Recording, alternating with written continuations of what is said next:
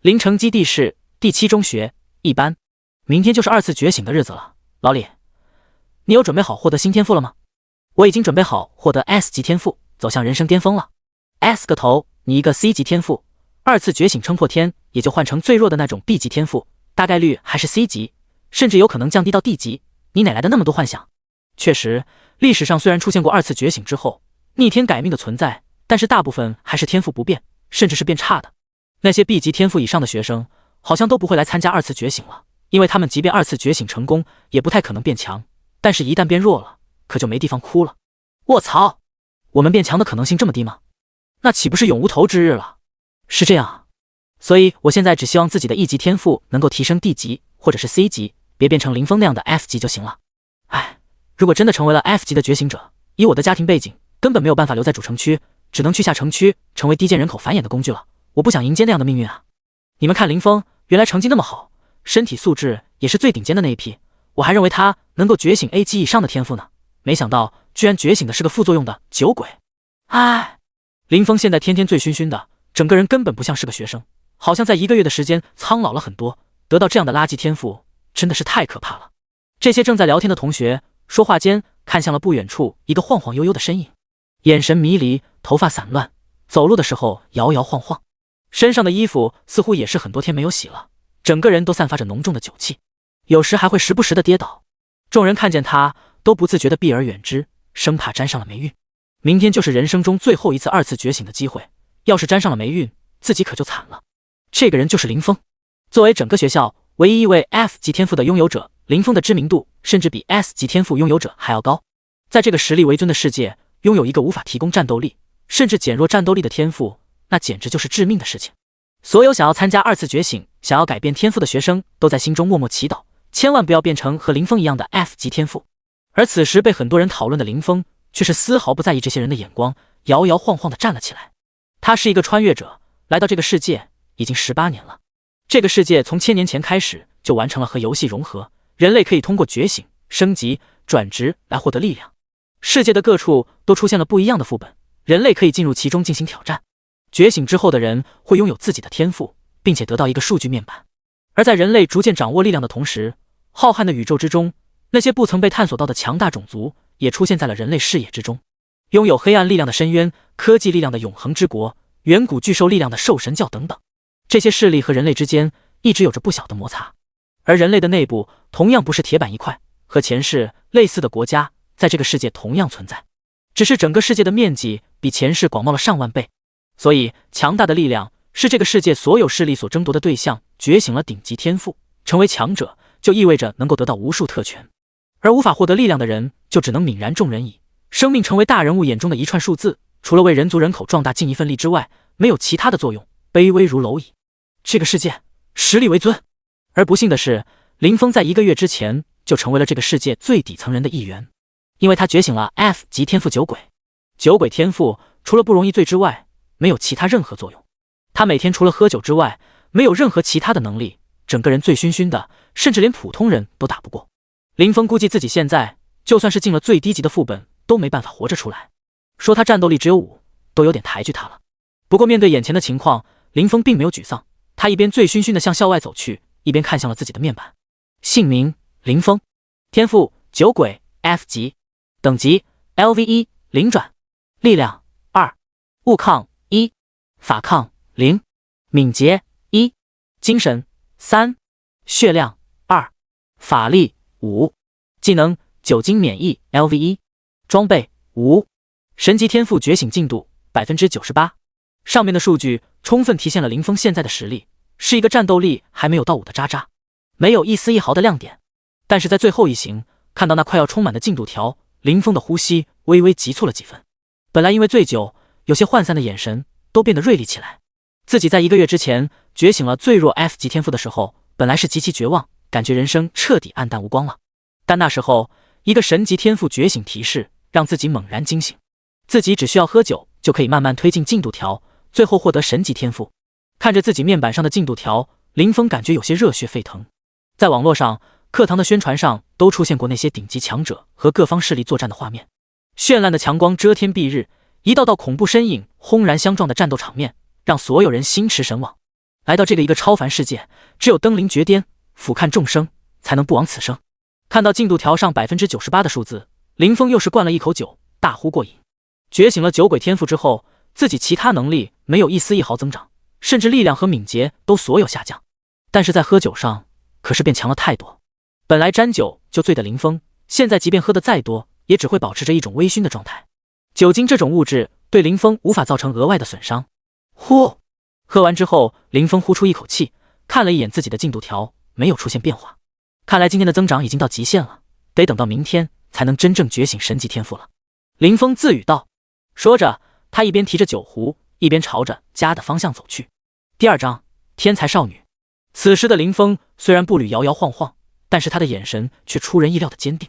而当林峰正要在众人嫌弃的目光中离开学校的时候，一道亮丽的身影急匆匆地朝着林峰跑来。林峰！听到声音，林峰转头看向后方的身影。不仅仅是林峰，这个身影出现的一瞬间，所有人的目光全部聚焦了过去。入眼的是一位留着黑色长发、皮肤白皙、穿着一身白色长裙的少女。少女虽然看着年龄不大，但是那姣好的面容早已有了一丝祸国殃民的迹象。明眸皓齿，若是再过几年，应该没有人会质疑她会成为一位倾国倾城的绝世美人。看见少女出现的一瞬间，顿时所有人像是呼吸一滞。沈书梦觉醒了 SS 级天赋的绝世天才。整个灵城基地是一届上千万的觉醒者，据说只有3个人觉醒了 SS 级天赋。我的天，1000万分之一的概率！他不是在觉醒的当天就被帝都的某一个大学作为重点培养的对象带走了吗？我还认为沈书梦以后和我就是2个世界的人了，再也不可能在学校里面看见他。没想到他居然在我2次觉醒的前一天回来了。他是不是专门回来鼓励我的？你在想屁吃？他刚才喊的名字叫林峰，不是傻逼。人长得又好看，天赋又好，以后的地位恐怕还会高到让所有人仰视。这世界上真的有这么完美的人吗？随着沈书梦的出现，现场顿时出现了一声接着一声的惊呼。沈书梦，临城第7中学本届唯一一位 SS 级天赋的拥有者，前途可以说是不可限量。从天赋觉醒开始，就受到了学校和当地组织的极度重视，据说甚至有帝都一些高校已经提前过来挖人了。从他觉醒天赋成功的那一瞬间，沈书梦就成为了所有同学需要仰视的绝世天才。1个月以来，他这是觉醒之后第一次出现，着实引发了不小的轰动。一些觉醒了不错天赋的学生都靠了过去，想要借助同学的身份搭话。SS 级天赋只要没有夭折，几乎注定会成为顶尖强者。和这样的人提前打好了关系，以后对自己的帮助根本无法想象。不过沈书梦并没有在这位家里有背景还有着不错天赋的同学面前停下，他径直走过了人群，走向了远处一个孤零零的身影。林峰转过头看了看眼前的女生，唇红齿白，明眸皓齿，长发及腰，白裙在微风吹拂之下似乎翩跹起舞，偶尔还有2片发丝被吹到脸颊上，阳光照射之下熠熠生辉。沈书梦确实很好看，即便林峰的心思根本没放在女生的身上，在看到沈书梦的时候也不得不认同这样的观点。而且沈书梦在天赋觉醒，整个人渐渐变强之后，甚至还多了一些其他气质。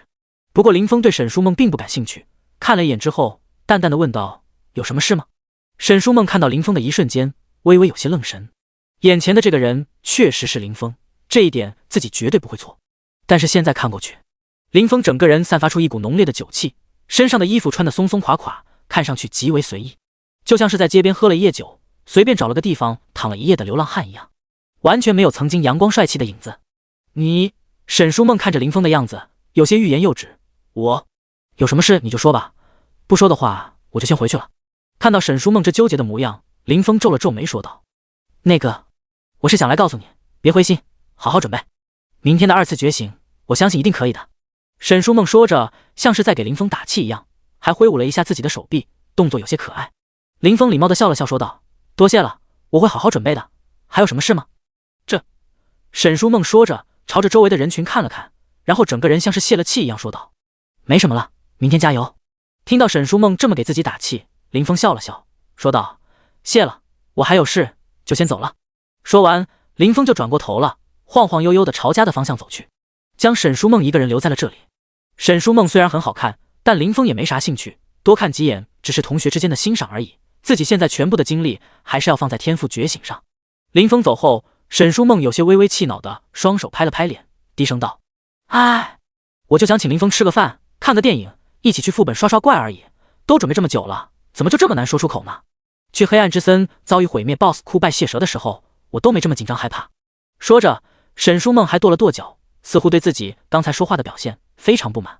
看到沈书梦这微恼的举动，周围的学生都像是看到了什么惊天八卦一样，顿时窃窃私语了起来。他们虽然没有听到林峰和沈书梦说话的声音，但是从沈书梦的表情就可以看出来，两个人的关系匪浅。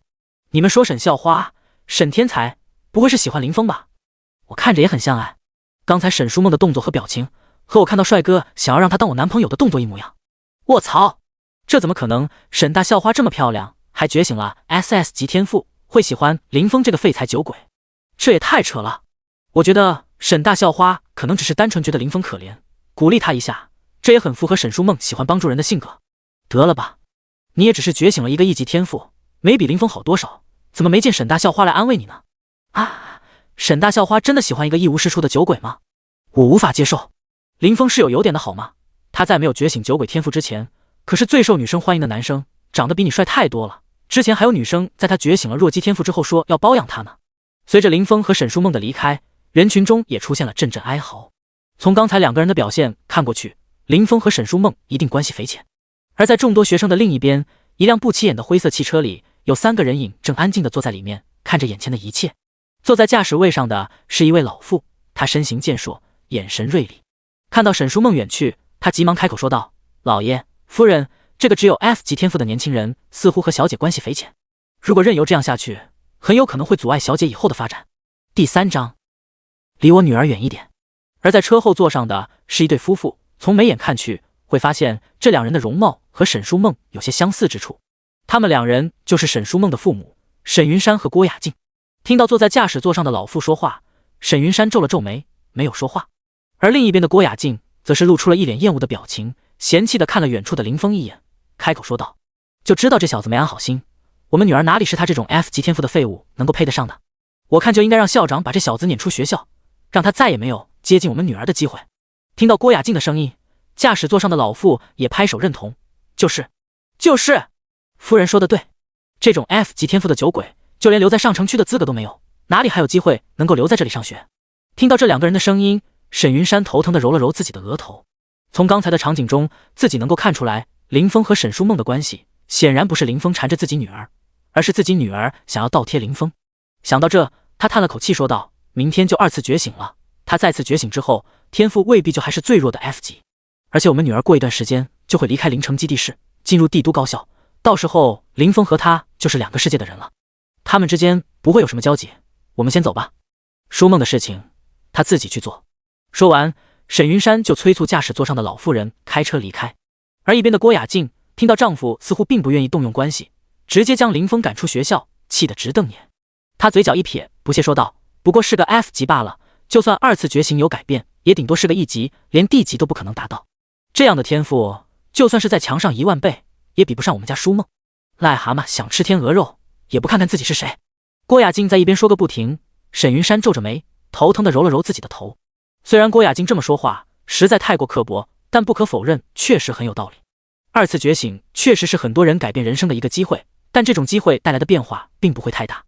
天赋能够不下滑就已经很不错了，至于直接觉醒出一个比现在更强大的天赋，那样的概率几乎是几1%，一般人根本得不到这样的机会。而且即便是天赋变强了，基本上也不会出现跨越超过2阶的情况。林峰获得 C 级天赋的可能性都小得可怜，而获得更高等级天赋的可能性更是约等于0。眼前这样的情况，即便自己什么都不做，林峰和沈书梦之间也不会再有什么交集了。林峰在半醉半醒之中回到了家，房子很小也很简陋，以前还有一个一起生活在贫民窟无父无母的姐姐。这2年，那个姐姐去帝都上了大学，一直没回来，定期会从帝都寄来生活费，所以只有自己一个人。扫视了一圈，林峰走向了洗漱台。房子即便很小，但也足够自己生活了。略加洗漱一番，林峰又是饮了一口酒，看了看自己的面板，神级天赋觉醒进度 99%， 居然又提升了 1%。 看到进度条快要满格了，林峰激动的双眼睁大，拳头紧紧握住，指甲几乎就要陷进皮肤里。等待了整整1个月的时间，自己的神级天赋终于要觉醒了吗？林峰有些暗暗期待，觉醒的天赋越强，以后的潜能就越高。S 级天赋得到的概率据说在100万分之一，SS 级1000万分之一，而 SSS 级就是上亿人之中只有一个人能够拥有。而据传神级天赋，潜能甚至还在 SSS 级天赋之上。这样的天赋会强大到什么程度？林峰的目光灼热，大丈夫生于当世，当立下一番盖世功业，才能不枉此生。每天只能借酒浇愁的生活，不是自己所期望的。只有强大的天赋，才能支持自己完成这样的梦想。咚咚咚咚咚！就在林峰还在思考的时候，门口出现了重重的敲门的声音，声音一下比一下重，频率越来越高，像是在催债一样，非常不礼貌。林峰皱了皱眉，就是房东过来催收房租的时候，敲门的声音都没这么用力，自己这是欠了谁的钱了？这门敲的，听声音像是要把自己房子给拆了呢。虽然觉得门外的人非常不礼貌，但林峰还是走过去打开了门。一个趾高气昂、穿着名贵衣服还一脸嫌弃表情的妇人出现在了林峰的眼前。林峰认了出来，她就是沈书梦的妈妈郭雅静。以前在学校的时候，林峰就有见到过她，虽然没什么交流，但林峰本能的不太喜欢这个人。毕竟两世为人，对于一个人品行的把控，林峰还是看得比较准的。自己很早就看出来，郭雅静是一个尖酸刻薄的女人，极其势利眼，和她的女儿完全是两种不同的性格。尤其是在第一次天赋觉醒之后，她这样的表现越来越肆无忌惮。郭雅静站在门口，嫌弃地看着眼前的一切。这充斥着腐败味道的贫民窟，简直就不是人能够待的地方，不仅条件差，还又脏又乱。如果不是因为这小子想要接近自己女儿，自己这辈子都不会来这种地方。他看了看林峰的家里，虽然没有外面的脏乱，但地方极其狭小，即便只容纳2个人也很逼仄。而且因为林峰觉醒了酒鬼天赋的原因，房间里面都是酒味，这让他对林峰的印象更差。不过虽然自己一刻都不想留在这里，但还是得把事情说完再走。郭雅静用手捂了捂鼻子，嫌恶地说道：你以后别纠缠我女儿了，你和她根本就不是一个世界的人。你这种天赋的人应该有点自知之明，一辈子待在贫民窟。郭雅静说话的时候语气咄咄逼人，甚至让林峰都觉得自己被气笑了。自己去纠缠沈书梦，太搞笑了。自己这几年都没怎么主动和沈书梦说过话，全是他在纠缠自己好吗？第4章，残酷的2次觉醒。自己的目标从来都没有变过，就是觉醒一个强力天赋，然后成为顶级强者。所以之前大多数的时间都被花在了信息学习以及体能训练上。而在姐姐进入帝都上大学之前，自己的生活费甚至还要通过同时做多份兼职来获取，根本没有谈恋爱的时间和精力。几年下来，和其他同学说话的次数都屈指可数，自己连吃饭都争分夺秒，还跑去纠缠沈书梦，那不是纯粹扯淡吗？两世为人，自己哪有那么容易对一个小女孩动心？好家伙，这郭雅静居然恶人先告状，来找自己麻烦来了。我女儿是觉醒了 SS 级天赋，整个景灵基地市仅有的几位天之娇女之一，以后的地位根本不是你能够想象的。我劝你还是收起你的小心思，她所能够调动的资源可不是你一个 F 级的觉醒者能够染指的。郭雅静用手抵住了门，冷冷地说道。林峰眉头皱得很紧，这阿姨的脑子是不是缺根筋？就算沈书梦各方面条件都不错，抱上她的大腿，自己这个 F 级天赋境况能够好上一些，但也不至于自己不要命的凑上去吧。林峰冷冷瞥了一眼郭雅静，说道：我对你女儿不感兴趣。说着，林峰就要将门关上，自己现在好好睡一觉，等待明天的神级天赋觉醒，比和这女人在这浪费时间好多了。而且一旦自己觉醒了顶级天赋，也不会害怕得罪沈家，自然会有帝都顶级势力来邀请自己。沈家只是临城基地市一个不大的家族罢了，以前或许对自己有很大的威胁，不能得罪，但是现在自己神级天赋将要觉醒，根本不用在意沈家的态度。小小的一个临城基地市，并不是自己施展抱负的地方。砰的一声，门被关了起来，郭雅静被一个人丢在了门外。看到林峰居然不给自己面子，直接打断了自己说话，还关上了门，顾雅静顿时被气得双眼瞪大，整个人脸色铁青。林峰，酒鬼，你最好记住你今天的话，我们家的书梦根本就不是你这种癞蛤蟆能够配得上的。现在追求他的人可是有着帝都顶级豪门的世家公子， S 级以上天赋的觉醒者比比皆是，你要是还缠着他，得罪了这些贵族，可没人保得住你。郭雅静嫌恶地看了一眼四周，指着林峰的大门大喊道。说完，他也不想再待在这地方。这种低贱的贫民区，如果不是因为这小子缠着自己女儿，他一辈子都不想来。想到这里，郭雅静有些生气，自己丈夫居然不愿意直接动用关系，直接把这小子退学，还觉得他2次觉醒会有一些机会，那怎么可能？就是祖上烧高香，变成了地级天赋，不也还是一个废物？一个终日饮酒不成人形的酒鬼，也能配得上自己的女儿？冷哼一声，郭雅静离开了贫民窟。如果不是想来警告一下这个想吃天鹅肉的小子，这破地方自己1分钟都不愿意待。林峰也懒得理会门外这妇人，直接躺床上呼呼大睡了。而在林峰沉沉睡去之后，他个人面板上的进度条终于从 99% 跳到了最后的 100%。睡梦之中，林峰似乎感觉到一柄剑，一柄浩大到可以劈开天门，横扫9天的剑出现在了自己的手中。御剑乘风来，除魔天地间。浩荡的声音出现在了自己的脑海。一夜时间转瞬即逝，关乎亿万考生命运的2次觉醒日已经到来。除了一些已经觉醒了决定天赋的天之骄子，其他人都来到了这里。即便不参加2次觉醒，心中也会有一丝幻想，自己若是参加了，天赋会不会更变强几分。众多觉醒者的父母也全部来到了觉醒场地。而在觉醒场地的一边，一个让很多人意外的身影出现在了这里。沈书梦，他竟然也来了！很多学生看到这一幕，简直瞪大了双眼。他所觉醒的天赋已经是只有1000万分之一概率才能够得到的 SS 级，难道他还想更进一步得到 SSS 级的天赋？在场学生想到这一幕，顿时觉得惊恐。这怎么可能？就连站在沈书梦身边陪他一起来的沈云山和郭雅静，此时都有些害怕地擦了擦头上的冷汗。他们生怕自己女儿头脑一发热，上去豪赌那上1分之一的概率，那可就出大问题了。不过从现在的情况看来，沈书梦似乎并没有这个意思，这让沈云山和郭雅静松了口气。沈书梦此时正东张西望，看向周边密密麻麻的人群，有时候还会踮起脚看向远方的人群。很明显，他是在找人。这种行为让刚刚松了一口气的沈云山和郭雅静的脸色顿时又黑了起来。他们自然是知道沈书梦这到底是在找谁。想到自己辛苦养大的白菜居然主动跑去贫民区穷小子那白给，沈云山和郭雅静就都像是吃了苍蝇一样难受。只是过来2次觉醒的人实在太多，沈书梦一直都找不到林峰在哪。随着2次觉醒的人变多，越来越多的人心惊胆战。刚开始的时候还会出现一些 B 级天赋的觉醒者想要更进一步，甚至是 A 级天赋的觉醒者跃跃欲试，觉得自己的潜能不仅于此，2次觉醒肯定会获得更大的提升。结果上百位 B 级天赋的觉醒者2次觉醒之后，提升到 A 级的赫然仅有1人，有些还是 B 级，变动不大，其他大部分人都降低到了 C 级，甚至还有几个人降到了 D 级。这些人从台上下场之后，双眼无神，目光呆滞，几乎不敢相信自己眼前的一切。自己的前途毁了。老师说的没有错，2次觉醒比初次觉醒要残酷太多了。能够提升天赋等级的是真的凤毛麟角，大部分人只会越来越差。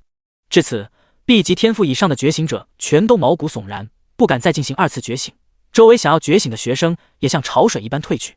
而沈书梦则还是在东张西望，很多进行2次觉醒的人已经离开了，但是他还没有找到那个自己想要看见的身影。第5章，迟到的林峰。郭雅静看着周围诸多落寞离场的学生，几乎就要笑出声来。书梦，我们走吧，这2次觉醒也没什么好看的，这些人就算觉醒1000次、10000次，也没有能够比得上你的。沈书梦听到自己妈妈这刻薄的声音，脸上出现了厌恶的神情，眉头微皱，想说些什么，但是嘴唇微动，没有多说。他叹了口气，对郭雅静说道：“我等会再走，你们先回去吧。”郭雅静闻言就知道女儿还在等林峰，顿时有些不乐意。自己的女儿以后的婚约对象必然会是顶级天才，哪能在林峰身上吊死？他急忙开口道：“一个 F 级天赋，就算是走运，也不过是变成 D 级天赋罢了，不仅和你没法比，和其他普通学生都比不了。书梦，你还是别等了。我看啊，那小子估计是连过来2次觉醒的勇气都没有了，害怕失败。你看他之前那醉醺醺的样子，哪里还有丝毫斗志？分明整个人都变成了一个酒鬼。你在这里等就是浪费时间。”不可能！听到母亲这么说林峰，沈书梦的声音陡然大了起来，脸上有了一丝怒气。你们要是不想待在这里的话，就先回去吧。一边还想继续说林峰坏话的郭雅静都被吓了一跳。善善站在了一边，沉默下来，不敢再惹自己女儿发脾气，但也没有离开的意思。他可不想留下自己女儿和林峰独处的机会。时间1分1秒的流逝，落寞离场的学生越来越多，本来如潮水一般拥挤的场地此时也空了下来，而林峰的身影却始终没有出现。本来相信林峰一定会来，觉得林峰没有失去斗志的沈书梦此时也迟疑起来。昨天林峰那酒气熏天的样子，他现在还记得。难道林峰真的失去了斗志？不，沈书梦摇了摇头，目光重新坚定起来。林峰绝对不是那种人，他相信林峰一定会来。现在只是因为什么事情耽搁了。而看到在场的人数越来越少，林峰却始终不见踪影的郭雅静此时眉开眼笑，看来自己没有白去贫民窟，这小子是真的多了点自知之明了。正当郭雅静转过头想要再劝沈书梦离开的时候，突然沈书梦看向了一个方向，眼睛陡然一亮，嘴角还不自觉地扬起。郭雅静连忙转头看过去，只见林峰一身白衣，腰间挂了个酒壶，头发随风飘飞，整个人宛如天上谪仙一般，一股雄浑剑气从他的体内透发而出，哪还有昨天半分颓废模样。林峰，加油！沈书梦向林峰挥手喊道，脸上洋溢着藏不住的笑容。在这里等这么久，他就是为了说这句话。林峰抬头就看到了他，毕竟此时还在觉醒的人已经少了很多，而且以沈书梦的颜值，在人群之中宛如鹤立鸡群，几乎一眼就能够看到。林峰朝他笑着点了点头，同时他也看到了郭雅静厌恶的眼神，顿时继续和沈书梦打招呼的心情都没有了，转头就朝着觉醒点走去。见林峰对自己笑了一下，沈书梦眉头舒展，整个人都满足了，觉得待在这里半天是值得的。而且林峰现在整个人像是脱胎换骨一般，他觉得林峰今天的2次觉醒绝对不会差。而郭雅静看到林峰一身白衣飘然离去，则撇撇嘴，不屑说道：“装模作样，一个 F 级天赋，就算走了狗屎运，2次觉醒也不过能提升的 D 级而已，那有什么用？”郭雅静说话，沈书梦一脸怒容的时候，林峰已经排到觉醒队伍的前方了。他原来是准备早点来的，但是早上醒来，突然发现了自己的进度条已经达到了100%，自己整个人一夜之间就像是脱胎换骨一样。刚才忍不住试验了一下自己的新天赋，很强。林峰按捺住心中的兴奋，目视前方。2次觉醒场地的中央是一块巨大的紫色水晶，需要觉醒的人只要将自己的手放在上面，就可以进行2次觉醒。觉醒水晶会根据觉醒者的天赋产生对应的意象，天赋越强，水晶投影出来的意象也就越好大。之前沈书梦觉醒的时候，火红色的王冠在太空中出现，炽盛的火光几乎要将学校所吞没，那就是 SS 级天赋的恐怖意象。而在觉醒水晶的旁边是灵城基地室的2位觉醒负责人，这些人都在80级以上，拥有超越4次转职的力量，他们负责2次觉醒现场的秩序。如果是初次觉醒，这里还有各大高校的招生人员，不过这不是初次觉醒，而是2次觉醒。这些高校认为2次觉醒出现天才的概率太低，所有不会在灵城基地室这样的偏远地方布置招生人员。1594号曲风准备，觉醒完成，2次觉醒天赋力量强化 C 级。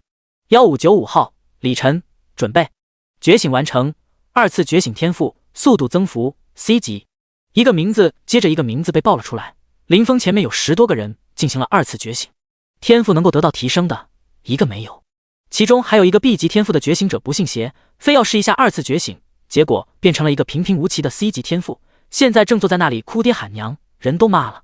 1623号林峰准备，听到自己的名字，林峰轻松走上前，一身白衣，无风自动，体内似有万千剑气在奔涌。金鳞起势池中物，一遇风云便化龙。林峰体内剑气似是等了此时18年，只待今日得见天下。须知少时凌云志，曾许人间第一流。林峰向前一步，一股超然之势奔涌而出，周围学生全部色变，仿佛一柄绝世宝剑在自己身边出鞘，那锋锐之气几乎割开了他们的皮肤。这个林峰是那个觉醒了 F 级天赋酒鬼的废物，他今天怎么会有这样的气势？学生全部被林峰的气势惊得退后一步，眼前的这个人真的是林峰，那个终日饮酒毫无斗志的林峰，那个天赋最差再无出头之日的林峰。第6章觉醒神级天赋。林峰将自己的手放在了紫色水晶上，手掌碰到紫色水晶的刹那间，一股神秘而强大的力量于虚空中猛然聚集。本来晴空万里的天空，轰然间电闪雷鸣，雷云滚滚，铿锵铿锵铿锵，一道道金属颤鸣的声音于天际炸响，一道道长剑虚影不知从何处飞来，密密麻麻，全部挂在了高天之上，于雷云之中交鸣。上空飞剑林立，仿佛下一刻就会有亿万箭雨从高天坠下。所有还未离开的学生看向天空，几乎被吓得亡魂皆冒，胆丧心寒。这是什么场面？他们咽了口唾沫，这些箭若是落下，在场岂有一人能活下去？这是天要塌了，还是域外天魔入侵，想要覆灭整个灵城基地室？他们不敢想象，全被吓得身体僵直，连移动的力量都没有。而守在觉醒水晶一旁坐镇此处的一众高手则全部对视一眼，所有人的眼中都露出狂喜的表情。旋即所有人眨眼之间全部看向了站在觉醒水晶边上的林峰。此时林峰被耀眼金光所覆盖，炽盛的光芒耀眼到让人看去的时候睁不开眼睛。一道剑气从林峰的头顶发出，直入云霄。这景象宛如天人合一，如神似魔。坐镇当场的觉醒负责人看了出来，这哪是什么天魔入侵，这是顶级天赋觉醒啊！哈哈哈哈！天佑我灵城，天佑我大夏，天佑我人族！今日我人族再添一位绝世天才，神级天赋。二次觉醒负责人看向这宛如神魔般的景象，放肆大笑。谁都没有想到，居然在二次觉醒的最后关头，出现了这么一位顶级天赋的拥有者。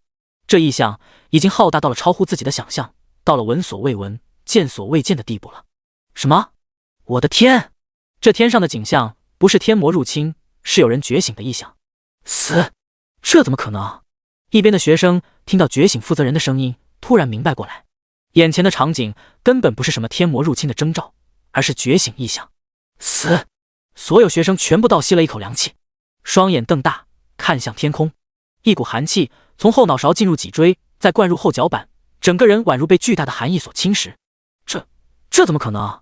这么恐怖的景象，浩大到了几乎笼罩整个灵城基地室，结果是一个人天赋觉醒所产生的异象。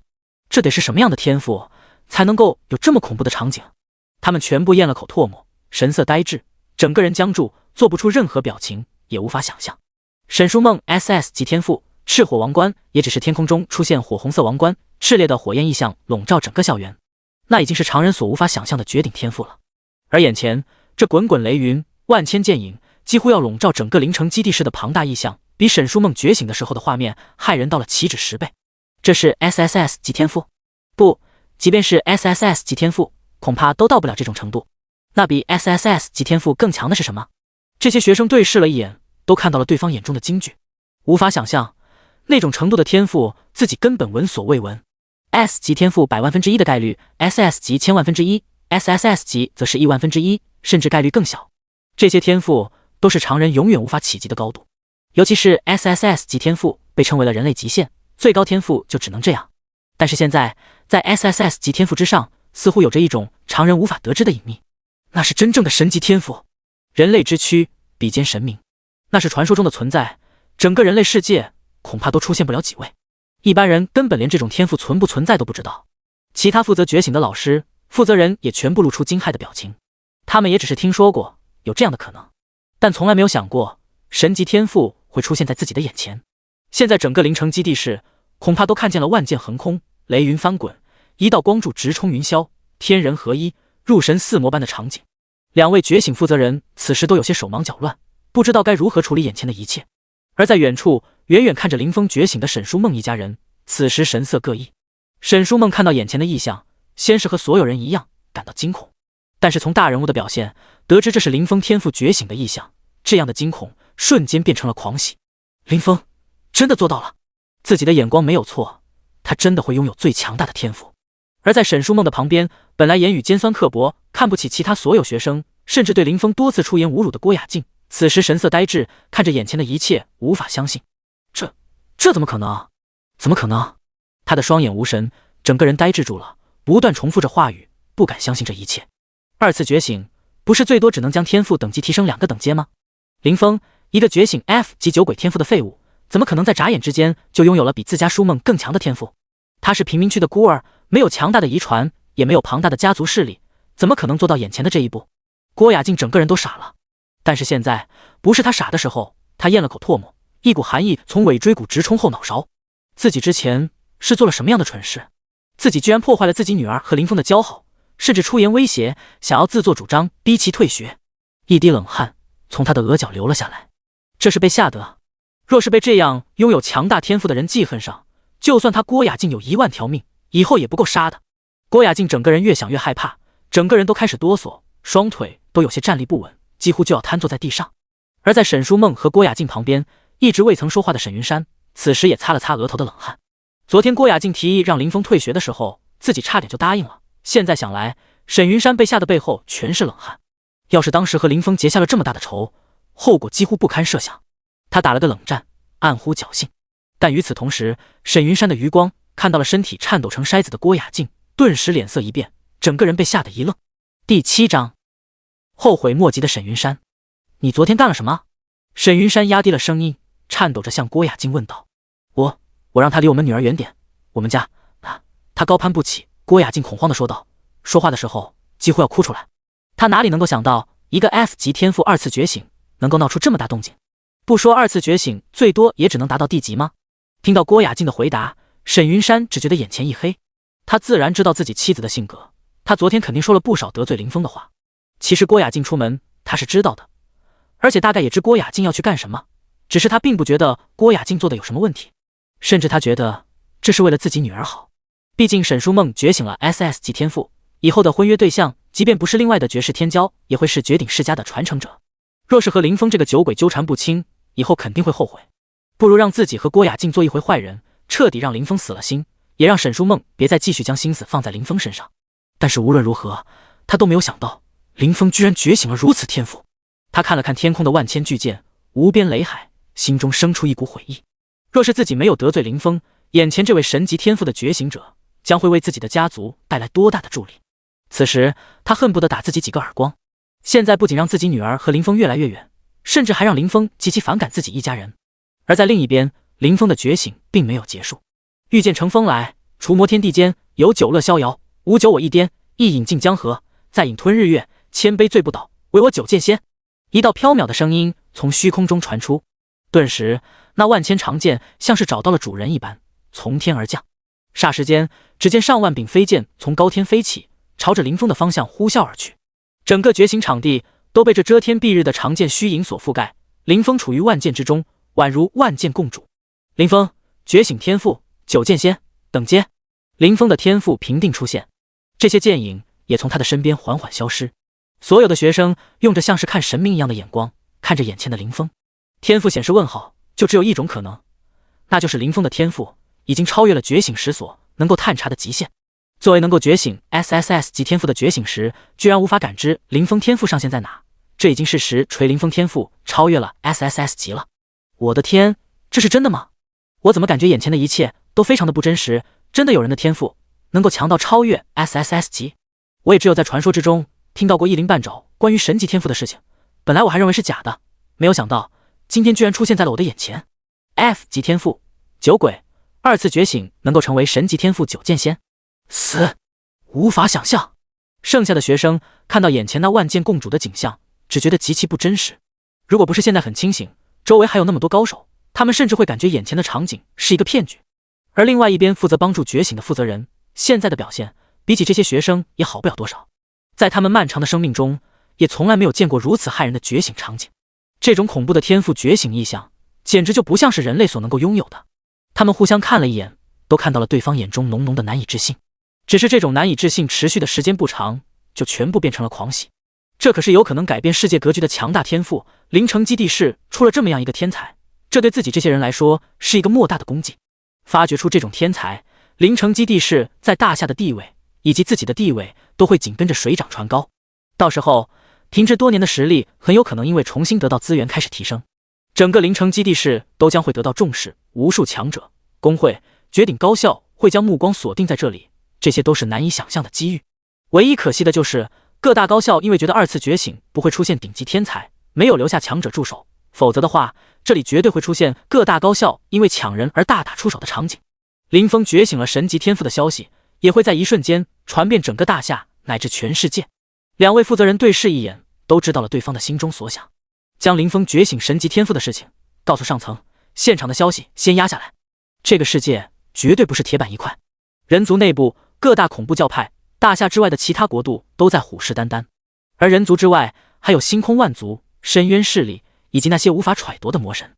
这些存在平时会因为精力放在世界争斗的最强方，而对一些还在成长的天才睁一只眼闭一只眼。但如果他们得知了大夏出现了一位神级天赋的拥有者，以后能够挑战神明的存在，恐怕林峰的成长会处于极度危险之中。林欣，你的能力适合处理这件事，你把事情办好，异象的事情我去解释。一位身材高大的负责人高天林对另一位负责人林欣说道。林欣点了点头，瞬间一道白色身影从周围消失。与此同时，看到林峰觉醒成功的人，脑海中有了一股眩晕的感觉。而随着林欣的离开，众人的目光全部放回了已经觉醒成功的林峰身上。林峰也在意识空间打开了自己的面板，姓名林峰，天赋九剑仙神级，等级 LV1 灵转，力量99，物抗99，法抗99，敏捷99，精神99，血量300，法力100。特性：先天剑体，天生修剑之人，拥有无上剑道天赋，剑术技能熟练度提升速度增加10倍，使用剑类武器击杀对手获得经验提升10倍。玲珑剑心，剑心无瑕，七窍玲珑，拥有超凡脱俗的持剑能力，能够使用比自身等级高10级的剑类武器，学习超出等级10级之内的技能。无上剑意，剑意通神，横扫八方，使用剑类武器将释放无上剑意，穿透效果加倍，伤害加倍。太上剑道，修剑者心无杂念，外邪不侵，固守本心，成就太上剑道。所有负面效果对修剑者效果降低 50%。 技能：天生嗜酒，饮酒之后可以根据酒液品质回复血量与法力值。酒神咒，饮一口酒，下一次出剑伤害加倍，最高可以叠加9次。第8章奖励：离开校园。全属性99。林峰打开自己的属性面板之后，自己都被这恐怖的属性惊到了。血量和法力之外，全属性99，这是很多觉醒者达到10级的时候才能达到的数值吧？从来没有听说1级的觉醒者就能够拥有这么恐怖的属性的。这一长串的99，应该已经是自己这个等级所能达到的极限了。而且除了属性之外，下面的特性和技能更是差点让林峰惊掉了下巴。居然天生就带了4个特性以及2个技能，而且效果一个比一个逆天。10倍经验，10倍熟练度，超越等级使用武器，伤害加倍，控制抵消，这任何一个放在别人的身上都是 SS 级，甚至是 SSS 级的绝顶天赋。然而在自己这里4个全部都有。除此之外，还有2个技能更是神技，一个是只要喝酒就能够得到源源不断的回复，而另一个则是能够一直叠加的蓄力，叠加9次就是2的9次方，如果加上自己特性上的伤害加倍，那就可以瞬间拥有2的10次方，也就是1024倍的伤害。死！林峰倒吸了一口凉气。虽然自己现在只有1级，基础伤害没有过100，但在这么恐怖的加持之下，却可以瞬间打出数万甚至是数十万的爆发伤害。而在林峰的目光刚刚来开自己面板的时候，一位身材高大国字脸的男子走到了林峰的身前。你的名字是林峰对吧？我是高天林，2次觉醒的负责人。高天林率先对林峰自我介绍道。林峰也礼貌回应。林峰，你2次觉醒的天赋可以说是极其惊人，如果是平时的话，诸多大学肯定已经给你录取通知书了。不过今天各大高校的招生人员并没有到，所以可能你需要等上一段时间。高天林第一时间向林峰说出了高校录取的事情，因为这几乎是所有天才觉醒者觉醒之后第一时间考虑的事。天才觉醒者拥有无与伦比的潜力，不需要进行高考就能够进入各大名校。林峰点了点头，表示自己理解。他之前也知道，因为2次觉醒很难出现强大天赋的学生，所以各地方的高层以及高校的招生人员都不会到场。不过你应得的奖励以后都会补发给你，现在我这里只有一个能够容纳1000立方米的空间戒指，这个能够觉醒 S 级天赋的奖励现在可以提前发给你。高天林说出容纳空间达到1000立方米的空间戒指时，林峰的双眼一亮。这个世界进入秘境副本刷怪的时候，自然会有一些掉落物品，如果没有空间戒指的话，这些掉落物品就很难收集，所以很多觉醒者都会为自己准备一个空间戒指，方便进行掉落物品的回收。但是大多数人的空间戒指容纳空间都非常的狭小，很多只有几立方米或是几十立方米，再大的就非常少见。因为空间戒指的价格实在是太过昂贵，大约每1立方米的空间戒指售价就在10万世界币，当容纳空间上升到一定程度时，这个价格还会继续上涨。而1000立方米的空间戒指价格已经达到了上亿世界币，而且在市场上是有价无市。看着自己眼前这闪烁着幽蓝色光芒的戒指，林峰惊叹这个大夏官方对于顶尖天赋的扶持。要知道自己1个月的生活费也就只有1000多世界币罢了，想要得到上亿世界币，普通人估计几代人不眠不休的工作都无法完成。但是现在这却只是 S 级天赋觉醒者的觉醒奖励。果然，实力决定地位的世界，天赋好的人拥有着常人无法企及资源。林峰接过空间戒指，双眼中对力量的渴望更加明显。只有变得更强，才能真正的了解这个世界。拿完空间戒指，林峰准备离开。现在距离初次觉醒已经整整1个月的时间了。那些初次觉醒就拥有强大天赋的觉醒者，已经领先了自己1个月，等级和经验值都甩开自己很远了。现在要是不抓紧时间升级，即便自己拥有10倍经验的加成，也无法在高考考核追上别人。毕竟其他人也有着不同提升经验获取的办法。林峰刚转过身，高天林提醒的声音传了过来：你的天赋很强，但是你现在实力还不够，遭遇一些势力的话无法自保，所以可能会隐藏你的神级天赋。林峰点了点头，自己暴露天赋是为了得到海量的资源。现在这个目的已经达成，将天赋隐藏起来慢慢提升，确实是当前最好的选择。而周围这些见证了自己觉醒神级天赋的学生，此时已经昏睡在地。林峰猜到他们应该是被觉醒负责人使用了记忆消除的技能，不过这些自己现在并不用去多考虑。这个世界的大夏官方拥有着很强的实力，既然自己已经展现了神级天赋，那他们就一定会帮自己处理好这些问题。林峰迈着轻松的步伐朝着场地外走去，走到觉醒场地一边的时候，几个人影映入了林峰的眼帘。沈书梦一家此时正站在这里，因为沈书梦也是天骄的原因，所以并没有被第一时间清除记忆。他的父母站在了他的身边。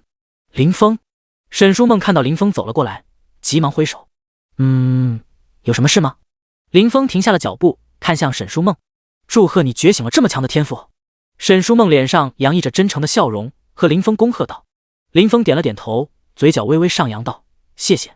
旋即，林峰看了一眼站在沈书梦身边的郭雅静和沈云山，眼中流露了一丝厌恶，偏过头说道：我还有事，就先走了。那个，我想请你。沈书梦话说到一半，戛然而止。他眼角的余光看到自己父母恐惧与后悔的眼神，神色变得落寞。因为父母，自己似乎也被连带着讨厌了。看着林峰远去的背影，沈书梦捂住了自己的胸口，怎么自己的心脏会突然那么痛？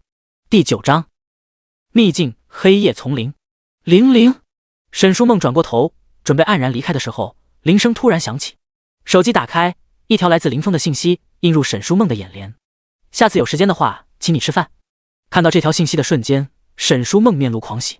他看向远处林峰的背影，只见林峰被朝着他挥了挥手，然后走远了。林峰走在路上的时候，手机收到了一个信息：恭喜你完成了2次觉醒，你的天赋由酒鬼 F 级更改为疾风剑客 B 级。灵城基地市官方将会为您免除接下来1个月时间的初始秘境进入费用，祝你5运通达。用 B 级天赋来掩饰我的神级天赋吗？看到消息，林峰了然，为了自己的安全，这确实是一个合理的做法。而看到第2条消息，林峰则是有些惊讶。一般来说，官方管理的副本秘境只会免费开放3天或者限定次数，从来没有听说过直接免费开放整个月的。看来这是对自己的优待。想清楚之后，林峰搭上了通往城外的大巴。绿野山脉，一个大部分地区都处于灵城基地市官方控制下的山脉。进入其中后，会遇到相当多安全并且升级速度不俗的副本秘境，所以相当的受学生欢迎。林峰从车上下来的时候，已经看到有相当的一批人来到了这里，耳边还传来了一些学生的吐槽声。卧槽，不是吧？附近的秘境副本都被刷完了，想要重新进入，至少要等到15天之后。15天之后再来升级，恐怕黄花菜都凉了吧？到时候还是1级，应该没有大学愿意要我了。要不我们去远一点的地方吧？那种秘境里的怪物虽然强了点，但还处在安全区，至少能保证安全。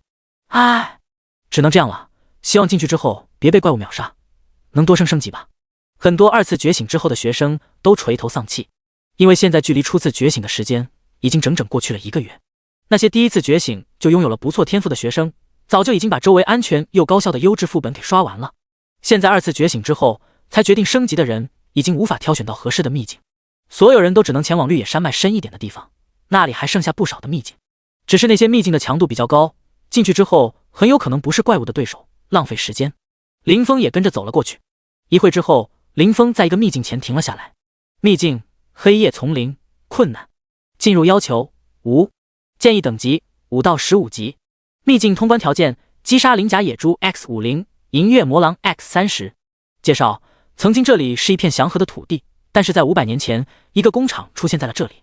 工厂内排出的工业废水污染了整片丛林，大片的动物死去，而侥幸存活下来的动物则发生了变异。变异生物强大的力量让整片丛林变成了人类的禁区。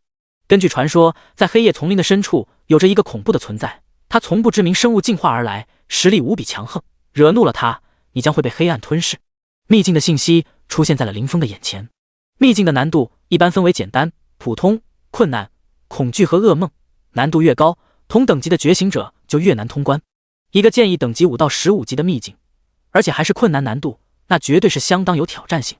林峰当即停了下来，这个秘境对于一般人来说很难，但对自己来说应该刚好合适。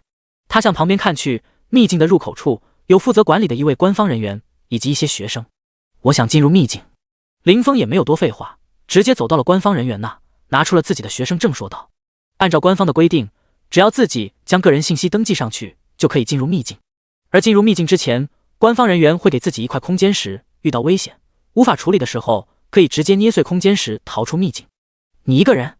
听到林峰说自己要进入秘境，官方人员接过林峰的学生证，皱眉问道：林峰点头。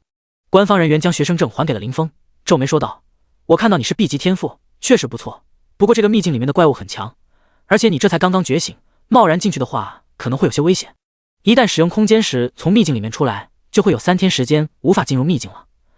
你一个人进去的话，可能会得不偿失啊。这些人刚好在组队，要不你等一下他们，可以一起进去。官方人员说话的时候，看向了旁边正在等待的几个人。林峰，其中一个穿着紫色法袍、模样俊秀的女生惊讶地看向林峰说道：她是七灵，今天刚刚结束2次觉醒，难得的一位将 C 级天赋逆转成为 B 级天赋的女生。她看到林峰出现在这里，有些意外，一开始都没认出来是林峰。毕竟林峰第1次觉醒是 F 级天赋，他觉得林峰就算是2次觉醒有所提升，也仅仅在 D 级左右。没有想到林峰居然一举觉醒为了 B 级天赋，这简直就是个奇迹！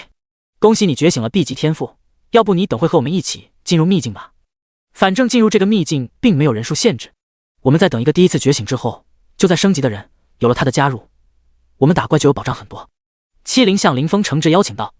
因为林峰长相帅气，而且非常努力的关系，七灵对他的印象还是挺好的。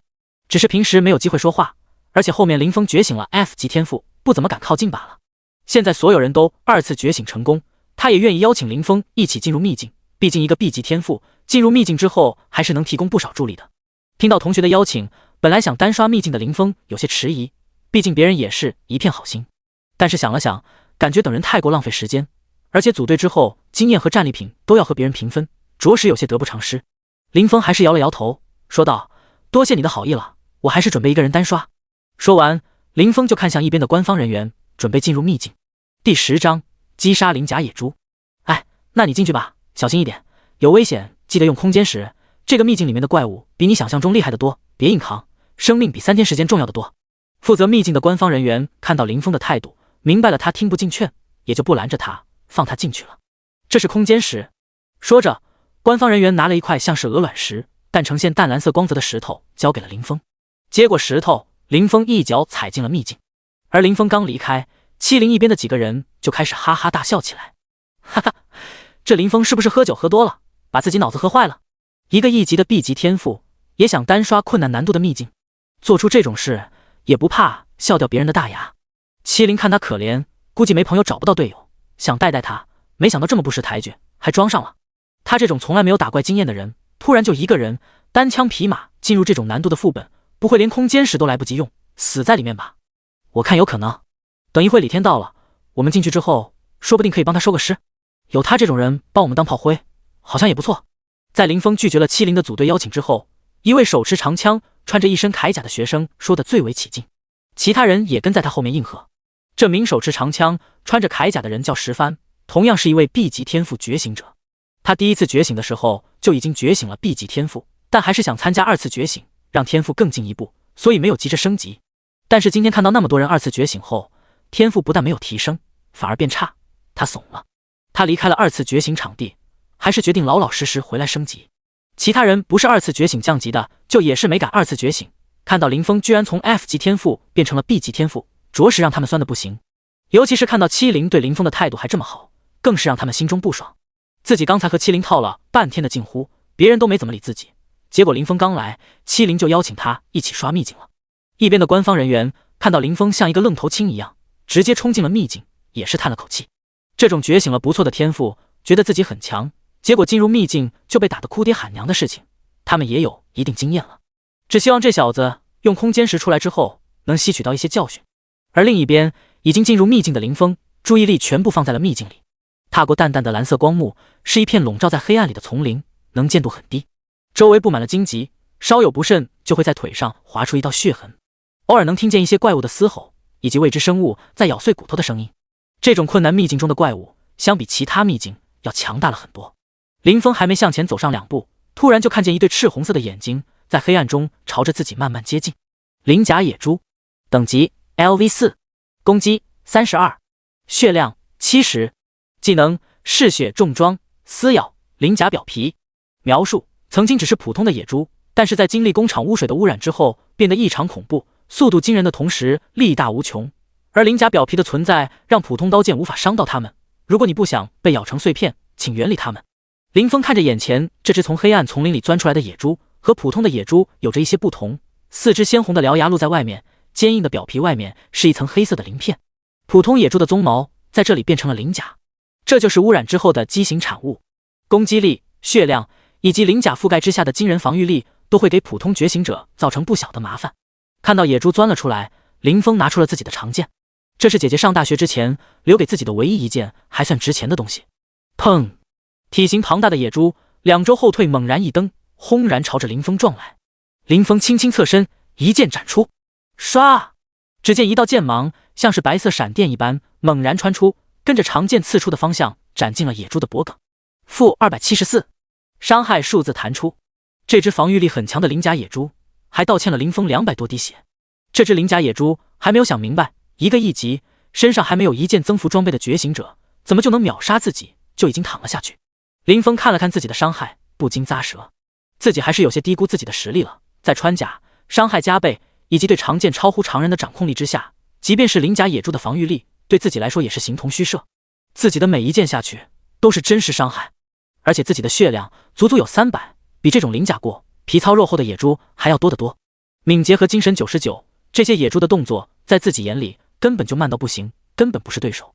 你获得经验 X5， 你获得铜币 X1， 你获得鳞甲野猪肉 X1。叮！奖励触发先天剑体特性，你获得经验 X50。随着鳞甲野猪被击杀，一堆战利品也被爆了出来。看到这夸张的经验值增长速度，林峰看着这鳞甲野猪的眼神都变得顺眼起来，根本不是之前看怪物的眼神了，这根本就是移动的经验包啊！对自己根本没有一丝一毫的威胁不说，还能提供不少的经验和铜币。林峰当即手持长剑，喝了口酒，钻进了黑暗丛林之中。虽然没有受伤，但是喝口酒加一加伤害也是不错的。随着林峰朝着黑暗丛林的深处进发，出现在他眼前的鳞甲野猪数量也在慢慢的变多。这些鳞甲野猪像是拥有了自己的智商一样，缓慢朝着林峰靠近。而林峰一剑挥出，剑芒直接将这一片空间照亮。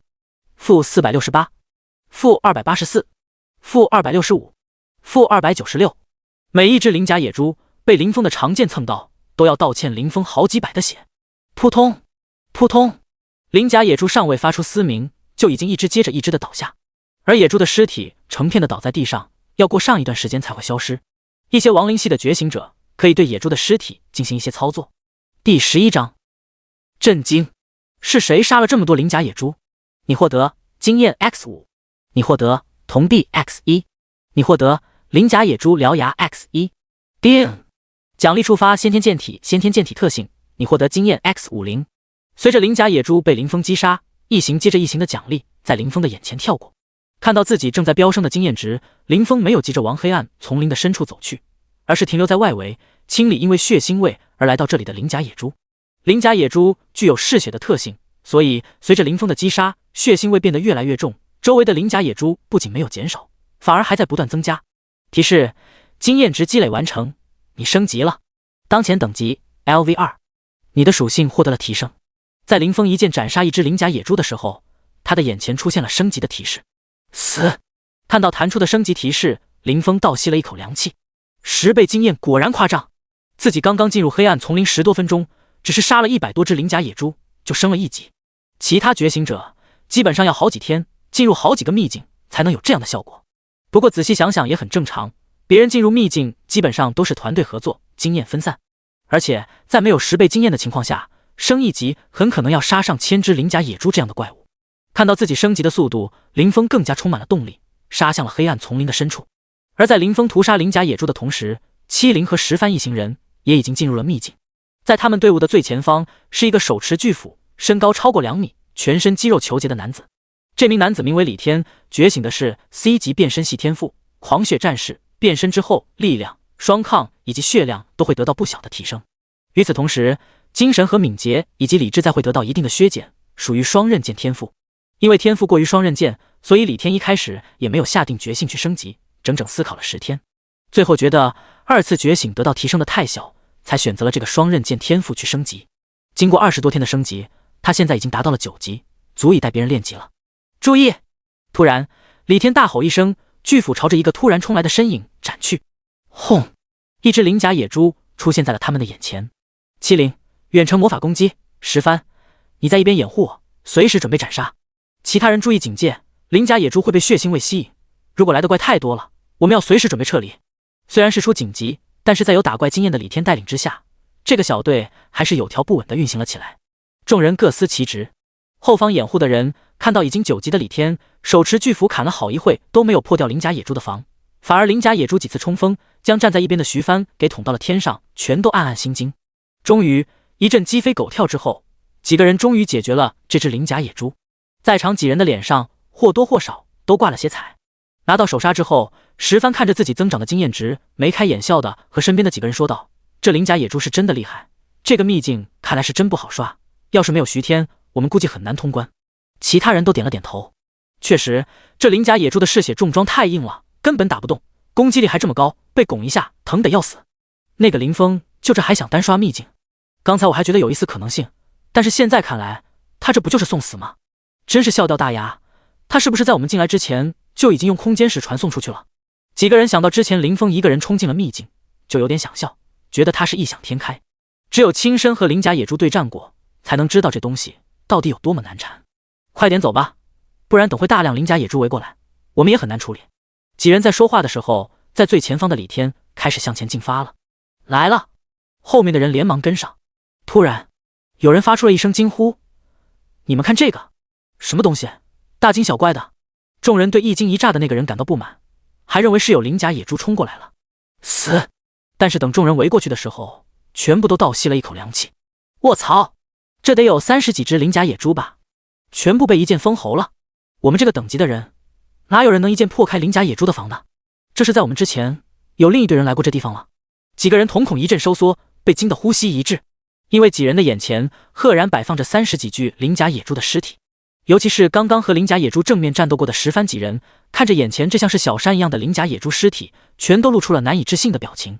这种鳞甲野猪难缠到了极点，尤其是身上的鳞甲，可以说没有几轮攻击根本破不开。结果眼前这些鳞甲野猪不仅被一剑破甲，还直接被秒杀了。这是有高等级的觉醒者来这里打怪吗？石帆吞了口唾沫，难以置信地问道：“不可能，能进入这个秘境的最高等级也只有10级，而且我刚刚问了官方人员，他说这一周根本没有人来过这个秘境。”麒麟摇了摇头，神色中也透露出了一丝不解。等等，就在我们进来之前，不是就有一个人进入过秘境吗？突然，后方的一个人像是想起了什么，瞪大了眼睛说道：“你是说林峰？”其他几个人也是猛然想起，林峰进来的时间和这些鳞甲野猪尸体出现伤痕的时间刚好对得上。不可能吧？林峰只是一个 B 级天赋疾风剑客而已，他的敏捷或许高一些，但是想要一剑秒杀这种有鳞甲的鳞甲野猪，而且短时间内击杀30几只，至少得15级满装备吧？有人摇了摇头，觉得不可能。但是他们想了一下，发现除了林峰和自己这些人之外，这个秘境根本没有其他人进来过了。你们来看这里！众人看着鳞甲野猪的尸体思索的时候，有人又有了新发现。一行人走了过去，挥手将挡在眼前的藤蔓荆棘挪开。所有人全部像是被雷劈了一样，正在原地。第12章，直面银月魔狼。我的天，这是整个黑暗丛林的鳞甲野猪全部在这里了吧？这个人不仅没有害怕鳞甲野猪嗜血的特性，反而利用这个特性将所有的鳞甲野猪一网打尽了。死！太惊人了！所有的鳞甲野猪全部被一剑秒杀，这确定不是已经完成1转的觉醒者做的？这样的刷怪方式也太恐怖了吧！所有人看到眼前像是小山一样的鳞甲野猪尸堆，足足有成百上千只的数量，全部眼睛瞪大，下巴被惊得几乎要垂到地上。这样的刷怪方式简直离谱到吓人！自己这些人有很多个 B 级 C 级天赋，还有一位9级的觉醒者带队，已经不弱了。但是他们从来没有想过能进行这种不把整个黑暗丛林放在眼里的刷怪方式。这里的尸体这么多，但是周围却没有新的鳞甲野猪过来，是不是整个秘境里面的鳞甲野猪已经全部被杀完了？麒麟看着眼前恐怖数量的尸体，惊疑不定地问道。其他人对视了一眼，都点了点头。有这种可能。困难难度的黑暗丛林秘境通关要求也不过是50只鳞甲野猪以及30只银月魔狼罢了。但是现在似乎有人觉得这种难度的要求实在是太简单了，想要直接清扫整个秘境。实在是太变态了。沉默了很长时间的李天看着眼前这夸张的景象，暗骂了一声。本来他觉得自己是 C 级天赋，而且现在的等级也不低，实力会非常不错，但是没想到居然会有实力这么夸张的人存在。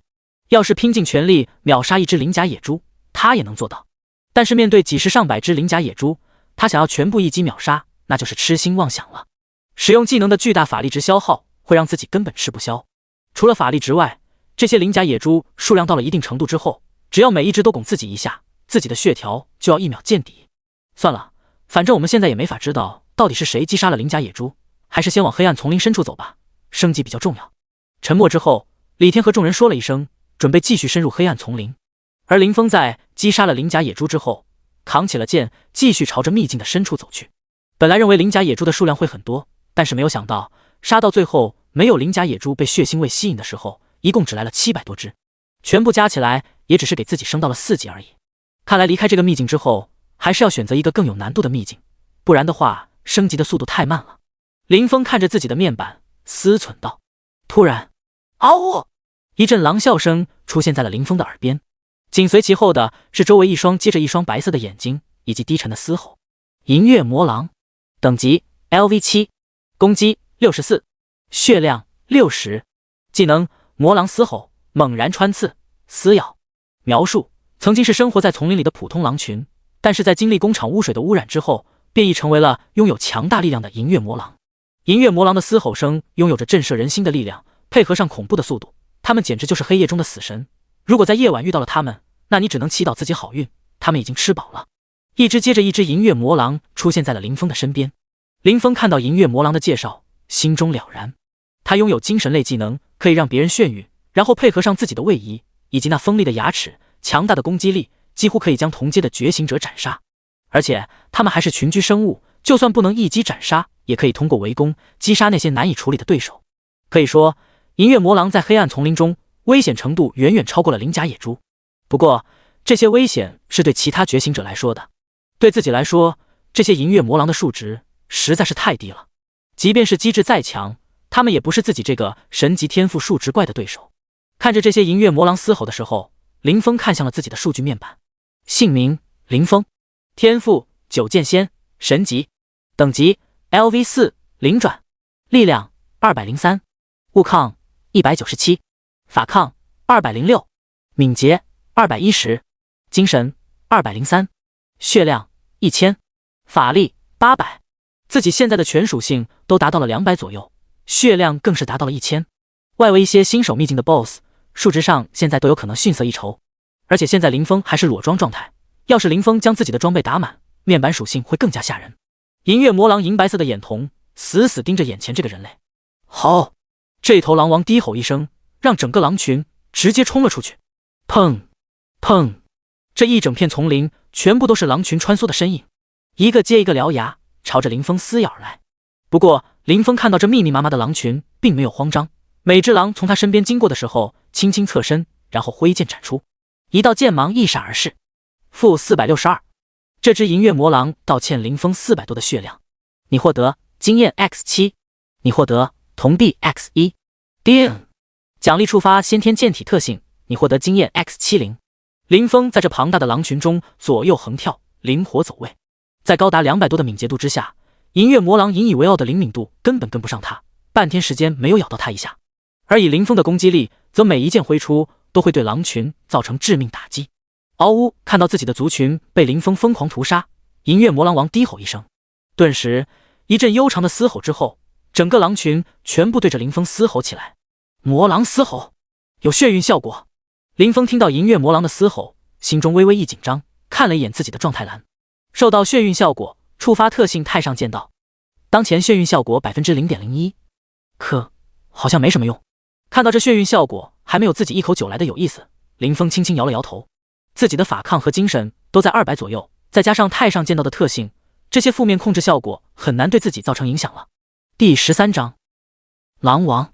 在银月魔狼群的后方，一只头部长了鬃毛，体型比其他银月魔狼大上一圈的银月魔狼，看着眼前这个人类轻松的样子，巨大的脸庞上出现了疑惑的表情。银月魔狼族这么多狼都在这里，一起使用魔狼嘶吼，居然对眼前这个人类毫无作用。而在银月魔狼嘶吼的时候，不远处李天、石帆以及七灵一行人也全部靠在了这里。一个法师一边使用火球术点亮周围的环境，一边有些惊疑不定地向石帆问道：“石帆，你觉得刚才那鳞甲野猪尸山是林峰弄出来的不？”石帆摇了摇头，失笑说道：“林峰，你说那个酒鬼能击杀这么多鳞甲野猪？别逗我笑了。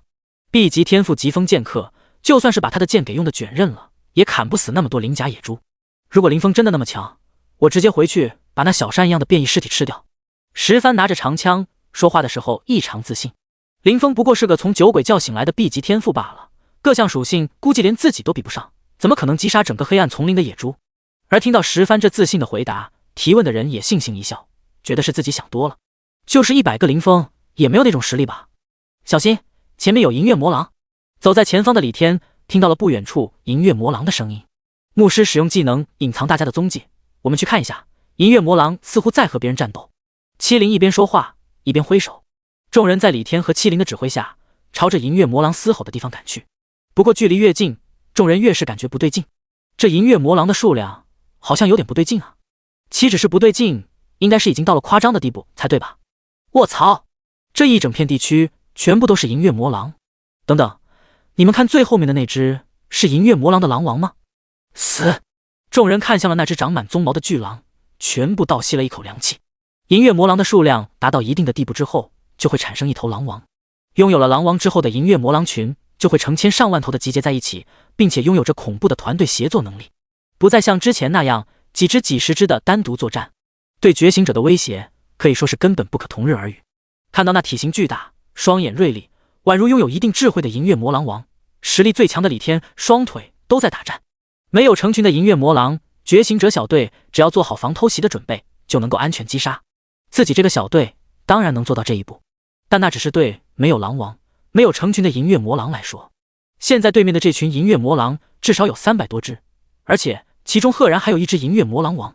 咕噜，李天和石帆一行人咽了口唾沫，有了撤退的想法。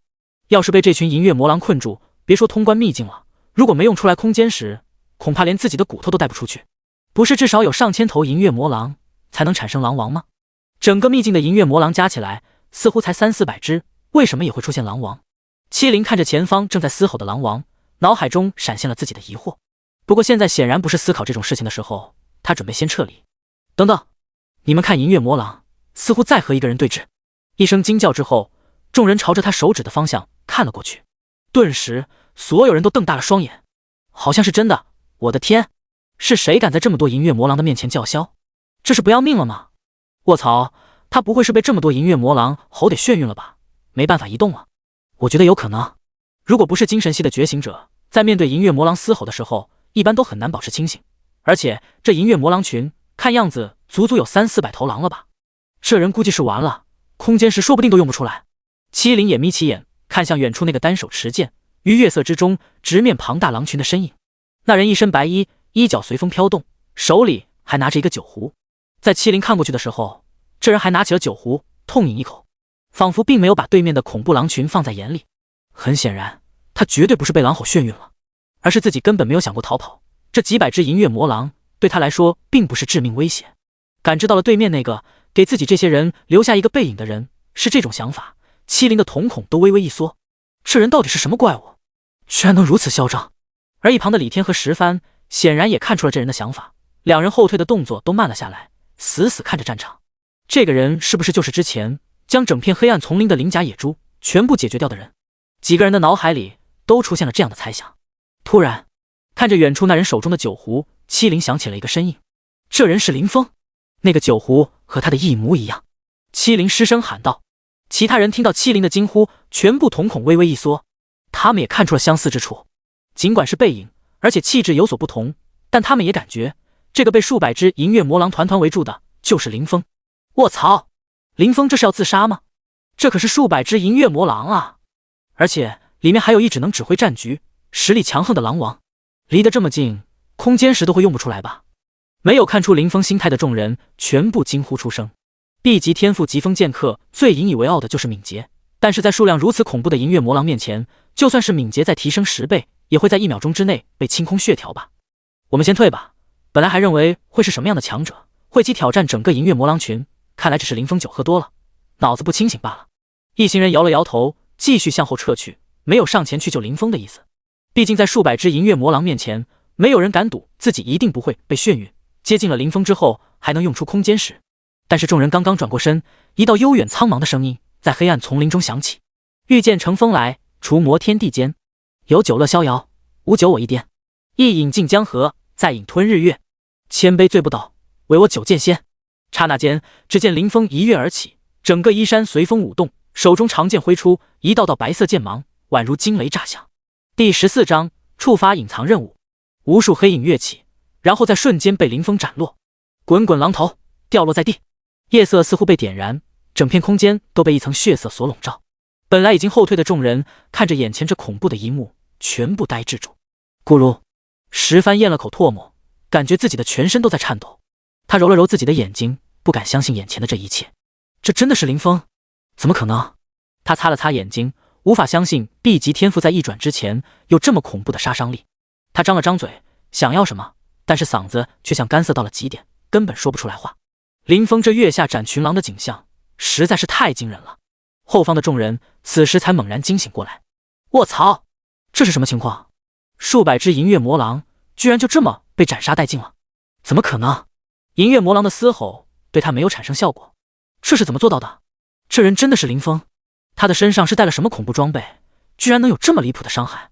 他的敏捷好像也高得惊人。所有人全都一脸难以置信的表情。 B 级天赋能有这么恐怖的实力？假的吧？你告诉我说这是疾风剑客？特么的！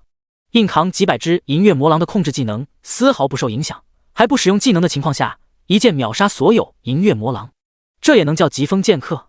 太离谱了！这他妈是官方搞错了吧？一群人看着林峰大杀特杀的场面，在风中凌乱。而在这些人凌乱的时候，林峰已经将银月魔狼斩杀大半。击杀银月魔狼，你获得经验 X7， 你获得铜币 X1。叮！奖励触发先天剑体特性，你获得经验 X70。银月魔狼王看着眼前的人类，像是死神一样收割自己同类的生命，内心开始恐惧。这个人类实在是太强，即便自己整个族群都不是他的对手。他抬起自己的头颅，对着上空一声长啸，嗷呜，声音传遍山林。一声狼啸之后，林峰看到诸多悍不畏死的银月魔狼居然开始了撤退。死！他倒吸了一口凉气。这剩下的几十只银月魔狼可是自己移动的提款机，现在款都没有提出来，就想要跑了？别跑！林峰双眼放光，提剑追了上去。而在远处看到这一切的李天、石帆一行人看到眼前这一幕，全部咽了口唾沫，说不出话来。人和人之间的差距能有这么大？这不把上百只银月魔狼放在眼里，把银月魔狼王带领的狼群当成提款机，在黑暗丛林中肆意妄为的裸装觉醒者，怎么可能是 B 级天赋？这特么也太离谱了吧！疾风剑客什么时候这么强了？而冲向远处的林峰盯住了那只最为高大并且长有鬃毛的狼王。按照正常游戏的设定，这张特别的 BOSS 击杀之后一定会有特殊奖励。前世林峰玩网游的时候，就算其他的怪一只不杀，也要把这只怪给杀了。而本来四散奔逃的狼群看到狼王被攻击之后，全都重新聚拢过来。只是林峰的速度实在是太快，他长跃而起，在黑暗丛林的树上跳跃几次，在锁定狼王之后，长剑高举，猛然斩下。拉长的白色剑芒宛如平地惊雷，轰然落下。击杀精英单位银月魔狼王，你获得经验 X20， 你获得银币 X1， 你获得武器兽牙项链 X1。叮！奖励触发先天剑体特性，你获得经验 X200。爆出装备了！看到眼前一闪而逝的词条，林峰顿时眼睛一亮。这个世界击杀怪物会获得经验、钱币以及一些材料，除此之外，还有可能会爆出装备和技能书，只是装备和技能书的爆率极低。装备一般都要靠觉醒者自己搜集材料，去找专门职业的觉醒者打造，或者直接去各类武器商店购买。刚才林峰将整个黑暗丛林的鳞甲野猪基本上一锅端了，也没有爆出过一件装备，现在终于爆出了一个，着实让林峰有些惊喜。林峰打开了武器界面，兽牙项链，青铜，类别饰品，等级要求10级，效果法力值加50，耐久30%，附魔效果黑夜祝福，佩戴装备之后每10分钟恢复50点血量。居然还是一件青铜级装备，只是这些属性对我来说太低了，用处不大，不如卖掉买一些适合我的装备。看到眼前这青铜级装备的词条，林峰低语道：在低等级的觉醒者里，装备分为黑铁、青铜、白银、黄金、铂金几个品级。一件适合20级以下觉醒者使用的黑铁装备，价格在几千到几万不等，而品级每上升1级，价格都要贵上10倍至100倍。而且高品级的装备基本上有价无市，都被官方组织以及一些世家大型组织把控在手里。毕竟这些势力每年都会有新的觉醒者出现，这些觉醒者使用这些顶级装备就可以迅速脱颖而出。如果将这些装备卖出，就很有可能会失去这些优势，所以这些大势力并不愿意做出这种选择。如果想要专门为自己打造一个高品级装备，价格很多时候会吓死人。爆出来的这件装备虽然不是很好，但应该也能卖上几万世界币了。林峰看着兽牙项链，心情不错。毕竟自己以前的生活费一个月也只有1000多，每次都要打好几份零工，辛苦的不行。但是现在随便一件兽牙项链就抵得上自己之前好几年的开销。林峰分出一些注意力，在装备界面的时候，手中长剑依旧在收割银月魔狼的生命。玲珑剑心的存在让林峰可以一心多用，强大的精神力让林峰觉得即便再多几把剑，自己也可以轻易掌握。而在这短短的时间，仅剩的几十头狼也渐渐被林峰斩杀。提示：经验值积累完成，你升级了，当前等级 LV7， 你的属性获得了提升。林峰在击杀最后一只狼的时候，等级得到了提升，10倍经验的恐怖效果以及屠杀整个秘境的刷怪方式，让他的升级速度快到了令人发指的地步。看到等级的提升，林峰直接拿出酒壶，猛灌了几口酒，顺带着看向了自己的面板。姓名：林峰，天赋：九剑仙，神级，等级 LV7， 灵转，力量367，物抗359，法抗374，敏捷373，精神382，血量2000，法力1000。特性：先天剑体，天生修剑之人，拥有无上剑道天赋，剑术技能熟练度提升速度增加10倍，使用剑类武器击杀对手获得经验提升10倍。玲珑剑心，剑心无瑕，七窍玲珑，拥有超凡脱俗的持剑能力，能够使用比自身等级高10级的剑类武器。无上剑意，剑意通神，横扫八方，使用剑类武器将释放无上剑意，穿透效果加倍，伤害加倍。太上剑道，修剑者心无杂念，外邪不侵，固守本心，成就太上剑道。所有负面效果对修剑者效果降低 50%。 技能：天生嗜酒，饮酒之后可以根据酒液品质回复血量与法力值。酒神咒，饮一口酒，下一次出剑伤害加倍，最高可以叠加9次。舒服。林峰正在查看数据面板的时候，在最后一只狼的血流入大地的瞬间，所有怪物的身体都在被黑影吞噬，地面出现了裂纹，一只庞大的眼睛从裂纹中出现。注意，秘境内所有变异生物被击杀，您的行为惹怒了这片丛林真正的主人，那位存在即将在10秒钟之后复苏，渺小的觉醒者，如果你不想成为这位存在的祭品，就早点逃跑吧。而林峰的面板上则跳出了一个新的词条：您击杀了秘境所有变异生物，触发了恐惧难度任务，击杀嗜血牛黄。任务奖励：未知。第15章嗜血牛黄，空间时失效。轰隆，一声接着一声震耳欲聋的声音从地下传出，一个被黑雾包裹的巨大身影从裂缝中钻了出来。注意，沉睡中的暴君已经被唤醒，惊扰暴君沉眠的人类准备迎接自己的死期吧。正被林峰的恐怖实力所震惊的一群人，还在交流的时候，突然都得到了秘境的公告。我的天，这是什么？这是有人触发了这个秘境的隐藏任务。这个隐藏任务的难度怎么样？我们如果参加的话，是不是能捞一点？看到这个隐藏任务出现的一瞬间，有人露出了既惊恐又感兴趣的表情。毕竟隐藏任务一般都代表着不错的奖励，他们要是能插手，说不定能够得到不少好东西。李天和石帆一行人对视了一眼，都点了点头，朝着黑雾汇集的地方跑了过去。黑雾出现的地方距离他们并不远，如果这个隐藏任务的难度不高的话，说不定还能从林峰的手里抢下任务奖励。想到这，所有人心中都有些隐隐的期待。劈开一片荆棘丛，巨大的黑影隔着一片树木出现在了众人面前。轰轰！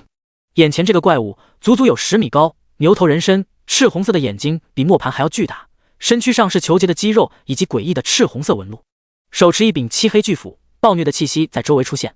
稍微靠近，李天、徐帆一行人就觉得整个人狂躁起来，体内的热血止不住的翻涌，想要出手攻击。而林峰就站在这 BOSS 的不远处。嗜血牛黄 BOSS 单位，等级 LV10， 攻击360，血量5万，技能嗜血领域，重斧打击，恐怖坠落。描述：从未知研究所逃离出来的可怕生物，在黑夜丛林中常年受到废水污染，再朝着未知的方向进化，躲藏在地下吸收黑夜丛林中死去生物的鲜血，最终成长为了黑夜丛林的暴君。只有足够的鲜血才能够将他唤醒。石帆身后的一名法师看到眼前这恐怖的怪物，咽了口唾沫，似乎是被暴虐的气息所影响，使用法杖扔出了一个火球。砰！负32，嗜血牛黄的血条动都没有动，这刮痧伤害还没有对方回复高。卧槽，这他妈是什么难度的 BOSS？ 10级，这么多的血，还有这恐怖的攻击力，被碰到一下应该就会死吧？这 BOSS 根本打不了，快跑！靠近这里的李天、石帆几人瞬间被吓懵了，这真的是新手能刷的 BOSS？ 这恐怖的血条，就算是100人小队也很难在没有损伤的情况下攻略吧？而且看样子，这 BOSS 可不仅仅是血条后，他的技能一样可怕。刚才距离 BOSS 至少上百米远，那位法师还是被影响丢出了个火球。林峰也在那个 BOSS 的不远处，他好像没有被 BOSS 的技能影响。你们说他会不会有攻略嗜血牛黄的办法？有人朝着远处逃跑的时候出声问道。有个毛！我看林峰就是酒喝多了，不清醒了。你们没看见那 BOSS 的血条足足有5万吗？一个技能下去，打出的伤害没有他回得多。就算林峰的伤害再高，也不可能是这种 BOSS 的对手。现在不跑远点，等会要被 BOSS 伤害秒杀。听到还有人对这 BOSS 有想法，李天怒骂一声道。听到李天的怒骂，本来还对 BOSS 有些想法的人全都打了个冷战。确实，这 BOSS 简直就不像是没到一转的觉醒者能打的。现在不跑远点，说不定等会一个大招的 AOE 自己就要被留在这个秘境。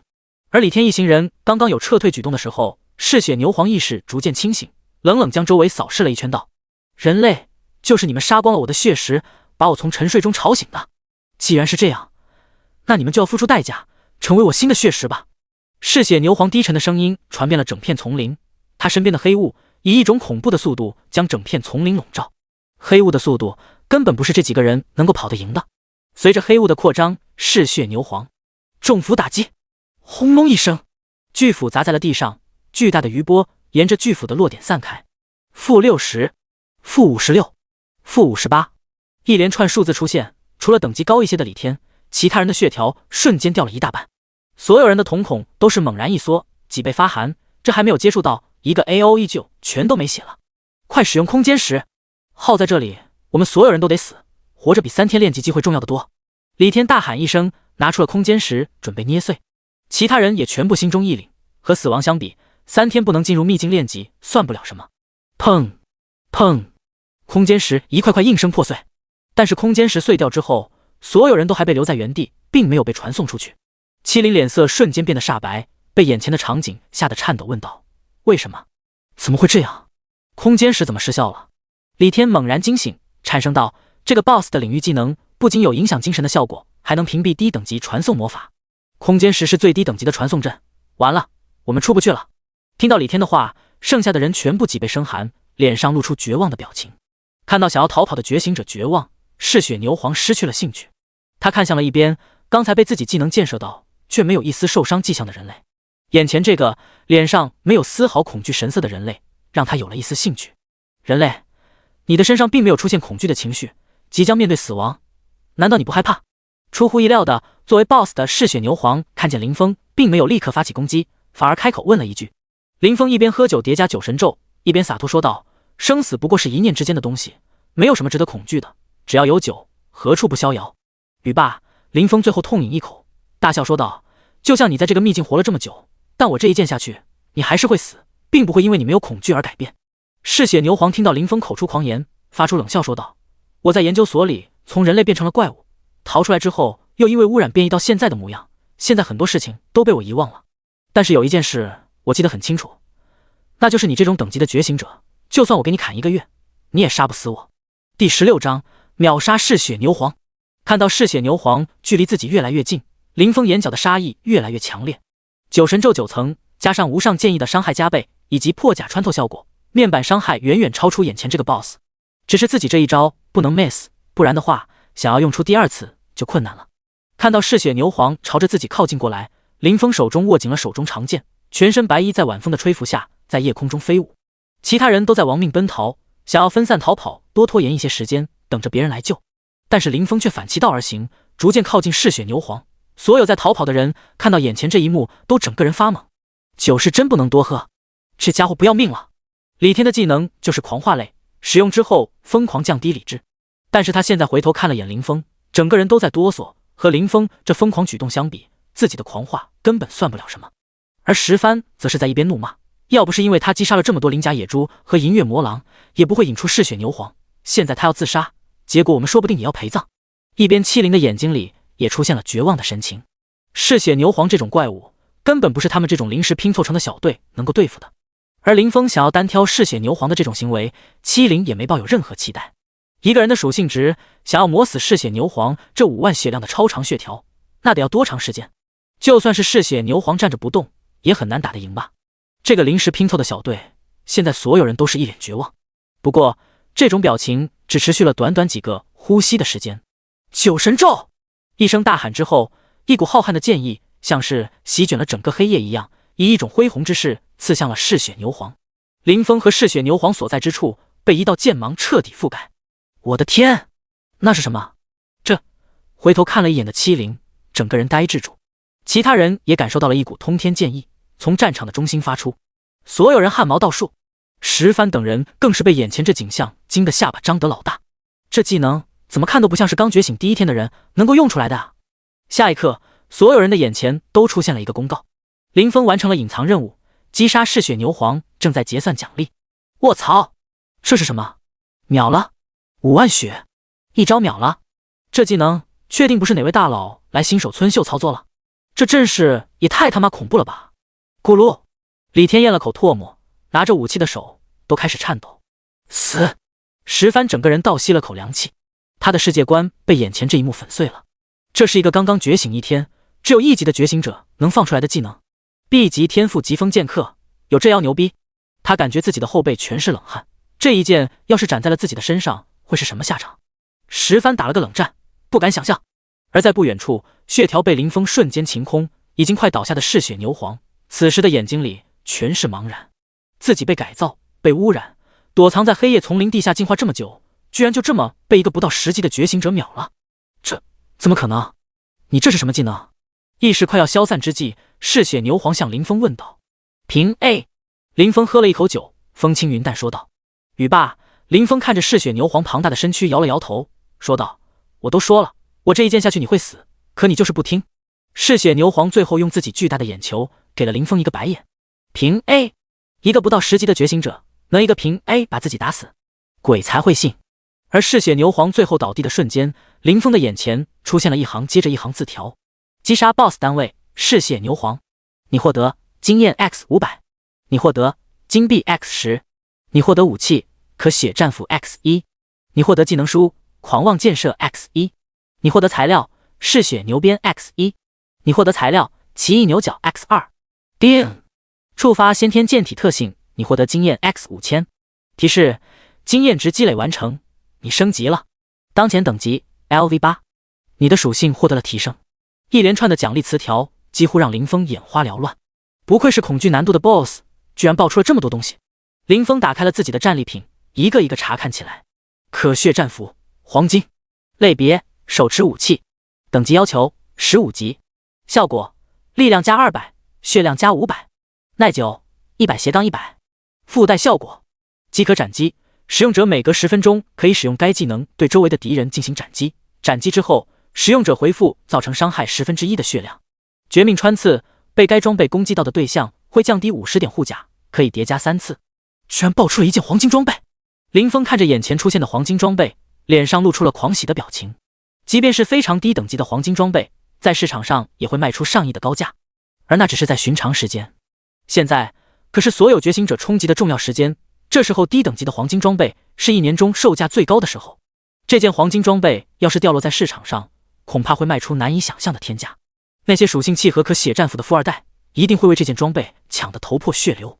毕竟增加巨额属性的攻击力和血量，并且能造成大范围 AOE 并且回血的装备，对一些战士职业的觉醒者来说，没有比这更合适的东西了。要是能够得到可血战斧，以后冲击绝对事半功倍。可惜的是，这件装备不是剑，我用的话触发不了自身的特性和技能，不合适，不然我就留下自己用了。回去之后把可血战斧卖了，或者直接换成我需要的装备吧。林峰看着空间戒指里的可血战斧，稍微有点遗憾。刷出一件好装备，但是和自己的属性却不是很契合，确实有点痛苦。不过林峰没有多做纠结，毕竟装备还可以卖出去，或者和其他人交换。他看向了自己爆出的第一本技能书，第17章。什么？林峰杀穿了秘境。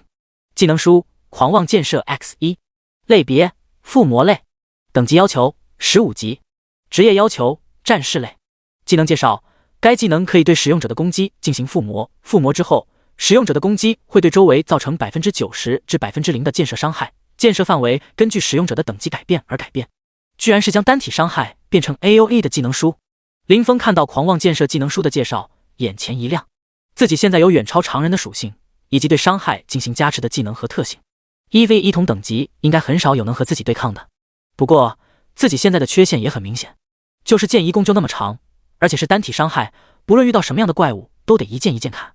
遇到今天这种野猪、野狼类型体型比较庞大的怪物还好，要是遇到蚊子、蟑螂这种非常小、数量恐怖的怪物，恐怕自己也只有避退的份了。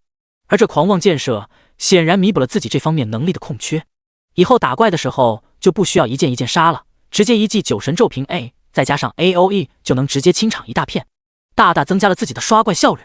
学习狂妄箭射，林峰没有犹豫，直接使用了这本技能书。现在自己的等级虽然只有8级，这本技能书最低等级要求为15级，但是自己有玲珑剑心的存在，比自己高个10级之内的技能书都可以学习。等级不足，触发特性玲珑剑心。玲珑剑心触发，学习成功，你获得了新技能狂妄箭射。学习完新技能之后，林峰看向了剩下的材料。材料：嗜血牛鞭，品阶黄金。材料介绍：来自变异者的特殊部位，食用之后可能会出现壮阳、未知变异、中毒等现象，是一件非常危险的物品，并不建议食用。变身类觉醒者食用可能会出现特殊现象。看到眼前这个材料，林峰也是略微有些惊讶。虽然这个材料不是那么正经，是不是真的牛鞭都不好说，毕竟嗜血牛黄到底是个什么东西，谁也不知道。但是这毕竟是个黄金材料，黄金材料可是和黄金阶武器一个价位的东西，这个东西拿出去卖，保不准很有隐疾的觉醒者愿意花大价钱来换。林峰满意的将这份稀有材料收了起来，看向了下一个材料。材料：奇异牛角，品阶白银。材料介绍：一位变异者力量的来源，其中古老的气息仿佛源自第五深渊，一尊古老的存在，无法得知其作用，或许在某一刻它会给你带来意想不到的收获。这是触发类材料，用来开启隐藏任务的道具。林峰看着奇异牛角的介绍，明白了这个材料的作用。这个世界上有些材料自身的作用并不大，但是它们和一些存在或是一些隐藏秘境有着意想不到的联系。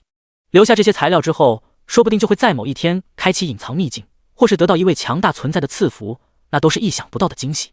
不过这东西也是双刃剑，有时候也会开启一些秘境的隐藏任务，出现自身实力无法战胜的 BOSS， 最后死在里面。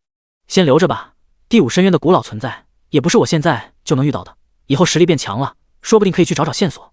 林峰将奇异牛角收了起来，这种触发类材料肯定是不会卖出去的，因为通过这种材料得到的战利品全都是有价无市的传说宝物，现在就卖出去换一些世界币实在是太亏了，毕竟自己现在每天都可以得到丰厚的战利品，并不缺钱了。林峰看完了这些东西之后，发现自己的仓库内还有一些从鳞甲野猪、银月魔狼身上爆出来的普通材料，除了这些东西之外，还有铜币931个，银币1个，金币10个。这个世界铜币约等于10世界币，银币为100世界币，而金币则为1000世界币。刚才刷怪所爆出来的铜币、银币、金币虽然看上去并不起眼，很多觉醒者可能也不是很在意，但是在林峰看来却意外的不错，毕竟这点钱已经超过了自己之前1年的生活费了。战利品清扫完毕，林峰发现眼前的秘境也在缓缓消失，秘境内的所有人全部被传送回了刚才的入口。负责这一处秘境的官方人员看到这些进入秘境这么短时间就出来，眼前一亮。这个副本秘境的难度并不低，很多人即便是组队也要花上大半天的时间，结果这几个人这么短时间就解决任务出来了，着实让他有些惊喜。林峰看到秘境已经消失，当即选择了离开，毕竟自己刚刚得到了一个 AOE 技能，要是抓紧时间的话，说不定1天的时间就足够自己刷到20级了。官方人员看到林峰离开也没有阻拦，毕竟林峰进去的时候是刚刚觉醒 B 级天赋，只有1级，而且是一个人进去，想要自己完成副本任务出来的话，难度很高，几乎不可能完成。他觉得林峰没有使用空间石的原因是后进去的小队帮助林峰完成的副本任务。这小子经历了一次失败之后，应该能够认清自己了，以后进入副本秘境估计会谨慎一点。想到这位官方人员欣慰地点了点头。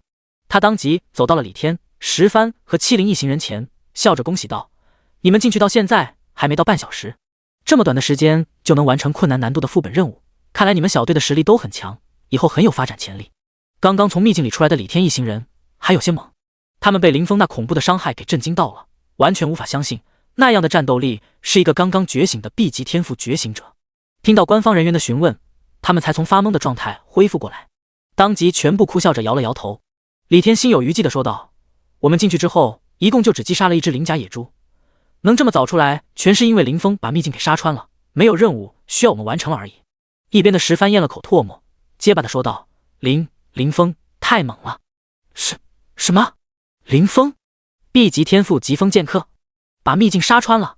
官方人员听到2个人的话，差点觉得是自己听错了。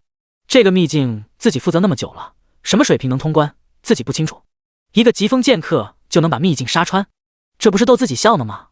第18章机缘秘境。是真的，不然的话我们也不会现在还是一姐。701在一边苦涩地说道。他在进入秘境之前也没有想到过，作为 F 级天赋典型的林峰居然会变得这么强，而且他不仅是解决了鳞甲野猪和银月魔狼，甚至还触发了隐藏任务，击败了上万血量的隐藏 BOSS。 本来被邀请过来带人帮助刷怪的李天脸上露出了惊恐的表情，他不敢想象一个刚刚觉醒新天赋并且还全身裸装的觉醒者居然有这么恐怖的战斗力。死！刚才那个觉醒疾风剑客的学生真的做到了这些？官方人员倒吸了口凉气，神色震撼。按照这些学生的说法，刚才一个人冲进秘境的林峰还真的不是鲁莽，而是对自身实力的绝对自信。而且作为秘境的负责人，他刚才也感受到了秘境的能量在一瞬间出现过激增的情况，只是没过去多长时间就恢复了正常，并且这些学生也很快就出来了。他并没有放在心上，没想到这么短的时间，秘境里居然发生了这种事，差点被嗜血牛皇杀死。刚松了口气的石帆想到林峰击杀嗜血牛皇的场面，都觉得心有余悸。他妈的，是不是觉醒道具坏掉了？那样的实力能是 B 级天赋疾风剑客？石帆躺在地上一脸难以置信地吐槽道。听到石帆的吐槽，所有人都深以为然地点了点头。确实，林峰出剑的伤害实在是太离谱了，和他们相比，看上去根本就不是一个画风啊。而林峰离开了这一处秘境之后，就光速钻进了下一个秘境。因为有了一定的作战经验，而且得到了 AOE 技能可以造成范围伤害，所以林峰的刷怪速度很快，并且一路过去，林峰并没有遇到其他的觉醒者。嗨，1个多小时之后，林峰从另外一个秘境里面灰头土脸地钻了出来。他拍了拍自己鼻子上的灰，看着自己身上破了很多个洞的衣服，略微有些无奈。因为自己从第1个秘境出来就已经8级了，刷那些只有2、3级的秘境基本上不会有什么经验，所以只能选择那些15级甚至是20级以上的秘境来刷。所以自己走的地方比较远，已经看不到和自己同一批觉醒的觉醒者了。不过单刷高等级秘境也会遇到一些意外情况，这一次自己就遇到了些麻烦。这个秘境里面有着一种名为火冰蚁的怪物，并且数量极其恐怖，即便自己有 AOE， 也是在衣服被烧坏了之后才将火冰蚁全部清理掉。早知道刷副本衣服会坏的话，就多带2件出来了，现在也没有备用衣物，看来得先回去了。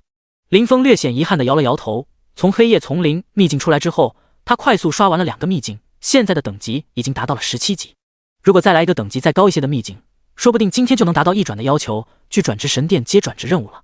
不过好在收获不菲，白银装备拿了2件，青铜、黑铁装备更多，各类材料也一点不少。而且我还得到了个新技能书，现在可以把物理伤害转化成火焰属性的魔法伤害，整个人的伤害方式灵活了很多。林峰一边走一边对自己的提升进行了总结。击杀火冰蚁 BOSS 火冰蚁以后，自己得到的技能名为火焰打击，效果是可以将普通攻击转化为火焰系魔法伤害。野外的很多怪物被火焰系克制，使用火焰系魔法伤害很多时候会得到事半功倍的效果。而且火焰系的魔法伤害还能产生燃烧效果，配合上自己另一个技能的建设效果，几乎可以将周围几米之内化作一团火海。清怪的能力可以说非常恐怖。在林峰走到一处山谷时，发现自己回去的必经路线上出现了6个人，对方有些像是学生，有些像是社会人员。周围的几个人簇拥在一位扎着马尾辫、容貌姣好、表情彬彬的女孩子旁边。这个女孩从容貌上看过去和自己差不多大，应该也是这一届觉醒的学生。眼前这几个人和林峰现在衣不蔽体的凄惨样子不同，他们身上都穿着装备，几乎是每个人的身上都有几件白银装备。而最中间那位马尾辫少女手中拿着的法杖更是金光闪闪，上面镶嵌着一红一绿2块宝石，在阳光下熠熠生辉，明显就是黄金装备。林峰猜到少女肯定是哪个大家族的子女，旁边的这些人都是和他一起出来练级的，作用类似于保镖和随从。猜到了这些人的意图，林峰也不准备和他们有什么交流，他们刷秘境，自己回家，两者之间互相不打扰。此时山谷内，夏玉看着眼前的秘境入口，本来像是冰山一样冷静的面容，此时也写满了焦急。他的双手紧紧握住了法杖，急切地向一边的少女说道：“玲玲，还是没有找到人吗？今天不是刚好2次觉醒，很多学生会来到这里吗？”被夏玉称为玲玲的双马尾少女摇了摇头，无奈说道：“小姐，虽然今天2次觉醒，但我们来的地方距离新手秘境太远了，基本不会有1级的学生来这里。而且这个机缘秘境的入口随时都有可能消失，我也不敢走得太远，只能先回来。”听到玲玲的回答，夏玉的眉头紧蹙了起来。他思索了一会后说道：“现在通知工会的高手，让他们带一个等级合适的人过来行吗？”一位手持长刀、膀大腰圆、露着膀子的光头大汉摇了摇头道：“今天2次觉醒的时候出现了异象，听转职神殿和官方说是有高手在附近作战，我们工会的高手现在都不在，而其他等级合适的人想要过来得花很长时间，这个秘境的入口能量已经很不稳定了，大概5分钟之内就会消失，应该是来不及的。”光头大汉名为樊静，是小队的主要物理输出位。这怎么办？夏玉闻言，眉头皱得越来越紧。第19章，凑个人数。这机缘秘境和普通秘境不同，它的打开时间和入口地点都非常的不稳定，一旦错过了，很有可能再也遇不到。而机缘秘境在进入困难的同时，也有着一般秘境无法比拟的战利品优势，几乎所有的机缘秘境都能刷出优质奖励。不过对于夏玉的家世来说，虽然机缘秘境的奖励会很好，但他拿不到也不会觉得可惜，毕竟家里会给他比机缘秘境更好的资源。这次他这么着急想要进去的原因是，自己在这个机缘秘境中感受到了2次觉醒道具的气息。如果自己成功进入了这个机缘秘境，那很可能今晚回到灵城基地室就能完成2次转职，到时候自己的等级一骑绝尘，说不定能够竞争灵城基地室状元或者整个行省前10的名次，那才是他真正看重的东西。想了好一会之后，也没有想到解决办法，夏玉长叹了一口气，自己错过了这次转职材料的获取机会，下一次就不知道是什么时候了，可能明天就会再遇到，也有可能要10几天半个月才能得到下一次机会。高考的时间已经非常紧迫，一步慢很有可能步步慢。现在眼前就有一个完成转职的机会，却因为人数不够没法进入秘境，这种感觉着实让夏玉有些难受。看到夏玉这么纠结，一边的双马尾少女玲玲蹦跳着过来说道：“小姐，你也不用太在意这个机缘秘境，我们工会的消息这么灵通，肯定要不了多长时间就能找到新的转职材料，而且1个月的时间，你已经达到了40级，这样的提升速度已经非常恐怖了。就算你现在就去参加高考，估计整个灵城基地室都没有几个人是你的对手。高考这种事，像你这样的天才根本不用去担心。”玲玲一边说话一边蹦蹦跳跳，双马尾像是兔耳朵一样上下摆动。在他心里，夏玉就是绝对的天才，就算是没有得到这个秘境里的转职材料，他也一样可以成为灵城基地室的高考状元。听到玲玲的宽慰，夏玉苦笑着摸了摸他的脑袋，然后点了点头。现在也只能这样了。听到夏玉准备放弃这个秘境，众人也放松了下来，准备清点一下今天的收获，然后离开。突然，玲玲像是察觉到了什么，耳朵瞬间变得毛茸茸的，眼睛变红，看向了林峰所在的方向。而一边的樊静几人立刻将夏玉围了起来，朝着玲玲看向的方向大喝一声道：“谁？”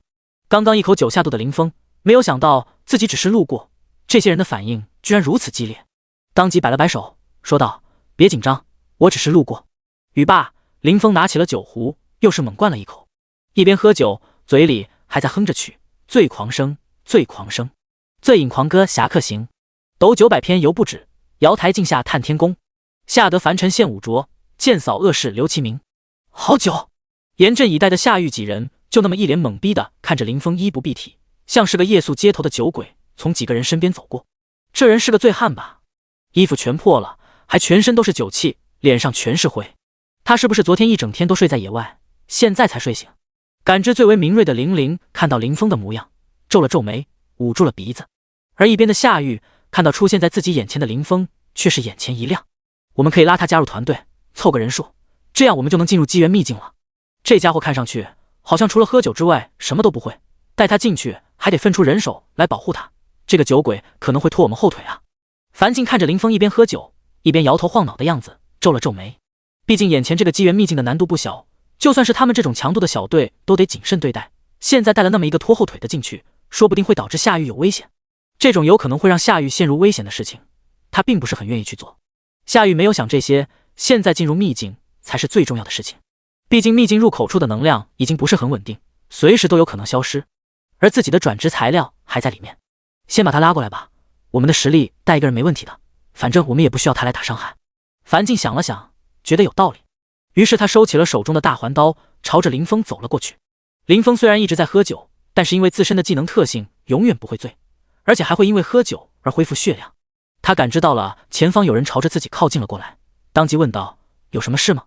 樊静开门见山地说道：这位朋友，我们找到了一处机缘秘境，但这个机缘秘境需要7个人才能进入，我们只有6个人，所以想请你帮下忙，冲个人数，大家一起进去。安全的问题你不用担心，进去之后你可以找个安全的地方待着，等到我们通关了之后你再出来就行了，或者你可以跟在我们旁边，有人会保护你，我们也不需要你打伤害。结束之后，我们小姐会愿意给你一件100万世界币作为感谢。听到眼前这个光头壮汉说要带自己下秘境，林峰眼前一亮。不过当然不是为了一件白银装备而兴奋，对于别人来说，不打任何伤害，光划水就能得到一件白银装备很有吸引力，但是对于觉醒了神级天赋的林峰来说，这算不了什么。他兴奋的是，刚才自己感知到了一股剑意出现在四周，很明显有一柄非常契合自己的剑在周围显露了气息，而这些人里明显没有持剑的剑客，最大的可能就是那柄剑隐藏的机缘空间里。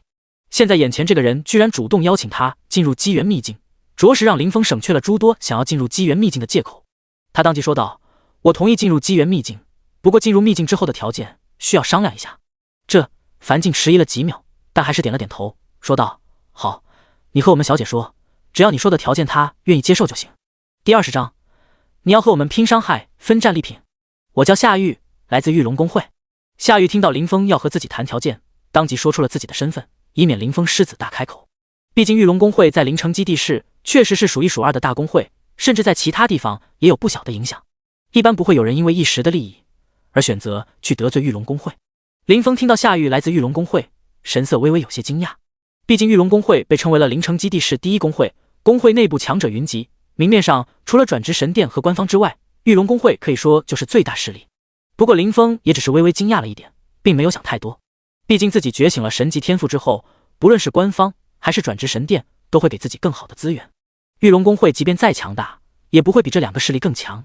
而夏玉看到林峰听到玉龙公会时，整个人轻松的样子，他微微有些动容，觉得眼前这位酒鬼或许并不简单。当然也有可能是这个酒鬼喝酒喝猛了，根本不知道玉龙公会代表着什么了。林峰没有和夏玉废话，直接说道：我对100万世界币不感兴趣，也并不需要，我想要的是这个机缘秘境最后刷出来的装备。听到林峰的话，夏玉还没有什么表示，一边的玲玲忍不了了，他两边的兔耳朵气得立起来，嘴巴气鼓鼓的说道：喂，你这个酒鬼可别太过分了，我们邀请你进入秘境，不用你打伤害，不用你做事，还分出人手来保护你，最后还直接给你100万世界币，这样的条件，整个灵城基地市应该只有我们能给出来了吧？结果你还坐地起价，想要这个机缘秘境刷出来的装备。玲玲说话的时候气冲冲的，因为天赋的问题，她的嗅觉和听觉都非常的敏锐，而林峰身上浓烈的酒味以及在火冰蚁秘境弄出来的酸性气味，让他整个人都非常不舒服。而且机缘秘境打起来并不是那么简单，自己这些人很有可能要花费9牛2虎之力才会刷出优质技能书，有时候甚至要付出受伤的代价才能拿到是白银级或者黄金级的装备，这些东西在外面可是天价。结果眼前这个人只是过来凑个人数，就要把机缘秘境最大的收获拿走。林玲觉得自己是有些忍不了了，她觉得就算是不刷这个秘境，也不能让林峰这个酒鬼占便宜。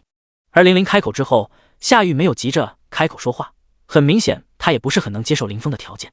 不过他还不想把话说太死，毕竟机缘秘境出现的概率实在是太小，这次机会错过了，后面就不知道什么时候才有机会了。听到眼前这位被称为玲玲，整个人像一只兔子一样的女孩对自己怒目而视的样子，林峰也是哭笑不得。他无奈摊了摊手说道：我不是想要不劳而获，我想说的是，我们可以正常合作，像是正常组队刷怪一样，大家进去之后一起刷怪，结束的时候按照造成的伤害分配战利品。你想和我们组队进入机缘秘境？听到林峰的说法，夏玉的脸上露出了惊讶的神情。林峰点了点头。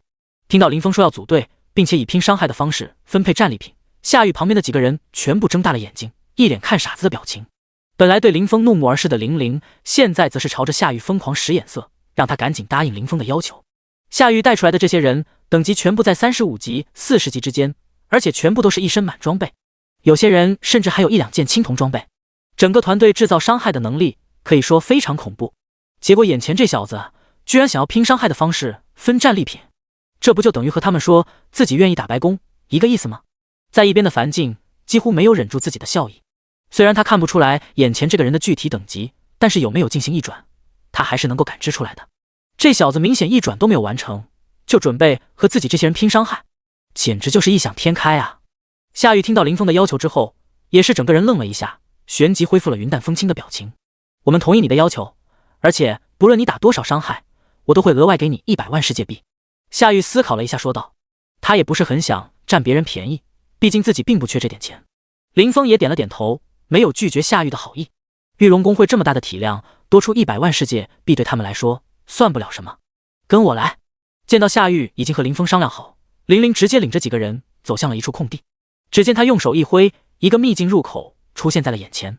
林峰对此也没有意外，毕竟机缘秘境的入口不是那么容易发现的，这些人能够找到应该是有着特殊的探查技能。大家准备好进入秘境。樊静在一边将金贝大环刀放在了自己身前，做好了随时准备作战的准备。毕竟机缘秘境里面是个什么情况，谁都不知道。在刚进秘境的时候，就和 BOSS 撞脸这种事情都有可能发生，所以现在得小心一点。听到樊静的提醒，夏玉将金色法杖端正地摆在了自己的身前，身上开始出现淡淡的金色光辉，整个人顿时充满了神圣的气息，让人有一种想要顶礼膜拜的欲望。很明显，他在给自己加 buff 了。而除了夏玉之外的人，也同样用出了自己的手段。牧师在包括林峰在内，所有人的周围都开了一层光盾。弓箭手的箭矢放在了弓弦上，整个人目光锐利，蓄势待发。刺客隐匿了自己所有的气息，一对漆黑利刃被他放在了手中。就是负责探查的玲玲、尾椎骨那里都出现了一个毛茸茸的尾巴。而站在团队最中间的林峰看到众人都有了动作，当即不紧不慢地打开了酒壶，然后提起酒壶痛饮一口。啊，好酒！所有人看向林峰的眼神都有些怪异，夏玉整个人神圣的气息差点没绷住。进入秘境之前就做这种准备，也想和自己这些人拼伤害。他们一行人现在都觉得林峰是酒喝多了，神志有些不清醒了。第21章恐惧级秘境。林峰一边喝酒恢复状态，一边打开了自己的面板，查看起了自己的属性。姓名林峰，天赋九剑仙，神级，等级 LV17，灵转，力量925，物抗864，法抗843，敏捷907，精神901，血量5000，法力3000。特性先天剑体，天生修剑之人，拥有无上剑道天赋，剑术技能熟练度提升速度增加10倍，使用剑类武器击杀对手获得经验提升10倍。玲珑剑心，剑心无瑕，七窍玲珑，拥有超凡脱俗的持剑能力，能够使用比自身等级高10级的剑类武器。无上剑意，剑意通神，横扫八方，使用剑类武器将释放无上剑意，穿透效果加倍，伤害加倍。太上剑道，修剑者心无杂念，外邪不侵，固守本心，成就太上剑道。所有负面效果对修剑者效果降低 50%。 技能天生嗜酒，饮酒之后可以根据酒液品质回复血量与法力值。酒神咒，饮一口酒，下一次出剑伤害加倍，最高可以叠加9次。疯狂箭射，使用者的攻击会对周围造成 90% 至 0% 的箭射伤害，箭射范围根据使用者的等级改变而改变。火焰打击，普通攻击转化为同等数值火焰系魔法伤害。看到自己已经接近1000的属性数值，林峰满意的点了点头。一般职业需要完成达到30级以上，甚至是完成第2次转职才能够拥有和自己类似的数值。而且自己现在可不仅仅是数值很高，不论是技能还是特性都给自己提供了恐怖的额外伤害。可惜的是自己今天没有刷到适合自己的装备，不然的话自己的伤害肯定会更加恐怖。林峰在查看自己面板属性的时候，一边玲玲嫌弃的声音传了过来，你少喝点吧，不然等会进去我们保护你都不太好保护。看到林峰这疯狂灌酒的模样，玲玲在一边皱着眉头说道。林峰一连几口下肚，感觉自己的状态调整到了最佳之后，才将酒壶收了起来。好了，进去吧。夏玉见到林峰不是很醉的模样，也没有多说，让所有人进去。夏玉说完，所有人一起踩进了这个秘境。林峰的双脚刚刚接触土地，就感受到了一股腐朽的气息。天空漆黑一片，似乎是火山灰整个笼罩了天际，四周都是末世废土中的那种残垣断壁，会有一些形体诡异的生物从眼前一闪而逝。这个机缘秘境居然是一个废土世界，而所有人的眼前都出现了这个秘境的信息。机缘秘境，尘封的地下研究中心，恐惧级，最低参加人数7人，建议等级40到45级。秘境通关条件：击杀地下所有受到污染生物。介绍：1000年以前，这里曾是一处重要的研究中心，里面存放着各类重要病毒，聚集了全世界众多的高科技人员以及各类珍稀物种。然而，有一天，一种极其危险的病毒被意外释放了出现，大楼内包括内人在内的所有生物都出现了变异。外界的人类处于对病毒的恐惧，摧毁了大楼，并且从地表将大楼内的所有生物尘封在了大楼巨大的地下研究中心内。如今恐怖的大楼已经被打开，地下研究中心内会存在什么样的恐怖生物，没有人会知道。看到眼前这个秘境的介绍，所有人都有点不寒而栗。眼前确实有一个进入地下室的入口，已经半腐朽的楼梯还在嘎吱作响，里面黑洞洞一片，看不到任何东西，偶尔还能听到恐怖的声音从地下传出。本来信心满满的樊静看到眼前这个秘境，心里也有点犯嘀咕。这个秘境的等级推荐在40到45级，也就是推荐完成2转之后的人，但是自己这些人并没有达到，而且身边还带了林峰这个拖油瓶。他看了一眼林峰，希望他能够知难而退，就留在原地，别去打伤害了，等他们打完了分钱就行，不然等会自己这些人杀得起劲，结果被这酒鬼拖了后腿，没有通关，那可就没处说理了。而林峰虽然看懂了樊静眼神里的意思，但他是绝对不会中途退出的。他已经感受到这黑漆漆的洞口之下有一股剑意正等待着自己，里面有一柄不知品阶的剑，已经感应到了自己，正渴望着自己能将它拔出剑鞘。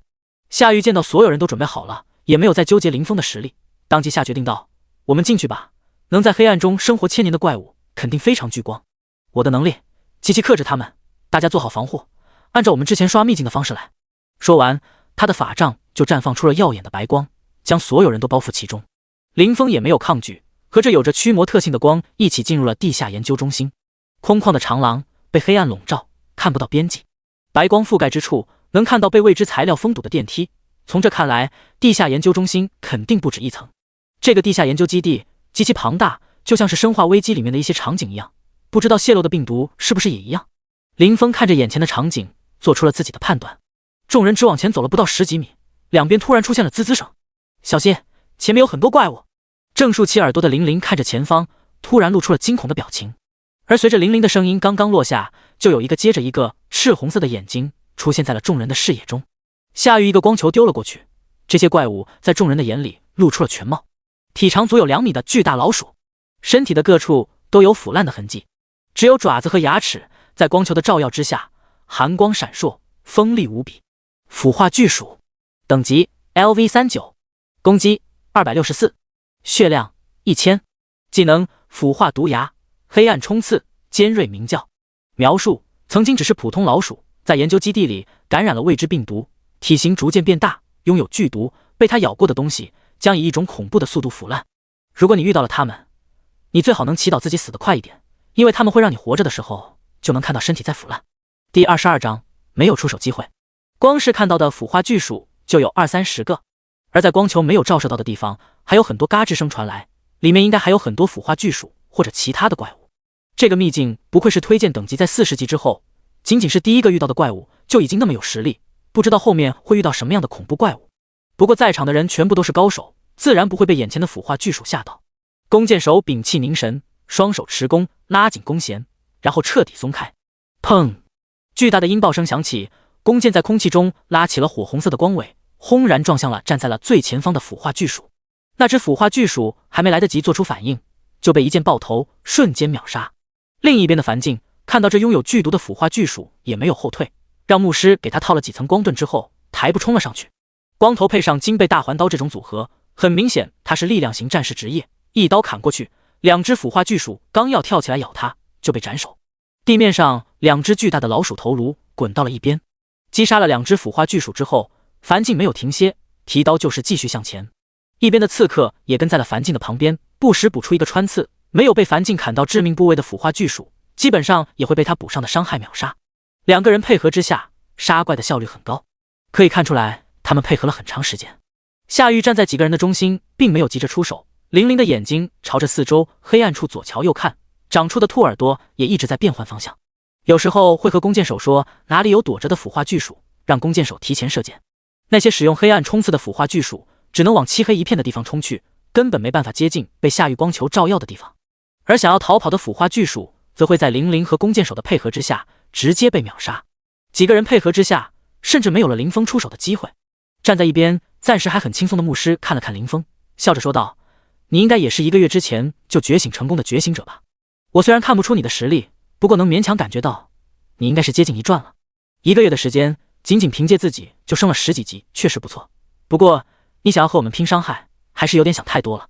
我们小姐可是1个月就达到了40级，只要找到转职材料就能够完成2转的天才，你的伤害和我们根本不是一个量级的。”说完，牧师还拍了拍林峰的肩膀，他觉得林峰选择拼伤害这种方式就是什么都不准备要了。1个月接近1转，天赋确实不错，有点膨胀也很正常。但是如果想和玉龙公会的天之娇女相比，可就差得太远了。听到牧师的话，林峰只是微微一笑，并没有多做回应。虽然自己并不是1个月，而是半天时间就升到17级的，而且等会这个机缘秘境通关，很有可能能够达到20级。但这些东西说出来，很可能会招惹没必要的麻烦。自己现在只需要快速升级，多余的解释只需要官方来处理就行了。在牧师和林峰聊天的时候，第一波怪物已经被众人解决了。腐化巨鼠虽然有剧毒，攻击力也不低，但是毕竟数量还不算多，在准备充分的众人合力之下，处理起来还算简单。第1轮怪物打完，林峰的伤害为0。除了夏玉之外，所有人看向林峰的眼神中都有些得意，觉得林峰想和他们拼伤害实在是托大了。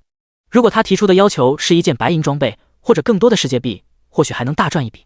而现在他只能拿到夏玉所给的100万世界币的补偿了。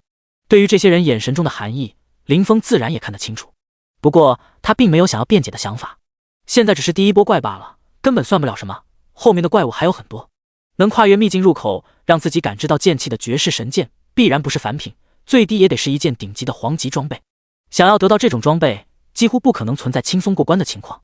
后面有的是自己刷伤害的机会，不急于一时。毕竟在秘境里，经常会出现几千只小怪的血，比不上 BOSS 血条1半后的情况。夏玉指挥众人简单清理战利品之后，提醒说道：“这个秘境并不简单，就算是以玲玲的感知能力，也无法得到50米以外的信息。大家不要放松，注意戒备，继续前进。”本来有些得意的几个人，听到夏玉的话之后，立刻严肃了起来。刚才因为太过在意林峰，差点忘记主要目的是为了帮助小姐拿到转职材料，而不是和林峰抢伤害了。几个人一起慢慢深入。虽然说这一片地下研究所被埋藏了上千年，但是越往核心走，越是会发现很多东西保存的完好。一路上居然会遇到一些显示屏，直到现在还闪烁着淡淡的蓝色光芒。只是显示屏显示出来的东西已经模糊不清，就连一些简单的字母都模糊到无法辨认。不知道这些显示屏是用什么能源功能的。林峰看着这衰朽又科幻的研究所废墟，脑海里出现了这么个问题。不过没等林峰多想看，一边左顾右盼的玲玲突然大喊一声：“注意，前面天花板上有怪物！”玲玲话音刚落，所有人全部虎躯一震，夏玉扔出了好些个光球，而一边的牧师也急忙补上了好几个光盾。前方的怪物似乎是感受到了生人的接近，绿油油的眼睛全部看了过来。变异绿眼猴，等级 LV41， 攻击364，血量1000，技能剧毒抓挠，冲刺飞跃，石化一拳。描述：曾经研究中心里最常见的猴子，作为实验道具而存在，在感染了未知病毒之后，集体逃出了人类控制，并且完成了病毒的快速传播。变异之后的猴子似乎得到了非常可怕的力量，研究人员为了抓回他们，付出了惨痛的代价，却还是失败了。第23章，这不会是平 A 吧？一个普通怪居然有这么高的攻击力，大家小心点！夏玉看着前方天花板上挂着的30-40只变异绿眼猴，高声提醒道。呵，樊静听到了提醒，不过他并不准备改变自己的作战方式，当即提刀冲了上去。像他这种力量型战士，不近身的话，根本无法发挥出优势。刺客跟在了他旁边，承担着补伤害的功能。一边的弓箭手和牧师也没有停顿，当即开启了套盾和灌伤害。樊静作为一名力量型战士，近战的效果确实不错。被弓箭手从天花板上击落的猴子，他一刀下去就是一次击杀。只不过这些猴子似乎比之前的腐化巨鼠聪明了很多，在2只变异绿眼猴被击杀之后，当即就变化了战术。砰！一只猴子直接像是流光一样从天花板上飞落下来，一拳朝着樊静轰击而去。樊静提刀格挡，巨大的碰撞声响彻四周，冲刺飞跃加上石化一拳，给了这些变异猴子难以想象的爆发力。而这还没有结束，足有10多只猴子全部像是流光一样举起石化过的手，就朝着樊静抓了过去。樊静一时招架不及，金背大环刀竟然开始了颤抖，眼看就有了脱落的趋势。他连忙握紧刀柄，想要将这些变异绿眼猴震退。后方的众人看到樊静被这些变异猴子悍不畏死的进攻方式围攻，想要出手接应。夏玉手中的法杖高高举起，尖端出现了一个巨大的白色能量球，能量球中充满了净化的味道。如果这个能量球爆开，即便是不能解决掉这些变异猴子，也能将他们逼退。但是在夏玉刚要扔出能量球的瞬间，玲玲惊叫道：“注意，后面有怪物正在接近！”他话音刚落，就猛然间从身后窜出了几十只腐化巨鼠和变异猴子，巨大的腥臭气息扑面而来。牧师开始疯狂吟唱，想要猛加光盾，但是在这么多数量的腐化巨鼠吗？以及变异猴子面前，能不能扛得住？他心里有些没底。夏玉看到这些变异生物偷袭瞬间，一咬牙，将本来准备支援樊静的光球朝着自己身后扔过去了。砰！能量球轰然爆开，一股强大的净化之力席卷四周，腥臭气息瞬间消散。本来以一种恐怖速度接近的腐化巨鼠以及变异绿眼猴都被退散开来，不敢贸然进入被净化之力笼罩的区域，在外面发出剧烈的嘶吼声。而在逼退这些偷袭怪物的瞬间，樊静那边的战局开始紧迫了起来。当一声脆响，樊静的金背大环刀出现了短暂的脱手，刹那间所有人的瞳孔都是猛然一缩。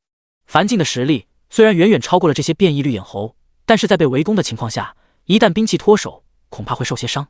依照这个秘境在地下埋葬了1000年，而且里面充斥着各种可怕剧毒的特性，恐怕受伤就得中毒。几人看到眼前的情况，抬手就想要救援，但是弓箭手的一箭射出，只能击杀一只怪物，而刺客此时自顾不暇。夏玉刚放完一个技能，需要吟唱时间，牧师朝着樊静的身上套光盾，祈祷他别被破防，不然中毒的话，以自己的能力还真不一定能立刻解毒。毕竟进化了上千年的病毒到底有多厉害，谁都不知道。砰！樊静的背上结结实实的挨了变异猴子的石化一拳，这一拳下去之后，似乎还有一定的控制效果。樊静整个人的行动都慢了下来，眼看着剩下的几十个拳头就要结结实实的打到樊静的身上，众人都屏住了呼吸。这时只见一道剑芒轰然斩出，这一剑快到了几个人都有些没反应过来，像是一道白色闪电一般，瞬间劈在了樊静身旁这些变异猴子的身上。所有人都是一愣神，旋即只见足足有10几只变异猴子的身体从腰腹之间断开，剑气直接穿过了围攻樊静的变异猴子群，向后方足足飞了6、7米才彻底消失。林峰一剑挥出之后，整个人轻描淡写的站在了原地，仿佛这一剑不是他斩出的一样。击杀变异绿眼猴，你获得经验 X20， 你获得银币 X3。 叮！奖励触发先天剑体特性，你获得经验 X200。 击杀变异绿眼猴。叮！奖励触发先天剑体特性，你获得经验 X200。 一长串的词条从林峰的眼前闪过，而周围的一群人虽然没有中毒，也没有吃到控制技能，但是现在全都僵住了。尤其是樊静，他刚才可是和这些变异猴子作战的主要成员，十分清楚这些猴子的难缠。速度极快，自己的金背大环刀很难砍中，技能待控制，自己的金背大环刀被打中一拳之后，整个手臂就都有些麻痹，握不住刀。自己被打了一拳之后，直接行动都变得有些缓慢，很难再躲开其他的攻击技能。但是现在自己要拉扯半天的变异猴子，直接被这平平无奇的酒鬼一剑秒了10几只。操！樊静差点没忍住爆粗口，这特么也太离谱了。他在想，会不会林峰刚才的这一剑是憋了很久的大招，只有这样才能让他的内心平衡一些。而一边的其他人脸上的吃惊也不比樊静少多少。刚才所有人都准备帮忙，但是还没有人从反应过来到做出动作，林峰的一剑就已经挥了出去。这样的出剑速度可不像是一个终日饮酒脑子不清醒的酒鬼能够挥出来的，而且这一剑的伤害和范围只能用惊人来形容。自己这些人利用装备效果或者特殊技能或许能够达到类似的效果，但必不可能像林峰这样毫不拖泥带水，终归需要一些吟唱时间或者满足一些技能开启条件。这小子该不会是偷偷捏了大招，就等这时候释放，所以才营造出这样的效果吧。刚才声称林峰和自己这些人拼伤害很不理智，等于放弃好装备的牧师看着地上变异猴子的尸体嘀咕着，内心有些质疑。但是在下一瞬间，这种质疑彻底烟消云散。只见林峰单手持剑刹那间挥出。本来看到机会想要再冲上来的20几只变异猴子，瞬间被一道浩大的剑芒拦腰斩断。这绝对不是大招！几人全部瞳孔猛然收缩，脑海里出现了这样的想法，然后用一脸看怪物的表情看先了林峰。这么快就能挥出第二剑，别和他们说这是平 A 吧。第24章异化变异人，这得是多高的属性才能产生这么离谱的效果？樊静看着林峰这行云流水的动作，整个人都有些懵，实在是太离谱。自己早已经达到了40级，只是没有成功2转而已。作为力量型战士，攻击力已经很高了，但是自己打伤害的时候完全没有林峰这样流畅的感觉，似乎自己的属性还比不上这个刚刚觉醒1个月的学生。咕噜，樊静咽了口唾沫，他现在是知道什么叫人外有人，天外有天了。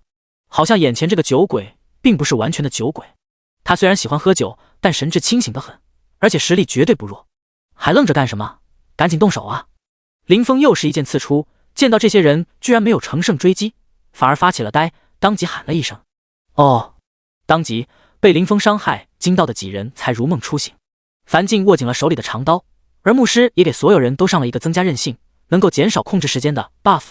毕竟刚才樊静被变异绿眼猴控制住之后，完全无法反击的景象被他们看得清清楚楚，稍有不慎就有可能被这里埋藏千年的病毒入侵，最后不知道落得一副什么样的下场。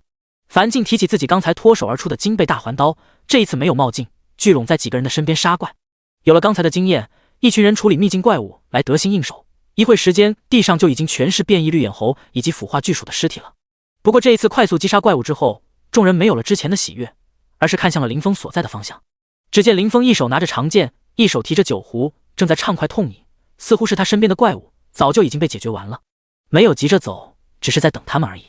这一轮怪杀下来，林峰造成的伤害已经和他们6个人造成伤害的总和差不多了。这里的怪物好像已经被清理的差不多了，我们继续往前走。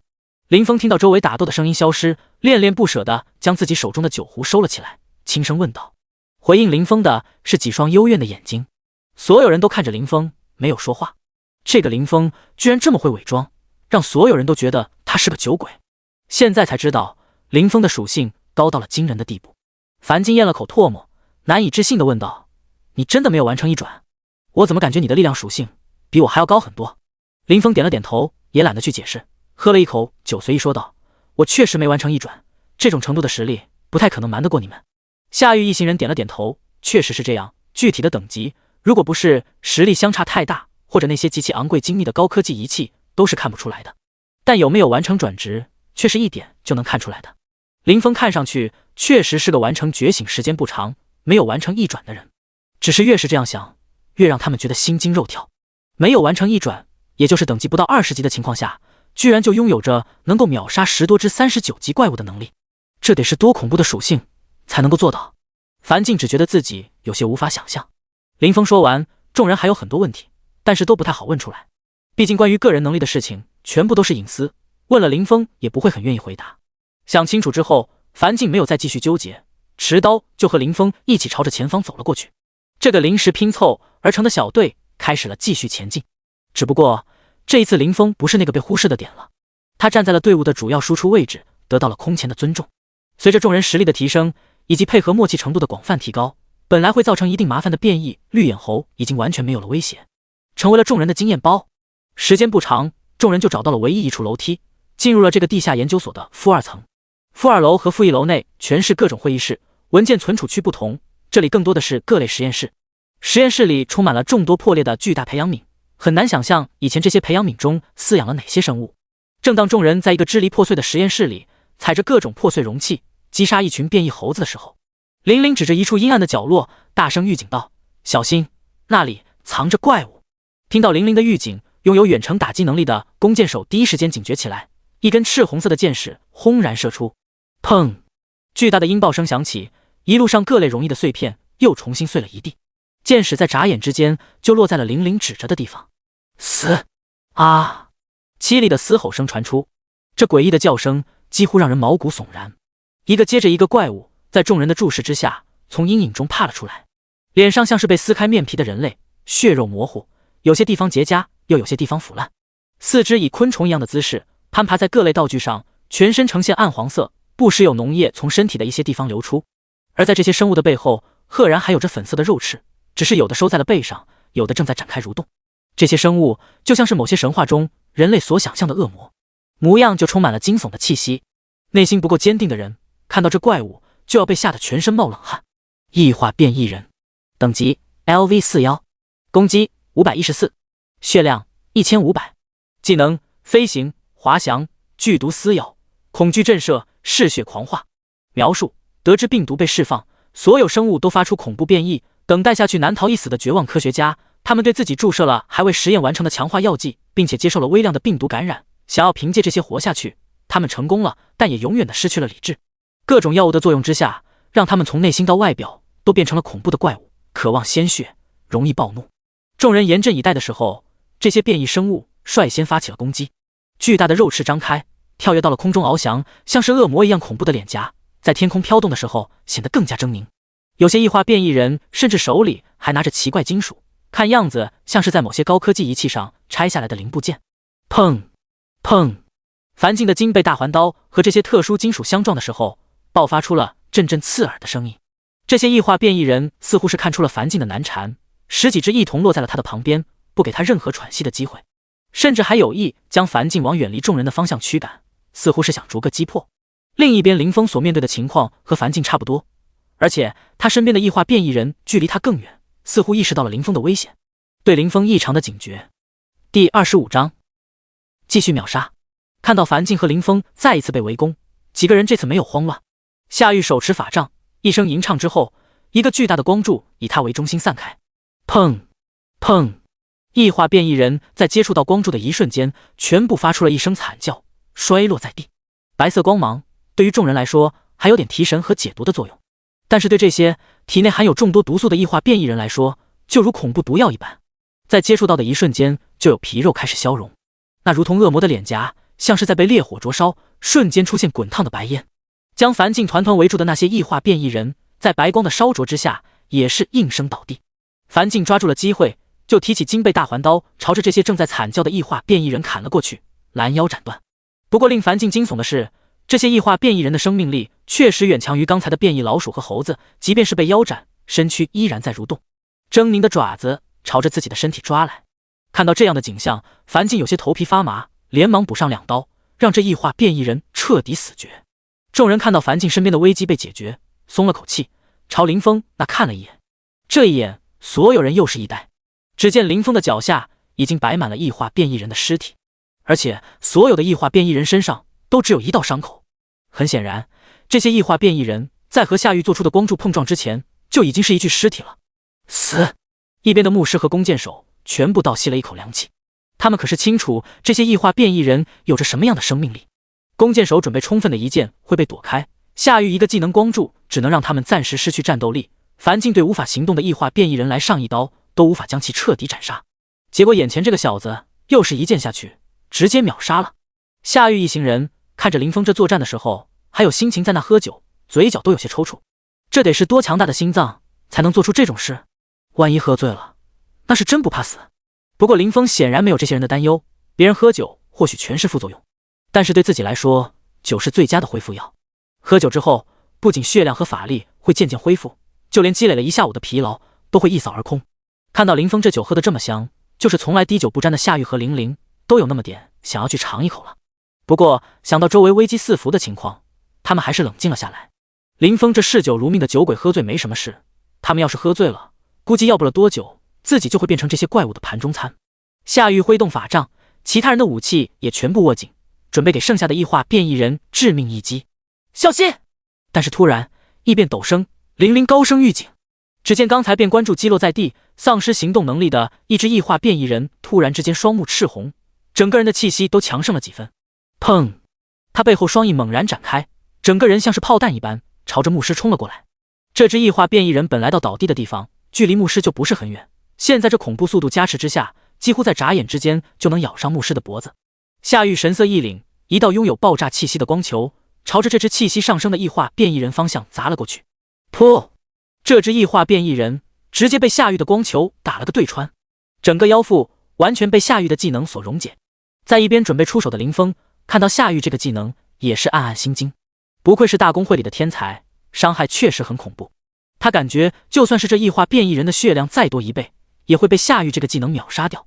而危机刚刚解除，众人还没来得及松一口气的时间，只见周围所有的异化变异人全部恢复了行动能力，他们的双目之中都出现了一种嗜血的光芒。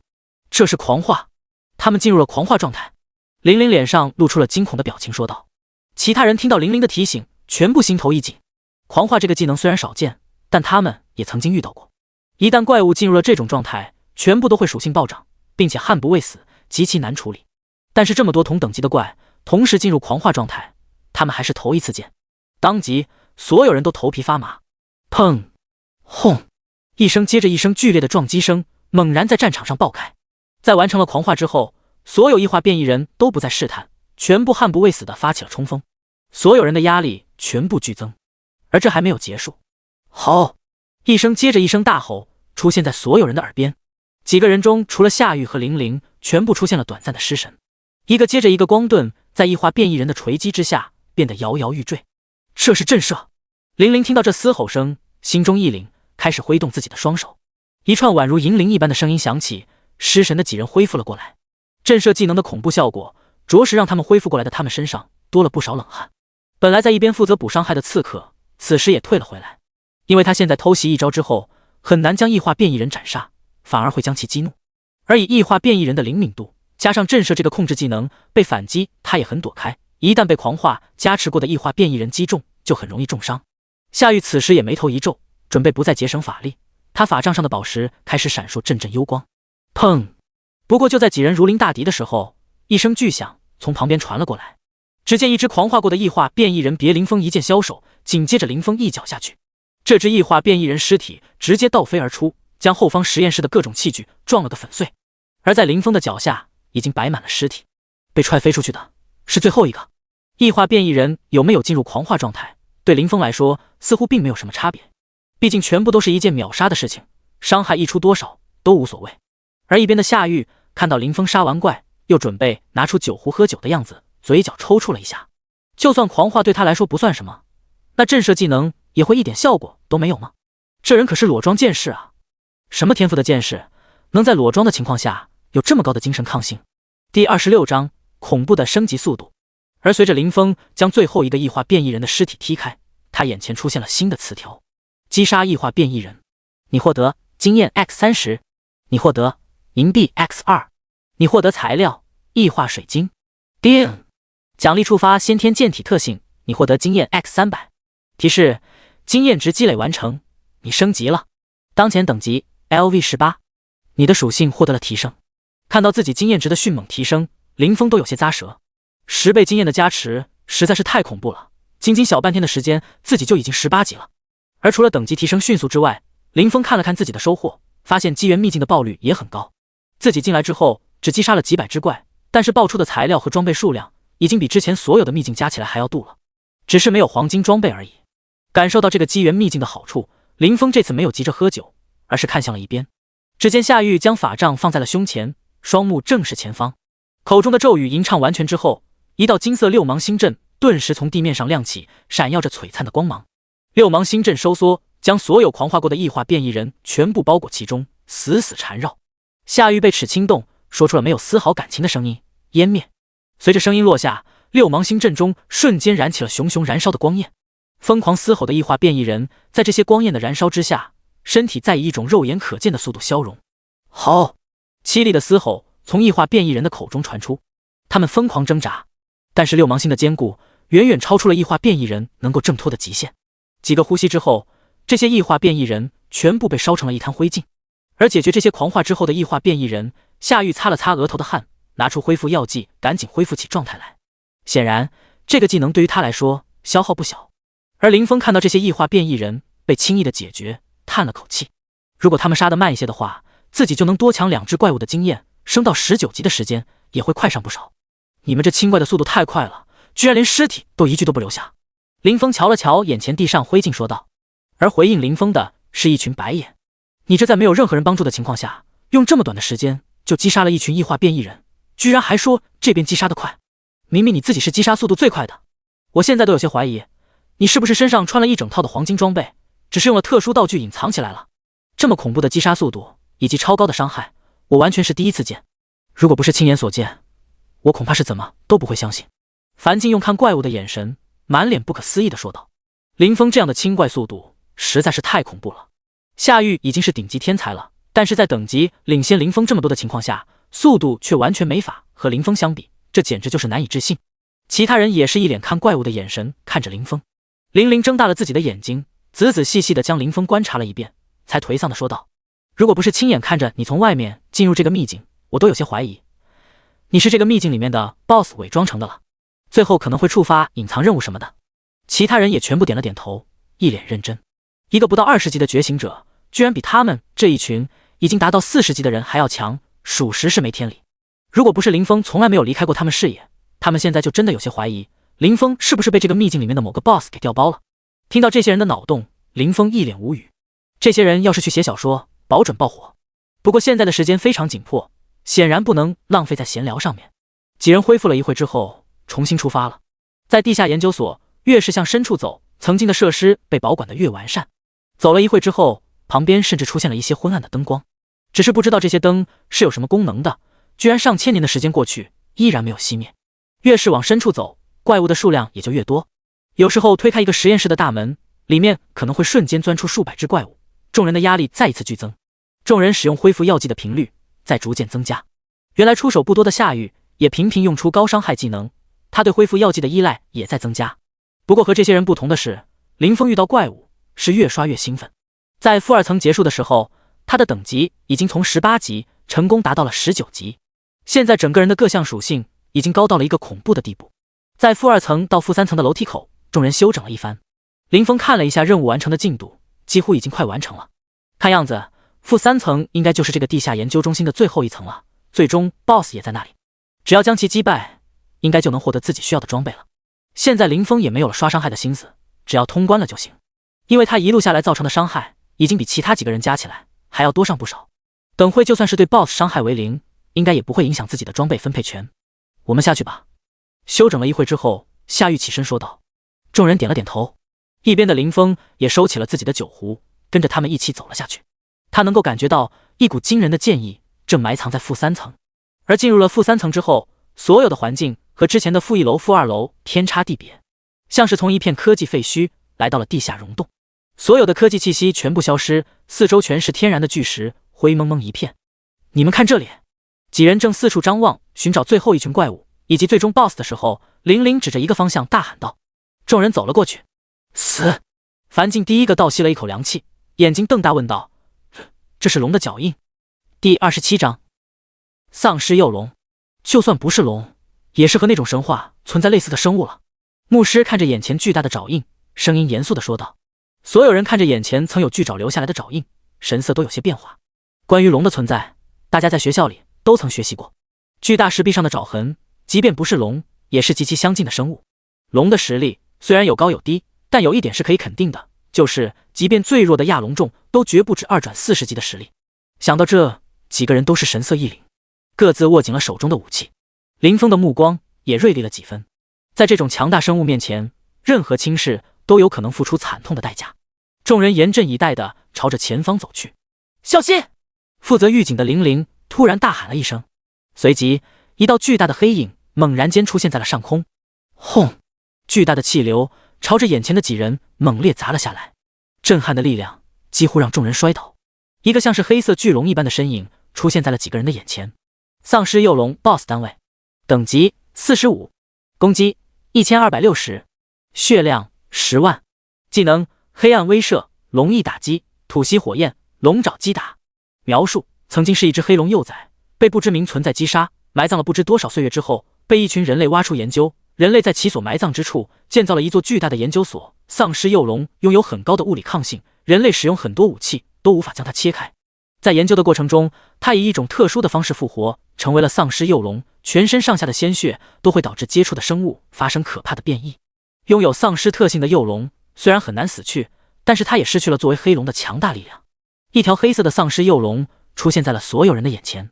不同于教科书上那些黑色巨龙健壮的身体，眼前这条已经丧尸化，死去不知道多久又重新复活，从而失去黑龙力量的丧尸幼龙的身体非常干瘪，有些部位的血肉甚至已经消失，半条左腿上都是狰狞的白骨。黑色双翼上是一道道裂纹，白骨和漆黑的鲜血从其中露了出来。而在丧尸幼龙的眉心，一个金色的宝石闪耀着淡淡的光辉。夏玉看到这颗金色宝石的一瞬间，整个人的呼吸都是一致，这就是他需要的转职材料之一——闪耀晶石。只要得到这颗晶石，回去之后自己就可以完成2转，说不定就是整个灵城基地市这一届学生中最快完成2转的学生。而看着眼前这只丧尸幼龙，林峰的目光瞬间就放在了他的脖颈上，一根粗壮的动脉上插着一柄剑，动脉内的鲜血似乎已经被放干，黑色的鲜血将这柄剑包裹。这柄剑似乎就是这条黑龙曾经死亡的原因。而随着这只丧尸幼龙的出现的，不仅仅是它翅膀所带起的一阵狂风，还有数百只其他的丧尸生物。这些生物同时出现在了眼前，黑压压一片，一行人都觉得自己心脏跳动的速度在变快。刷了这么长时间的秘境，这是他们到目前为止遇到最强大的那一个。夏玉看着眼前这浩荡的变异生物大军以及虎视眈眈的丧尸幼龙，一咬牙看向林峰那边喊道：林峰，你能解决除了丧尸幼龙之外的黑暗生物大军吗？以我们几个人的实力，可以处理掉这只丧尸幼龙，但是没有余力处理这些变异生物大军。听到夏玉的声音，林峰当即点了点头。既然这些人觉得自己能够处理丧尸幼龙，他就没必要多管了。一口酒下肚之后，提起手中长剑，走向了那数百变异生物。而在另一边，知道这只丧尸幼龙是这个秘境最后一个 BOSS 的夏玉一行人没有再留技能，所有人都准备用出自己拥有超长冷却时间的大招。呵！光头大汉樊静大吼一声，当即全身都冒起白色蒸汽，全身的皮肤变得像是和火烧过一样，赤红色一片。而这还没有结束，他皮肤变得赤红之后，整个身体都开始慢慢膨胀。樊静的身躯足足膨胀到了3米高才停下来。本来巨大的金背大环刀，现在被他拿到手里，像是一柄短刀一样，十分娇小，一只手就可以轻松拿起来。樊静单手提刀之后，一个漆黑如墨的盾牌出现在了他另一只手里。现在的樊静整个人像是一个战争兵器。而牧师和弓箭手也没有停下，弓箭手手中的长弓像是在燃烧一般，出现了淡蓝色的光焰。一根箭矢搭在弓弦上，淡蓝色的光焰顿时开始熊熊燃烧，箭矢的尖端出现一颗淡蓝色光球，庞大的能量在其中压缩，四周的空气都开始微微扭曲。牧师高抬手中的权杖，各色光芒分别被灌注进了几个人的体内。刺客手中的利刃换成了一柄巨大的镰刀，在得到了牧师的加成之后，整个人消失在了空气里。而站在最中心的夏玉，他的眉心出现一个6芒星刻印，眼中瞳孔缓缓消失，双眼闭上，在睁开的时候，双眸像是黄金瞳一般射出闪耀的金光。而另一道6芒星则出现在了黑龙的脚下。动手！准备的时间看起来漫长，其实只花了几个呼吸的时间。夏玉在6芒星出现的一瞬间，当即指挥众人开始动手。顿时，整片空间开始了一声接着一声轰鸣。巨大的6芒星光柱在丧尸幼龙的脚下亮起，金色光焰将他身上的一部分黑色血液点燃。丧尸幼龙巨大的嘶吼声响彻整个负3楼。而随着第一个6芒星光柱的收缩，紧随其后的是一层接着一层6芒星阵。弓箭手拉满弦之后的一箭也被射出，朝着丧尸幼龙腐烂的胸口穿去。砰！一声爆炸声响起，丧尸幼龙被炸得后退半步。一连串的攻击之后，丧尸幼龙的仇恨值被拉到了顶峰。他怒吼一声，双翼展开，轰！他像是一道黑影一样，猛然朝着众人砸去。樊静看到黑影移动的一瞬间，举着巨盾冲了上去。砰！巨大的撞击声响起，樊静整个人被撞得后退10几米，岩石地面被他的脚踩出了2道长长的沟壑。而丧尸巨龙没有停下，他仰头长啸，随后巨大的龙头看向了阻挡自己的人类，犹如枯骨的嘴巴张开，猛烈的黑色火焰朝着樊静落下。第28章恐怖的伤害，击杀 BOSS。 砰！丧尸幼龙强横的吐息将巨人化的樊静压得喘不过气来。而在一人一龙僵持的时候，隐藏于空气中的刺客抓准了时机，一柄漆黑如墨的镰刀散发出深深寒气，像是一道黑影，径直飞向了丧尸幼龙脖颈上的那道伤疤。吼！被砍中的丧尸幼龙发出一声嘶吼，双瞳内迸发出恐怖射线，整片空间像是凝滞了一般，所有人的动作都变得缓慢起来。这是黑暗威慑！牧师神色巨变，他知道丧尸幼龙拥有这样的技能，但没有想到这个技能的效果居然这么明显。自己的速度已经慢得几乎无法吟唱咒语，本来该给出的 buff 现在突然被打断，给不上了。而使出黑暗威慑的丧尸幼龙双臂猛然张开，龙翼上的骨骼猛地朝着顿在原地的刺客身上砸去。轰！刺客整个人倒摔出去，重重摔落在岩石上。牧师给他加上的光盾此时全部消耗殆尽，身上的血条也少了很多，差点就被这丧尸幼龙一招秒杀。刺客摔出去的一瞬间，夏玉口中的咒语终于再次吟唱完毕，他双目中的金色光芒闪耀到了几乎让人无法和他对视的地步，一个12芒星阵法在丧尸幼龙的头顶坠落，3个阵法在接触的一瞬间，粗壮的金色锁链从阵法中飞出，一道又一道缠绕在了丧尸幼龙的身上，将空气都烧得扭曲的光焰在丧尸幼龙的全身点燃。幼龙被完全控制住，其他人才慢慢从黑暗威慑的负面状态中解除，慢慢恢复了原有的行动能力。他们对视了一眼，脸上都露出后怕的神情。他们身上已经被加上很多降低控制效果的 buff 了，没想到居然什么作用都没有，还是被威慑了这么长的时间。这只丧尸幼龙的能力太强了，赶紧趁着他没法反抗，将他彻底击杀。喝了一瓶恢复药剂的刺客率先拿起了自己的黑色镰刀，冲向了丧尸幼龙。被一下肘击打掉大半血的他，深知这条丧尸幼龙的可怕。要是拖的时间太长，自己这些人的特殊状态消失，恐怕没法再和丧尸幼龙对抗。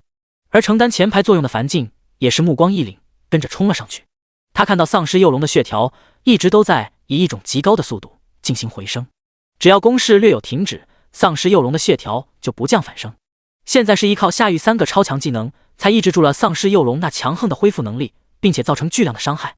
另一边的弓箭手显然也注意到了这一点，他的弦上直接拉了3支箭，准备在最短的时间将这只丧尸幼龙彻底斩杀。而当他的弓箭刚要出手，就看到了一个人影率先达到了丧尸幼龙的旁边，手持一柄普通长剑，一剑刺去，丧尸幼龙的血条猛掉一大截。死！林峰！牧师在一边倒吸了一口凉气，整个人快要傻了。就在自己这些人对丧尸幼龙发动第一波攻势的时候，林峰居然已经将周围数百只小怪给清完了。看着不注意之间周围多出的这么多具尸体，牧师整个人都处于一种懵逼的状态。刚才不是刚开始动手不久，所有人就都被黑暗威慑给控制住了吗？难道那恐怖的威慑根本没有办法控制住林峰？牧师的眼神中出现了浓浓的难以置信。自己这些人穿了这么多装备，而且自己和夏玉还给了双重增幅，都没有挡住的控制，对林峰居然一点效果都没有，这根本就没道理啊！其他人显然也是注意到了这一点，不过他们都是小队里的输出位置，感到震撼的同时也没有停下来，继续拿着武器对丧尸幼龙进行输出。而对丧尸幼龙进攻的时候，其他人震惊的神色没有丝毫的减少，反而变得更惊诧，因为这丧尸幼龙的物理抗性似乎已经高到了一种恐怖的程度，一般的伤害根本就不能破防。樊静作为力量型战士，砍了大半天都没有造成1000以上的伤害，只有偶尔暴击或者是打在了丧尸幼龙的薄弱部位，伤害才高一点。一边弓箭手的伤害虽然略微高一点，但也非常有限。刺客的物理伤害也没有高太多，只有全身光芒璀璨的夏玉，他的魔法伤害才能对这丧尸幼龙造成可观的魔法伤害。但林峰入场之后，情况却发生了改变。他们发现林峰的伤害居然丝毫不逊色于夏玉。林峰那柄看上去普普通通的长剑造成的伤害效果，甚至比他们的白银武器还要好。操！樊静朝着丧尸幼龙猛砍一刀，发现伤害比林峰少了一大截之后，神色愤愤地说道：现在的年轻人都这么变态的吗？这物理伤害打得像是真实伤害一样。其他人听到樊静的吐槽，也全都深以为然地点了点头。林峰这瓶 A 的输出真的像是真实伤害一样，怪物根本顶不住。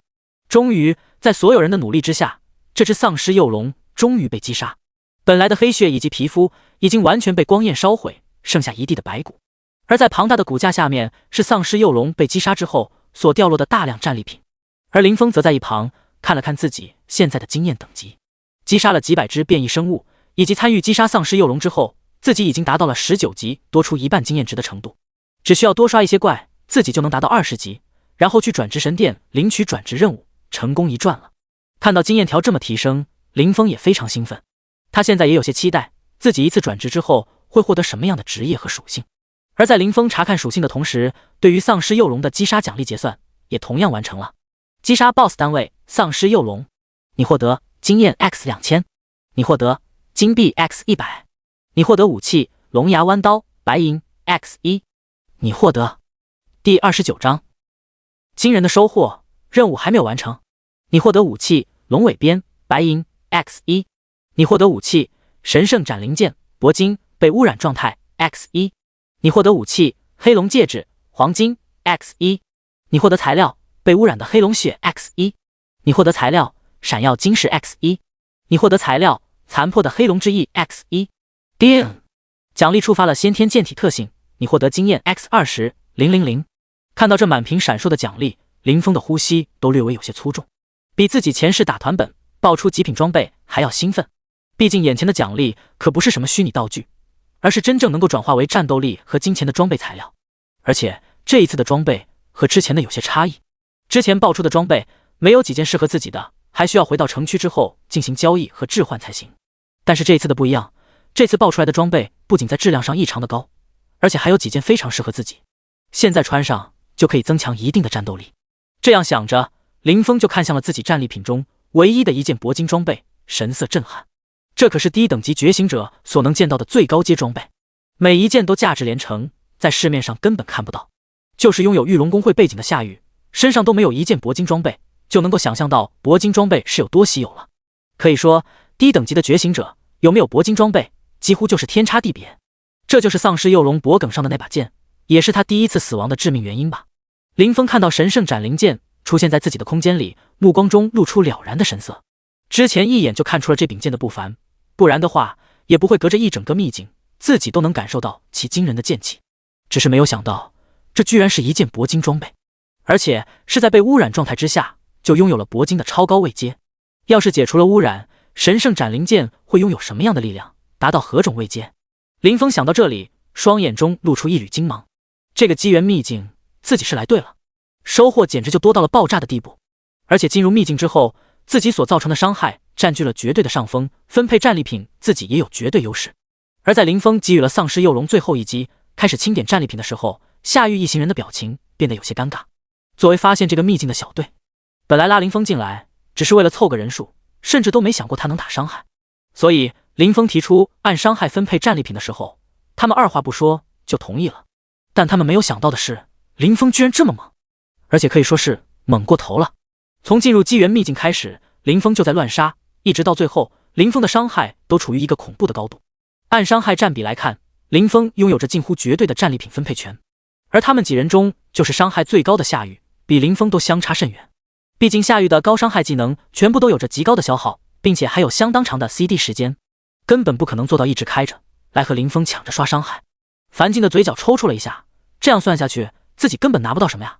本来夸下海口说林峰这种选择方式就是自寻死路，很可能会因为这种选择而得不到任何奖励的牧师，现在只想挖个洞把自己埋进去。谁能想到，随便在路边遇到的一个酒鬼，居然有着这么离谱的实力，甚至有可能比作为灵城基地市天才之一、玉龙公会新一代重要培养成员之一的夏雨还要厉害。这简直就是太扯了呀！而夏雨的想法则比这两个人简单了很多。他看到林峰似乎已经完成了战利品的清点，快速走上前说道：“我们只需要闪耀晶石，剩下的东西可以按照进入秘境时的约定全部归你。你的伤害确实是最高的，没有你的帮忙，我们应该很难通关这个秘境。”夏雨说话的时候神态自若，根本不为失去这个机缘秘境的众多豪华装备感到遗憾。作为大公会重要培养人的他，确实拥有着常人不能及的气度。林峰听到他的要求，也点了点头。夏雨的说话方式确实省去了很多麻烦。要是和其他人组队的话，很多人就算是伤害很低，全程摸鱼，知道自己分不到什么东西，也会要求查看所有收获。而就这样也就罢了，更有甚者，见到爆出的装备过于豪华，甚至会撕毁协定，开始扯皮。有些极端的人直接反目成仇，杀人抢装备，屡见不鲜。自己作为丧尸幼龙最后一击的发出者，如果自己不公开的话，战利品是什么样，只有自己知道。而夏玉在知道自己这些人伤害不够之后，直接选择了放弃知道战利品内容，只拿走自己需要的那一份，着实让林峰有些佩服。当即林峰也没有拖延，直接将闪耀水晶拿了出来。夏玉看到自己眼前的闪耀水晶，脸上终于露出了欣喜的表情。在这个秘境里，虽然遇到了不少的特殊情况，但终归还是有惊无险的得到了自己需要的东西。有了最后一样转职材料，自己就能成功更进一步了。自己的职业每一次转职之后都会变强很多，这一次转职之后应该会给自己带来翻天覆地的变化。想到这，他看了看林峰，心中不由得得意的想到，那时候林峰这种高属性的数值怪应该也不是自己的对手了吧。而站在一边的林峰则清点了一下自己在这个秘境里的其他收获。毕竟整个秘境可不仅是 BOSS 汇报装备以及材料，其他的怪物同样汇报。这些东西清点好之后，林峰准备多分几件白银装备给这些人，作为他们把自己带入秘境的回报。而且白银装备对自己来说没什么作用，自己这恐怖属性不是黄金以上的装备几乎都是杯水车薪。而且这半天下来，自己也爆了不少白银装备。自己不需要的东西，对这些人来说似乎还挺好用的。正当林峰要说话的时候，一边还在探查秘境的玲玲突然说道：“你们看，我们的秘境任务还没有完成，还差最后一点。我们是漏了哪只怪吗？”玲玲的眉头皱了起来。一路过去，她几乎都探查了，应该是没有漏网之鱼的。其他人听到玲玲的话，也全都神色一凛，停止清点战利品，同时开始了探查。第30章，最终的 BOSS 绝望古龙。几个人又重新在地下研究所巡视了一圈，没有任何发现。这里的很多设施虽然还发出一些光亮，但其他功能早已经失效了。培养皿中并没有活着的生物。玲玲也全力运转自己的能力，没有发现任何一只怪物被自己遗漏掉。这是怎么回事？见鬼了吗？樊静看向了四周，皱着眉头说道。他拿着手中的金背大环刀，左砍一刀，右劈一下，但是依然没有任何的发现。围绕着夏玉，几个人重新站在了丧尸幼龙的尸体旁边，一头雾水。最后一只怪物像是已经被蒸发了一样。夏玉也是第一次遇到这种情况，他看了看周围，眉头紧锁。他也不知道最后一只怪物到底躲在了什么地方。几个人没主意的时候，夏玉看向了林峰。这一路来，林峰的出色发挥让他不自觉的有些信任林峰。而看到夏玉似乎在等林峰的主意，其他人也用期盼的眼神看向了林峰。不过当几个人注意到不远处林峰的行为之后，不由得叹了口气。只见林峰正提着酒壶朝着自己的嘴里猛灌，看样子像是准备不醉不归了，根本就没有把这最后剩下的一只没有被解决掉的怪物放在心上。我说他怎么一直没有跟上我们，对探查最后一只怪物也没有兴趣，原来是喝酒去了。林林扶了扶自己的脑门，暗暗叹了口气。算了，还是我们自己继续找吧。摇了摇头说道。其他几个人也认可的点了点头。林峰的实力虽然强，但这么喝下去总会醉的吧。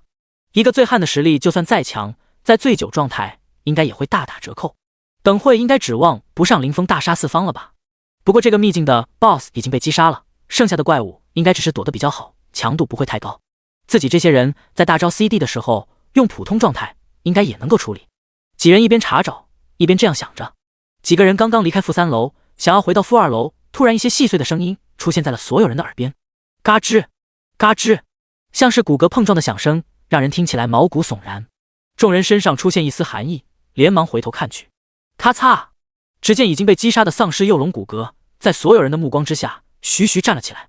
一地的白骨组成了一只巨大的古龙，龙骨那空洞的眼窝了是一团漆黑色的漩涡，漆黑的漩涡里爬出一根接着一根丝线，这些黑色的丝线融入了每一块骨骼里。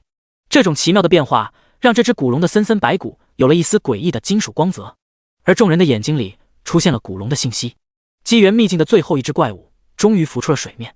绝望古龙 BOSS 单位等级50，攻击1894，血量20万，技能绝望烈焰，恐怖打击，物理免疫。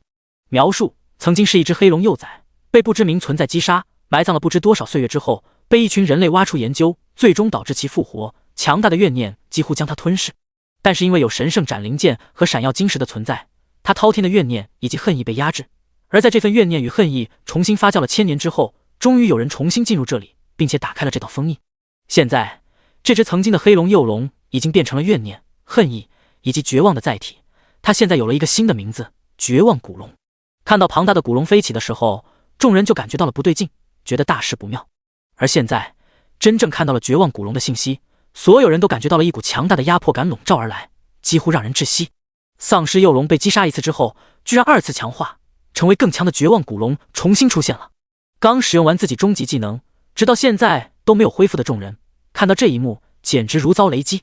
本来丧尸幼龙就是依靠他们所有人的特殊状态、终极技能以及林峰的恐怖输出才解决掉，而现在又出现了更强的绝望古龙，血量达到了恐怖的20万，全属性得到强化。最为关键的是，这只绝望古龙的抗性居然从伤害减免加强到了物理伤害免疫。这种能力的出现就意味着整个团队只有夏玉能够提供稳定的输出，弓箭手的一些魔法剑士提供微量的输出，而其他人的伤害则全部归零。本来作为主要输出位置的林峰，现在无法提供任何输出了。看到恐怖的古龙，夏玉脸色惨白，本来乐观的樊静以及牧师此时也是双腿打颤，握住武器的手微微颤抖。面对拥有物理免疫的绝望古龙，他们无法造成任何伤害的同时，还有可能被绝望古龙超高属性下的几个技能组合直接秒杀掉。谁也没想到这个机缘秘境的 BOSS 居然有双重状态。玲玲整个人面无血色，因为手指握得太紧，关节处微微发白。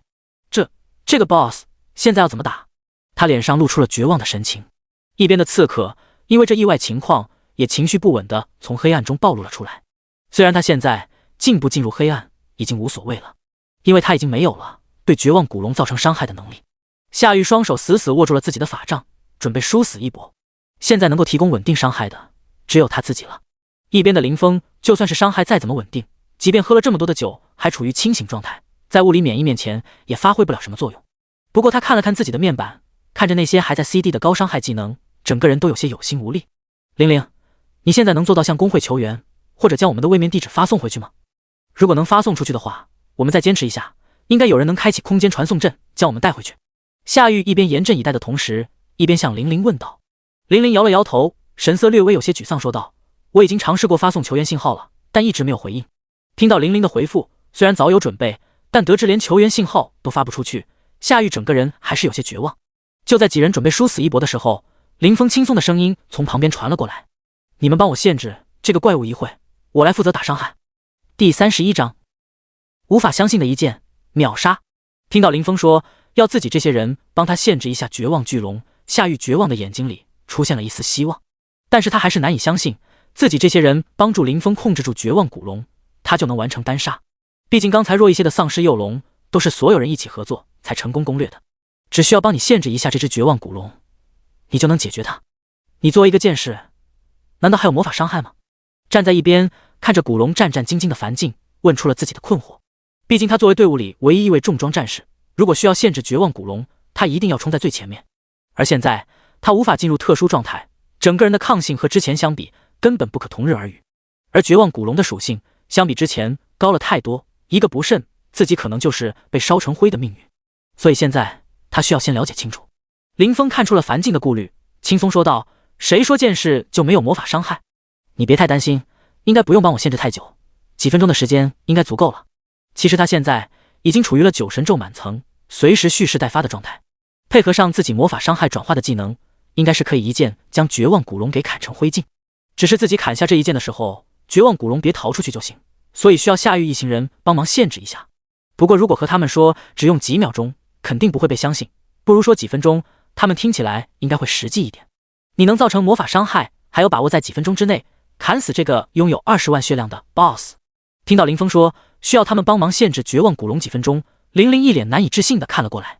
其他人看向林峰的眼神中也充满了不可思议。如果是其他人说出这种话，他们现在肯定已经开始说这人是异想天开了。但这句话是从林峰这个一路走过来，伤害比他们这些人造成伤害总和还高的人说出来的，他们就不得不去想这件事的可行性了。见到这些人依然是一副不愿意相信的表情，林峰也懒得回应了。夏玉看到林峰一副胸有成竹的模样，咬了咬牙，沉声对众人说道：相信林峰，我们人用出自己的控制技能，让这只绝望古龙在这几分钟里不能移动一步。听到夏玉说要交出所有控制，几个人的神色一变。如果控制技能重叠了，虽然效果会好一些，但是万一古龙没死，我们可就没有一点反打的机会了。面对这么高属性的 BOSS， 率先交完所有控制技能，后面几乎等同于等死啊。虽然林峰很强，但是绝望古龙这20万的血量实在是太夸张了，几分钟砍死有些不切实际啊。我们是不是该稳健一点，留一些技能反打？围绕在夏玉身边的几个人听到夏玉的决定，全都慌了，觉得这样的做法就是加快被绝望古龙击杀的速度，想要劝夏玉采用稳健一点的战术。你们觉得留技能就能战胜绝望古龙吗？夏玉看着前方全身漆黑纹路越来越深，身上怨气以及恨意愈加恐怖的绝望古龙，神情冷淡地和周围几人说道。樊静以及玲玲一行人对视了一眼，最后点了点头。确实，凭借他们现在的状态，根本不可能是绝望古龙的对手。想要恢复状态，至少还要半天的时间。到了那时候，绝望古龙身上的怨气以及恨意早就达到一种恐怖的程度，将自己这些人全部击杀了。现在只能相信林峰了。好，相信林峰。樊静直接将手中的金贝大环刀收了起来，拿出了自己那个黑色盾牌。另外几人对视了一眼，也下定了决心。夏玉见到所有人认可了自己的观点，率先开始了行动。他手持法杖，吟唱一会之后，双眸再次变为金色。与此同时，还在积蓄怨气以及恨意的绝望古龙身边出现了6根白色光柱。这些光柱缓缓变大，然后朝着绝望古龙靠拢，将其死死束缚在那一处空间。绝望古龙厉笑一声，被怨气以及恨意强化过的身体朝着光柱猛烈轰击着。砰！轰隆！巨大的撞击声几乎响彻整个第3层，每撞击一次，光柱就要暗淡一分。而与此同时，夏玉咬紧了牙关，吟唱没有停下，不断使用能量对光柱进行加固。古龙眼窝里的黑色漩涡缓缓放大，直接冲天而起，想要撞碎研究中心负3层和负2层的天花板，逃出光柱的束缚。不过就在这时，一个巨型盾牌冲天而降，与飞起的古龙轰然相撞。樊静手持盾牌，整个人死死压在了古龙飞行必经之路上。刺客则在樊静身后用尽全力推着。牧师的祝福由原来的护盾变成了重量加持，古龙终于被牢牢固定在了地上。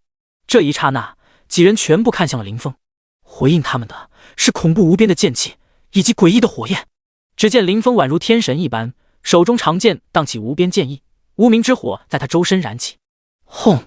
长剑所过之处，仿佛空间都被完全割裂，时间整个凝滞。这炽盛到几乎将整个秘境点燃的剑气，在到达古龙头骨之前，瞬间全部化成了恐怖火焰。所有的物理伤害在这一瞬间完全转化为了诡异的火焰系魔法伤害。绝望古龙那滔天的怨气以及恨意，在这无穷无尽的火焰之下，竟然变得极其渺小。只见绝望古龙的血条在林峰的一剑之下，像是假的一样，以一种恐怖的速度消融。全程见证这一剑的几人还没来得及眨眼，绝望古龙的20万血条就彻底消失不见。咕噜！看着自己脚下已经失去所有生命气息的绝望古龙骨架，樊静咽了口唾沫，觉得这个世界有些不真实。夏玉整个人愣在了原地，就连那消耗巨大的光柱都忘记了散去。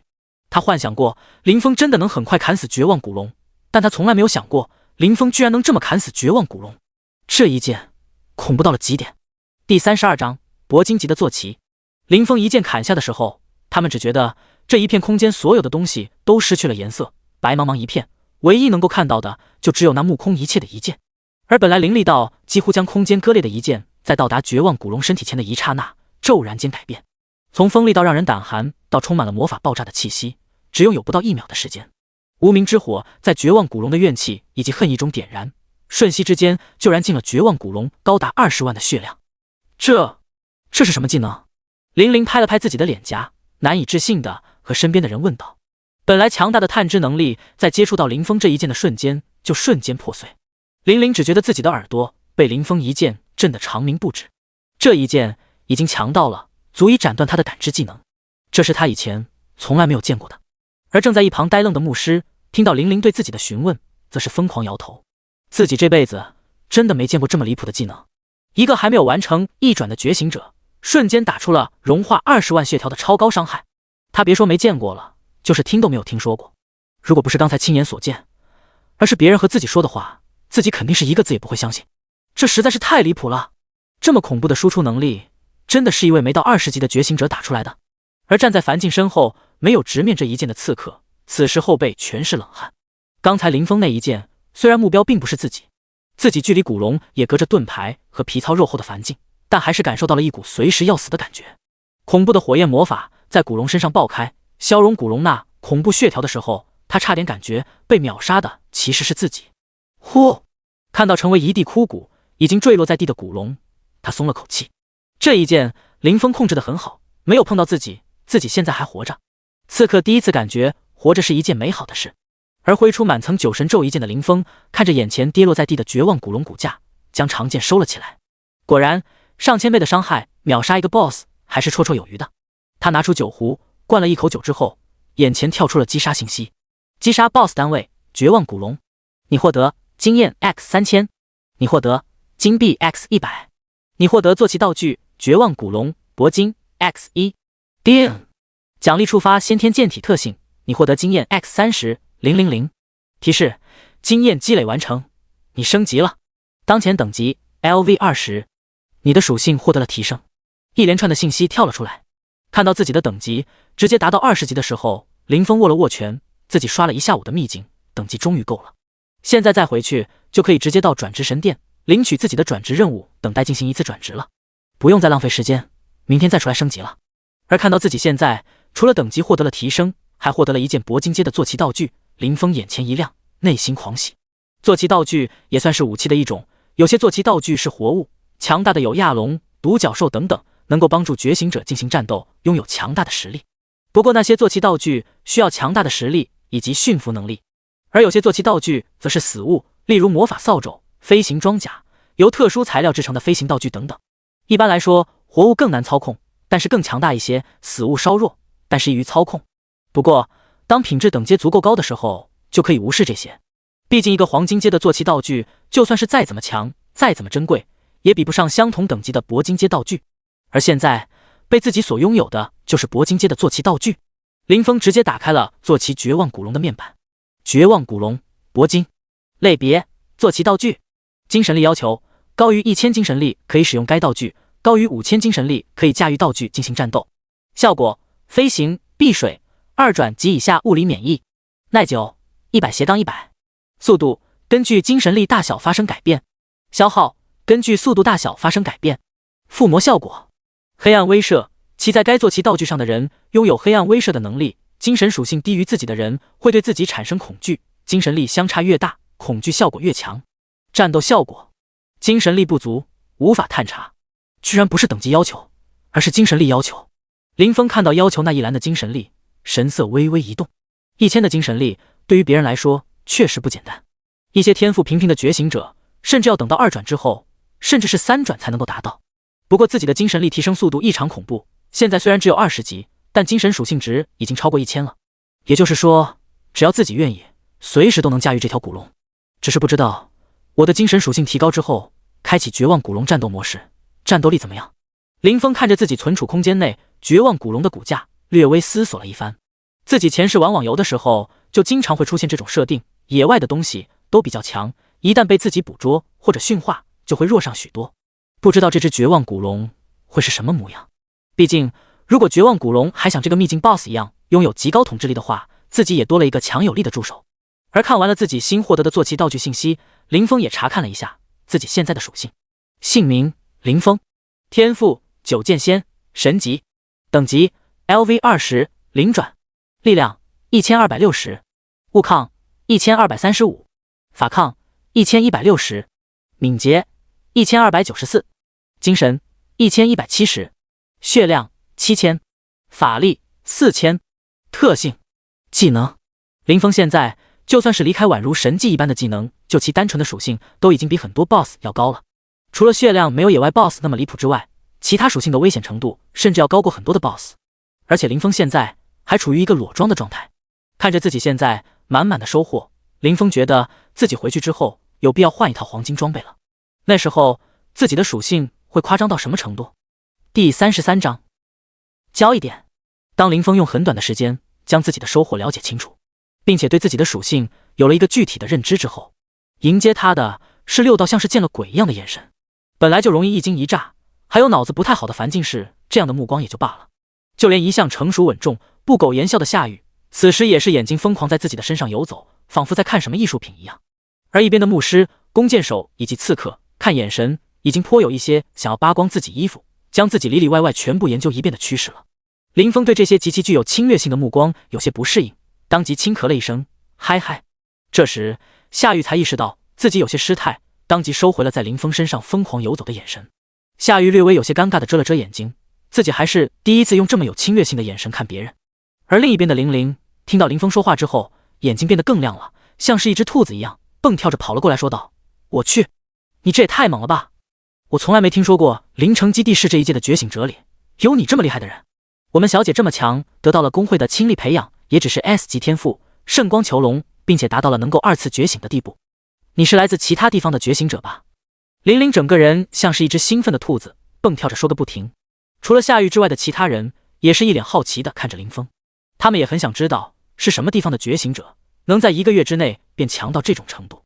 看着兔耳朵一弹一弹的玲玲，林峰感觉有些可爱，这些人也都挺有意思。不过自己并没有和他们推心置腹的想法，而且现在这个秘境已经结束，任务全部完成，自己也需要离开这里，将自己半天的收获卖掉，或者换成自己需要的东西了。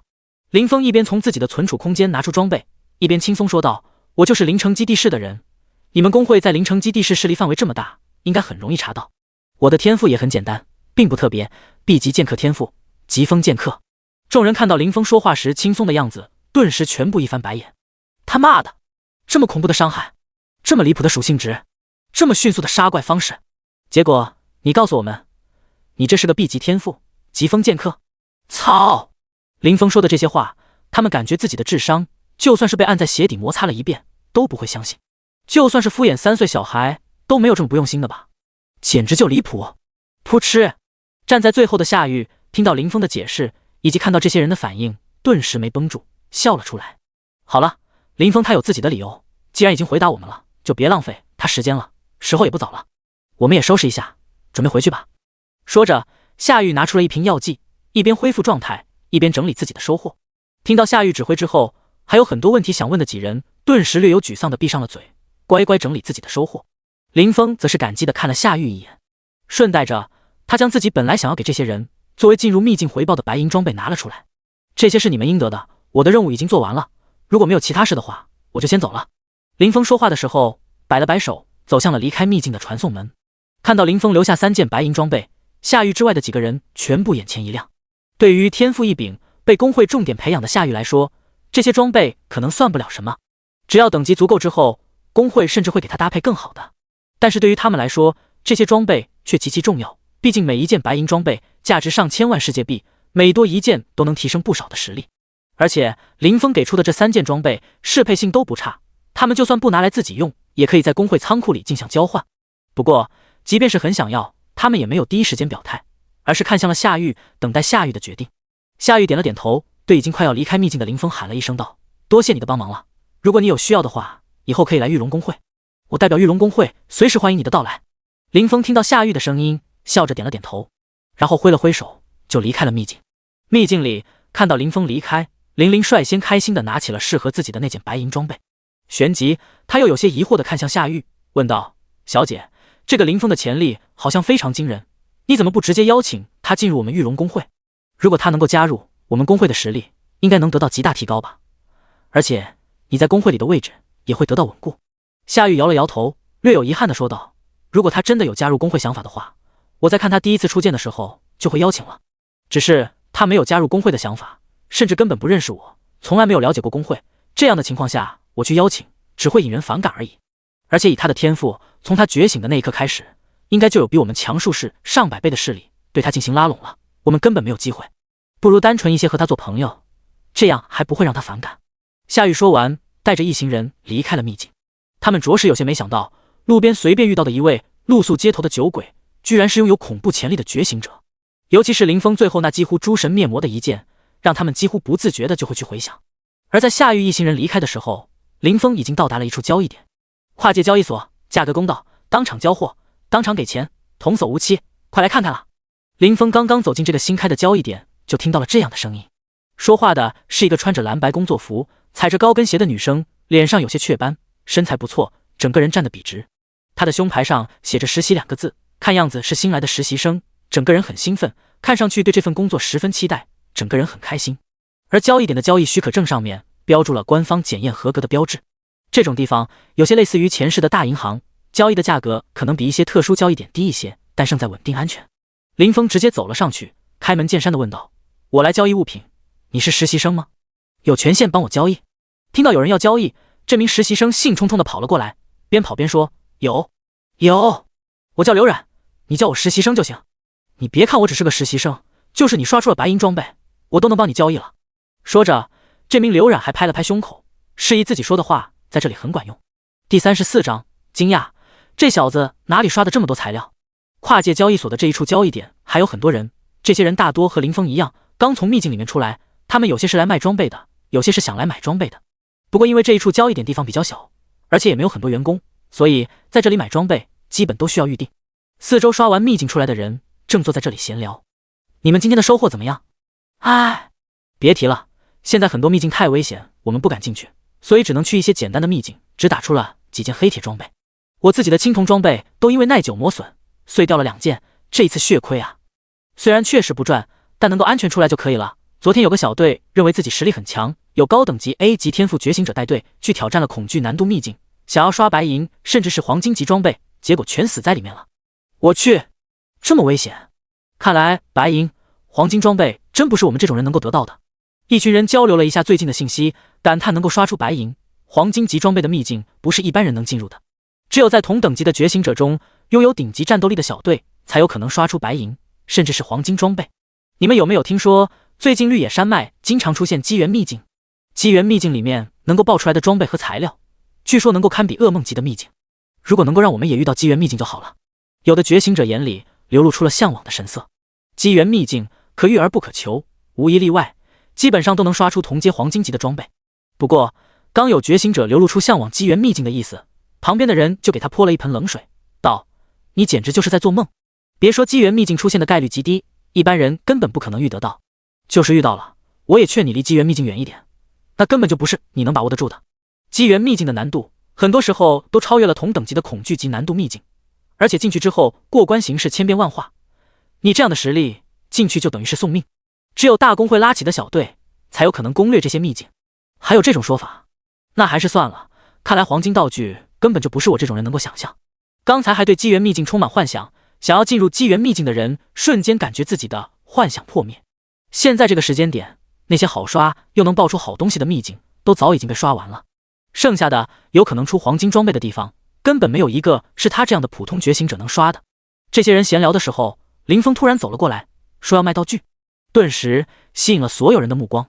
小伙子，别看他是实习生，其实他在这里也待了1年了。你就算是出个几件白银装备，他也完全能够直接给转账。站在一边闲聊的人显然是这里的常客，听到林峰有些怀疑流染权限不够的时候，他们全部笑着说道。一些围观的人看到林峰一身白装的样子，都觉得林峰是有点想多了。一件装备都不穿就出来打怪的觉醒者，能爆出什么样稀有的材料？估计是能爆几件新手装备就已经不错了。这小子应该是这一届刚刚觉醒的学生，估计是爆了某个稀有一点的青铜武器就兴奋起来了。哎，我猜也是这样，或者顶多是个白银材料。我记得自己第一次爆出白银材料的时候，兴奋到3天没睡好觉，觉得去交易所可能被黑吃黑，结果人家根本就没当回事，第一时间就给结账了。哈哈，我当时也差不多打出一点稀有材料，高级些的装备就各种患得患失，觉得会被黑掉。结果人家每天得交易几百件稀有材料，我拿出的东西，人家连看都不想再多看一眼。在跨界交易所这个交易点休息的众人，看到林峰这略显稚嫩的脸庞，顿时叽叽喳喳的互相闲聊了起来，仿佛都看到了年轻时候的自己。打出一件装备或者材料，就从心里觉得这会是一件价值连城的宝物，最后才知道值不了多少钱。而站在柜台前的林峰看到刘冉拍胸脯保证自己权限很高，而周围的人似乎也很信任他的样子，就开始从自己的空间戒指里一件一件朝外拿装备了。青铜材料火冰蚁晶石，青铜材料火冰蚁晶石 X2， 青铜材料。林峰将自己储物空间里的东西拿出来，而刘冉就在一旁同步清点。而在后面围观的众人看到林峰拿出的是青铜级的材料，全部露出了果然不出我所料的笑容。我就说了吧，这小子顶多刷出了一些比较珍贵的青铜材料，他一惊一乍只是因为刚觉醒，见识太少罢了。这火冰蚁晶石虽然还算稀有，但只要杀上几千只火冰蚁，总能爆出来一个。火冰蚁并不强，在一些简单秘境里面遇到几千只，运气好的话爆出几个来很正常。刚才聊得最嗨的大胡子一脸我都懂的表情说道。不过随着时间的流逝，围观众人的神色逐渐出现了改变。青铜材料火冰蚁晶石 X564， 青铜材料火冰蚁晶石 X565。 围观的一群人看到好几百块火冰蚁晶石，眼睛逐渐瞪大。卧槽，这是接近600块的火冰蚁晶石，一块火冰蚁晶石要刷几千只火冰蚁才能爆出来，这接近600块，他得刷多久？这至少是击杀了50几万的火冰蚁啊！大胡子的眼睛瞪大，难以置信的说道：一个人怎么可能击杀这么多的火冰蚁？这么多火冰蚁聚集起来，得是困难甚至是恐惧难度的秘境了吧？林峰这一次拿出的火冰蚁晶石数量实在是太多了，价值上甚至可以比得上几件白银装备了，着实让周围的这些人惊掉了下巴。他们不是没有见过火冰蚁晶石，但是他们从没有一次见过这么多的火冰蚁晶石。正当身后几个人惊讶林峰能拿出这么多火冰蚁晶石的时候，林峰加快了自己拿东西的动作。他不仅要卖掉这些火冰蚁晶石，他还要把其他不需要的装备和材料都给卖掉，或者换成自己需要的。第35章，惊呆了，怎么会有这么多白银装备？在清点火冰蚁晶石的时候，作为这个交易点的实习生，刘冉也露出了讶异的目光。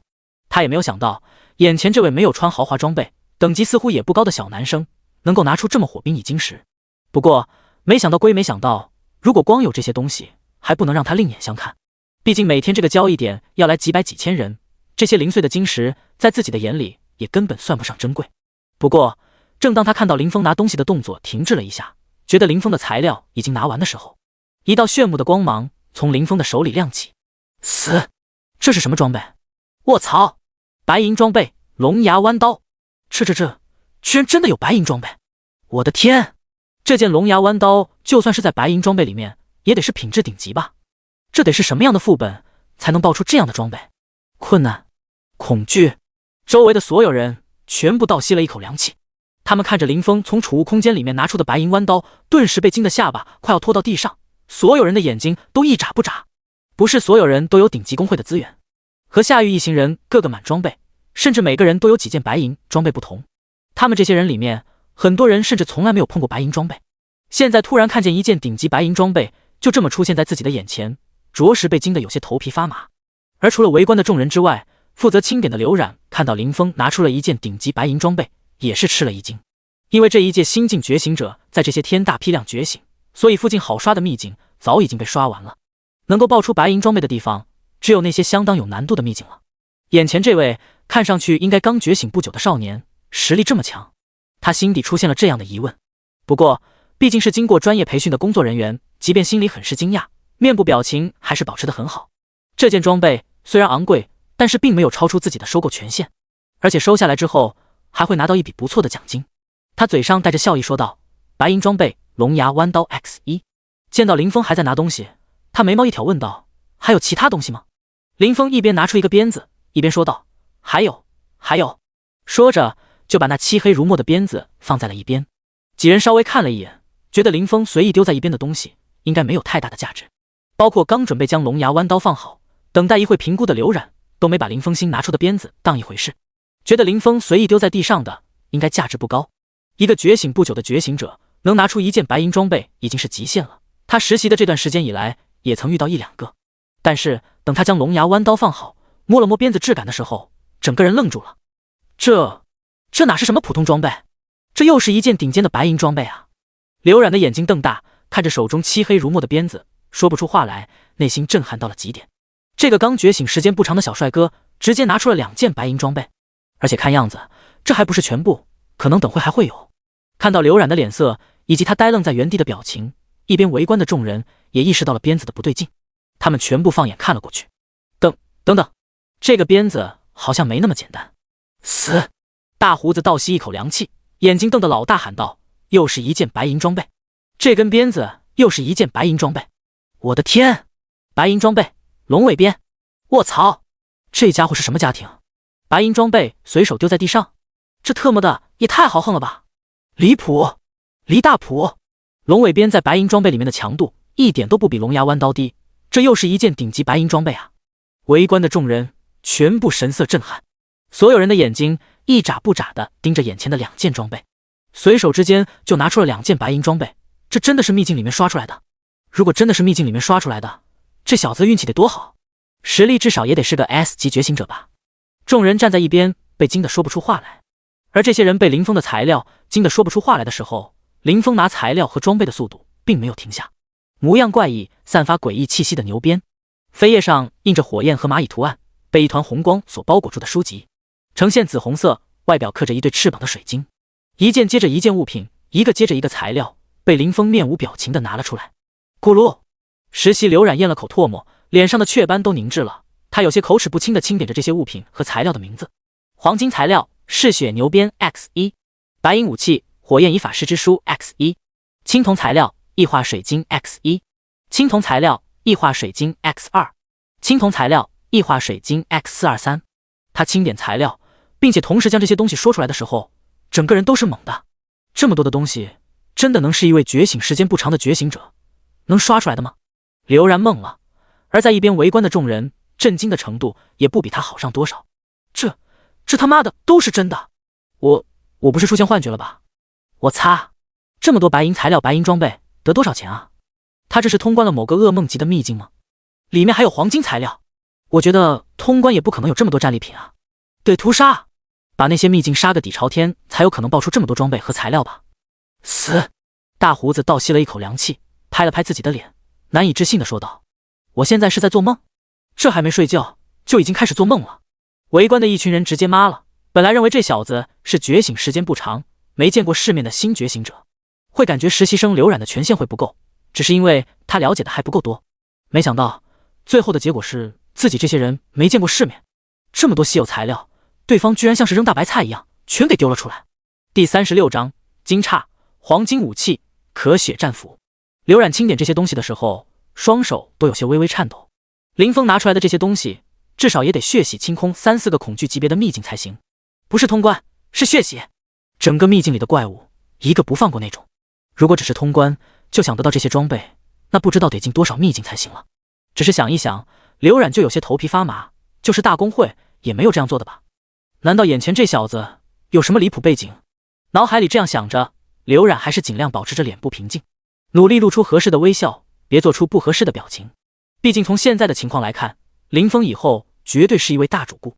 如果能够长期合作的话，自己别说能摆脱实习生，就是提升到分部经理都很有可能。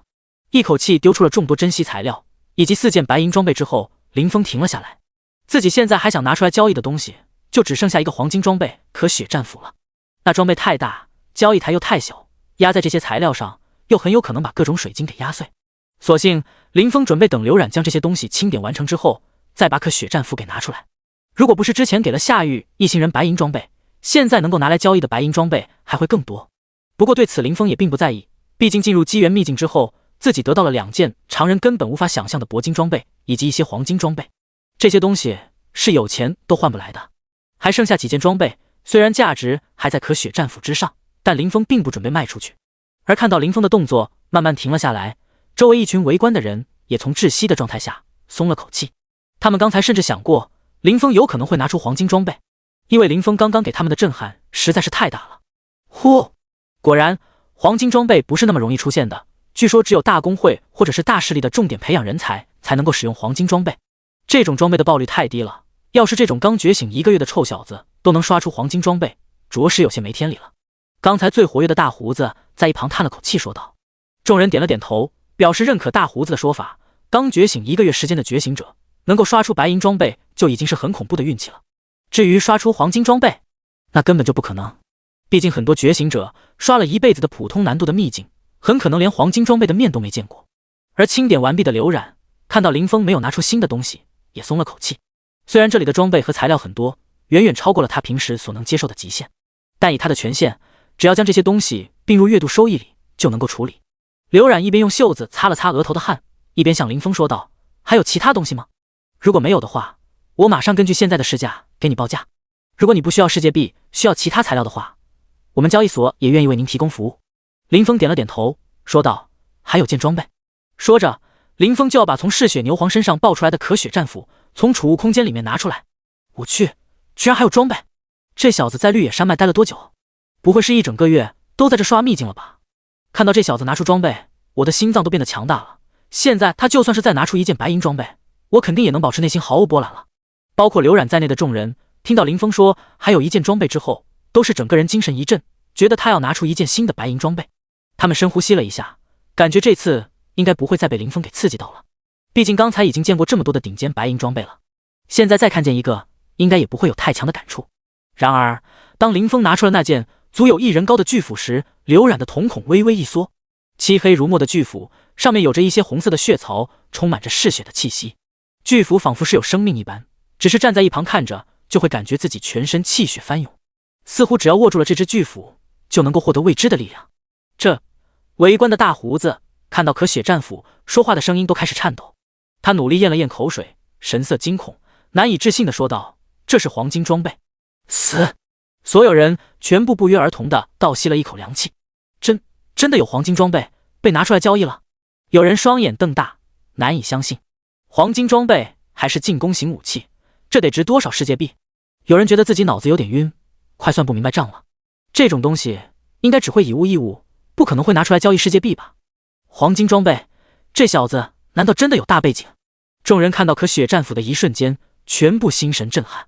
本来以为3件白银装备就已经是极限了，没想到最后居然又拿出了1件黄金装备。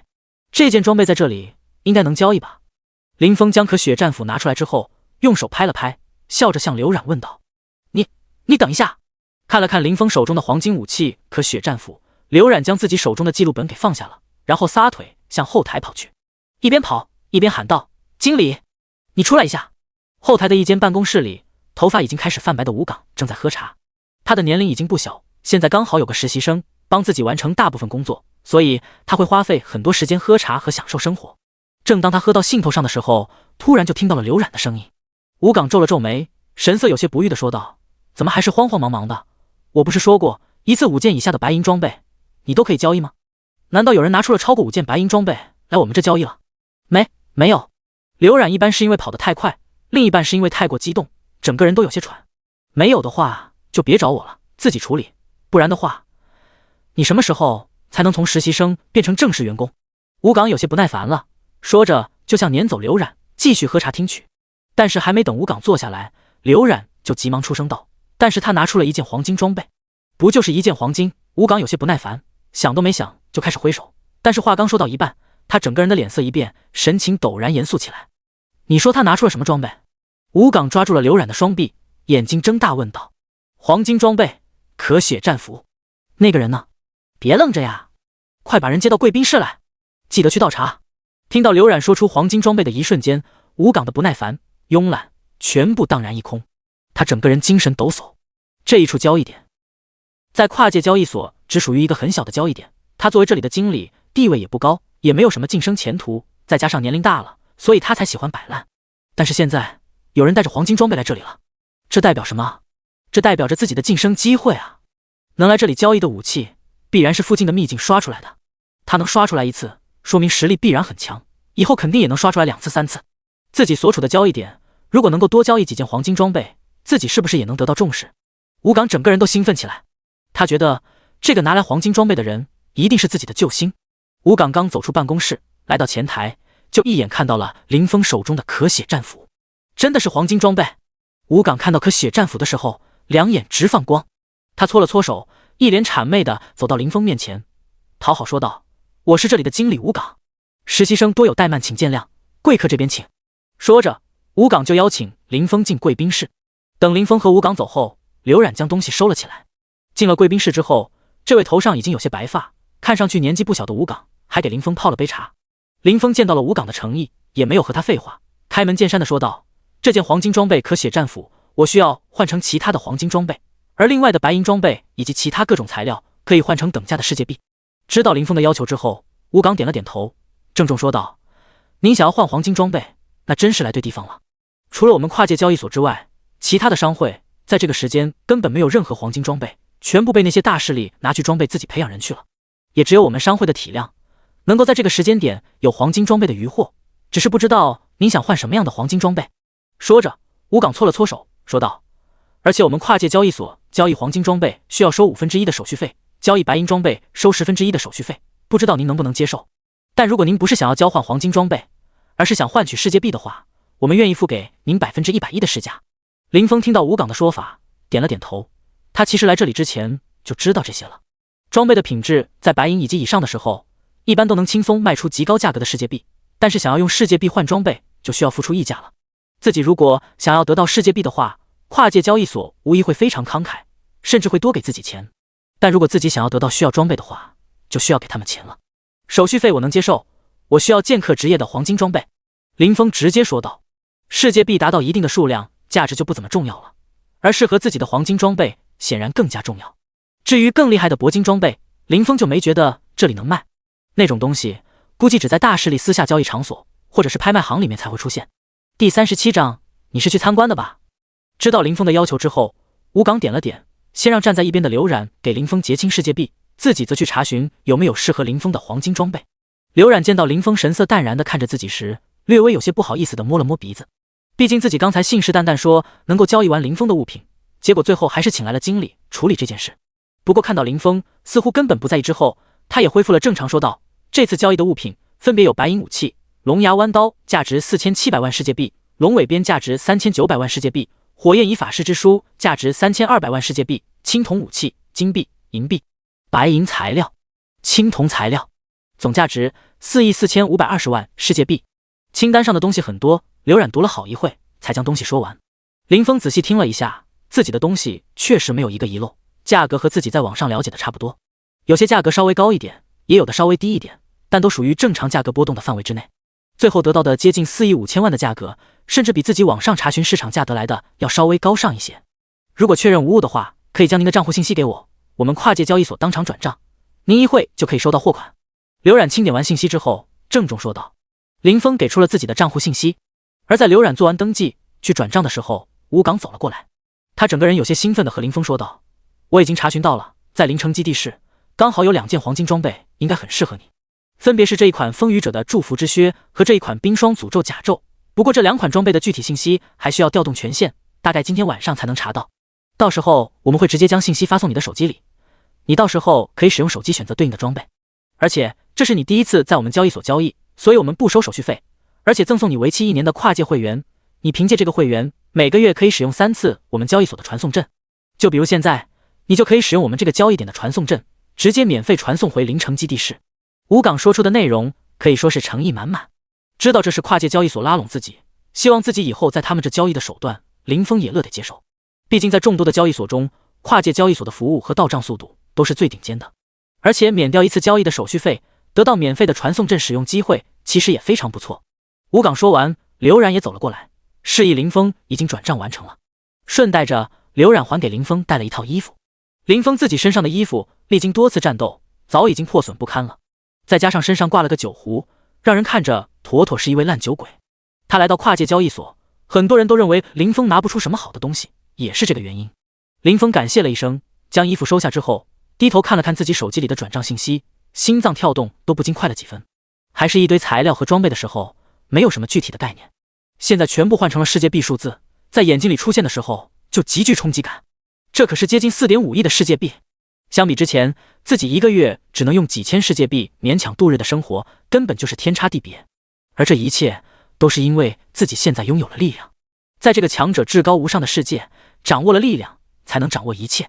林峰深吸一口气，自己的目光变得更加坚定。现在自己所拥有的力量还不够，自己还要变得更强。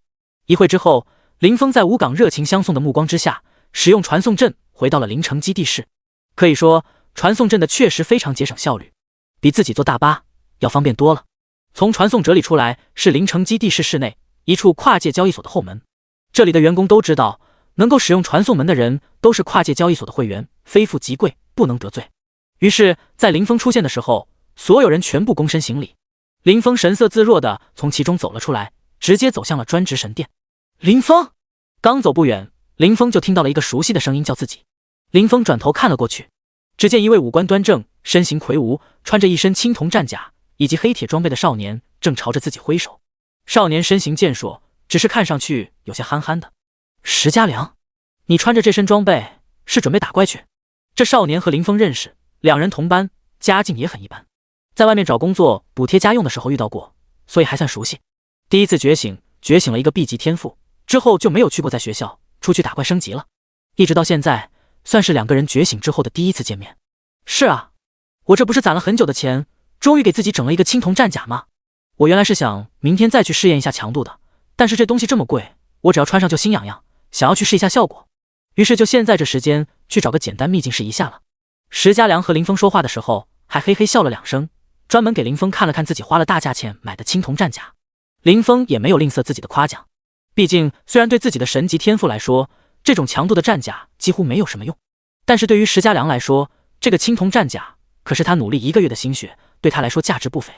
对了，听说你2次觉醒逆天改命，觉醒了一个 B 级天赋，之前听说你有些一蹶不振，还有些担心，现在看来根本不用我担心，你这精神多了。 B 级天赋不差的，只是你现在等级有些低，下次觉得副本不好刷可以喊我，我已经16级了，可以带你。说着，石家良还秀了秀自己的肌肉，表示自己现在很强。哈哈，好，有机会的话一起下秘境。林峰拍了拍石家良的肩膀，整个人有些轻松。对了，你这是要去哪？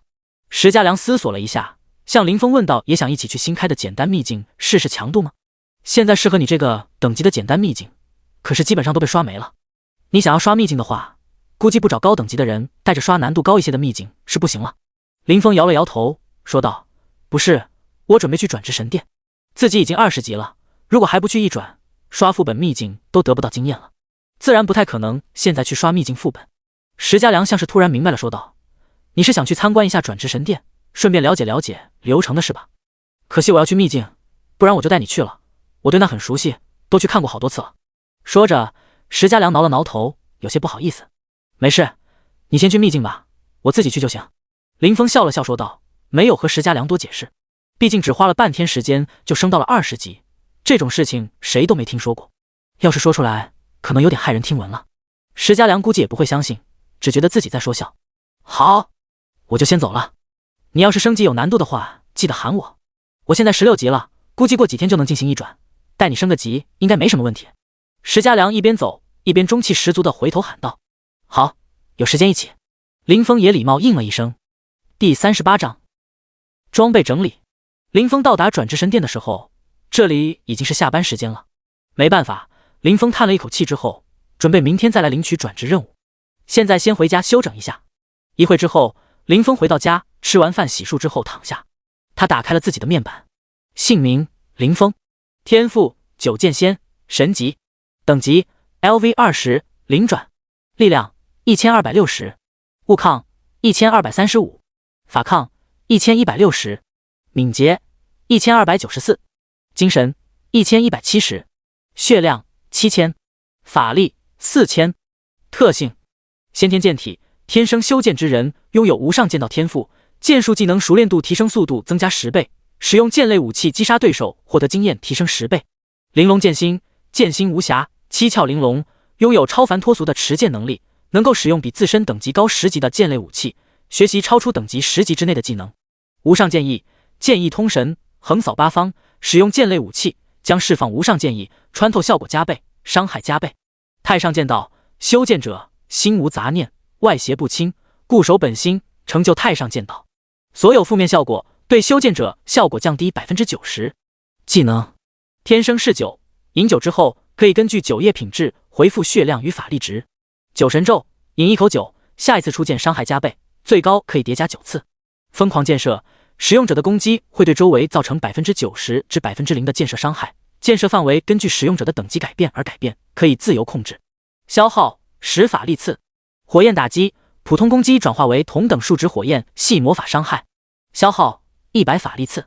自己现在的属性信息已经比很多的 BOSS 要高了，如果算上技能，自己出现在秘境里才是真正的 BOSS。 看完了属性信息之后，林峰看向了自己的存储空间。首先映入自己眼帘的就是作为铂金武器的神圣斩灵剑。武器：神圣斩灵剑，铂金，被污染状态。类别：手持武器。等级要求30级。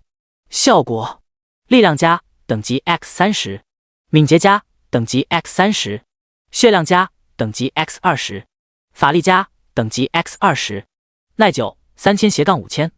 附魔效果：神圣审判，被动技能，对神圣系、光明系以外攻击对象进行攻击时造成 150% 伤害。斩灵闪击，主动技能，冷却时间10秒，消耗100法力，对攻击范围之外等级 X10 范围之内的敌人进行攻击时，使用该技能可以直接闪现到对方身后。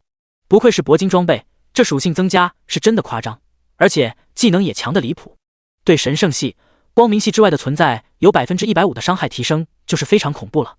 而斩灵闪击更离谱，我现在的等级有20，使用斩灵闪击之后可以瞬间移动到200米外对手的身后。随着等级的提升，这移动距离还会变得更远，如果能配合上酒神咒一起使用，简直就是神技啊！看到神圣斩灵剑的附带效果，林峰整个人露出了狂喜的表情。只是被污染的状态下，耐久度稍微有些低，下次要想办法把这污染状态给消除了。看着神圣斩灵剑上的黑血，林峰思索了一会，看向了其他的装备。装备：黑龙戒指，黄金。类别：饰品。等级要求10级。效果：精神加500，血量加500，法力值加500，储物空间加500，耐久2000-2000。附魔效果：龙羽守护，主动技能，冷却时间100秒，消耗300法力，使用者激活该技能会在身体表面形成精神护盾，能够根据剩余精神力免疫或大量降低一次精神攻击的伤害。黑龙血统，被动技能，使用者继承一定黑龙血统，拥有强大的恢复能力。低等级的时候，黑龙戒指的属性竟然不比神圣斩灵剑逊色多少，只是没有神圣斩灵剑那强大成长性而已。而且2个防守型技能也弥补了我现在高攻低防，打怪时候全靠走位的缺点。林峰看着眼前的黑龙戒指，感觉自己还是挺满意的，确实能够给自己提供不少的助力。只是在自己本身的超高属性面前，属性加成略微有些失色而已。看完了自己的2个主要装备，林峰又稍微整理了一下其他材料，像材料奇异牛角需要等到特殊情况触发，现在也用不了。而残破的黑龙之翼好像需要和飞行类技能结合使用，暂时自己这里也用不到。而且自己的另一边铂金装备坐骑绝望古龙，比起很多的飞行类技能要好上很多，也没必要非去使用黑龙之翼。正当林峰将自己的道具整理差不多的时候，手机响了一声。林峰偏过头将手机拿了起来，发现是跨界交易所将自己需要的黄金装备信息发过来了。他点开信息查看了起来。装备：风雨者的祝福之靴，类别：鞋子，等级要求20级，效果：敏捷加500，血量加800，法力加100，耐久1000-1000。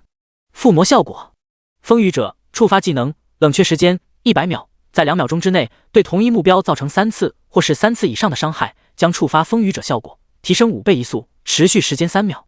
顺风一击触发技能冷却时间10秒，使用者顺风方向使用技能或攻击，对目标造成120%伤害。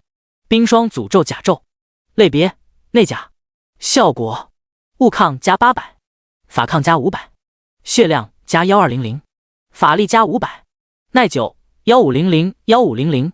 附魔效果：冰霜被动技能，任何对使用者造成伤害的单位攻速降低 0.2， 最高叠加5次。诅咒被动技能，任何对使用者造成伤害的单位将承受诅咒效果，每秒持续掉血使用者精神属性 X0.1 的伤害。对比了一下2个装备的效果和技能，林峰当即选择了冰霜诅咒甲胄。风雨者的祝福之靴技能都是和别人缠斗的时候更厉害，但是以自己的超高属性，基本没有几个怪能撑到自己出第2件，根本不需要长时间缠斗拉扯。而且风雨者的祝福之靴在属性上也比冰霜诅咒甲胄要差上一点。林峰选定了装备，填写了地址之后就直接睡去了。明天还要去进行转职，得养好精神。一夜时间转瞬即逝。第2天起床的时候，林峰被敲门声所吵醒。林峰先生吗？您的快递到了，请签收。林峰睡眼惺忪地打开了门，当即就看到了眼前跨界交易所的快递员。快递员看到林峰一身廉价睡衣，并且住在贫民窟的模样，嘴角抽搐了一下。这一份快递，交易所内部价值评估为黄金级，也就是说，快递内的东西至少也价值1000万。能够买这种东西的，几乎用脚趾头想都能知道是有钱人。结果看了看地址，地方居然是贫民窟，他差点认为是买东西的人填错地方了。结果刚才这一份价值1000万的快递，还真的被贫民窟的人给签收了。现在的有钱人都这么奇怪吗？有豪宅不住，非要住在贫民窟？快递小哥摇了摇头，有些难以理解。是我。林峰点了点头，使用身份卡完成了签收。回到房间之后，林峰看着自己眼前崭新的蓝色甲胄，不禁感叹跨界交易所的效率快。自己昨天才下单，今天就把东西送过来了。而林峰在查看装备的时候，已经转身离开的快递小哥看着周围一贫如洗的贫民窟，也是挠了挠头，有钱人是真的怪。第39章转职神殿。而整理完装备之后，林峰也没有赖在床上，洗漱之后就出发了。一会之后，他来到了转职神殿。转职神殿被一层蓝色的光幕所包裹，外表是一座高耸入云的尖塔，墙壁上有着众多强者的刻图。因为是刚上班的时间，所以转职神殿内没有多少人。前台有一个男性工作人员，他正随意地玩着手机。林峰走到了前台处，说道：“你好，我来领取一转任务。”看到林峰走了过来，工作人员将手机放下，熟练地说道：“一转吗？先把你的身份卡给我，然后将手放在这里，这个机器会测试你的实力。如果你的实力足够，就可以进去领取转职任务了。”说着，他接过了林峰递过来的身份卡，而林峰则将手放在了一边淡蓝色的光幕上。只放了几秒钟的时间，光幕上就显示出了一行文字：当前等级20，未转职，符合领取转职任务标准。一边正在填写信息的工作人员看到林峰的等级信息合格之后，开始了填表。填表时，他顺口说道：“你的天赋不错呀，刚刚觉醒1个月的时间就已经达到了20级，在这一届学生里已经非常优秀了。要是你再努力一下的话，应该能上一个很不错的大学。”他拿出了一张白色卡片，补充道：“左边第2扇门，进去就可以了。转职任务的难度会根据你天赋的强弱而不同，如果第1次转职失败，你以后的转职难度会越来越高。每一位觉醒者在每一个转职阶段都只有5次机会，你要好好把握这次机会。”说完，他就把白色卡片递给了林峰。林峰点了点头，说了声谢谢之后，转身走向了转职任务领取空间。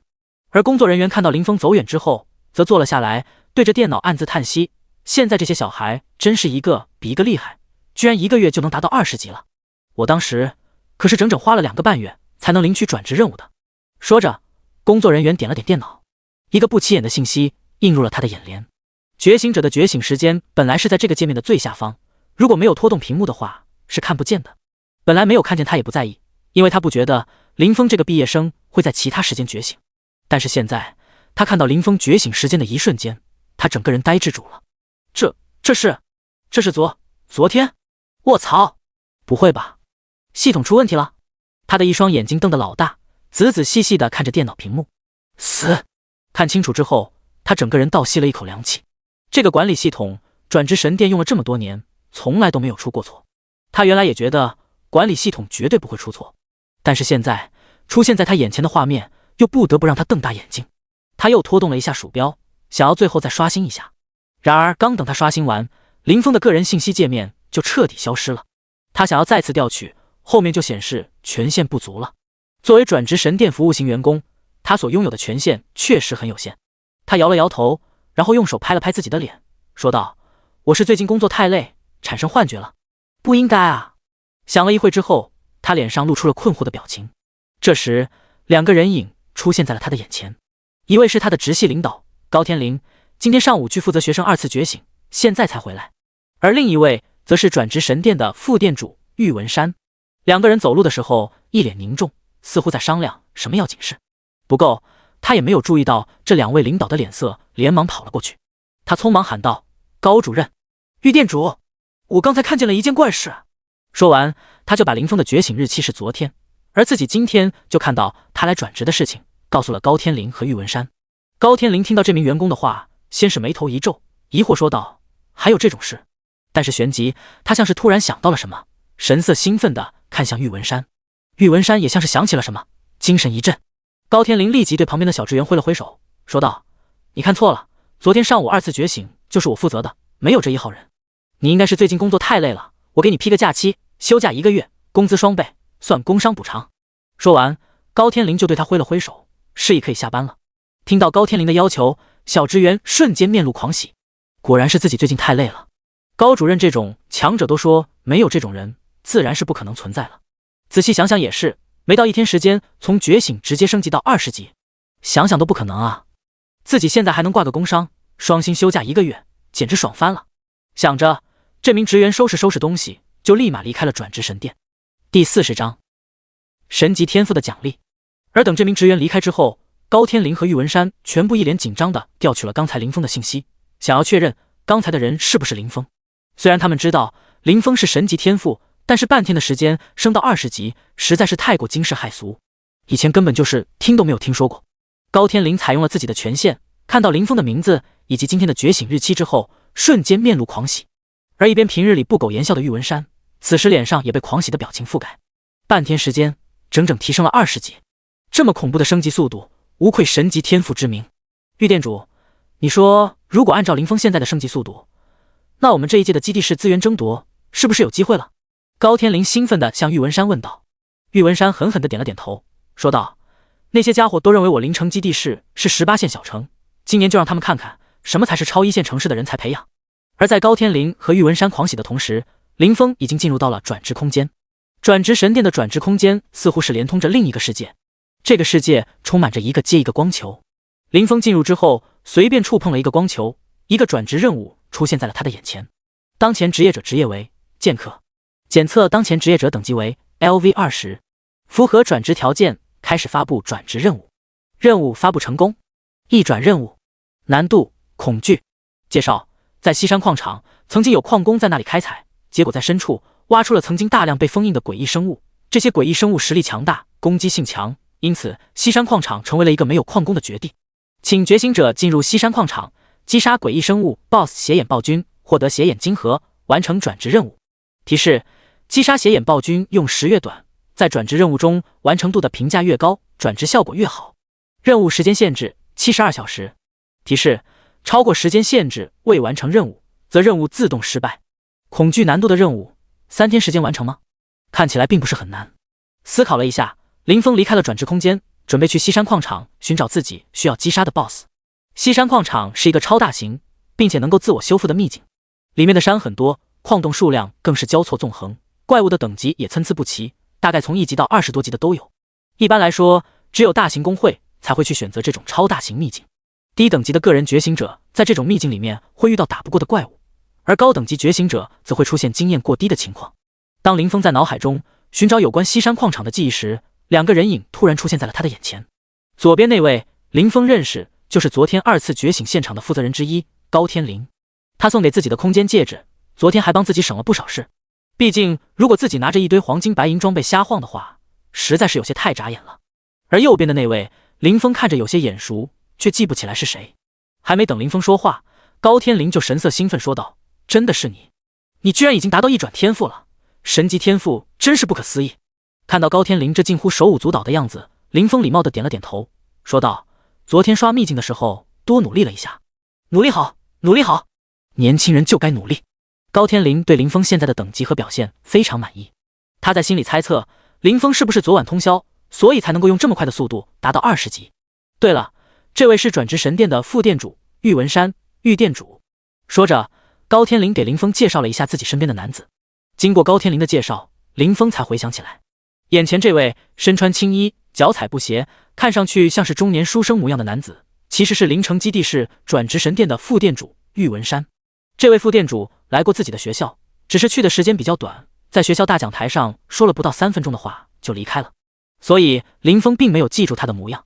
而玉文山看到林峰的一瞬间，也感受到了林峰的实力已经完全达到了20级，当即神色彻底开心起来，最后一丝关于神级天赋的忧虑也烟消云散。林峰这样的成长速度根本就挡不住，当即他像是想到了什么，拿出了一件类似披风的装备，和林峰说道：昨天就在开会商量该给你什么作为觉醒神级天赋的奖励的，但是商量到最后都没有商量出结果，给的弱了怕对你没有什么意义，给的强了又会严重影响你的发展。不过我这里倒是有一件东西很适合你。说着，玉文山就将披风装备放到了林峰的手上，林峰的眼前出现了这件披风的信息：神佑披风铂金，类别披风，等级要求20，效果敏捷加等级 X20， 血量加等级 X20， 耐久3000斜杠3000，附魔效果谦逊主动技能，冷却时间10秒，消耗1点法力值。使用该技能之后，使用者的其他装备的光焰效果将被隐藏。鉴定类技能无法鉴定使用者穿着的装备等阶，如果使用者有加入工会或长期组队等行为，该披风可以屏蔽队友探查，该技能可以自行关闭。隐匿主动技能，冷却时间20分钟，消耗200法力。使用技能之后，使用者进入隐匿状态，精神属性在2000以内的单位无法使用探知技能探查到使用者。发动任何攻击以及魔法吟唱之后会退出隐匿状态。看到神佑披风之后，林峰眼前一亮，这是一个具有隐藏属性的披风，能够屏蔽别人的探查，确实非常适合自己。等林峰看完神佑披风的信息之后，玉文山面带笑容说道：你现在不论是成长速度还是战斗力，应该都处于顶尖水平。这件增强隐匿效果的披风非常适合你，现在交给你，就当这是你觉醒神级天赋的奖励了。如果你有什么其他需求，尽管和高天灵说，我们会商量，只要不影响你的成长，我们应该都会答应。第41章进入西山矿场。林峰接过了披风之后，试探了一下眼前两个人，问着能不能拿到成套的铂金套装。不出意外，玉文山和高天灵给出的答案都是官方不会给他任何提高战斗力的装备，因为那样可能会限制林峰神级天赋的发展。在他们的眼中，只有林峰通过自己的努力获得力量，才能发挥神级天赋的无限潜能。只有完美发挥自己的潜能，林峰才有可能超越以往，拥有和其他顶级一族一战的可能。林峰几次想钻一下空子，但是都被他们俩给严词拒绝了。最后林峰只得无奈摇了摇头，看来想要提高实力还是得指望自己。你先去完成你的转职任务吧，有什么需要的话随时和高天灵说。林峰离开之前，玉文山最后交代了一下。一会之后，林峰走向了西山矿场。离开城区之后，林峰就拿出了坐骑工具绝望古龙，驾驭之后在天空飞行了。相比于地面上的交通工具，古龙作为一件铂金装备，速度着实快了很多。不到半个小时的时间，他就接近了西山矿场。这里已经看不到临城基地市，有的是一座接着一座矿山。矿山上已经千疮百孔，一个又一个矿洞被留在了里面。而在脚下，令林峰感到有些意外的是，一大早这里就挤满了人。平常顶多1-2个工会会选择的秘境，现在入口处挤满了人。林峰在远处已经穿上了装备，顺带着用上了神佑披风。使用了神佑披风之后，本来特效拉满、全身闪光的装备确实低调了一些，看过去平平无奇，和其他穿着一身青铜装备的剑客十分类似。林峰直接混进了人群，准备和这群人一起进入秘境。但是刚到西山矿场秘境的门口，2个手持长刀、侍卫模样装扮的人就拦住了他。林峰稍微看了一眼，发现他们是一转的实力，如果动起手来，并不是自己的对手。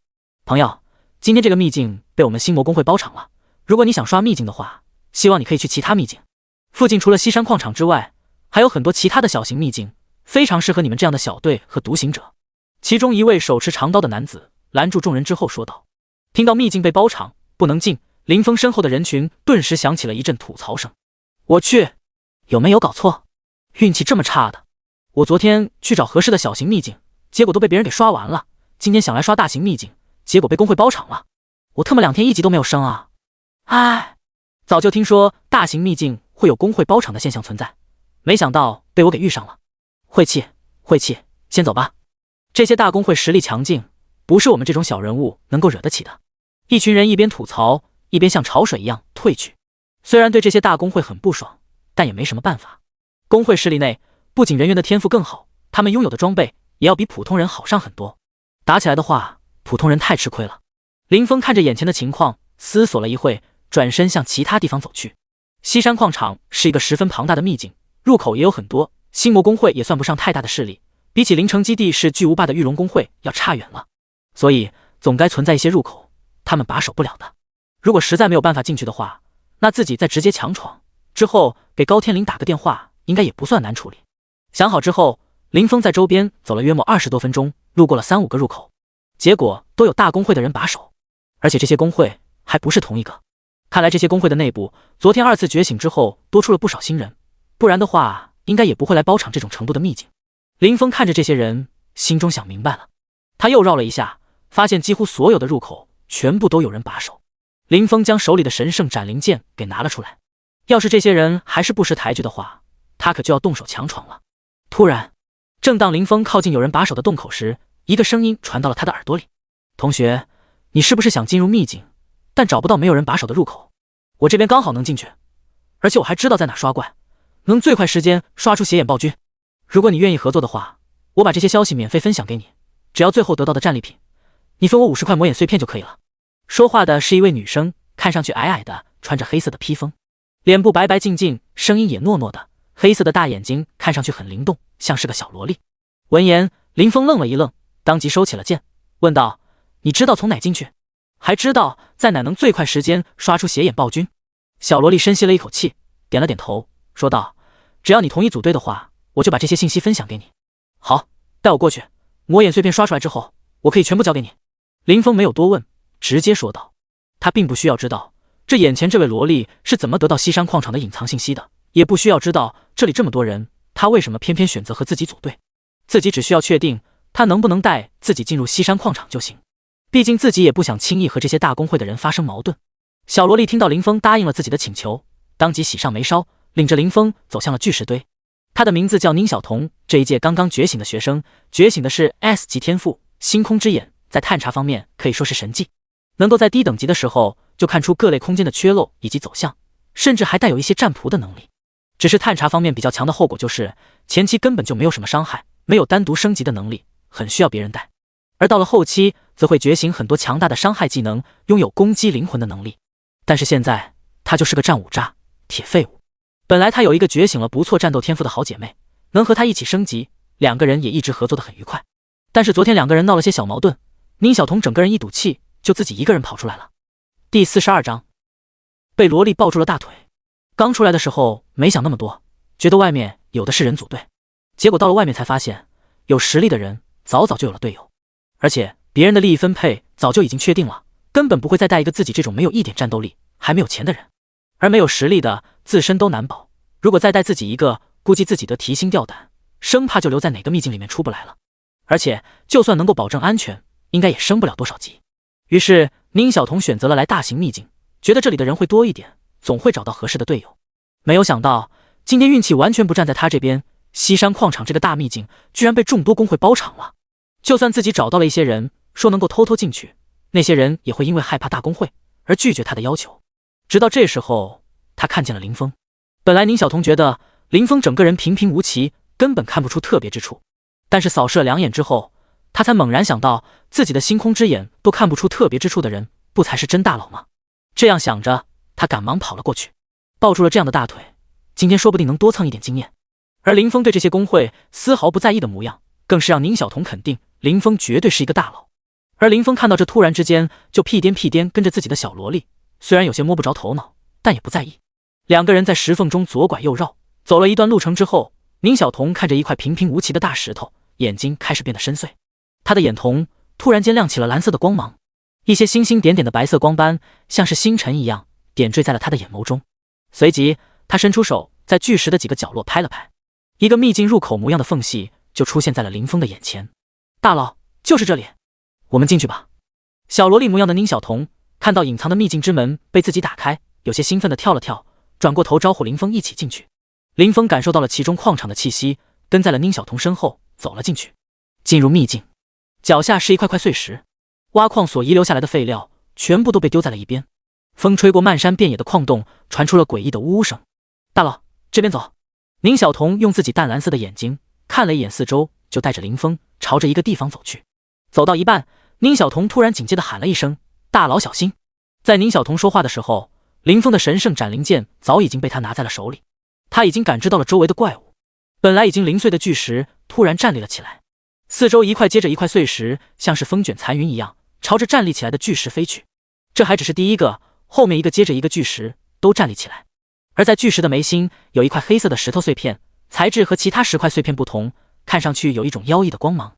一个接着一个，身高超过3米，全身被碎石笼罩的石人站在了林峰的眼前。破碎石人，等级18，攻击164，血量1500，技能石人分裂，巨石重击，顽石之甲，碎石打击。描述：曾经是开采矿物所遗留下来的残渣，但是有一天接触到了一种奇怪的碎片，这些碎片帮助他们聚拢了自己的身体，并且拥有了一定的自主意识。实质的身躯让他们拥有强大的物理抗性，奇怪碎片的存在让他们拥有可怕的自愈能力，遇到这些对手一定要小心。这里怎么会有这么多破碎石人？破碎石人不是应该被其他的大工会弄出来的动静全部吸引过去了吗？宁小彤看着眼前这接近上百只的破碎石人，脸色有些苍白。破碎石人的防御力很强，并且拥有石人分裂的技能，在受到致命一击之后不仅不会死，而且还会分裂成很多的小石人。虽然宁小彤信任眼前这位大佬的实力应该不会被这些石人伤到，但是在这里耗下去，被一些包场的工会发现，恐怕就没法继续前进了。轰！他有些担心，正在给自己寻找撤退路线的时候，有几只石人猛然冲了过来。巨石重击，破碎石人的标准技能，整个朝着对手砸去，造成巨量伤害的同时，还会造成眩晕效果。宁小彤自己没有战斗力，当即他也不知道该做什么，只能双手抱头，寻找周边可以藏身的地方。不过还没等他转过头，就看到一道剑芒划过了眼前的整片空间。本来在他眼中坚如顽石的石人，瞬间全部变成2截。宁小彤双手还抱在头上，一双大眼睛盯着这几只断成2截的石人，嘴巴大张。不愧是大佬，这么高物理抗性的石人，就这么一剑下去，全给秒了。他当即眉头舒展开，本来想要找个地方躲起来的行为也停了下来，放在头上的双手现在抱在了胸前。林峰看着眼前断成2截的石人，以及一闪而过的伤害4696、4652、4987，整个人还算满意。破碎石人一共只有1500的血，自己这一剑下去，这些石人还倒欠自己3000多。不过顿了几秒，林峰的眼前并没有跳出击杀提醒，而眼前已经被一分2截的破碎石人身体出现了很大程度上的扭曲，而石人眉心的黑色晶石则在一阵幽光闪烁之后分裂成了众多小块。而在这些小块晶石的附近，重新有碎石开始聚集。几秒钟之后，就是一只接着一只小1号的石人站在了林峰的眼前。原来是通过这样的方式复活。林峰看了一下新出现的破碎石人，发现他们的基础属性比刚才少了很多。不知道直接将伤害转化成魔法伤害，顺带着打开范围建设，这些石人还能不能复活？林峰手持神圣斩灵剑，深吸了一口气，随即一剑斩出，触发无上剑意，伤害加倍。触发神圣审判，对神圣系、光明系以外攻击对象造成150%伤害。触发火焰打击，转化为同等数值魔法伤害，触发箭射效果，根据伤害数值造成范围箭射伤害。瞬息之间，宛如被压缩到极点的火焰魔法，随着神圣斩灵剑的挥出，轰然爆发。本来看到一只破碎石人倒下，结果却出现了更多只破碎石人站起来，心里还有点慌，觉得眼前的状况有些难处理的小萝莉，看到林峰这一剑挥出，瞬间眼睛瞪大。这大佬真的是剑客，他手里拿的真不是法杖。第43章被工会注意到。宁小彤咽了口唾沫，剑客他见过，法师他也见过，但是眼前这种使用法师的方式来战斗的剑客，他真的是第一次见。而随着林峰叠了很多重 buff 的一剑斩出，战场中出现了强大火系魔法爆发的场景。本来融合到一起的破碎石人瞬间分崩离析，碎成一块块碎片，朝着各个方向散落而去。本来闪烁一下妖异光泽就会有石人复活的石块，几次闪烁之后就彻底暗淡下去。石块被破坏的太过彻底，即便是破碎石人也无法复活。有些在远处的破碎石人尝试着站起来，但是挣扎了一会之后就整个倒了下去，石屑纷飞。击杀破碎石人，你获得银币 X2， 你获得材料密银矿石 X1。击杀破碎石人，你获得银币 X2， 你获得材料魔眼碎片 X1。一道道提示出现在了林峰的眼前，因为自己并没有转职成功，所以无法获得经验，但是其他的道具全部都能够得到。宁小彤看着遍地的碎石，用手捂住了自己的嘴巴。基本上来过西山矿场的人都知道，这里的破碎石人非常难缠，即便是实力强并且经验丰富的觉醒者，也要花很长的时间处理，除非真的伤害溢出特别多，不然根本不可能这么轻松的解决破碎石人。宁小彤看着林峰这风轻云淡的样子，心里想着，这位大佬这么夸张的伤害，至少是已经完成第2次转职了吧。本来还认为自己找的大佬是一传里面比较强的那种，但是从眼前的情况看来，根本不是这样。大佬至少是已经完成2转了吧。可是完成2次转职的大佬为什么来西山矿场？这里的怪对他来说应该连经验都加不了多少吧。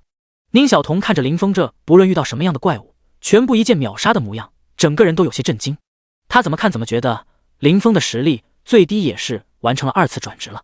而在西山矿场的其他地方，一个个大公会正在刷怪，每一个地区几乎都有明确的划分。星魔公会，砰！正在清理一处战局，查看一次战斗收获的众人，突然就听到了爆炸声，紧随其后的是一声接着一声爆炸声。林峰将伤害转化为火系魔法伤害的过程，似乎并不是单纯的伤害转化，而是转化为一种爆炸性的魔法再释放出来，再加上夸张的箭射特效，爆炸效果可以说是完全加倍了。这夸张的爆炸声引起了周围诸多公会的关注。老大，这是什么声音？我们要不要过去查看查看？这是别的公会过来和我们抢怪的吧？他妈的，明明已经分配好了，结果他们这么不厚道，居然过来抢怪。老大，咱们直接过去吧。看这架势，对面来了不少法师，要是去晚了，我们的怪就要被抢完了。我们过去给他们这些人点教训。他妈的，敢惹我们星魔公会，不要命了！听到这爆炸声，星魔公会瞬间躁动起来。而作为星魔公会在西山矿场的负责人卓和通，此时脸色也不太好看。不管对方是哪个公会的，跑到他们的地盘，还用这么嚣张的技能来抢怪，摆明了不把他们星魔公会放在眼里。如果这还不去找回场子，以后星魔公会恐怕去哪都要被别人骑在头上。走，我倒是要看看谁敢来我们星魔公会的地盘上撒野。卓和通狠狠地说道。说完，一群人浩浩荡荡地朝着爆炸声出现的方向跑去。而在西山矿场的其他地方，也有人听到了这一声接着一声的爆炸声。卧槽！星魔公会这是要炸山吗？这爆炸声怎么停不下来了？老大，他们公会是准备在这里干什么？这星魔公会肯定是找到西山矿场的隐藏任务启动方法，或者是发现什么特殊机缘了。昨天分配秘境地狱的时候就觉得不对劲，当时还奇怪他们为什么非要那一块地狱。现在我明白了，是他们想独占那些机缘，一点汤水都不给我们喝啊。其他公会的人也全部听到了这些声音，他们想法各异，但所有人都有一个相同的想法，那就是星魔公会在搞事。星魔公会必然有什么特殊的发现，没有告诉他们。现在必须得过去一下，让这些人知道自己的公会也不是那么容易拿捏的，想独吞好处没门。而与此同时，林峰和宁小彤两人在林峰夸张的杀怪速度下，已经走了很远的距离。本来想着用自己的能力绕路，避开多数怪物的宁小彤，看到林峰这推进速度，当即闭嘴了。林峰杀怪前进的速度比绕路要快多了，本来绕路至少要跑半个小时，现在还没花10分钟，就已经接近斜眼暴君的刷新点了。而且跟在林峰身边还能蹭一些经验，分到一些战利品。只是他看着林峰这毫不掩饰的战斗声音，担忧地看向了四周。这样下去，应该会把那些工会给吸引过来吧？到时候，作为西山矿场的 BOSS， 邪眼暴君真的出现了，就算大佬的实力再强，也很难在诸多工会的手上将 BOSS 给抢下来吧？想到这，他当即停了下来，对林峰说道：“大佬，这样战斗下去，会将周围工会的人吸引过来的。他们的实力非常强劲，而且人多势众。如果大佬想拿邪眼暴君击杀的话，他们可能会抢怪。要不我们绕路，避开那些人，击杀红毛狒狒。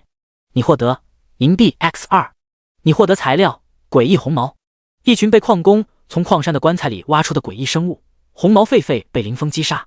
神圣斩灵剑对这些诡异生物有着很强的克制效果，即便林峰不施加其他的 buff， 诡异生物被神圣斩灵剑碰到一下，基本也是必死。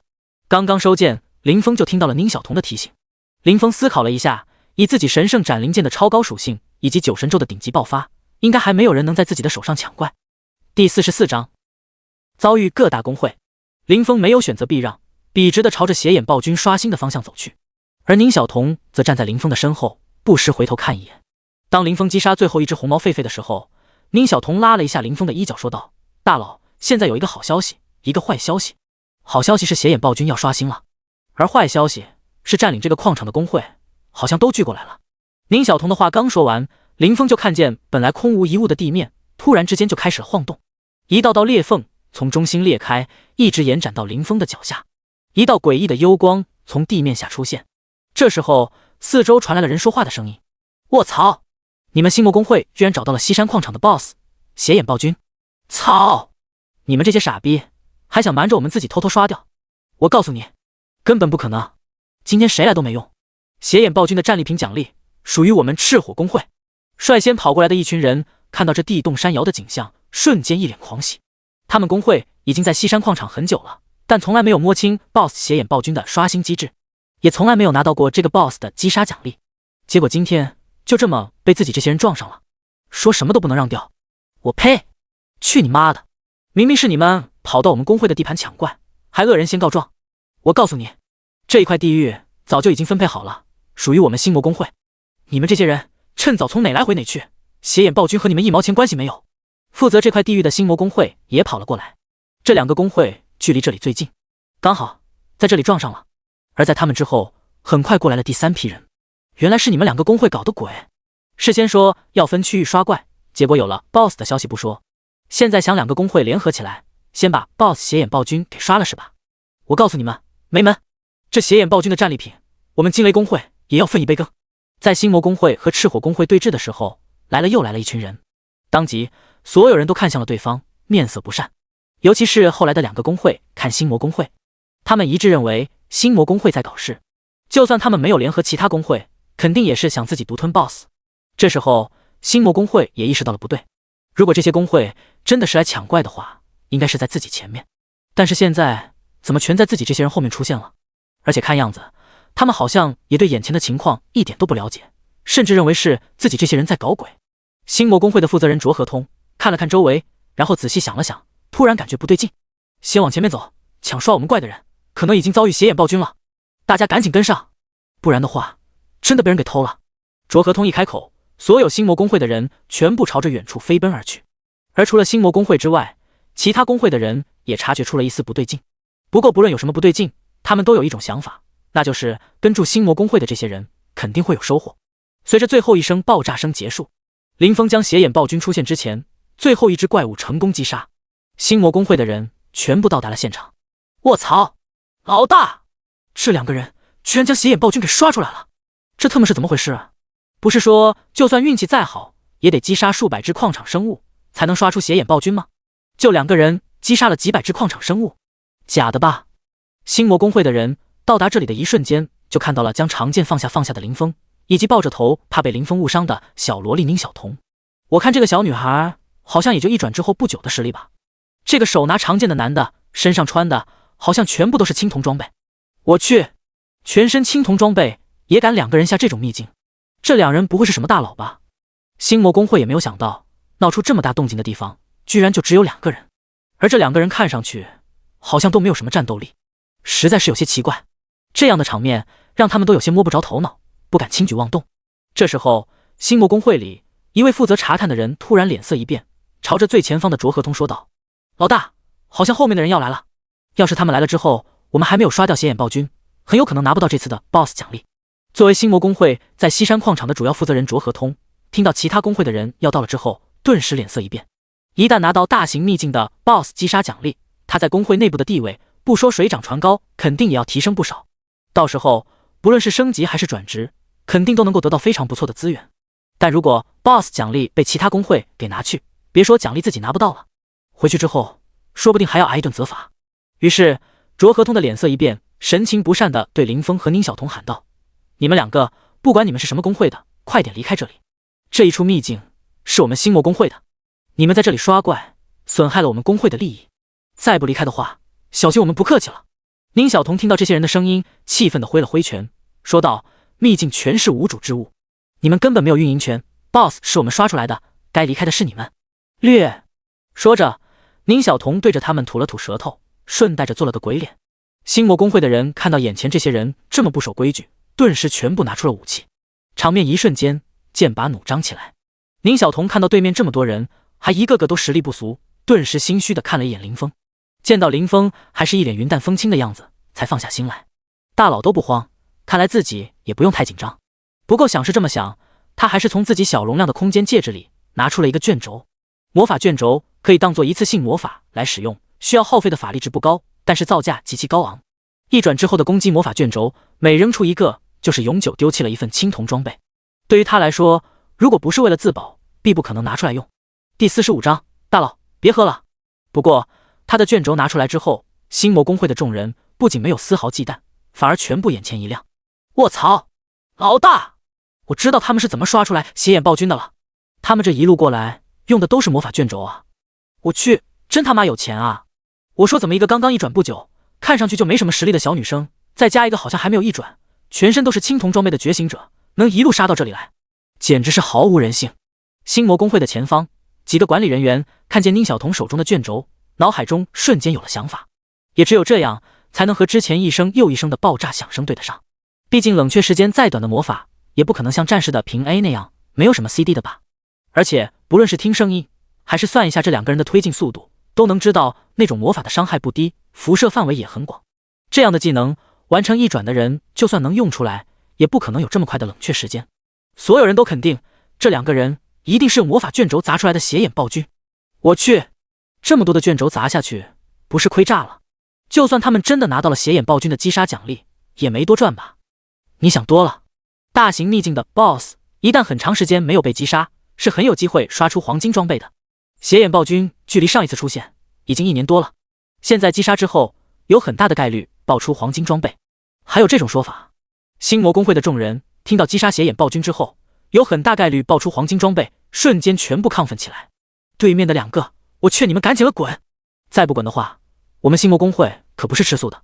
你们的那些魔法卷轴对付智商不高的野怪还行，但是在经验丰富的公会面前根本算不了什么。你们现在离开还能止点损，要是再不走的话，等会恐怕你们自己都要赔进去。卓河通看着林峰和宁小童冷冷说道。对于他来说，眼前这两个人算不了什么，即便他们还剩下不少魔法卷轴，自己这边这么多人，稍微拉扯一下就能将他们的魔法卷轴消耗完。个人的力量几乎不可能和公会力量对抗。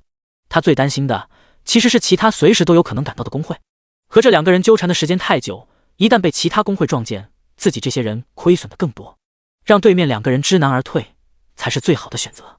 听到星魔公会咄咄逼人的语气，宁小童的神色微微有些紧张。他瞥了一眼旁边的林峰，想看看大佬准备怎么办。不过令他感到震惊的是，旁边这位大佬神色不仅没有丝毫改变，反而拿起了酒壶，然后直接痛饮了一口，似乎一口还不够，紧接着又来了一口。大佬，宁小童手里紧紧握着魔法卷轴，都快哭了。咱对面有着这么大一个公会，里面有这么多人，都对咱们虎视眈眈呢。您就算是再想喝酒，也得挑个时间再喝吧。而且在身后还有一个 BOSS 邪眼暴君，随时都有可能从地下钻出来。这种大型秘境的 BOSS， 就算是实力再强劲的人，单刷起来也没那么轻松吧。结果大佬您在这么危急的关头就这样喝上了。宁小童看着林峰拿出的超大酒壶，已经被惊得快说不出来话了。现在他就想自己跑过去，然后帮林峰把那么大酒壶喝完。不然的话，等林峰喝醉了，没法战斗，自己估计也在劫难逃。而当宁小彤急得直跺脚的时候，星魔公会的人此时也全懵了。卧槽，这他妈的是什么情况？这小子是个酒鬼啊！尼玛，这种环境下，这小子还能喝得下酒？操，简直离谱！这人什么心理素质？就这么不把我们星魔公会放在眼里？我看这人是活腻了，敢这么小瞧我们星魔公会！准备动手，小心一点对面的魔法卷轴！星魔公会的人全部脸色一黑，尤其是卓河通，整个人怒火中烧，直接下令道：对面这小子一身青铜装备，等级看起来也不高，估计都没有完成一转，全身上下加起来给他们的威胁，感觉还没有旁边这个小萝莉的魔法卷轴要强，估计也只有藏在存储空间的魔法卷轴会对自己这些人有些威胁。但是卓河通刚要动手，一队又一队人出现在了他们的身后。赤火公会那边的是惊雷公会，这些人怎么也来了？大佬别喝了，我们好像要跑路了。小萝莉宁小彤拽了拽林峰的衣角，他现在已经慌得不行了。现在这么多公会堵在这里，这么多的人，恐怕一人一个小火球，自己都会死无全尸。但是他拽了拽林峰的衣服，发现林峰居然还在喝。卧槽，大佬您别啊！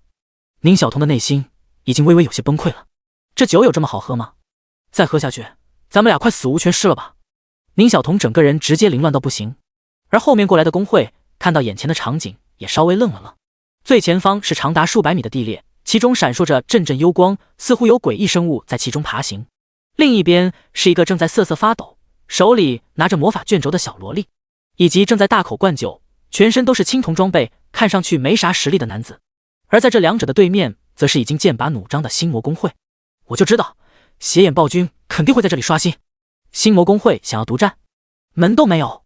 那两个碍事的小子和小矮子，对，说的就是你们两个。你们是星魔公会的？如果不是的话，赶紧滚，别打扰我们刷怪。如果是的话，也早点滚。这里的东西，星魔公会分不了多少，趁早滚，小心自己别搭在里面。第46章，公会脸上刷 BOSS。宁小彤整个人都已经有些麻了，四周全是人，跑都不好跑了。这时候看了看身边的林峰，居然还在喝酒。呼，好酒！林峰终于喝完了最后一口酒，整个人都畅快了很多。酒神咒满层之后，他整个人的精神都达到了顶峰，身后的神佑披风无风自动，一股超然剑气从他的身上散发出来。林峰身边的宁小彤突然感觉他旁边站着的不是一个人，而是一柄剑。一柄剑气冲云霄，锋锐之气强到令自己窒息的一柄剑。呼吸的时候，感觉像是有一柄剑架在了自己的脖子上。酒对于九剑仙天赋的拥有者来说，重要性甚至是超过了手中的剑。他扫视了一眼周围的这些公会，人确实很多，不过看起来并不是同一个势力的。他没有理会这些人，对身边还在瑟瑟发抖的宁小彤说道：找个地方躲好，等会来接你。说完，林峰丝毫没有将周围的这些人放在眼里，笔直地朝着幽光闪烁的地方走去。那里就是大型秘境的 BOSS 邪眼暴君的刷新地点，只要有人接近，邪眼暴君就随时都有可能破风而出。小萝莉宁小彤听到林峰的话，顿时识相地躲到了一边，拿着一个魔法卷轴盖在了头上。现在只有这昂贵的魔法卷轴能够给他带来一点点的安全感了。他也不知道自己半路认来的这位大佬现在想干什么。虽然看样子大佬的实力远超常人，但他实在不觉得有人能够一个人打赢这么多的公会。不对，别说打赢了，就是从这些公会的眼皮子底下溜走都不是很容易吧。而看现在的样子，大佬好像不仅没准备走，也没把这些公会放在眼里，而是想要继续刷邪眼暴君。我去，大佬这是酒喝多了，醉了呀！宁小彤看着林峰走的方向，整个人都惊呆了。这已经不是醉了，这是疯了呀！在这么多公会虎视眈眈的目光之下，想要刷掉 BOSS 邪眼暴君，这怎么可能？别说一个人得花多大的代价，用掉多少血药和魔法卷轴才能击败邪眼暴君了。就算是大佬的预算比较足，真的一个人解决掉了邪眼暴君，也会被这些公会抢怪吧。而且这些公会的人手这么足，根本就没必要等到斩杀的时候拼伤害，在刷怪的时候就能从后面清场了吧。宁小彤打了个冷战，他可是见过大公会刷 BOSS 的场景的。那时候几十个魔法球丢进去，如果里面站了2个活人的话，估计瞬间就会被轰成渣。毕竟人的血量是远远没法和 BOSS 相提并论的，就是在顶级的天赋拥有者也是同样如此。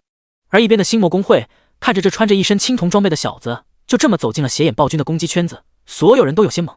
卧槽，这么不给面子，这人想干嘛？想在我们工会的脸上把 BOSS 刷了？他是疯了？妈的，试探都不试探一下，邪眼暴君的精神瓦解射线都能把他秒杀了吧？我说这小子的行为，我怎么完全看不懂？原来是个疯子。别管这小子了，警戒其他工会的人，这小子就是过去送死的。星魔工会的负责人卓河通看着笔直走向邪眼暴君刷新点的林峰，骂骂咧咧了一声，让周围的人戒备其他工会的人。至于用一身青铜装备去挑战邪眼暴君的林峰，看着他自生自灭就好了。而除了星魔工会，其他工会自然也发现了这一点，他们也将自己蓄势待发的魔法指向了其他工会。老大，精神瓦解射线是什么意思？星魔工会有个新人看到其他人的转变，一头雾水，不知道这些人为什么瞬间就觉得林峰是疯子，开口向卓河通问道。啪！卓河通对着他的后脑勺就是一巴掌，怒骂了一声说道：蠢成一只猪了，真不知道你觉醒之前书读到哪去了。邪眼暴君作为矿场秘境中经常会出现的 BOSS， 强弱可能各有差异，但有一个特性是所有邪眼暴君共有的，那就是邪眼暴君在刷新的一瞬间会对他看到的第一个人发出精神瓦解射线。这种射线属于超高伤害的精神攻击，除非精神属性极高或者自身等级高出邪眼暴君特别多，以及携带特殊装备，不然的话根本抗不下来。被一套精神瓦解射线命中，轻则眩晕几个小时，陷入重伤状态，重则精神崩溃，当场死亡。所以工会想要刷邪眼暴君之前，都会试探几次，将那道伤害爆表的精神瓦解射线给躲过去，再正式进攻。这小子等级一看就不高，估计天赋也平平无奇，全身穿的更是一套廉价青铜装备，就这种实力去硬吃精神瓦解射线，简直就是活腻了。如果他这还不是疯子，那他就只能是你这种笨笔，而且是不愿意听课的笨笔。卓河通看着自己旁边的手下，一脸嫌弃。现在的觉醒者，平时什么书本知识都不学，就指望着那一次觉醒能够逆天改命。但是在事实上，能够逆天改命的一共有一个人，没有觉醒顶级天赋，书本知识掌握的还不牢固，就是刷怪升级都要比别人慢上很多。遇到危险秘境，说不定就会因为某样知识没有记住，不知不觉就被怪物给秒了。一边提问的小弟也讪讪摸了摸头，自己上课的时候确实啥都没听。而除了星魔工会之外，其他工会的人自然也知道这些东西，他们没有再把目光放在林峰的身上，觉得等这小子吃了伤害之后自生自灭就行了，根本影响不到他们。赤火工会和惊雷工会的人对视了一眼，眼神中互相都有些戒备，因为他们都意识到，眼下工会和工会之间才是最大的竞争关系。至于那个想要跑去单刷秘境的小子，以及躲在一边瑟瑟发抖，连魔法卷轴都拿不稳的小萝莉，已经不被他们视为对手了。而所有工会人员的注意力都用在互相戒备上的时候，没有人注意到林峰手中的戒指闪现出了一缕幽暗的光芒。林峰口中低语：龙羽守护。那一缕幽光从戒指上消失，在林峰的眼瞳中出现。第47章精神瓦解射线。我们几个工会这么耗下去也不是一个办法。邪眼暴君的实力很强，我们三家任何一个工会想要吃下来，付出的代价都不会太简单，吃下之后也必定会被剩下的两家占便宜。而且谁也不能保证，一共只有我们三家工会听到了这里的动静，等会随时都有可能会有新的工会出现。现在这种情况，谁先动手谁吃亏，但如果不动手的话，邪眼暴君等会恐怕会逃跑，或者主动出击的时候总会造成一些人员伤亡。大家合则共赢，争则全输，要不我们三家先合作把邪眼暴君拿下，击杀邪眼暴君之后获得的奖励，我们可以到时候再商量。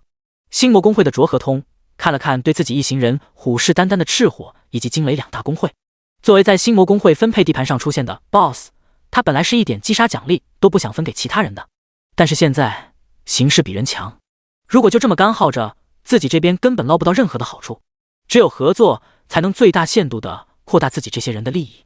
赤火工会和惊雷工会的人听到卓河通的提议，对视了一眼，随即几个工会负责人都点了点头。眼前这情况，任何一方的实力都不足以打开局面，要是再这么纠缠下去，对他们也没什么好处，不如合作。几大工会这边一拍即合的时候，小萝莉宁小童更绝望了。本来想要跑出去就已经不容易了，现在这些工会还直接合作了，情况更加艰难起来了。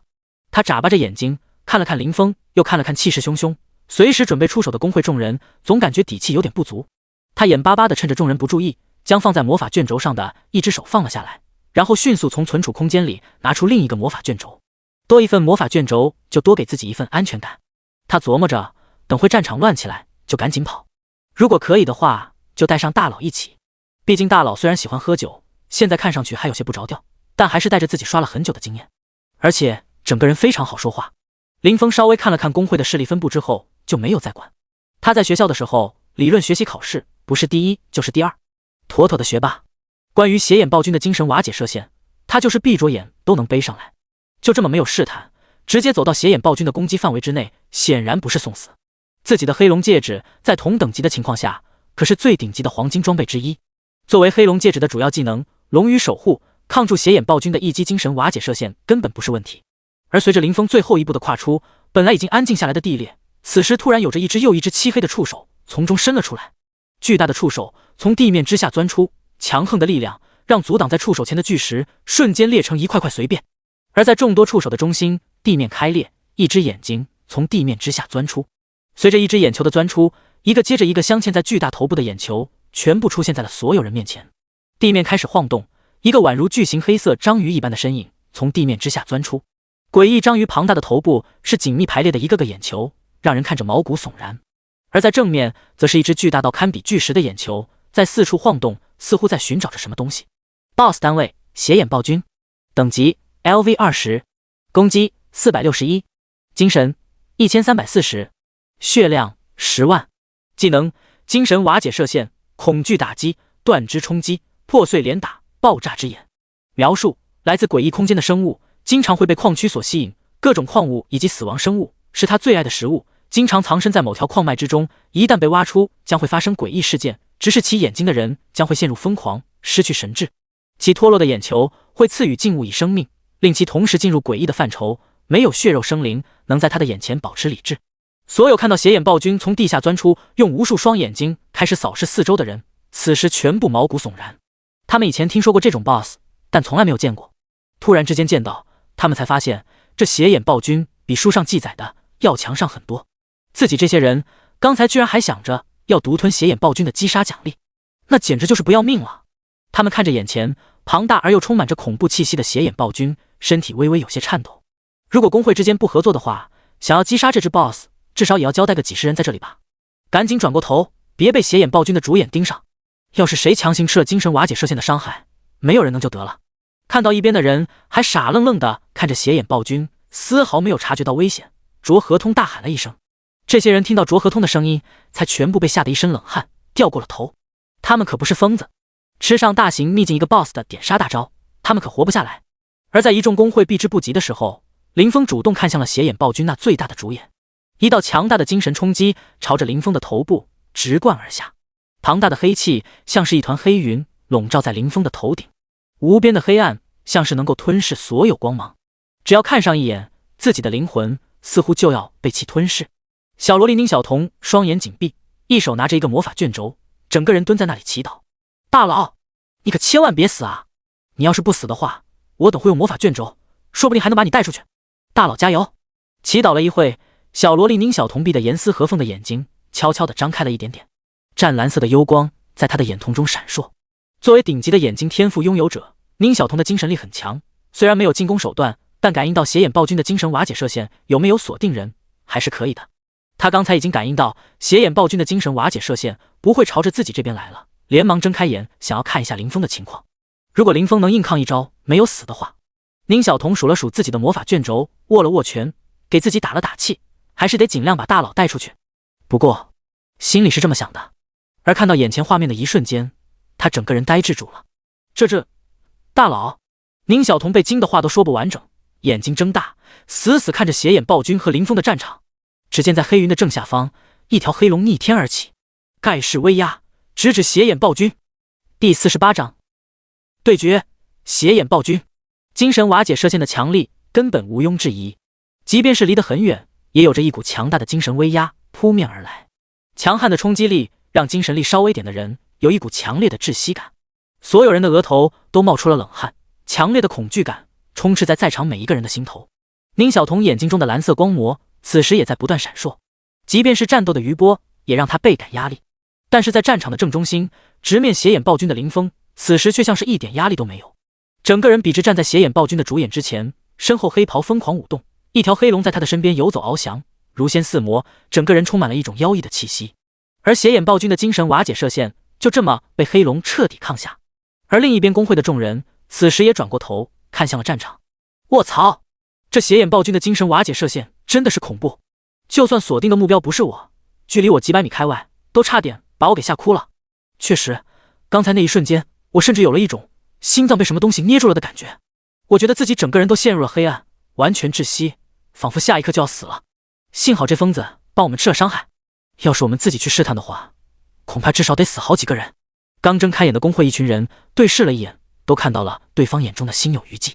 这邪眼暴君的精神瓦解射线实在是太恐怖了，简直给他们带来了无法磨灭的心理阴影。卓河通没敢第一时间掉过头，捂着胸口，整个人都有些后怕。之前知道邪眼暴君这样的 BOSS 厉害，但没想到居然这么邪性。攻击力不高，但是攻击手段真的是让人防不胜防。正当卓河通准备掉头的时候，传来了一声惊呼：我的天，那是什么？这个酒鬼疯子到底是什么来头？黑龙，他居然能硬抗下精神瓦解射线的伤害！死！众多工会成员看着黑龙虚影硬扛精神瓦解射线的场景，全部倒吸了一口凉气。这怎么可能？卓河通看着战场中直视邪眼暴君主演的林峰，双目瞪大，难以置信。他这一身青铜装备还没有完成一转，怎么把精神瓦解射线给扛下来的？这条黑龙虚影散发出来的是龙威。星魔、赤火、惊雷三大工会看着在林峰身边狂乱飞舞的黑龙，全部被震撼的下巴大张。这至少也得是黄金装备才能够产生的效果吧？但是一眼看过去，哪里有什么黄金装备？咕噜，星魔工会的一名手下咽了口唾沫，向一边的卓河通问道：老大，这是怎么回事啊？卓河通也是一头冷汗，他从来没有听说过没有完成一转的人能靠青铜装备硬吃精神瓦解射线还一点不受伤的。据他所知，即便是有了黄金装备，精神力也得在500-600以上才能够直视邪眼暴君的主演，丝毫不受影响。眼前这小子还没有一转，精神力就超过了500-600，这怎么可能？就是星魔工会里面有记载的顶级天才也做不到这一点。这小子的身上应该有什么特殊道具，不然的话绝对不可能这么轻松挡下精神瓦解射线。卓河通思索的一会之后，沉声说道：他不相信有人能在完成一转之前达到这么高的属性。呼，原来是特殊道具，差点吓到我，还认为这小子是一位大佬呢。尼玛，差点被骗了。听到卓河通的解释，星魔工会的人才松了口气。林峰这硬抗精神瓦解射线的做法实在是太恐怖了，很难让他们觉得这是一个没有完成一转的人所能拥有的实力。而赤火和惊雷两个工会此时也和星魔工会会合，三方对视了一眼。怎么样，要不要现在动手？这邪眼暴君的大杀招已经被消耗掉了，现在只要再小心一点，应该能稳稳吃下邪眼暴君。赤火和惊雷工会的负责人看向了卓河通问道，他们有些蠢蠢欲动。 BOSS 的实力越强，一般能够爆出来的战利品就越好。邪眼暴君这么恐怖的压制力已经让他们非常动心了，就算是3家工会平分战利品，最后得到的恐怕也不会少。再等一会，这邪眼暴君10万的血贸然上去，说不定还有什么杀招。让这酒鬼再试探一下，说不定他还有什么道具能多消耗邪眼暴君的血条。反正他不可能将邪眼暴君给秒了，等他把邪眼暴君的血条给耗低了，魔法卷轴也用的差不多了，就一切都处于我们的掌握之中了。卓河通看了一眼周围，对当前的形势做出了判断。说话的时候，他看了一眼蹲在一块巨石后面的小萝莉宁小彤，这小矮子也算是林峰那一边的，不过一看就是什么实力都没有，估计连魔法卷轴都用不好，根本就不用放在心上，等会随便丢几个技能把他灌死或者赶跑就成。至于正在和邪眼暴君对决的小子，能在自己这么多人的眼皮子低下刷掉邪眼暴君，这简直就是痴心妄想。除非这小子直接把邪眼暴君给秒了，不然的话自己这边上百人一人一个最低级火球术灌下去， BOSS 的击杀奖励都属于自己这边。赤火和惊雷两大工会的人听到卓河通的分析也都点了点头。刚才邪眼暴君的精神瓦解射线，他们现在都还有些心有余悸，能够让这个酒鬼愣头青疯子一样的小子去磨掉邪眼暴君的主要技能，以及帮忙打掉一些血条，他们还是很乐意的。而且他们也都知道邪眼暴君的血条足足有10万，根本就不是个人觉醒者能够随随便便刷掉的。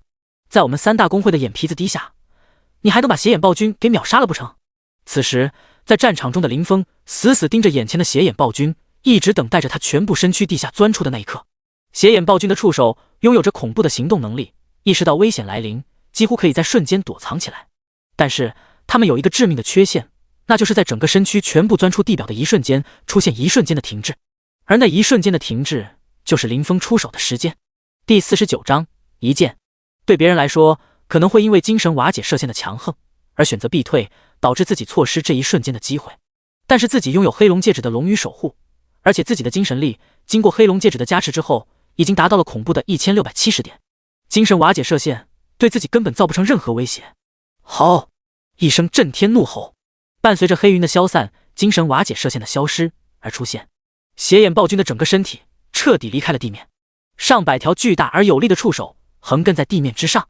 林峰的双瞳陡然一亮，斩灵闪击，手中的神圣斩灵剑爆发出了一缕炽盛到极点的光芒，即便是神佑披风也无法完全压制。林峰伴随着这炽盛的金色闪光，人影出现了瞬间的横移，一道道璀璨剑气于虚空之中炸响，一道道巨剑虚影出现在天空之上。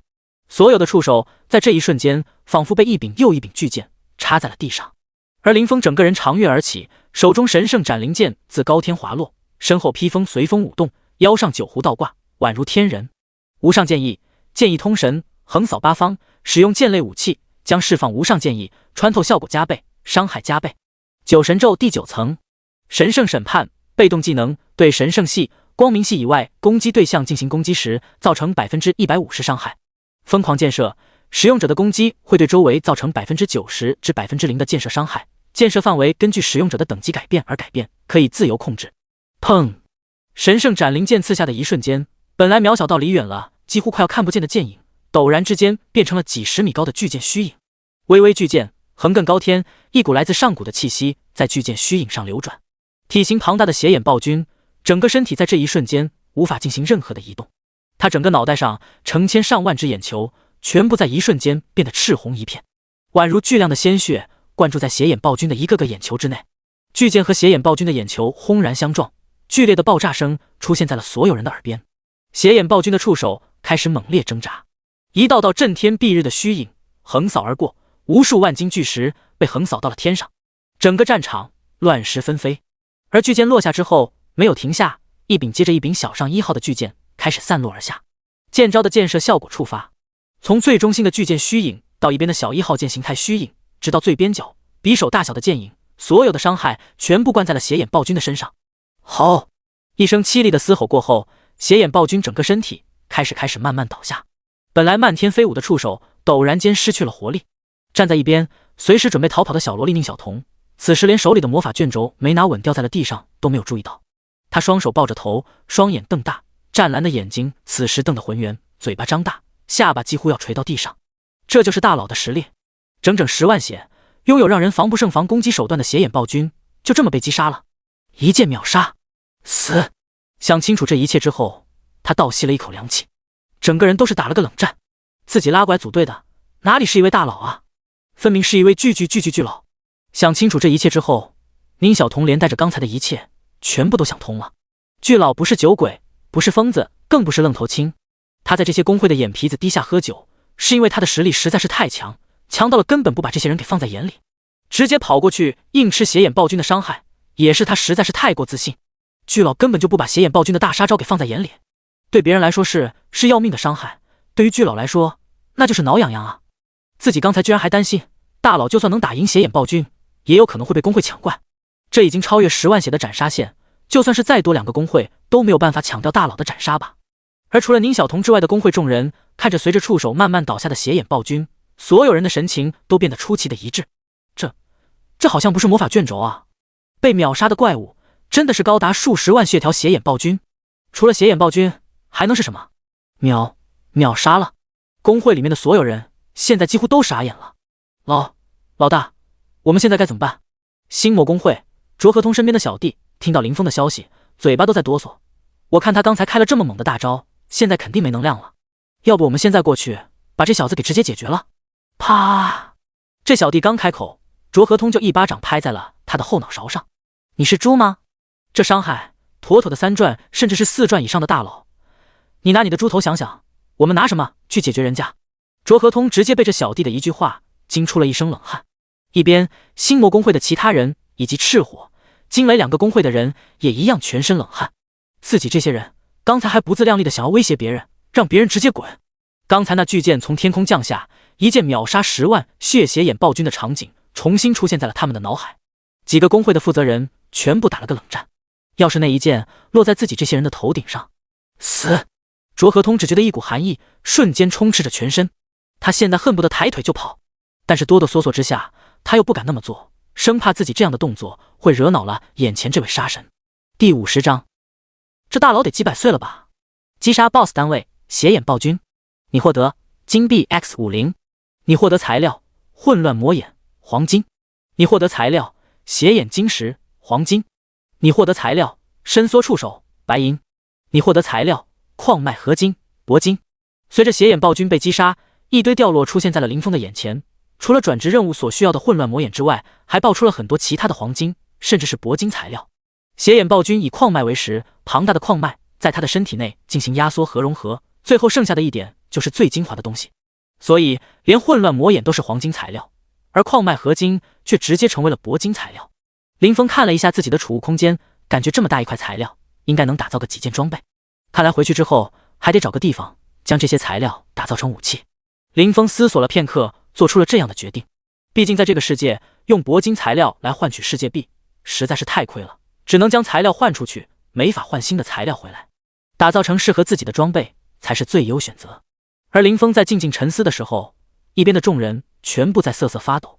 经历过刚才的那一幕，就算是再怎么不长眼的，都会知道眼前这位一剑秒杀邪眼暴君的人是自己惹不起的狠角色。林峰只是随意瞥了他们一眼，这些人就全部汗毛倒竖，差点就要跪地求饶。看到这几个大公会的人员风声鹤唳、草木皆兵的样子，林峰觉得有些好笑。不过邪眼暴君已经成功击杀，自己现在已经不需要再继续留在这里了。这些公会的人没有影响到自己的转职，林峰也不准备再管他们。如此想着，林峰拿下酒葫芦，朝着嘴里猛灌一口，大声道：“好酒！”话音刚落，只见一只巨型古龙从天际飞来，强大的死气从古龙身上散发，只是零星洒落一点，在场除了林峰之外的所有人就都感觉到一股恐怖的杀意将自己笼罩。所有人都打了个冷战，看着天空出现的古龙，瞪大了双眼。这是什么？又一只 BOSS， 这只 BOSS 是龙？怎么可能？西山矿场怎么可能会出现龙？这家伙比邪眼暴君还要强吧？为什么会出现在这里？不应该这样，西山矿场不可能会出现这样的怪物，从来没有记载过。刚刚见证邪眼暴君被击杀的众人，突然看到一只似乎更强的怪物出现，全部都头皮发麻。这西山矿场什么时候这么危险了？ BOSS 一个接一个出现，甚至还引出了眼前这位实力肯定在3转甚至在4转以上的大佬来这里杀怪。另一边的小萝莉宁小彤此时神色也有些慌张，她也没有想到西山矿场居然这么危险，来刷个怪居然能遇到比邪眼暴君更强的 BOSS， 实在是有些离谱。这次如果不是遇到大佬就太危险了。宁小彤将自己掉在地上的2份魔法卷轴捡了起来，警惕地盯着天上的古龙。这 BOSS 可能对大佬没什么威胁，但如果对自己来一口吐息，自己等会恐怕连个渣都不会剩下，还是得小心一点。这样想着，宁小彤惊讶地发现古龙真的朝着大佬的方向飞过去了。他看到林峰还在灌酒，当即着急地大喊了一句：“大佬小心！”还有 BOSS。 不过等他的声音刚刚落地，就看到古龙落在了林峰的旁边。林峰一壶酒灌下去之后，整个人一跃而起，稳稳地立在了古龙的身上。旋即古龙带着林峰乘风而起。小萝莉看到眼前这一幕，被惊得嘴巴张大成了 O 型。这只古龙是大佬的坐骑？卧槽！将这种品质的古龙当成坐骑，大佬这究竟是什么实力？宁小彤看着随意操纵古龙的林峰，只觉得自己今天的运气是真的爆表。和小姐妹闹了个矛盾，自己一个人跑出来组队，居然就抱上了这么粗壮的大腿。这种躺着升级的感觉真的是太爽了。不过他在这种幸福之中还没有沉浸多久，看着天空中的黑点越来越小的时候，他突然感觉到了不对劲。卧槽！大佬，我还没上车呢！小萝莉急忙站了起来，手里还拿着自己魔法卷轴，一边大喊一边追着林峰的古龙狂奔。小短腿猛跑，眼泪都快甩出来了。幸好林峰并没有真的把他给忘了。林峰只是带着古龙扫视了西山矿场一圈，看看有没有特别的东西，发现没有之后，就回头将宁小彤给接了起来。而在古龙的下方，星魔、赤火、惊雷3大公会的人看着驾驶着古龙离开的林峰和宁小彤，面面相觑。这得是什么实力？赤火公会的负责人现在也没有争斗的心思了，看到林峰坐上了古龙离开，向另外2个公会负责人问道：“2转、3转？”惊雷公会的负责人有些不确定地说道。他们看到林峰出手，其实也就那一招，以及后面像是恐怖 BOSS 的古龙，竟然是林峰的坐骑。但那一招伤害实在是太过于恐怖，让他们无法相信这是一转或是二转的觉醒者所用出来的一剑。古龙更是骇人，他们从来没有见过有人的坐骑能这么拉风，居然能够保持 BOSS 气息的，最少3转。星魔公会的卓河通思索了一阵之后，重重地说道：“如果没有4转的话，根本不可能驾驭那么恐怖的古龙。”卓河通说话的时候一脸笃定，而其他几人也是深以为然地点了点头。那只古龙的实力明显还在血眼暴君之上，能将这种东西变成自己的坐骑，甚至比秒杀血眼暴君还要困难。这位大佬绝对是3转以上的高手。不过，不是2转之后就不能进入这个秘境了吗？他为什么能进来？一名手下思索了半天，还是不解地问道。啪！卓河通又是给了他后脑勺一个巴掌。你真的是猪！规则从来都只是束缚弱者的，而强者随时都能够无视规则。人家大佬只要想进，就没有进不去的地方。你别看刚才那位大佬看上去年轻，说不定人家早就过完100岁大寿了。他进入我们几个公会负责的秘境，说不定只是为了给自己家族的后辈刷一些黄金装备，让他们更轻松的升级。这就是顶级豪门的待遇，懂不懂？卓河通一脸恨铁不成的骂道。而听到了卓河通的解释，除了被打的那个，其他人都露出了原来如此的表情。这位大佬表面看上去像个学生，事实上年龄早就不知道比他们大多少岁了。这样想来，大佬比他们强那么多，倒是完全可以接受。毕竟他们也才觉醒1个月到1-2年不等。而在另外一边，小萝莉宁小彤则是一脸幽怨地坐在了古龙的背上。刚刚他一边抹眼泪，一边拿着魔法卷轴，用着自己的小短腿狂奔的模样，真的很丢人。第51章林峰转职天选秘境的消息。林峰看着这小萝莉气鼓鼓的模样，只觉得好笑。不过林峰也没有继续逗她，直接将自己得到的魔眼碎片都拿了出来。魔眼碎片应该就是血眼暴君身上脱落下的眼球碎裂之后的东西，质量要比血眼暴君爆出的战利品差上一些。这东西对自己来说，除了换成世界币之外，没什么其他的用处。不过对于宁小彤的星空之眼天赋，似乎有着很大的好处。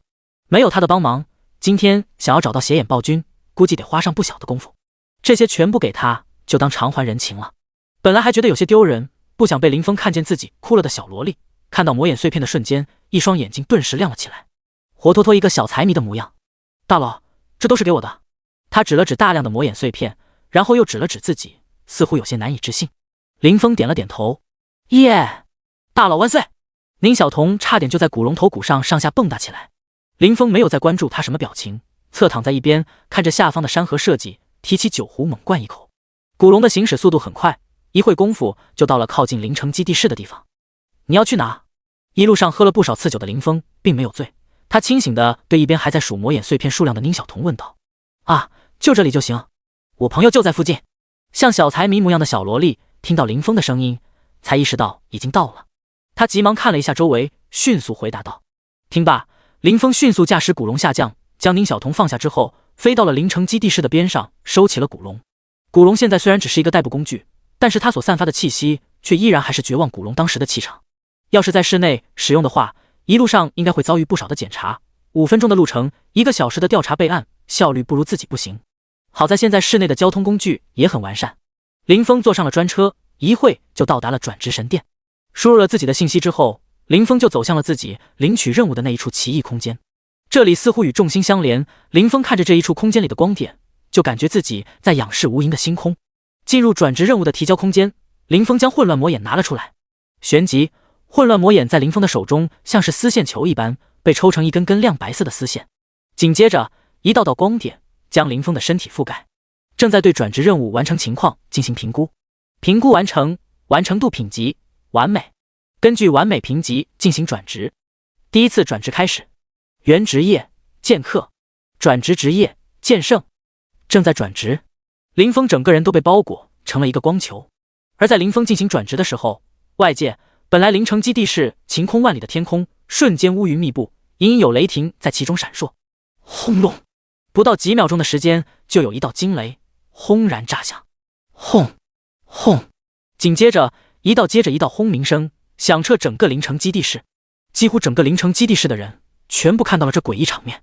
那一道道惊雷，说是闪电，倒不如说像是一柄接着一柄剑。一道道巨剑以雷霆的姿态从天空之上洒落下来。我的天，这是又有大能在我灵城基地室上方斗法吗？死！昨天2次觉醒的时候，就出现了奇景。据说那是2位顶级强者偶然路过，于高天之上斗法所落下的残影。今天怎么又出现了这恐怖异象？难道那2位强者打了1天1夜，又重新来到了我们灵城基地室的上空？太恐怖了！能够弄出这种异象的大能，岂不是举手抬足之间就能将整个灵城基地室夷为平地？灵城基地室所有人看着天空这恐怖景象，全都面露惊恐，觉得造成这种异象的人一定拥有着翻天彻底的实力。而在灵城基地室的官方大楼，一群人正在这里开会，玉文山和高天灵也坐在其中。坐在首座的是一位留着马尾辫长发，面容姣好，整个人神色严肃，穿着白色衬衣，外面搭着一套黑色工作服的女子。在她的桌子上放着一块纸质牌子，上面写着一个名字于曼文。她就是灵城基地室的执行官，在灵城基地室拥有最高权力。她轻轻敲了敲桌面，神色严肃说道：我昨天夜里得到消息，这一次的天选秘境出现在了我们灵城基地室的上空。距离灵城基地室上一次被天选秘境所选中已经有900多年了。天选秘境，气运所中，能在其中脱颖而出者都将拥有顶级机缘。有人在其中得到了一枚卵，最后养成了一只黄金巨龙，天赋并不突出的他借此成为了一方霸主，在议会中拥有举足轻重的地位。有人在其中得到了一块未知晶石，成功凭借晶石成为了神明代理人，在西方开创不朽教会。天选秘境出现在我灵城基地室上空，这样的机会我们必须把握住，让我们的天才能够更进一步。于曼文的声音斩钉截铁，对天选秘境极其看重。不过听到天选秘境出现在了灵城基地室的上空，在场有些人的脸上露出狂喜的表情，而另外的一小部分则一脸担忧。玉文山皱了皱眉头说道：虽然进入天选秘境可能会带来巨大机缘，但也有可能损失巨大，天选秘境的危险程度极高。有时候天选秘境的入口不仅会在我们这里出现，域外一族那里同样可能会有。遭遇之后，我们人族在觉醒初期终究是弱了些。最近100年，大夏折戟在天选秘境中的 SSS 级天赋觉醒者已经超过了100人，而且我们基地室资源不足，觉醒者升级速度、装备配置比之其他巨城乃至超级巨城的觉醒者都差了太多。没有人带队，贸然进入天选秘境，很有可能会出现巨大伤亡，得不偿失。听到玉文山的顾虑，于曼文也敲了敲桌面，头疼起来。轰隆！突然一阵雷霆炸响，一道剑形雷光透过窗户映照了进来。这是……在场众人中有几个人猛然对视了一眼，都发现了对方眼中的狂喜。现在能够造成这种异象的，整个灵城基地室应该没有第2人。第52章，转职成功，7星剑阵。转职成功，当前职业剑圣，职业附带效果：对剑法掌握登峰造极，职业称号比你低的持剑者，在和你战斗的时候，对武器掌握熟练度降低 30%， 非持剑者之外的职业，对武器掌握熟练度降低 20%。您的属性发生了变更：力量12602520，物抗12352470，法抗11602320，敏捷12942588，精神11702340，血量702000，法力480000。您获得了新技能7星剑阵主动技能，冷却时间30秒，消耗100法力值每秒。使用技能之后，使用者将在身体周围驾驭7柄飞剑，组成剑阵护盾，护盾强弱由飞剑强弱、精神属性强弱而定，能够抵挡大量物理伤害以及部分魔法伤害。御剑术主动技能，冷却时间1秒，消耗200法力值。使用技能之后，使用者短暂获得御剑飞行的能力，飞行速度根据飞剑质量、精神属性强弱而定。转职完成，光球慢慢从林峰的身体表面消失。林峰看到自己的职业从剑客直接变更到剑圣，被惊的眼睛微微有些瞪大。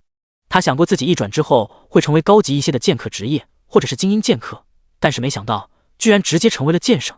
一转成功就获得了剑圣职业，那自己2转3转甚至是9转之后会获得什么样的职业？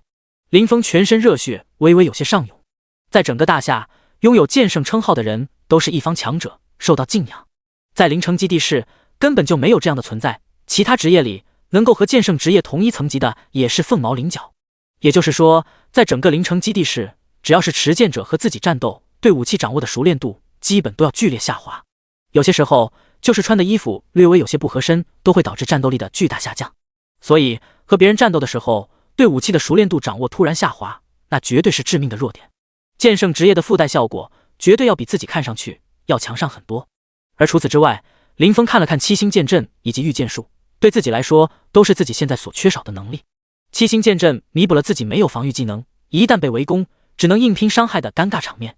而御剑术则增加了自己的灵活性，神圣斩灵剑的瞬移只能用来进攻，无法进行拉扯。而绝望古龙这个坐骑，代步的时候效果很不错，战斗的时候就显得太过笨重了，没有御剑术灵活。而且自己现在还不能驾驭绝望古龙来战斗，御剑术让自己战斗的时候灵活了很多，以后即便是遇到了飞行单位，也不用害怕被风筝了。适应了自己属性的变化，林峰走出了转职空间。而随着林峰的转职完成，天上的异象也瞬间消失。林峰出来的时候，一堆人正站在转职神殿外，对于碧空如洗的天空看个不停。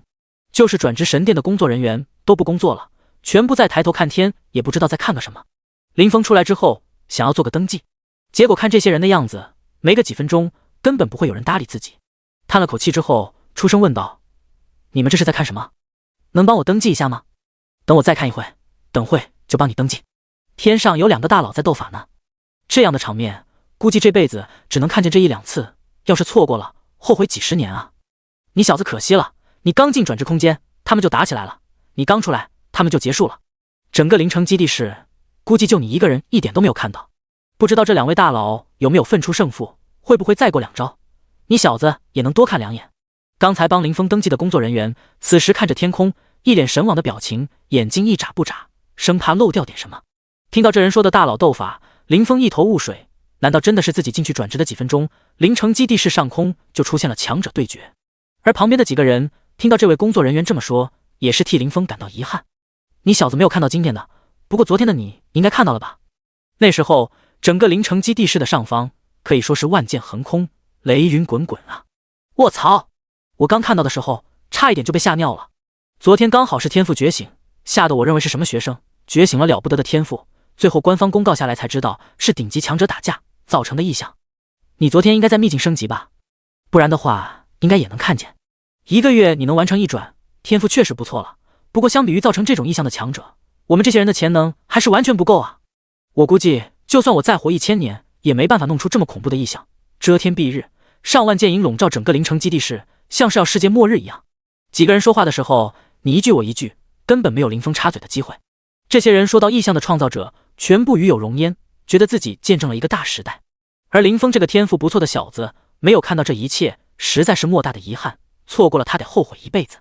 而林峰则是心虚的擦了擦汗，原来自己不仅是天赋觉醒的时候闹出了这么大的动静，转职的时候居然也天降异象了，而且也全程都看见了。这些人眼巴巴在转职神殿外看了一会，一直没看到有新的异象出现，才恋恋不舍地回到了神殿，帮林峰做完了登记。走出转职神殿之后，林峰朝着灵城基地室最大的宗师铁匠铺走去。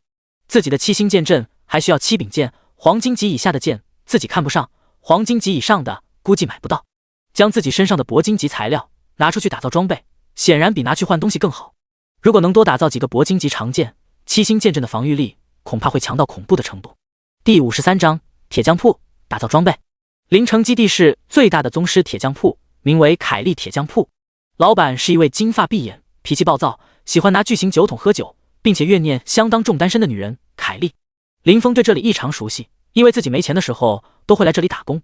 老板凯莉对自己还不错。凯莉据说是来自矮人族，但是她一生下来就长得更像人类，和矮小的矮人完全不一样。在矮人族，其他矮人从小就叫她巨人症，丑陋的大个子。在矮人一族的审美中，凯莉就是又高又丑的那种人，根本没有人和她一起玩。所以在成年之后，凯莉选择了背井离乡，来到了人类世界生存。原以为这样她就会变得受欢迎，但事情并没有按照凯莉所想的方式发展。她虽然长得像人类，并且在人类的审美中长得还不错，但是除了长相之外，她继承了矮人族的所有特点。她嗓门巨大，说话的时候几乎100米之外的人都能听到，说每一句话都像是在吼人。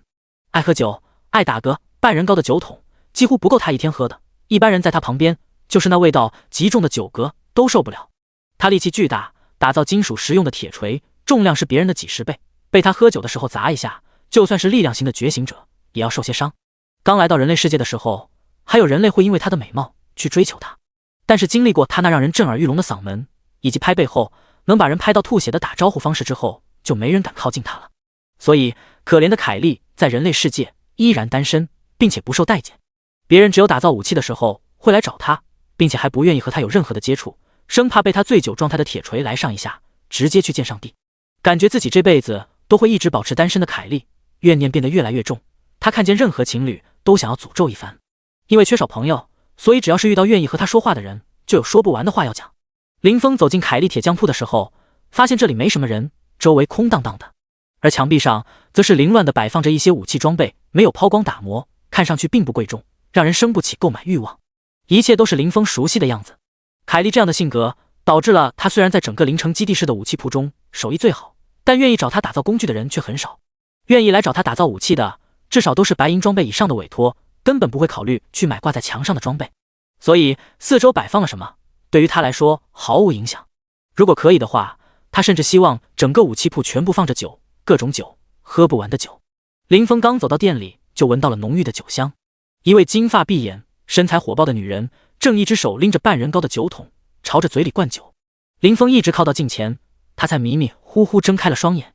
这位就是武器铺的老板凯莉。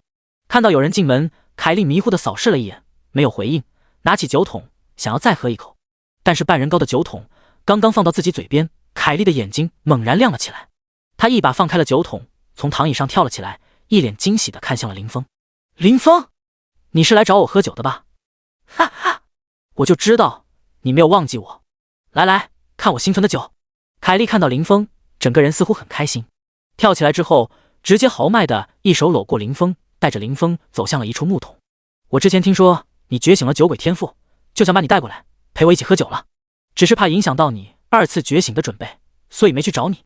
别人都说喝酒不好，他们那都是放屁。我们矮人族个个都是喝酒高手，寿命最少都有400-500年。要我说，人类就应该将喝水改为喝酒，如果这样的话，人族那些觉醒一般天赋的人肯定也能活很长时间。你觉醒了酒鬼天赋，至少也能和我们矮人族一样多活几百年。凯莉的动作像是那些彪形大汉一样，搂人的姿势都差不多，而且力量确实奇大无比。就是林峰已经完成了1次转职，仍然别凯莉的胳膊夹得有些窒息。不过凯莉的身材很好，她身体也比较柔软，比被彪形大汉搂一次舒服多了。呼，在一个酒桶前，凯莉松开手的时候，林峰大口喘了喘粗气。眼看凯莉就要热情地将酒桶给打开，一副不醉不归的架势，林峰急忙说道：我这次来不是喝酒的，我是来打造装备的。打造装备？凯莉醉醺醺地问了一句，旋即摆了摆手，一脸不屑地说道：这太简单了，整个凌城基地市没有人比我更会打装备，人类的武器锻造技术和我们矮人没法比。不着急，我几分钟就能把装备打好，你先陪我喝酒。凯莉说完就打开了酒桶，顿时一股浓郁的清香出现在了房间里，闻到的一瞬间就像是走在了雨后的小路上，整个人都清新了很多。再闻一口，酒香又浓郁起来，像是9月之后的桂花香，沁人心脾。本来还想着赶紧办正事的林峰，闻到这股味道，顿时将自己想说的话给压了下来。凯莉拿出了一个大木桶，直接豪爽地给林峰装了满满的一桶，说道：我们一边喝一边聊。说完，凯莉从自己的存储空间里拿出了一张石桌以及2个圆凳，让林峰坐下聊他想要打造的装备。说吧，你想打造什么类型的武器？以后要是不想当觉醒者了，直接来我店里工作，其他不说，酒管够。凯莉一口酒下肚之后，拍了拍自己傲人的胸脯，保证道。林峰也喝了一口，说道：剑，我想打造极柄剑。剑？凯莉看了看身后凌乱的武器堆，随意的对林峰说道：这种武器我虽然不多，但青铜级的应该有一堆，白银级的好像储藏室里面还有一个，你要是想要的话，随便拿2柄，我不收钱。听到凯莉说自己可以拿白银武器不付钱的时候，林峰整个人都很感动。自己是唯一一个愿意听他酒后诉苦的人，对方也是真的把自己当成了朋友。就算自己觉醒了 F 级酒鬼天赋，也愿意将白银装备送给自己。不过虽然很感动，但自己这次来需要的可不是白银装备，我不用那些，我需要黄金阶，最好是铂金阶的剑。林峰一口酒下肚之后说道。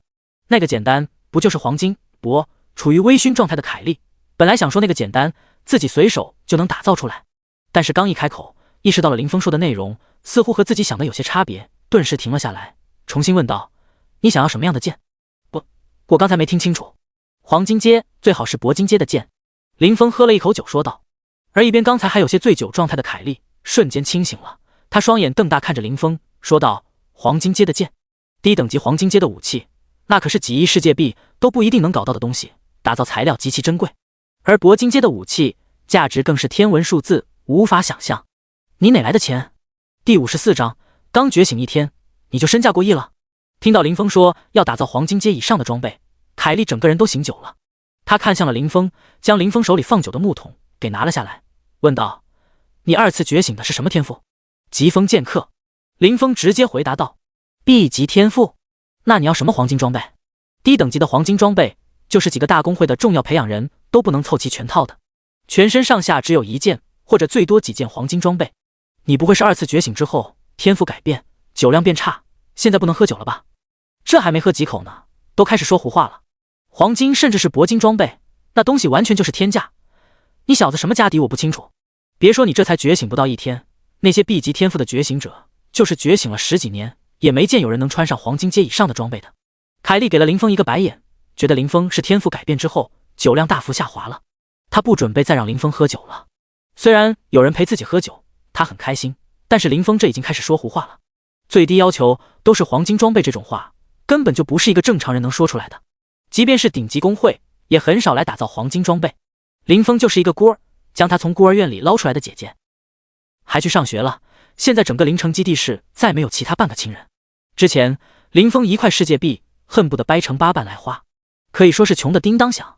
而且这小子不仅穷，还皱得很，根本不愿意接受别人的资助，除了打工所得到的报酬，其他钱分文不取。自己好多次想给他一些钱，让他离开贫民区，换一个不错的地方住，都被这小子给拒绝了。现在这小子才2次觉醒1天，而且只是觉醒了一个 B 级天赋，怎么可能突然变得有钱了？你就先别喝酒了，先喝口水醒醒酒，等会带你去医院检查一下身体状况。凯莉说话的声音难得的柔和起来。林峰听到凯莉这柔和的语气，整个人也是哭笑不得。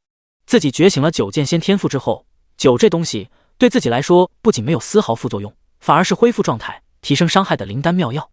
即便是喝的再多，也不会醉，更别说喝2口就开始说胡话，这根本就是不可发生的事情。凯莉对自己健康的关心虽然有道理，但是完全没有必要。我真的是来打装备的，怎么可能会因为这点酒就喝醉了？林峰对凯莉摆了摆手，笑着说道。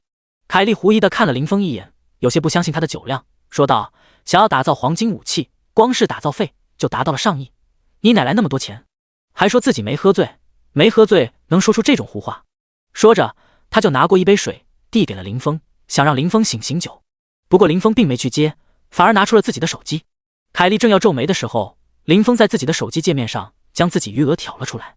凯莉挥了挥手，没有注意林峰想给自己看什么，想让林峰先把水喝了。你小子有多少余额，我还不清楚。先把水喝了，你这刚刚觉醒1天，就算是爆了好装备，也存不了几个。突然，凯莉看着林峰手机上的数字，感觉数字有些不对劲，似乎和自己想的有些不一样。个、十、百、千、万、百万、千万、亿，林峰账户里的余额有4个多亿。凯莉想要说的话全部咽了下去，眼睛有些瞪大。帮林峰拿水的手顿在了空中，有些僵住。这小子没有说胡话，他真的有价值上亿的存款。凯莉看向林峰，眼睛里是浓浓的难以置信。这小子的家底自己明明知道的一清二楚，别说是什么有钱有势的亲人了，就是有血缘关系的亲人都完全找不到一个活的。而且他2次天赋觉醒，一次是弱到极点的 F 级酒鬼，一次是只能说稀松平常的 B 级疾风剑客，都不是能够快速赚钱的天赋。这种天赋想要存钱，按照凯莉在人类世界生活的经验，至少也得几10年才能攒下上亿吧。那还得是少买装备、少花钱、省吃俭用，运气还不错的情况下才能做到。但是眼前这小子刚刚2次觉醒第2天就拥有了上亿的存款。凯莉咽了口唾沫，整个人都有些发懵。他觉得自己在人类世界生活这么多年，依然没有搞明白人类这种生物，这事完全就不合逻辑啊！难道身为矮人族的自己真的是智商不够，想不明白这些事？凯莉本来就有些笨拙的脑子，被林峰这突然拿出来的存款余额搞得有些短路。林峰见他终于安静了下来，似乎不再会让自己喝水醒酒了，才松了口气。他将凯莉手里提着的水杯给接了过来，然后放在了一边的桌子上。现在相信了吧？我真的是来打装备的，这点酒真的灌不醉我。林峰拿过了刚才被凯莉收走的木桶，又是痛饮了一口，笑着说道。凯莉现在已经从发懵的状态里恢复了过来，虽然他现在依然完全想不明白林峰为什么突然有这么多钱，但是他也不想多问。拥有矮人族血统的他，不喜欢任何需要过多思考的东西。他坐了下来，拿过了自己半人高的酒桶，痛饮了一口，帮自己压压惊。一口酒下肚之后，凯莉自信地坐在了那里，向林峰问道：“你想要的黄金装备有自己构图吗？还有，你自己有没有准备材料？如果你这边没有材料的话，我应该可以通过我的渠道买一些，但应该买不到多少。毕竟能够打造低等级黄金阶以上装备的材料都是顶级战略物资，没有多少人愿意拿出来卖。林峰点了点头说道，我准备了一些材料，应该够用。不过我更想要的是铂金装备，实在是不行的话才会选择黄金装备。据说铂金装备的打造极其艰难，不仅材料方面有要求，对技艺的要求更高，即便是人类中的顶级锻造师都很难在短时间内打造好，失败率极高，非常容易浪费材料。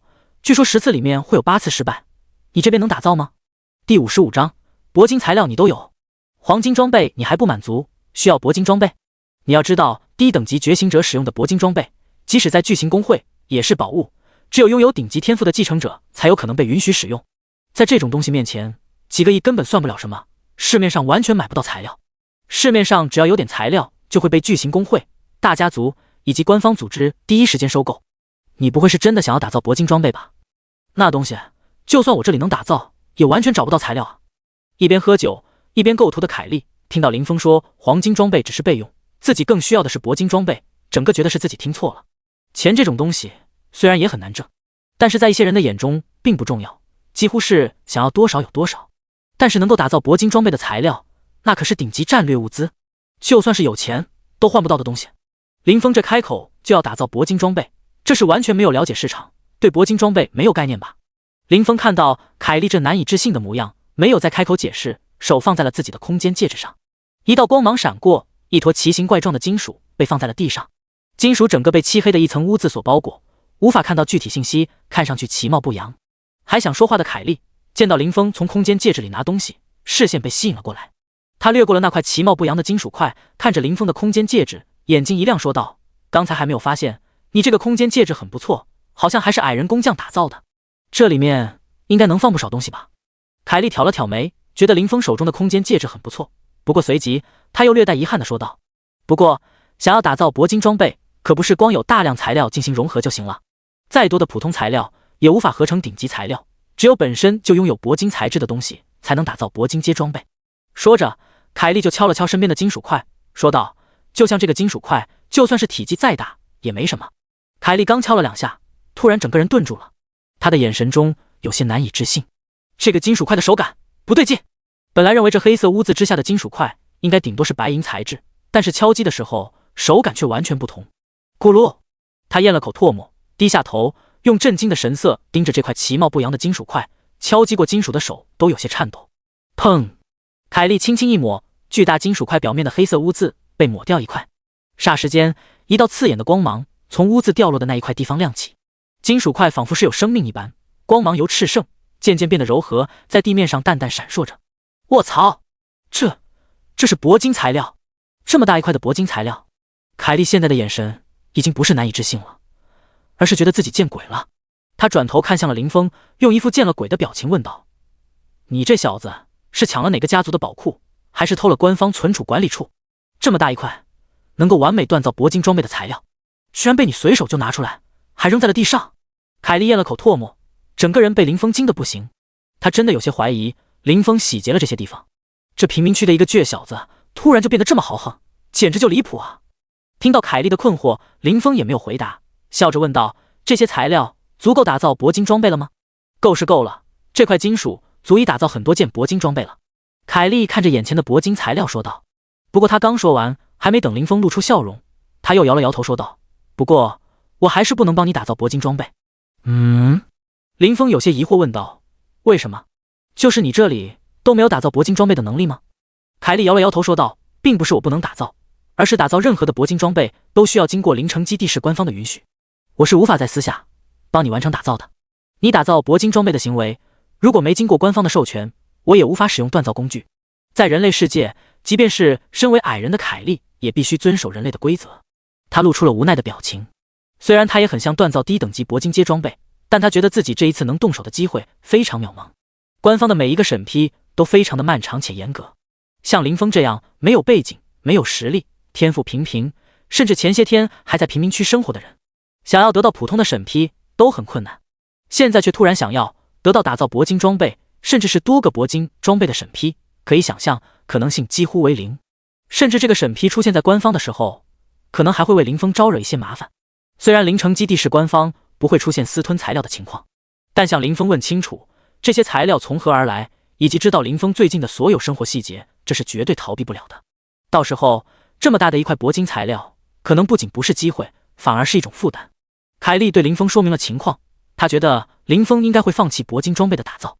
不过林峰在听到凯莉说打造装备只是需要向官方审批之后，神色不仅没有黯淡，反而眼睛一亮。他看着有些沮丧的凯莉，嘴角微微扬起，笑道：不就是找官方要个审批吗？你等会，我打个电话。说完，林峰又拿起了手机，找到了高天林的电话。而一边的凯莉看到林峰不仅没有丝毫沮丧，反而信心满满的模样，有些诧异。这小子难道得到了某位高层的支持？怎么可能？他不是孤儿院的孤儿吗？而且 B 级天赋怎么可能会得到官方高层的支持？只是凯莉想了一下林峰夸张的余额以及这么一大块铂金材料，整个人虽然还是不那么愿意相信，但心里也隐隐有些觉得或许有这个可能了。只是打造铂金装备，自己需要召唤矮人族神器矮人王之锤的极小部分力量。这种情况，就算林峰真得到了某一位大人物的支持，应该也不会轻易完成审批吧。第56章，令人震撼的林峰。就当凯莉还在思索的时候，林峰打出去的电话已经被接通。喂，林峰，有什么事吗？电话的另一头传来了高天林的声音。本来还有些怀疑的凯莉听到林峰电话里传来的声音，整个人一怔。高天林在转职神殿身居高位，在官方系统内部也很有地位。自己作为灵城基地室仅有的宗师锻造师，和他虽然不熟，但也有过几次接触。这一听声音，真的是本人。这小子不是诓我，他难道真的能很快走完审批程序？这怎么可能？凯莉看向林峰的眼神微微有些震惊。这小子真的得到了官方大人物的支持？孤儿院出身，没有背景，天赋平平，怎么也不像是能够得到支持的样子啊。而在凯莉整个人怔住的同时，林峰见到电话打通，直接开门见山的说道：高主任，我在凯莉铁匠铺这里打造装备，现在有些问题需要官方的帮忙。什么问题？世界币不足吗？需要多少你直接说，我可以直接转给你。高天林接到林峰的电话，眉头一挑说道。虽然按照要求不能直接给林峰提供装备，但是林峰自己想打造装备的时候提供一些帮助应该没什么问题。高天林心中这么想着。不是世界币。林峰摇了摇头说道，是我想在这里打造铂金装备，材料已经准备好了，但是凯莉说打造铂金装备需要官方的审批，不然的话无法进行打造。高天林刚开完会，一边走一边随口答应着林峰的要求。哦，铂金装备啊，等会我就帮你。但是猛然间他意识到了不对劲，林峰刚才说的是铂金装备。高天林的双眼瞪大，本来在行走的脚步停了下来，难以置信地向林峰问道，你想打造什么装备？铂金装备，材料我已经准备好了，这个方面应该不需要官方的帮忙。林峰回应道。高天林从手机里听到林峰的回答，饶是他已经知道林峰是神级天赋，脸上全是难以置信。本来认为他用1天的时间直接升到了20级，完成了一次转职就已经很离谱了，他从来都没有见过这样的快的升级速度。而现在林峰居然还告诉他自己已经准备好了打造铂金装备的材料，听起来材料还一点不少。1天1夜的时间，林峰直接完成了别人可能要很多年才能够完成的事情。这小子给自己的简直不是惊喜，是惊吓。你小子不是逗我玩吧？这低等级的时候打造铂金装备的材料到底稀缺到了什么程度，我可是知道的。你这才觉醒多久就拿到了，而且数量还不少，这怎么可能？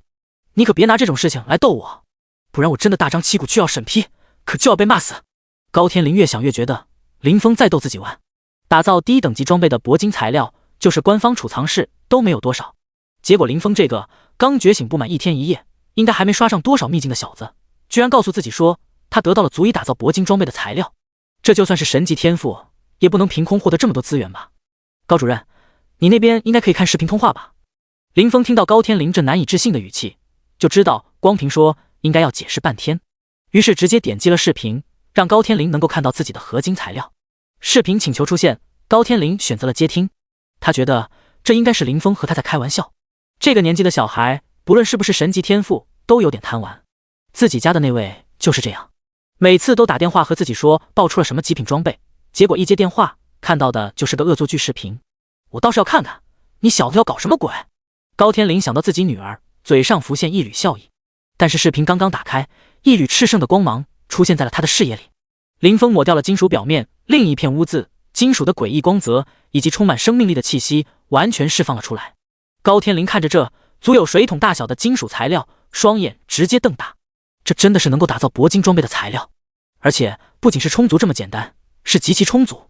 这种东西是刚刚觉醒1天1夜就能够爆出来的。死！倒吸了一口凉气，高天灵觉得自己世界观有点崩塌。这就是神级天赋的恐怖之处吗？简直不让其他人活啊！喂，高主任，你还在吗？应该能确定这是能够打造铂金装备的材料了吧？林峰听手机里迟迟没有传来回应，不由问道。高天灵听到林峰的声音，意识到了自己的失态，轻咳一声说道：嗨嗨，能确定了，能确定了，我马上帮你审批。说完，他直接转身回大楼，朝着于曼文的办公室走去。虽然自己一道走程序也能完成林峰的要求，但是那样做的话太慢了。想要在1分钟之内完成林峰的要求，那就只有一个办法，就是得到凌城基地市最高执行官于曼文的点头。不到几秒钟的时间，高天灵就徒步跑了10几层楼，走到了于曼文的办公室。此时于曼文正在处理事务，看到高天灵走了进来，放下了手中的笔问道：有什么事？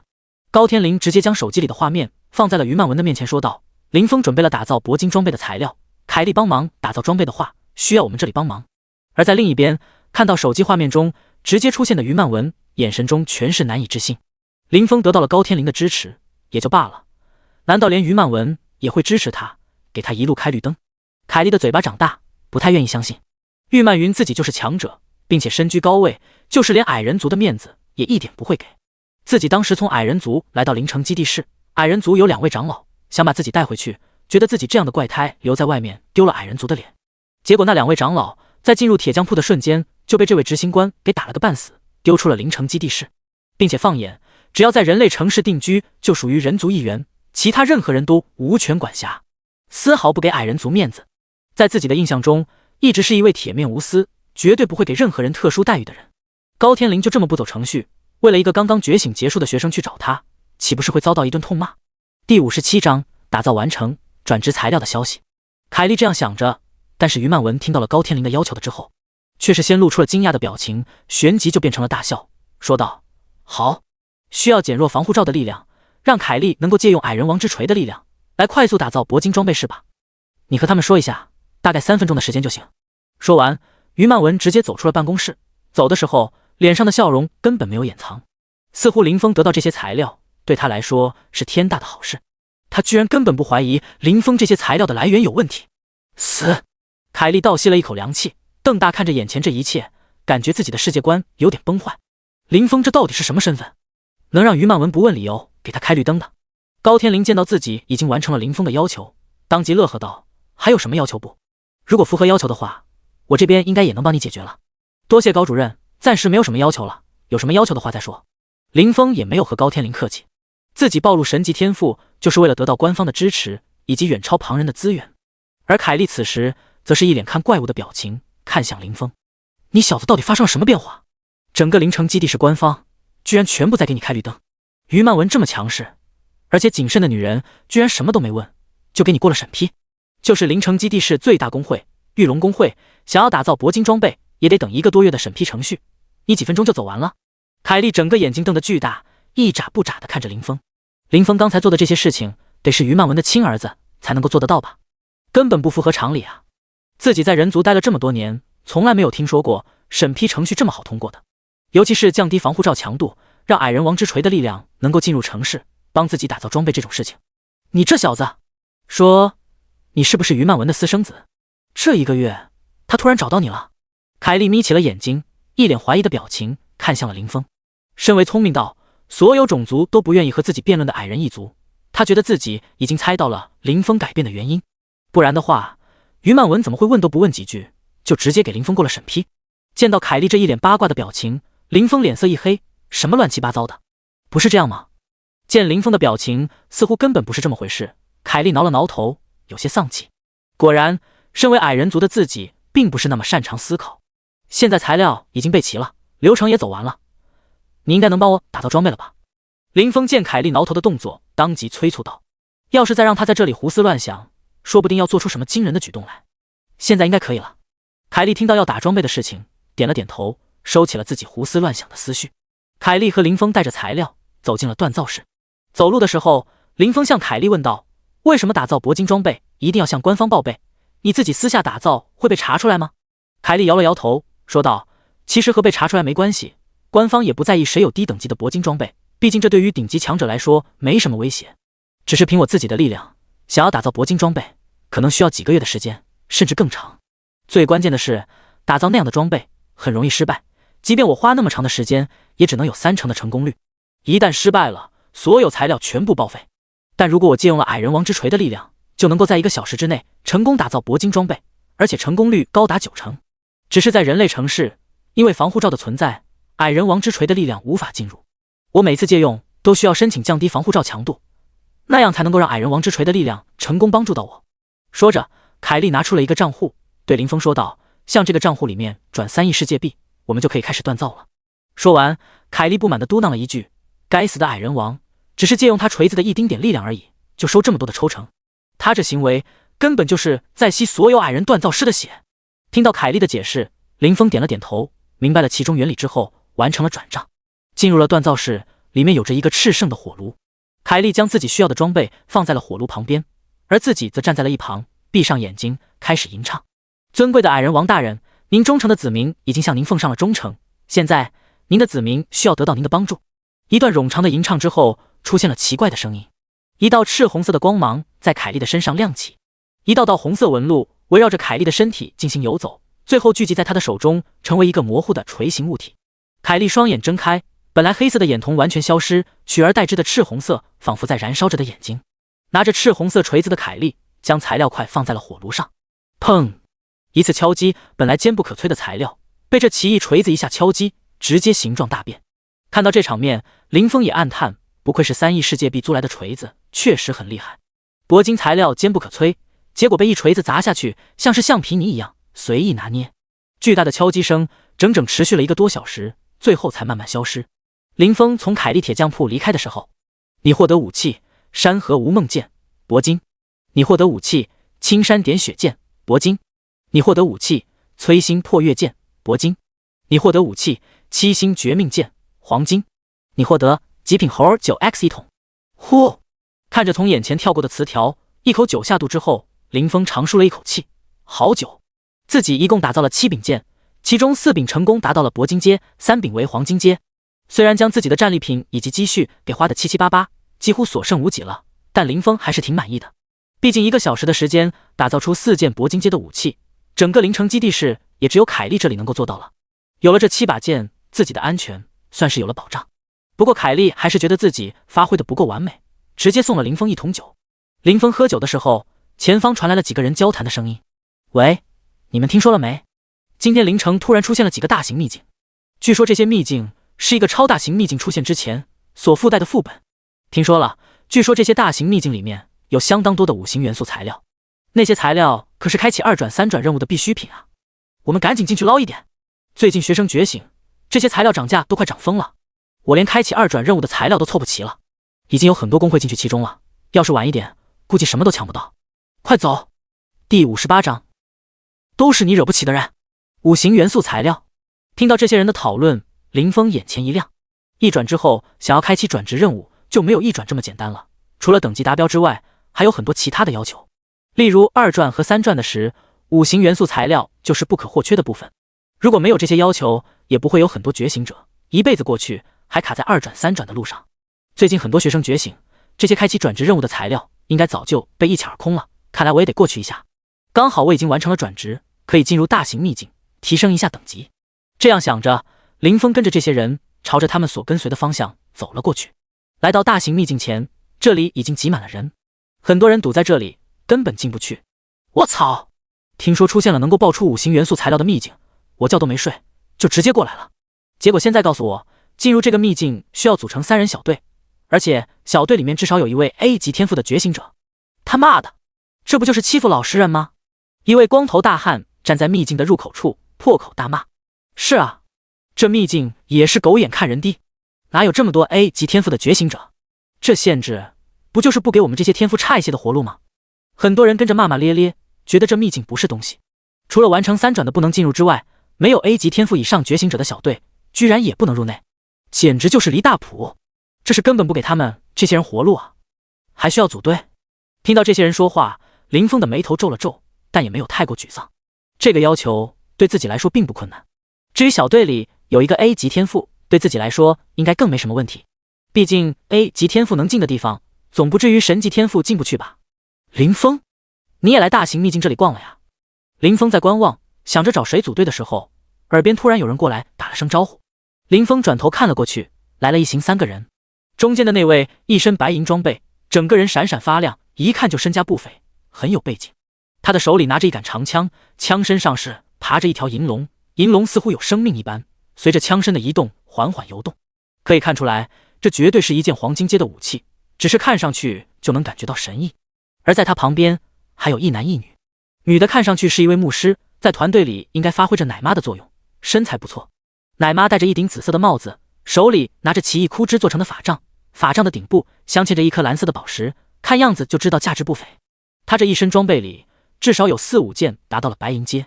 而另一边的男生是一位法师，看上去则是要寒酸了很多，一身青铜装备，看样子只有他手里的法杖勉强达到了白银阶。而向林峰打招呼的就是这位在3人中显得有些寒酸的法师。林峰记得他是自己的同班同学，张平第一次觉醒的时候获得了 B 级天赋，开始了升级。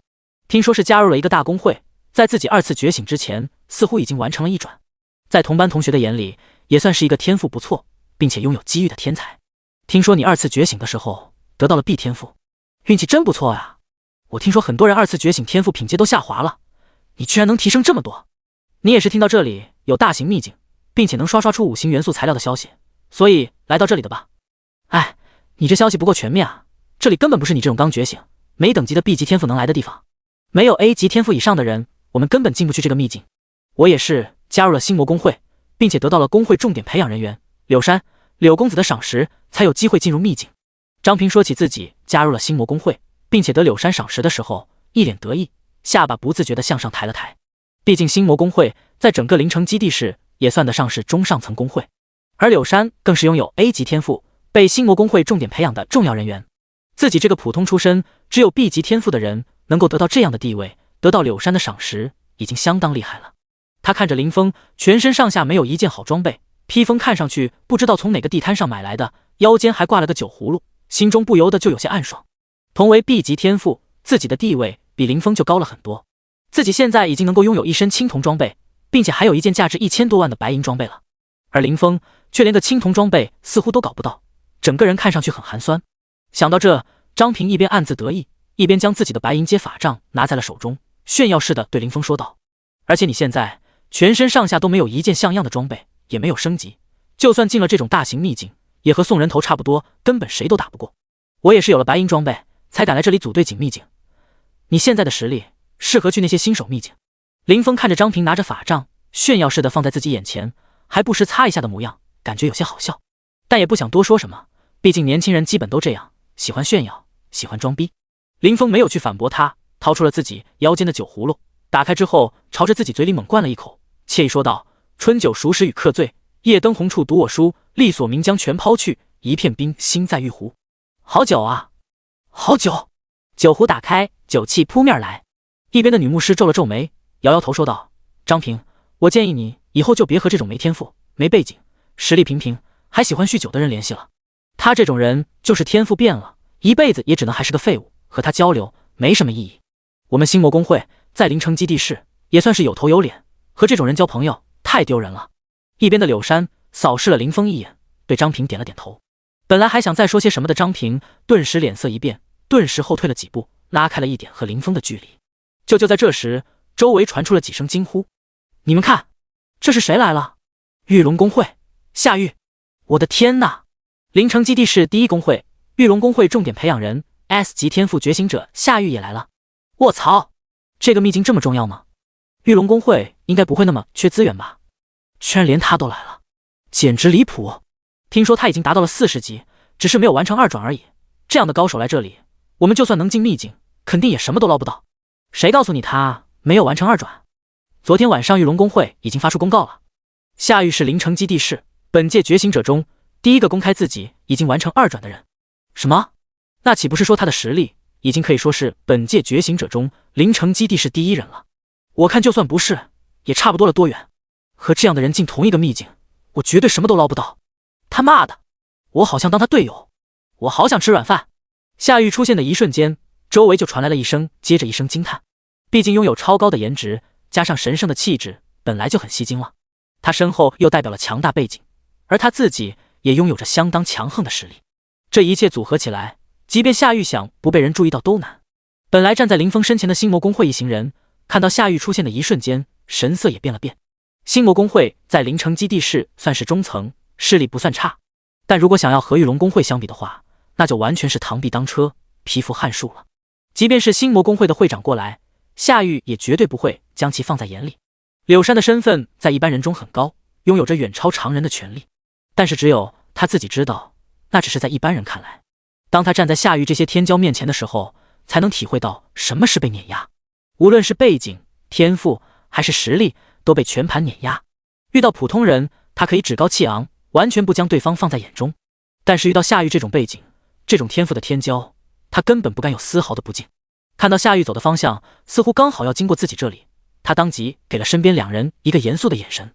如果能够和夏玉搭上话，并且和他结交的话，不仅自己在星魔公会的地位要水涨船高，就是星魔公会都有可能因为玉龙公会的庞大势力而提升不少。张平和一边的女牧师虽然对玉龙公会并不熟悉，但他们也知道玉龙公会的可怕地位，顿时全部站得笔直，手和腿都紧张得有些微微颤抖。如果柳山能够被夏玉记住，自己这两个人在星魔公会的地位也同样会水涨船高。但如果因为自己没做好，让夏玉皱眉，让柳山被夏玉厌恶的话，张平和女牧师都打了个冷战，那后果不敢想象。尤其是女牧师，她看着旁边还像是没事人一样，搁那喝酒喝得不亦乐乎的林峰，心里又气又急。夏玉这样子就不像是能喜欢酒鬼的人，要是这家伙一直在这里发酒疯，夏玉说不定都不会走过来。他压低了声音，厌恶地对林峰说道：“死酒鬼，赶紧滚开！再继续在这里耍酒疯，惹上了玉龙公会，小心以后灵城基地市没有你的容身之地。”柳山也意识到了林峰还在这，并且在大口灌酒，周围全是酒气的问题。他同样压低了声音，警告说道：“酒鬼，赶紧离我们远点，别赖在这，这里不是你能喝酒的地方。我们星魔公会的势力遍布各大秘境，再乱喝酒，整个灵城基地市没有你升级的地方。”张平在旁边擦了擦冷汗，看到林峰还是一副不为所动的样子，整个人都被吓得哆嗦。他跑了过来，推着林峰，要把林峰正在喝酒的林峰往旁边的人群推一推，嘴里哆哆嗦嗦道：“林峰，你别喝了，这里哪一个都是大人物，根本不是你这样的一个刚刚觉醒 B 级天赋的小喽啰能惹得起的。你这还不走，是不要命了？大哥，你赶紧换个地方喝吧，不行的话我下次请你喝，喝到你死都没事。今天就别喝了。”而在不远处，正在发愁自己缺一个队友的夏雨，抬头间就看见了正在给自己灌酒的林峰。那任沧海横流，世间万物都和自己无关，一心一意只想喝酒的模样，也只有林峰能够做得出来。顿时，夏雨的脸上出现了狂喜的神色，径直朝着林峰这里走了过来。第59章，林峰到底是什么背景？柳山看到夏雨就这么直直地朝着自己走过来，整个人有些难以置信。他虽然和夏雨有过几面之缘，但就连一句话都没有说上。现在夏雨的身边一个人都没有，难道是人数不足，不能进秘境，看中了自己的实力，想要和自己合作？想到这个可能，他整个人瞬间兴奋起来。要是能和夏雨一起合作下秘境，回到公会之后，只要稍微运作一下，自己岂不是能够从重点培养人变成唯一培养人？想到这里，柳山整个人都兴奋起来，心脏砰砰乱跳。催动力量让手中黄金阶的长枪传出阵阵龙吟，光芒璀璨到有些炫目，生怕夏雨没有注意到他。在夏玉走到柳山面前的时候，柳山迫不及待地上前问好道：“你好，我是星魔公会的柳山，我们在半个月之前的灵城公会交流大会上见。”柳山的话还没说完，夏玉却像是没有看见他一样，直直地朝着柳山的身后走去。柳山整个人一僵，神色尴尬地向后看去，只见夏玉直接站在了林峰的面前，嘴角微微扬起，轻松地向林峰打了声招呼道：“林峰，你也来这里了？”夏玉这句话一开口，柳山的瞳孔猛然收缩。他震撼地看着眼前的林峰和夏玉，目光中出现浓浓的难以置信。这两个人居然认识，这怎么可能？柳山身体僵住，双目瞪大，看着眼前的画面。林峰不就是一个贫民区出来的酒鬼吗？张平和自己说过，而且他的天赋也只是最稀松平常的 B 级，夏玉怎么会认识他？而且看样子两个人交情不浅。眼前的情况让柳山又惊又怕。而一边的女牧师看着连柳山都要谨慎对待，作为玉龙公会顶级培养人的夏玉，居然就这么站在了自己刚骂过的酒鬼旁边，后背开始冒冷汗。他有些后怕地看着林峰，整个身体都在剧烈颤抖。这个酒鬼难道是有什么惊天大背景，能和玉龙公会最强培养人相提并论的那种？之前的酒鬼模样只是随意敷衍自己这些人，越想他越觉得是这样，瞬间全身都是冷汗。如果自己招惹了这种拥有大背景的人，自己的下场会是什么模样？他咽了口唾沫，越想越是害怕。如果林峰的背景真的很恐怖的话，即便是星魔公会应该都保不住自己吧。而在林峰身边，想要将林峰推远一点，让他别惹恼夏玉的张平人已经骂了。他本来不想让林峰这酒鬼冲撞到夏玉，但是连柳山都无法结识到的夏玉居然早就认识林峰，而且两个人似乎还很熟，熟到了夏玉这种人物会来亲自打招呼的那种。他放在林峰后背上的手现在推也不是，收也不是，整个人僵在那，不知道做什么动作。柳山那已经是自己这种普通人能够接触到的身份背景最强的人物了。星魔公会占领着众多低等级大型秘境，公会内部高手众多，柳山则是这种公会的重点培养人之一。而夏玉他的背景则强到了让柳山仰视的地步，自己根本没法想象对方有可能会和自己交流。张平咽了口唾沫，他觉得夏玉这种人一般情况下自己这辈子应该都接触不到几次，但是现在他看了看还在闷头喝酒的林峰，以及站在一边等待丝毫没有不耐烦反而嘴角含笑的夏玉，张平的额角流下了一滴冷汗，扶着林峰的手开始剧烈颤抖。难道说被自己认为是一个烂酒鬼的林峰是比柳山背景要深厚的多的公子哥？死！想到这种可能，他在心底倒吸了一口凉气。与此同时，想到自己刚才因为柳山的一句话对林峰如避蛇蝎态度，心脏都为之一顿，自己在无意之间居然惹下了这么一桩大麻烦。想到这，张平有些心如死灰。啊，好酒，畅快！而终于将一口酒喝完的林峰，此时终于将自己的酒葫芦给放了下来。凯莉给自己的猴儿酒确实是人间极品，一口喝完还想再来一口。对于酒鬼来说，这东西可能比什么东西都要重要。喝完酒之后，林峰看着出现在自己眼前的夏玉，嘴角浮现一缕笑意，说道：“我来这里刷副本，顺便提升一下等级，不过还没找能一起进去的队友。你还有没有队友？”听到林峰说自己是来这里刷副本的，并且还没有队友，夏玉顿时眼前一亮，觉得有些惊喜。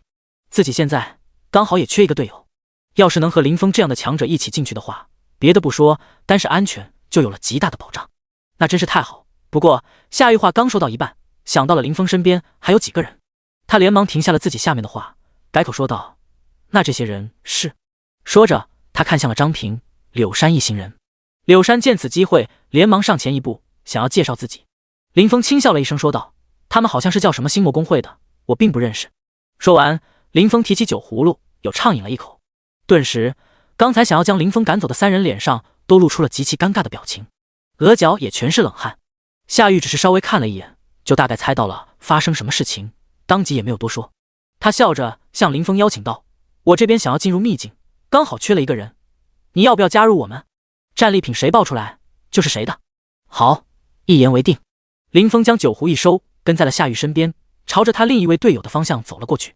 而在人群之中，一个被黑袍笼罩的身影看着夏玉离开的方向，嘴唇微微动了动。S 级目标赤光圣咒，正准备进入2号秘境，准备伏击。旋即，黑袍人转过了头，朝着另一处人群走去。掉头的时候，他脖子上的一枚樱花印记在阳光下一闪而逝。走在前方想要拿酒壶的林峰眉头一皱，朝着黑袍人的方向看了看。夏玉见林峰突然停下，有些不解问道：“有什么事吗？”“没什么。”林峰皱眉，旋即摇了摇头说道。然后两人一起朝着秘境入口的方向走去。第60章天才汇聚。林峰跟着夏玉一离开，顿时人群炸开了锅。卧槽，这男的是谁啊？你们看见没？女神和他说话的时候，他居然在喝酒，这不是不把我女神放在眼里吗？要是女神和我说话，我肯定连眼都不眨一下。你不眨眼有什么用？你女神就喜欢别人那个型的，你这种舔狗，别人看都不看你一眼。这个人我好像认识，是我们学校之前觉醒 F 级天赋的酒鬼林峰。什么？就是那个和我另一个女神沈书梦闹绯闻，很多人说我女神倒追他的林峰。我去，苍天无眼啊！为什么我2个女神都喜欢这种酒鬼？听说他2次觉醒的时候觉醒了一个 B 级天赋，但这也不应该被夏玉这样的天之娇女看中，一起刷副本啊。这你还看不出来？一看就知道是林峰吃上了夏玉的软饭。呜，我也想吃软饭。哎，为什么我不能长得像林峰一样帅？喝酒都能这么拉风，居然有女神这样带他刷副本的，哎，我好羡慕。看着林峰被夏玉带走，围观的人群羡慕的眼冒红光。林峰这小子得到了 SS 级天赋女神沈淑梦的青睐就算了，现在居然还抱上了玉龙公会的大腿，得到了玉龙公会重要培养人夏玉的支持，简直就是人生赢家。而与此同时，柳山、张平以及女牧师3个人全都后怕的看了林峰一眼。尤其是柳山，他在星魔公会中地位不低，得到的培养资源远超常人。但如果让公会知道自己得罪了玉龙公会的夏玉，柳山打了个哆嗦，不敢再去想。而另一边，走到秘境的入口处，一位穿着火红色长裙、手中拿着长刀的少女映入的林峰的眼帘。她留着火红色长发，长刀被黑色刀鞘所包裹着，刀柄处有着一颗红宝石。少女本人则双手抱胸，看向天空，整个人像是动漫里出来的那种美少女。夏玉带着林峰过来的时候，少女看了一下林峰，目光之中稍微有些诧异。她有些怀疑似的开头向夏玉问道：“这位就是你带回来的队友吗？”夏玉点了点头，向林峰和红发红裙少女分别介绍对方。他叫林峰 ，B 级天赋，疾风剑客；他叫李红初 ，S 级天赋，烈火狂星。夏玉说完，名为李红初的少女看向林峰的眼神更加惊疑不定，靠在了夏玉耳边，压低了声音说道：“你刚才不是说要去找个强力队友吗？怎么带回来了一位 B 级天赋觉醒者？而且我看他好像不是很强啊。说吧，你是不是看上这位小哥哥的美色了，所以专门带他来刷这种大型秘境？”说着，李红初还挑了挑眉，吹了声口哨。夏玉给了他一顿白眼，差点被气乐了，说道：“你别看他只是 B 级天赋，他比我们俩强多了，等会说不定是他带着我们刷副本呢。”切，我才不信呢！李红初也给了夏玉一个白眼，一脸不信说道：“你刚才兴冲冲的和我说出去找个帮手，我还认为至少也是个 S 级的，结果现在领了个 B 级的回来。你说你和他没有什么猫腻，你觉得我能信？不过如果你非要带他去撩汉子也没事，反正我们俩就已经很强了，带个人对我来说小意思。”说着，李红初拍了拍好像还没有发育的胸脯，疯狂给夏玉做暗示的眼神，一脸自信的表情。夏玉也懒得理他，直接和林峰说道：“我们准备进去吧。”林峰点了点头，李红初眉开眼笑的跟了上去。自己和夏玉都是 S 级的觉醒者，而且夏玉更是已经完成了2转，这种组合就算是带上了一个 F 级觉醒者，应该也不会有什么问题。所以李红初对林峰的加入并不介意。不过就在林峰3人准备进去的时候，一行人挡在了前面。“滚远点，滚远点！没看见大爷我要进秘境了吗？你们这些人的素质怎么这么低？还想着插队不成？”一位面色阴沉、眼窝漆黑、肤色惨白的胖子对林峰几个人骂道。说话的时候，他身后2个将整个身体全部隐藏在黑袍中的黑袍人直接和他一起挡在了秘境的入口。明明是你们在插队，还恶人先告状了，是不是想动手？见到这胖子从后方挤到前面来插队，还恶人先告状，不想讲理的模样，李红初瞬间怒了，他的手顿时就放在自己手中的刀柄上，周围的空气在这一瞬间燥热起来，温度在陡然间上升了几度。他的实力确实很强，不过前方的几人似乎根本不在乎。站在最中间的胖子掠过了李红初，冷笑着对夏玉说道：“哎呀，这不是夏玉吗？几天不见，听说你2次觉醒成功了，真是恭喜啊！”夏玉看到这胖子的一瞬间，皱眉说道：“维莫，这里好像不是你们海沙公会的势力范围，你来这个秘境是越界了吧？海沙公会是临城基地市另一个庞大的公会，势力只在玉龙公会之下。公会人员和无势力人员不同，一般来说，2个公会的人都有各自的默契，对方负责的区域，自己这边的人都不会去。但是今天海沙公会这一届的重点培养人维莫就这么光明正大的出现在玉龙公会负责的区域，让夏玉眉头一皱。被称为维莫的胖子摇了摇头，说道：“这个秘境刚刚出现，是哪一家公会的都还没开始划分，你怎么就认定这个秘境最后一定是你们玉龙公会负责？”说着，维莫看了看夏玉身边的2个人，说道：“不愧是玉龙公会的天才，进入这种秘境想的居然还是带人升级。不过你可小心一点，这么托大带这种 B 级天赋，不仅没等级，还没装备的菜鸡进入秘境，到最后带人不成，自己死在里面，那可真就笑掉大牙了。”哈哈哈哈！说着，维莫仰起头，哈哈大笑起来。他扬起脖子的时候，一道淡淡的樱花印记在他的脖颈处一闪而逝，没有人注意到。而远处的人群中，几个黑衣人看到夏玉、李红初以及林峰准备进入秘境，嘴角微动，以不可察觉的声音低语道 ：“S 级目标，赤光圣咒，烈火狂星，正准备进入2号秘境，准备伏击。937号，海沙维莫已经盯上他们，在2号秘境中动手。”第61章，大哥，你不怕死的吗？夏玉，我告诉你吧，给我们工会养狗的驯兽师，天赋都是 B 级，你居然带这种天赋的人下秘境，你这眼光也太差了吧！听到维莫的这些话，夏玉的眉头皱了起来，他脸上有了一丝薄怒，说道：“林峰的实力比你这个不知道用什么手段得到的 S 级强多了，你还没有资格评价他。”维莫不屑说道：“你别逗我笑了，一个 B 级天赋，没装备没等级的小子，能强上天不成？等会你别后悔没有找一个强一点的帮手就行。”维莫冷笑了一声，转头进入了秘境。维莫进去之后，夏玉歉意地看了林峰一眼，说道：“他和我们工会有些冲突，让你受到了针对，抱歉了。”林峰摇了摇头，拿起酒葫芦喝了一口，轻松说道：“无妨，我们也进去吧。”好，一行3人进入了秘境之中。大型秘境，赤色沙漠，困难。进入要求：3人小队至少有一位 A 级以上天赋觉醒者，建议等级30到59级。秘境通关条件：击杀沙漠毒蝎 X2000，血色王蛇 X800，火焰蜥蜴 X200。介绍：这里曾经只是一处普通的荒漠，但是有一天，天空裂开了一道缝隙，一股来自深渊的力量灌注了下来。沙漠中所有的生命都迎来了异变，深渊的力量让他们变强，但同时也变得残暴嗜血。最后这一片荒漠消失在了历史中。曾经有人预言，当这一片沙漠再现的时候，一处深渊也会紧随其后，深渊将会带来无尽的苦难。林峰3人落地的一瞬间，就看到了滚滚黄沙扑面而来，前方的整片空间全部灰蒙蒙一片，整个世界仿佛无边无际，又仿佛只有眼前1米。精神力略微差些，除了黄沙之外，就什么都感知不到，完全变成瞎子了。如果真的是低等级、天赋比较弱的人进来，别说是打怪了，就连方向都无法分辨。不过林峰现在的精神属性，加上黑龙戒指的500加成之后，已经突破了3000，其他人就算是完成了3转，也比不上他。所以林峰进来之后，并没有感受到视野的遮蔽。他抬头看了看天空，滚滚黄沙之上是一个血色的缺口，赤红色的光芒从其中映照出来，诡异的光芒照射着整片沙漠。而在3人之前进入的维莫一行人，此时则是根本看不到身影，已经不知道被传送到什么地方去了。小心！突然，一边的夏玉惊呼了一声，而伴随着夏玉的惊呼，10几只黄色身影藏在了黄沙之中，朝3人扑了过来。沙漠毒蝎！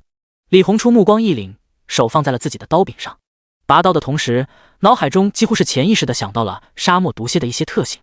沙漠毒蝎经常将自己隐藏在黄沙之中，速度极为迅捷，攻击力强，拥有极强的穿透性，蝎尾有剧毒。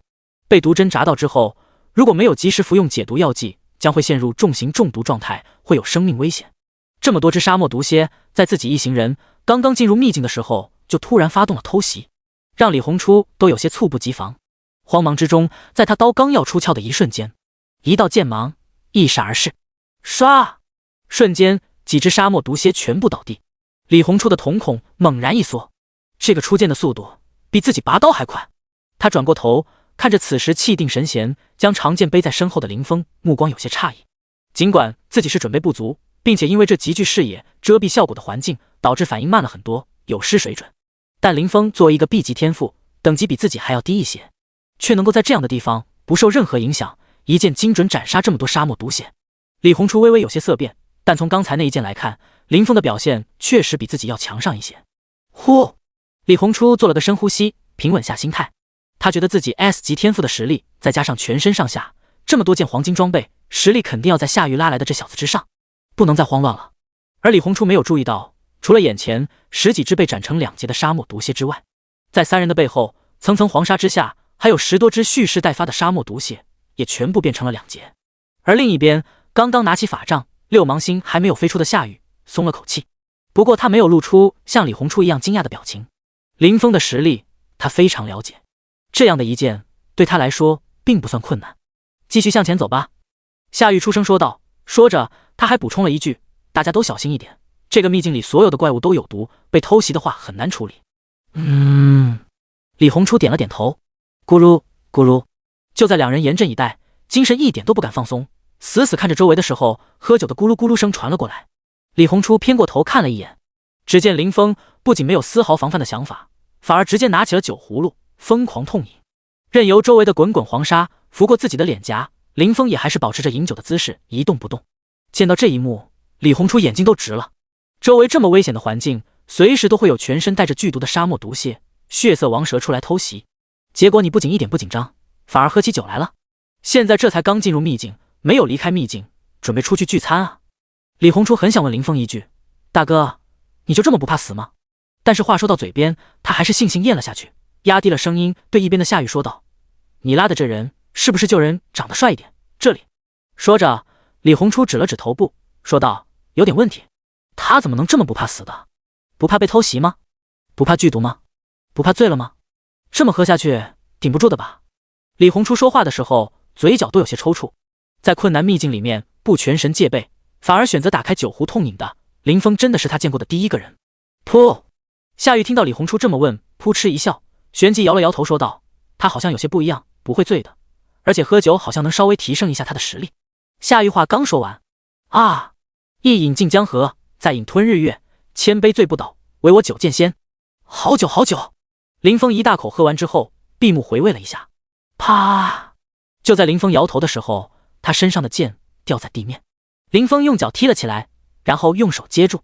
本来还有些相信夏雨说的林峰喝酒能增加战斗力的李红初，看到林峰剑都掉了，顿时给了夏雨一个白眼。他是看清楚了，林峰就是一个酒鬼，就算是死，估计也只想醉死。而夏雨就是个恋爱脑，林峰做什么他都觉得强。林峰就是在那喝个酒，喝醉了摇头晃脑，他都能觉得林峰比自己厉害。这两人无可救药了。李红初揉了揉有些头疼的脑壳，觉得这一次下副本得全靠自己了。三人继续前行，几人离开之后，林峰长剑掉落的地方渗出了点点血迹。几只沙漠毒蝎围了过来，将一只身上长着黑色鳞片、头部呈现三角形、1米多长的蛇从下面挖抓了出来。第62章，你杀完了。意外分开，几人一路前行，走到了一处乱石堆旁边。巨大的沙尘暴在这里有巨石的阻挡，要小了一些。这时夏雨双目一凝，警示道：“有很多怪物在这里，大家都小心点。”说完，就有密密麻麻的毒蝎从巨石下面钻了出来，排成一片，看上去足足有数百只。沙漠毒蝎，等级 LV36， 攻击力312，血量1200，技能伪装、蝎尾穿刺、深渊毒素、急速。描述：曾经沙漠中随处可见的普通蝎子，在经历深渊力量的洗礼之后，产生了恐怖的强化，毒素足以击杀转职过的觉醒者，在野外遇到它们需要绝对小心。庞大数量的沙漠毒蝎以及它们蝎尾上那闪烁寒光的尾刺，让人微微有些毛骨悚然。这边的交给我们，林峰你处理另外一边的。夏玉手持法杖对林峰说道。林峰点了点头，相比于另外两人的如临大敌，他要轻松很多。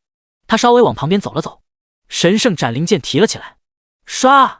几乎是眨眼之间，一道仿佛能够割裂空间剑芒横扫而出，触发无上剑意，伤害加倍；触发疯狂箭射，造成范围伤害；触发神圣审判，造成150%伤害。一连串的词条悄然闪过，在这一道割裂空间的剑芒旁边，又出现了一道接着一道其他细小一些的剑芒，诸多剑意直指沙漠毒蝎。咔嚓，微小到近乎没有的声音响起，一只接着一只沙漠毒蝎应声被斩成两段。击杀沙漠毒蝎，你获得经验 X30，你获得材料蝎尾剧毒。叮！触发先天剑体特性，你获得经验 X300。击杀沙漠毒蝎。一串接着一串词条在林峰的眼前慢慢闪过，仅仅一剑下去，自己的经验条就肉眼可见的上涨了很多，完成了达到21级的一小半。悄无声息之中，完成了自己击杀任务的林峰看了看旁边，夏玉和李红初还在全力以赴的和另一边的沙漠毒蝎进行战斗。这些沙漠毒蝎要是在其他地形，以这两个人的实力，应该可以在很快的时间里就完成击杀。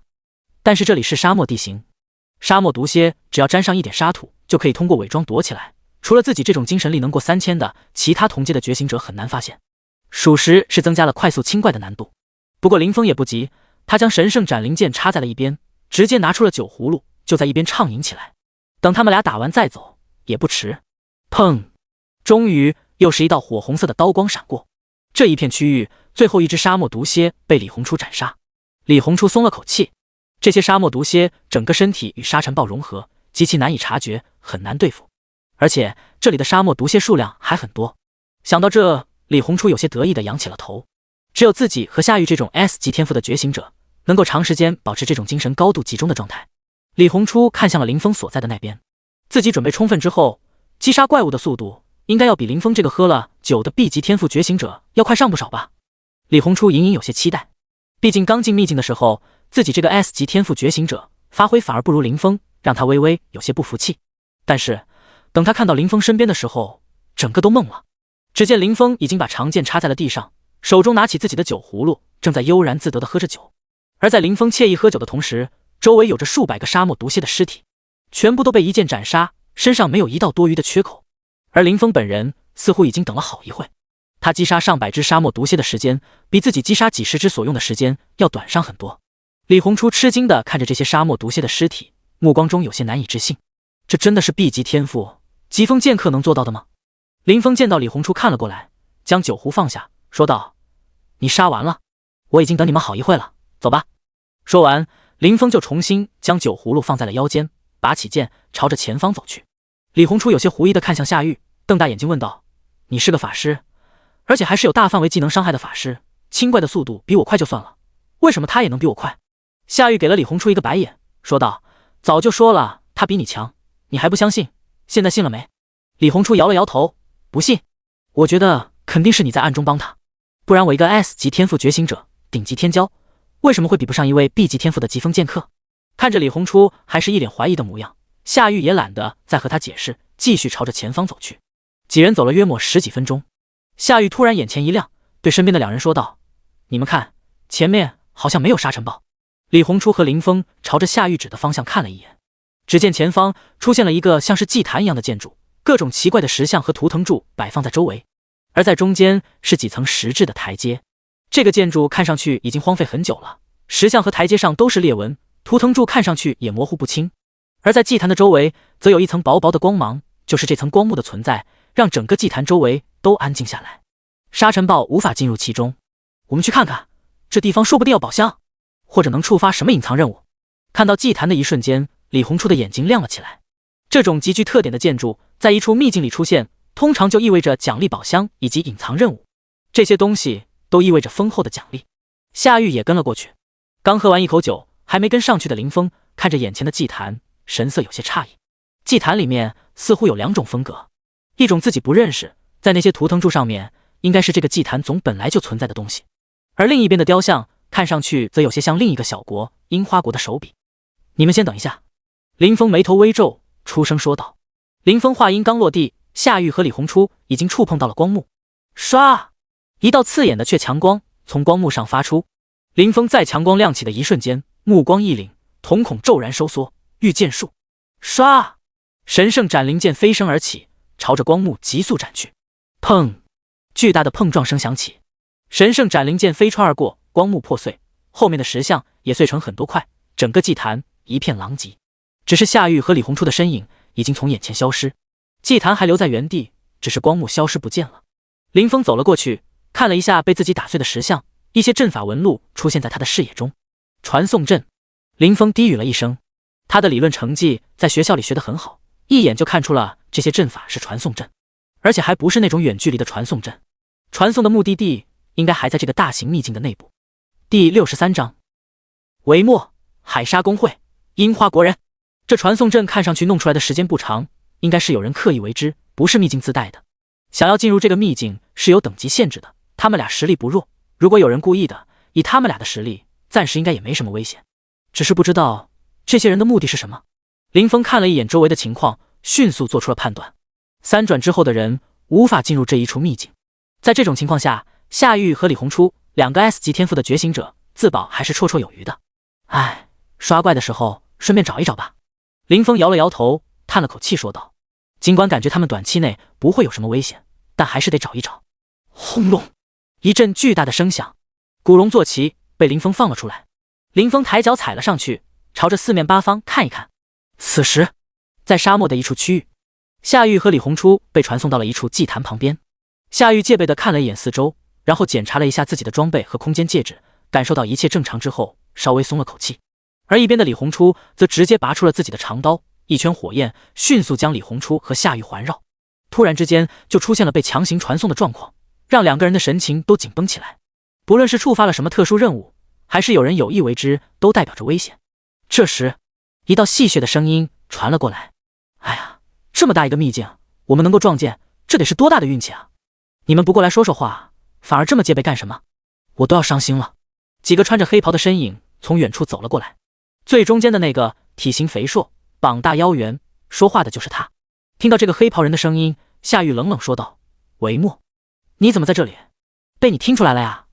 中间的胖子黑袍人见夏玉认出了自己，就将自己头上的帽子给放了下去，正是海沙公会的重点培养对象维莫。维莫嘴角浮现一缕诡异的笑容，说道：“我怎么在这里？我可是专门在这里等你们的，你们是不是很感动？”哈哈哈哈！说着，维莫直接肆意大笑起来。夏玉冷下了表情，冷冷说道：“这么说的话，那个传送阵是你弄出来的？你敢算计我，是想让你背后的海沙公会遭遇新一轮的打压吗？你可要想清楚海沙公会被打压的后果，到时候很有可能连你自己公会重点培养人的位置都不保。”夏玉神情冷峻，右手握紧了法杖。和普通觉醒者不同，两个公会的重点培养人，任何行为几乎都代表着一定的公会意志。这一次，海沙公会在自己在场的情况下，就这么进入玉龙公会地狱的秘境，而且还在秘境里算计自己，这已经属于严重的挑衅行为了。如果对方没有给出诚意来道歉，海沙公会将会遭遇玉龙公会的严厉打压。不过，维莫听到夏玉的威胁之后，不仅没有丝毫担忧，反而嘴角出现了一丝轻蔑。他看了看严阵以待的两个人，嘴角露出一丝不屑的笑容，说道：“想要打压海沙公会，那也得等你们能出去再说吧。你们都快死在秘境里了，还想着出去的事情，真的是可笑啊！”哈哈哈！语罢，维莫放声大笑，似乎根本不把夏玉和李红初放在眼里。“你想杀我们？”夏玉眼睛眯了起来，法杖的前端出现了一颗六芒星图案。另外一边，李红初不屑说道：“就凭你，你应该也只是刚刚完成2转吧？有什么实力能杀我们？”李红初说话的时候，全身被火光包围，手中的长刀别火焰烤得赤红，一股强盛的气息从他的身上散发了出来。他也完成了2转。维莫感受到李红初已经完成2转的气息之后，脸色变得稍微有些难看，但并未慌张。他冷冷说道：“两个达到2转的 S 级天赋，我一个人确实留不下你们，但是这次进来的可不止我一个人。”说完，他身边的几个人全部将黑袍给放了下来，一个接着一个耀眼的樱花标记显现在了这些人的脖子上。说话间，维莫的脖子上也显现出了明显的樱花标记。“你们是樱花国的人？”看到这些人露出樱花标记的瞬间，夏玉心里一沉。当前世界纷争不断，各国之间能够通力合作抵抗异族的可以说少之又少。很多国家之间为了增强自己的实力，都会去暗杀敌国的强者，拥有强大天赋者。有些国家的危害甚至超过了邪神教徒，或者说这些国家的人很有可能已经成为了邪神教徒。他们国家所有人都是邪神教众，信奉邪神教义。樱花国就是这样的一个地方。近年来，已经有一些国家的高层怀疑樱花国已经被全盘渗透，希望能够对其进行彻底清洗。但是这项决议并没有被通过。现在，只要在樱花国本土之外的地方见到樱花国的人，几乎可以完全将其视为邪教徒。而维莫这样一位大公会重点培养人，居然是樱花国的人，着实让夏玉有些心惊。他有些怀疑海沙公会是不是已经被樱花国人彻底渗透了。如果真的是这样的话，那灵城基地市现在可以说是非常危险了。你带了几个邪教徒又怎么样？凭这个也想打赢我们？等会姑奶奶把你头砍下来，带你出去看看海沙公会是怎么倒的。李红初眼神中流露出不屑说道：“嘿嘿，只有我们当然不行。”听到李红初桀骜不驯的声音，维莫发出了一声冷笑说道：“我们带来的还有他。”话音一落，咔嚓咔嚓，只见维莫旁边的一个邪教徒双眼瞪大，抬头看天，一条条宛如刀子一般的动物腿穿透了他的皮肤，鲜血横流，他整个人被这动物的绞索切开，一只全身沾满了血迹还有血肉块的蜘蛛从他的腹部钻了出来。蜘蛛从其中钻出来之后，直接将邪教徒的血肉一吞而下，充满魔性的蜘蛛身体开始急速膨胀，蜘蛛的头部仿佛变成了一张人脸，惨白一片，还隐隐约约能见到五官。这只蜘蛛诡异地盯着夏玉和李红初，看到这蜘蛛的瞬间，夏玉瞳孔骤然收缩，骇然道：“嗜血魔蛛，使用邪神秘法所创造出来的生物，同阶战斗力堪比 SS 级觉醒者。”而在夏玉惊呼出声严阵以待的同时，另外一位邪教徒的身体也出现了裂痕，猪腿从其中钻出，鲜血洒落在地。第64章邪神的信徒。2只嗜血魔蛛钻了出来，站在了维莫的旁边。我如果不是做了万全的准备，怎么可能来伏击你们？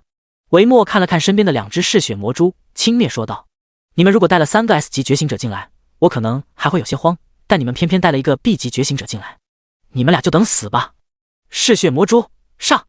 维莫冷冷说道。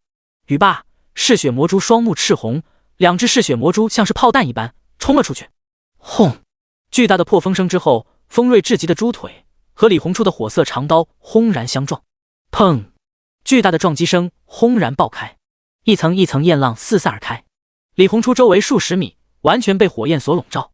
神圣权柄！另一边，夏玉法杖高抬，整个人被一层圣光所笼罩，双眸中的瞳孔消失，宛若圣光一般的力量从他的身上铺展而开。他宛如一位拥有神圣权柄的教皇，任何一个动作都充满了不可亵渎的威严气息。咒意！话音刚落，将要冲到他面前的嗜血魔蛛身下出现了一圈接着一圈的6芒星阵。爆！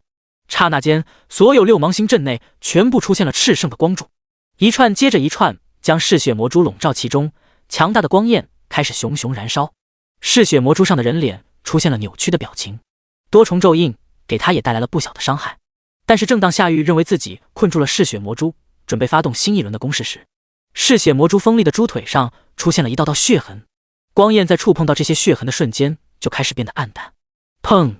猪腿猛然挥出，撞击声响起，几道6芒星做出的一个接着一个光柱全部应声破碎。夏玉急忙更改施法方式，想继续将嗜血魔蛛困起来，但这一次夏玉刚要施法，嗜血魔蛛整个身体就化作了一道妖异的血光。刺啦！他转眼只见就冲到了夏玉的身前，一只沾满诡异鲜血的猪腿朝着夏玉的脖颈处一砍而下。夏玉瞳孔猛然收缩，左手抬起，左手中指上的戒指瞬间光芒大放，一个充满繁复花纹的光盾挡在了自己的嗜血魔蛛的中间。砰！和光盾一起，夏玉整个人被击退了数米，差点摔倒在地上。无独有偶，另外一边的李红初也同样被猪腿的横扫打飞在了天上，最后落在了夏玉的旁边。2个人都喘着粗气，战斗的时间不长，但是2个人都用上了自己的最强状态技能，消耗并不小。嗜血魔蛛作为用邪恶秘法所做出来的战争武器，确实有着恐怖的力量，实力在他们2人之上，给他们带了巨大的压力。我缠住他们，你找到机会就直接跑，我看情况脱身。李红初站在夏玉的身边，压低了声音说道：“我走掉的话，你别说找机会脱身了，就是连活下去，估计都撑不了3分钟。而且维莫觉醒的天赋是黑暗视野，我走了你根本没法逃。”夏玉摇了摇头，否定了他这个说法。那我们留在这里，谁都跑不掉。李红初急忙说道：“先走一个，另外的人才有活着的机会。撑一会吧，等林峰来了之后，就算不能反杀这胖子，我们应该也能离开。”夏玉紧紧握住了法杖说道。听到夏玉的说法，竟然是等林峰来，李红初顿时有些急了。同级别的 B 级天赋在 S 级的觉醒者面前根本就是炮灰，没有任何还手的余地。更何况林峰那家伙整整比自己和夏玉低了20级，自己和夏玉都打不赢的嗜血魔蛛，林峰来了不就是送人头吗？夏玉不会是恋爱脑太深，整个人入魔了吧？李红初握紧了手里的长刀，感觉这次估计要糟了。现在与其相信别人，不如自己拼一下。而在另一边的维莫看着2人的神态，大概知道他们在说什么。你们别想着跑了，灵城基地市将会降临天选秘境，樱花国在这里图谋甚大。这一次我们带来的可不仅仅是嗜血魔蛛，你们这一次谁都跑不掉。到了天选秘境，整个灵城基地市的天才都得成为樱花国度的祭品。维莫说话的时候，整个人处于一种癫狂的状态，他的眼睛呈现出赤红色。对了，我记得你们俩还带了一个 B 级天赋的进来练级是吧？哈哈，等会就带着你们俩的尸体去看他。维莫说话间，脸上露出了一丝痛苦的神色，他的鼻子开始出现变化，后背长出了一对肉翅，一只巨大的蝙蝠从黑袍之下钻了出来。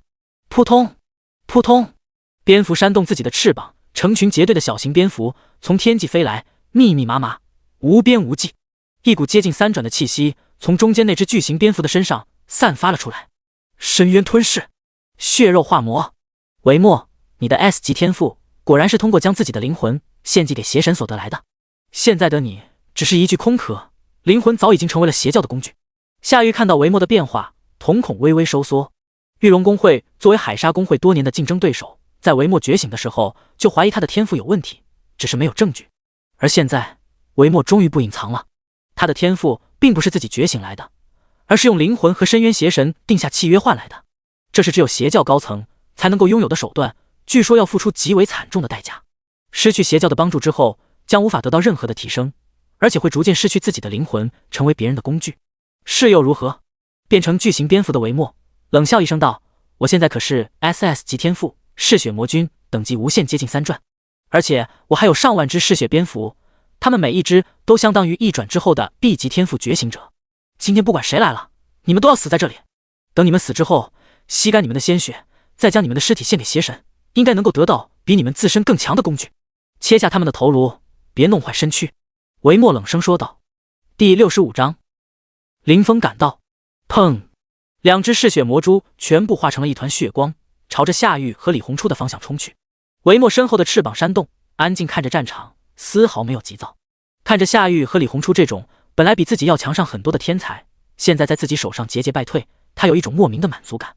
就是将自己的灵魂完全献祭给邪神又如何？只要能够获得力量，自己在所不惜。这时，龙，巨大的破风声从远处传来。维莫迅速抬眼看了过去，他的瞳孔微微一缩，惊呼出声：“古龙！”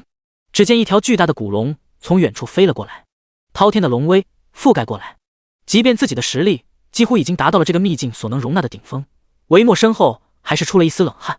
龙，那可是传说中的生物，即便是亚龙、次生代亚龙，实力都在4转以上。眼前这只古龙，即便已经死了很久，这么强大的龙威让他有些不寒而栗。林峰站在古龙上，朝着四周看去，离得老远就看到了这里在战斗。哟，这么热闹！看到夏玉和李红初只是有些狼狈，受了些轻伤，还没有生命危险之后，林峰慢慢靠了过来。说话的时候，他坐在古龙的头上，喝了口酒。夏玉看到古龙的一瞬间，神色微微一变，他感觉这只古龙似乎和昨天在机缘秘境里被林峰所秒杀的那只一模一样。等他听到林峰的声音，瞬间露出了惊喜的表情。古龙上的那个人就是林峰，古龙应该是被他以装备的形式爆了出来。维莫全神贯注地盯着古龙来的方向，最后看见了古龙头顶上坐着的那个人。看到人的瞬间，他整个人的惊慌和严阵以待全部消失不见，然后变成了狂喜。这么具有威慑力的古龙，头上背着的居然是那个 B 级天赋的小菜鸡。维莫直接眼睛都看得直了。这条古龙品阶绝对在铂金，甚至在铂金装备中都是顶级的存在。本来还认为夏玉和李红初带进来的小子身上没有什么油水，杀他只是为了保密，不透露风声。没想到这直接给自己来了个惊喜啊！把这小子宰了之后，能够得到一件顶级铂金装备，这简直就是天降横财。小子，把古龙给我送上来，等会留你一个全尸。维莫看着这充满龙威的古龙，对林峰冷冷说道。而另一边，本来还认为来了什么强者，或者有谁触发了隐藏任务，有可能浑水摸鱼逃跑的李红初，见到古龙头上坐着的是正在饮酒的林峰，整个人绝望了。他现在已经没有时间去想林峰一个平平无奇的 B 级天赋是怎么得到这么豪华的古龙坐骑的了。他整个人都有些绝望。看来这一次不仅是自己这些人的命要搭在上面，还要顺带搭上一个铂金级的坐骑了。小子，你快跑！别过来把你的古龙给搭上，你这 B 级天赋就算有古龙也不是这家伙的对手。赶紧走，将消息带出去，我们给你争取时间。李红初一边大口喘着粗气，一边对着天上的林峰大喊道。闭嘴！眼馋古龙的维莫听到李红初让林峰逃跑，脸上露出了狠厉的表情。他单手一挥，顿时周围有上千只嗜血蝙蝠对着夏玉和李红初一拥而上，两人压力剧增。李红初再没有多余的精力来说话。维莫转头看向了林峰，眼神中充满了渴望。而与此同时，林峰从古龙的身上一跃而下。维莫看到林峰落地，露出了狂喜的表情。林峰要是一直在古龙的头上不落地，或者直接跑，自己还有可能飞不过铂金级坐骑，追不上他。但是现在他落地了，这完全就是给自己送装备啊！另一边深陷蝙蝠群，还要和强于自己的嗜血魔蛛对决的李红初，看到林峰落地，表情有些绝望。这不论是夏玉还是林峰，一个比一个倔，全部都不想跑的。但是这不跑，不就是送人头吗？李红初的周身全部都是熊熊燃烧的烈火，他已经被林峰和夏玉气得不轻。但是从现在的情况看来，也没有办法了。自己在死的时候把身体给火化了，别被拿去祭祀邪神，应该就是自己最好的结局了吧？李红初这么想着。在林峰一跃而下之后，维莫单手一挥，杀了他。一群足有数百只的嗜血蝙蝠蜂拥而出，这些嗜血蝙蝠的双眸中充斥着红光。对待林峰这个 B 级天赋，他们没有丝毫的忌惮，直接将它撕碎就行，不需要将身体完整保存下来，等着献祭给邪神。每一只嗜血蝙蝠都拥有着一转之后 B 级天赋觉醒者的实力，300-400只一起上。维莫觉得结局根本不用多考虑，他转头继续看着李红初和夏玉所在的战场。而林峰落地之后，看着这蜂拥而来的上百只嗜血蝙蝠，神色如常，拔剑、挥剑，剑归剑鞘，唰！一只只嗜血蝙蝠的尸体像是下饺子一样，从半空中跌落在地。击杀嗜血蝙蝠，你获得经验 X40，你获得银币 X5，你获得材料嗜血獠牙。叮！奖励触发先天剑体特性，你获得经验 X400。击杀嗜血蝙蝠。霎时间，一连串的词条滚滚而来。林峰看着自己的经验条，瞬间就冲到了满。提示：经验值积累完成，你升级了。当前等级 LV21，你的属性获得了提升。看到升级提示出现的一瞬间，林峰眼睛都直了。他没有想到，击杀维莫所带进来的嗜血蝙蝠，居然也能得到这么多的经验。自己这一剑下去，只是击杀了300-400只嗜血蝙蝠而已。而在维莫的身边，可是足足有着上万只嗜血蝙蝠。林峰的目光也变得像是猛兽一样，微微有些嗜血。自己这是第一次见到上万只怪密集的聚在了一起，要是全部击杀了，自己是不是有机会直接提升到40级？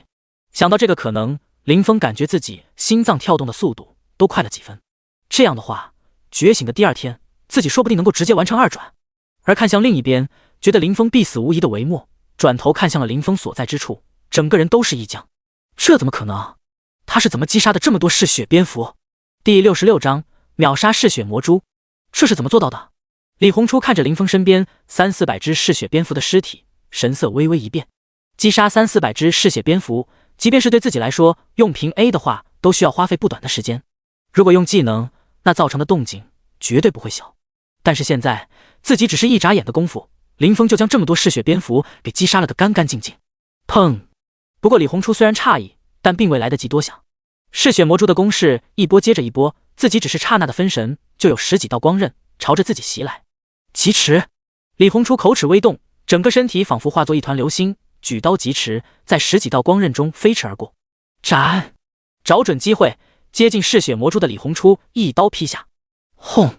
一道接着一道焰浪四散开，而在焰浪之后，是吞噬所有光芒的黑暗气息。一只巨型魔蛛虚影朝着李红初所在方向猛然挥出一道猪腿斩击。噗！率先发起攻势的李红初反而被震退，吐了一口血，看样子受伤不轻。李红初的脸色变得难看起来。本来他想凭借自己强大的战斗意识击杀掉一只嗜血魔蛛，那样的话，就算是不能反败为胜，也有机会从这里跑出去。但是现在看来，自己有些妄想了。嗜血魔蛛绝对不是兵器这么简单，它拥有着强大的战斗本能。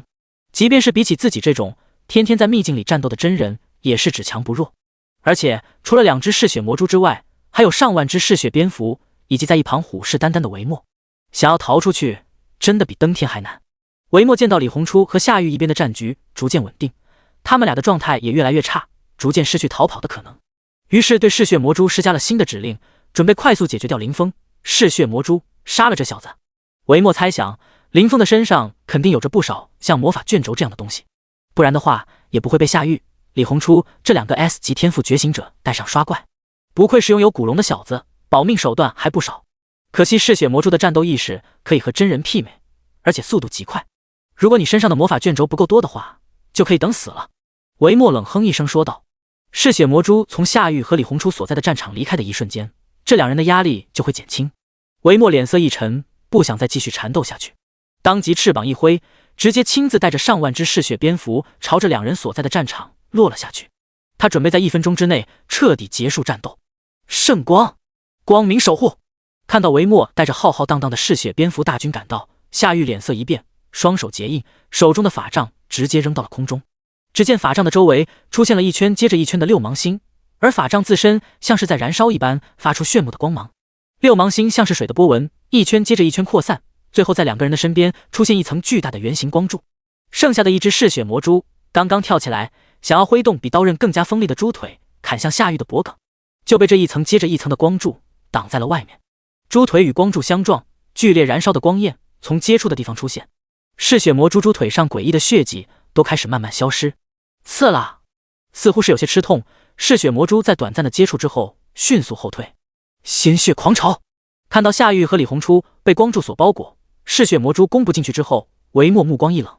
刹那间，上万只嗜血蝙蝠身体表面开始出现红褐色的纹路，像是某种契约图案一般。这种纹路每出现一点，嗜血蝙蝠的体魄似乎就强上一点。冲！唰！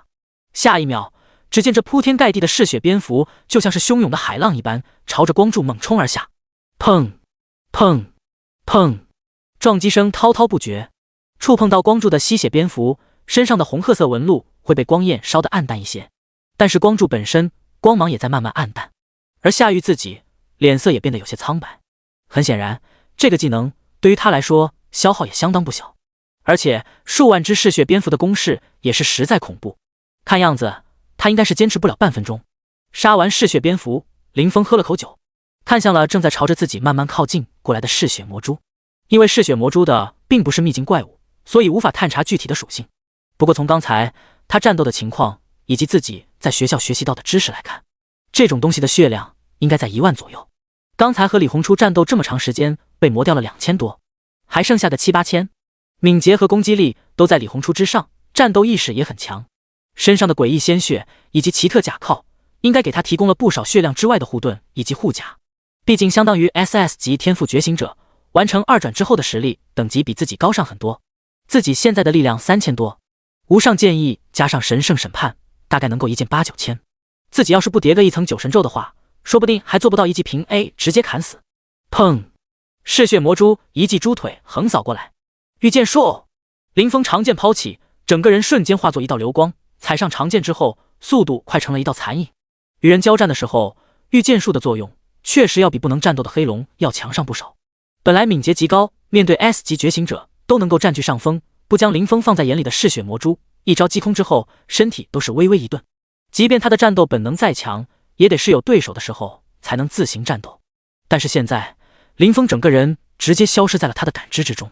下一刹那，嗜血魔蛛身体急速蜷缩成一团，一道道血色纹路同样出现在了他的身体上。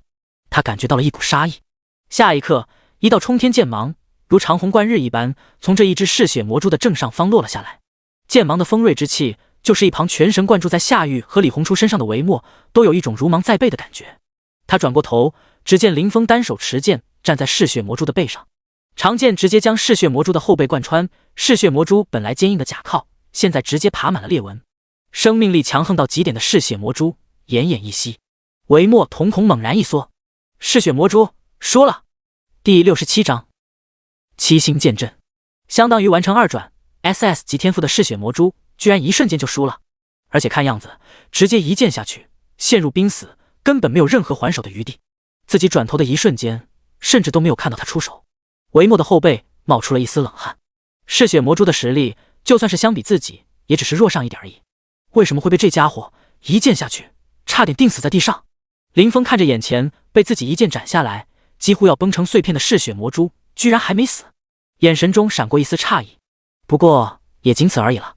林峰长剑拔出，对着嗜血魔蛛的头部轻轻一挥，击杀嗜血魔蛛。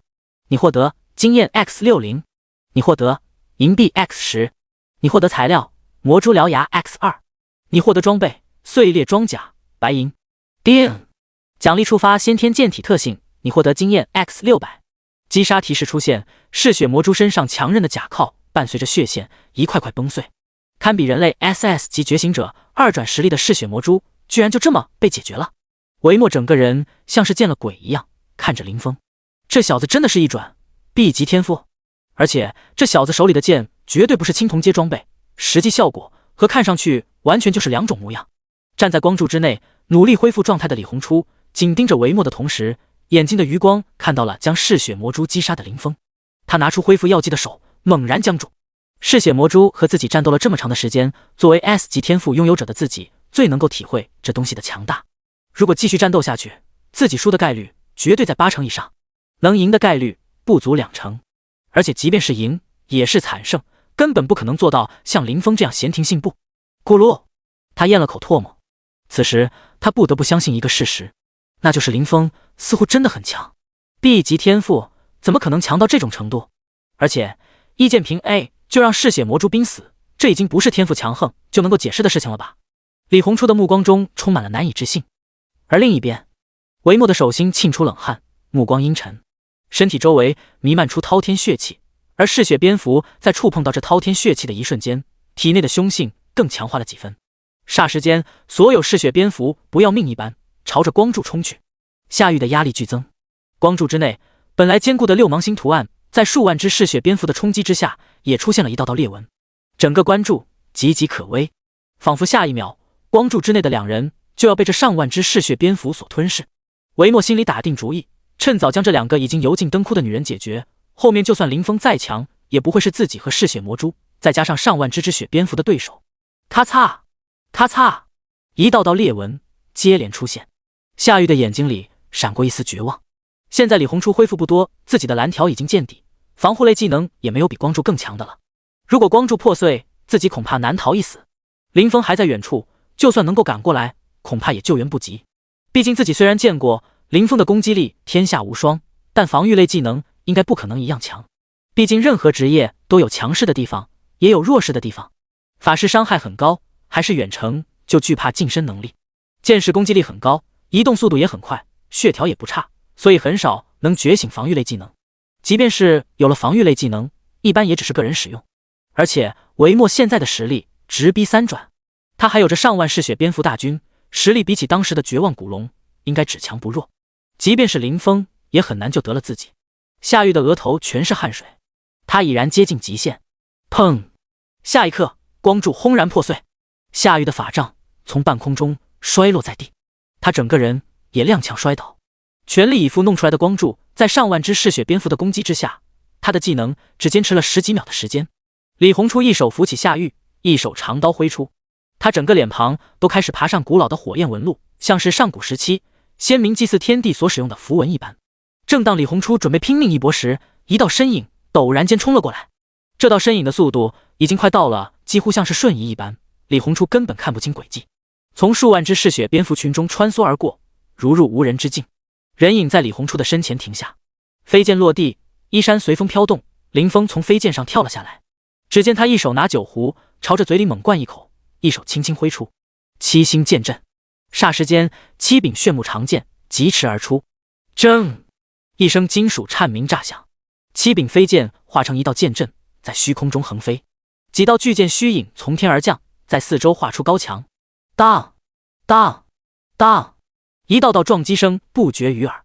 不论是上万只嗜血蝙蝠，还是堪比 SS 级觉醒者的嗜血魔蛛，以及变为嗜血魔君的维莫，全在剑阵上撞到灰头土脸。即便是维莫亲自出手，都没在剑阵上留下任何痕迹。这剑阵的防御力赫然还在夏玉的光柱之上。李红初看了看这坚不可摧的剑阵，又看了看像是路人一样闷头喝酒的林峰，双眼瞪大。这是你弄出来的剑阵？他指了指剑阵，又看了一眼周围，难以置信地向林峰问道。呼！喝完酒长出一口气的林峰给了他一个白眼，说道：这里还有其他人吗？已经累到虚脱的夏玉看到突然出现在自己眼前的林峰，整个人还有些懵。他即便是知道林峰的实力很强，维莫不一定是他的对手，但他没想到了，身为剑客的林峰防御技能居然也这么强。他瞪大了眼睛看向林峰，难以置信地问道：你真的剑客吗？剑客的防御技能我从没见过这么夸张的。又是一口酒下肚的林峰也给了夏玉一个白眼，说道：我不是剑客，我拿那么多剑干什么？说着，林峰看着剑阵之外上万只嗜血蝙蝠，对夏玉问道：能帮我限制这些东西3秒钟吗？听到林峰的问题，夏玉的瞳孔微微收缩，他猜到林峰让他限制这些嗜血蝙蝠3秒钟的目的。他用力点了点头，说道：可以，不过我要先恢复30秒。那就抓紧时间。说着，林峰又是猛灌了一口。他有想过先将维莫击杀了，但是他怕维莫死的一瞬间，这些嗜血蝙蝠一哄而散，到时候自己再想得到这几百万经验，可就得大海捞针了。而拿到这几百万经验之后，再去击杀维莫也不迟。第68章，疯了！这可是数万只嗜血蝙蝠啊！维莫看着眼前突然出现的剑阵，脸色有些难看。他看不清眼前这小子究竟是什么来头。以自己嗜血魔蛛以及上万只嗜血蝙蝠的实力，就算是已经完成3转的觉醒者，应该也没办法轻易挡住自己的攻势吧。但是眼前这小子居然就这么轻而易举地挡住了自己这边，数万单位的攻击。继续进攻，越强的防御技能消耗就越大。我不相信你们能够坚持多长时间，要是你们把法力值全部消耗在防御上，等会就一起死吧。维莫冷冷地朝着三人看了一眼，继续指挥上万只嗜血蝙蝠进攻。这种能够防御上万单位进攻的防御类技能，一般消耗都极其恐怖，就是夏玉这位 S 级法师都抗不了半分钟。这小子不过是个剑士，论其法力值，即便完成2转嘛，也顶多1、2千罢了，能比得上夏玉？维莫觉得这小子根本扛不了几秒钟。而林峰在开启7星剑阵之后，看了一下自己的法力值，现在总值在9000多，自动恢复速度是50法力值每秒，而7星剑阵的消耗则是100法力值每秒。而且自己还有天生嗜酒的技能，喝酒之后能够恢复血量和法力值，所以硬扛个5、6分钟，对自己来说并没有什么负担。这点消耗算不了什么。在维莫神色阴沉的时候，夏玉已经使用了超级法力恢复药剂，再过一段时间，他就将自身的法力值恢复到可以使用控制技能的程度了。李红初看着这坚不可摧的剑阵，目光中充满希望地对林峰说道：“你带上我们的话，能保持刚才踩在剑上的速度吗？”一口酒下肚的林峰朝着李红初点了点头。那在剑阵消失的一瞬间，我出手略微限制一下维莫，然后我们赶紧跑。李红初举起了手中的刀，压低了声音对林峰说道。他觉得以林峰刚才支援过来的速度，完全能够逃出这里。但是林峰听到了他的提议，摇了摇头，看着漫天血光闪烁的吸血蝙蝠，说道：“不走，走干什么？”说着看向夏玉问道：“还需要多久？”10秒。夏玉一边恢复着状态，一边回应道。一边的李红初听完了2个人的对话，知道了林峰想要击杀所有嗜血蝙蝠的打算。他惊恐地看向林峰，难以置信说道：“你不准备跑，反而想要将这些嗜血蝙蝠全部击杀？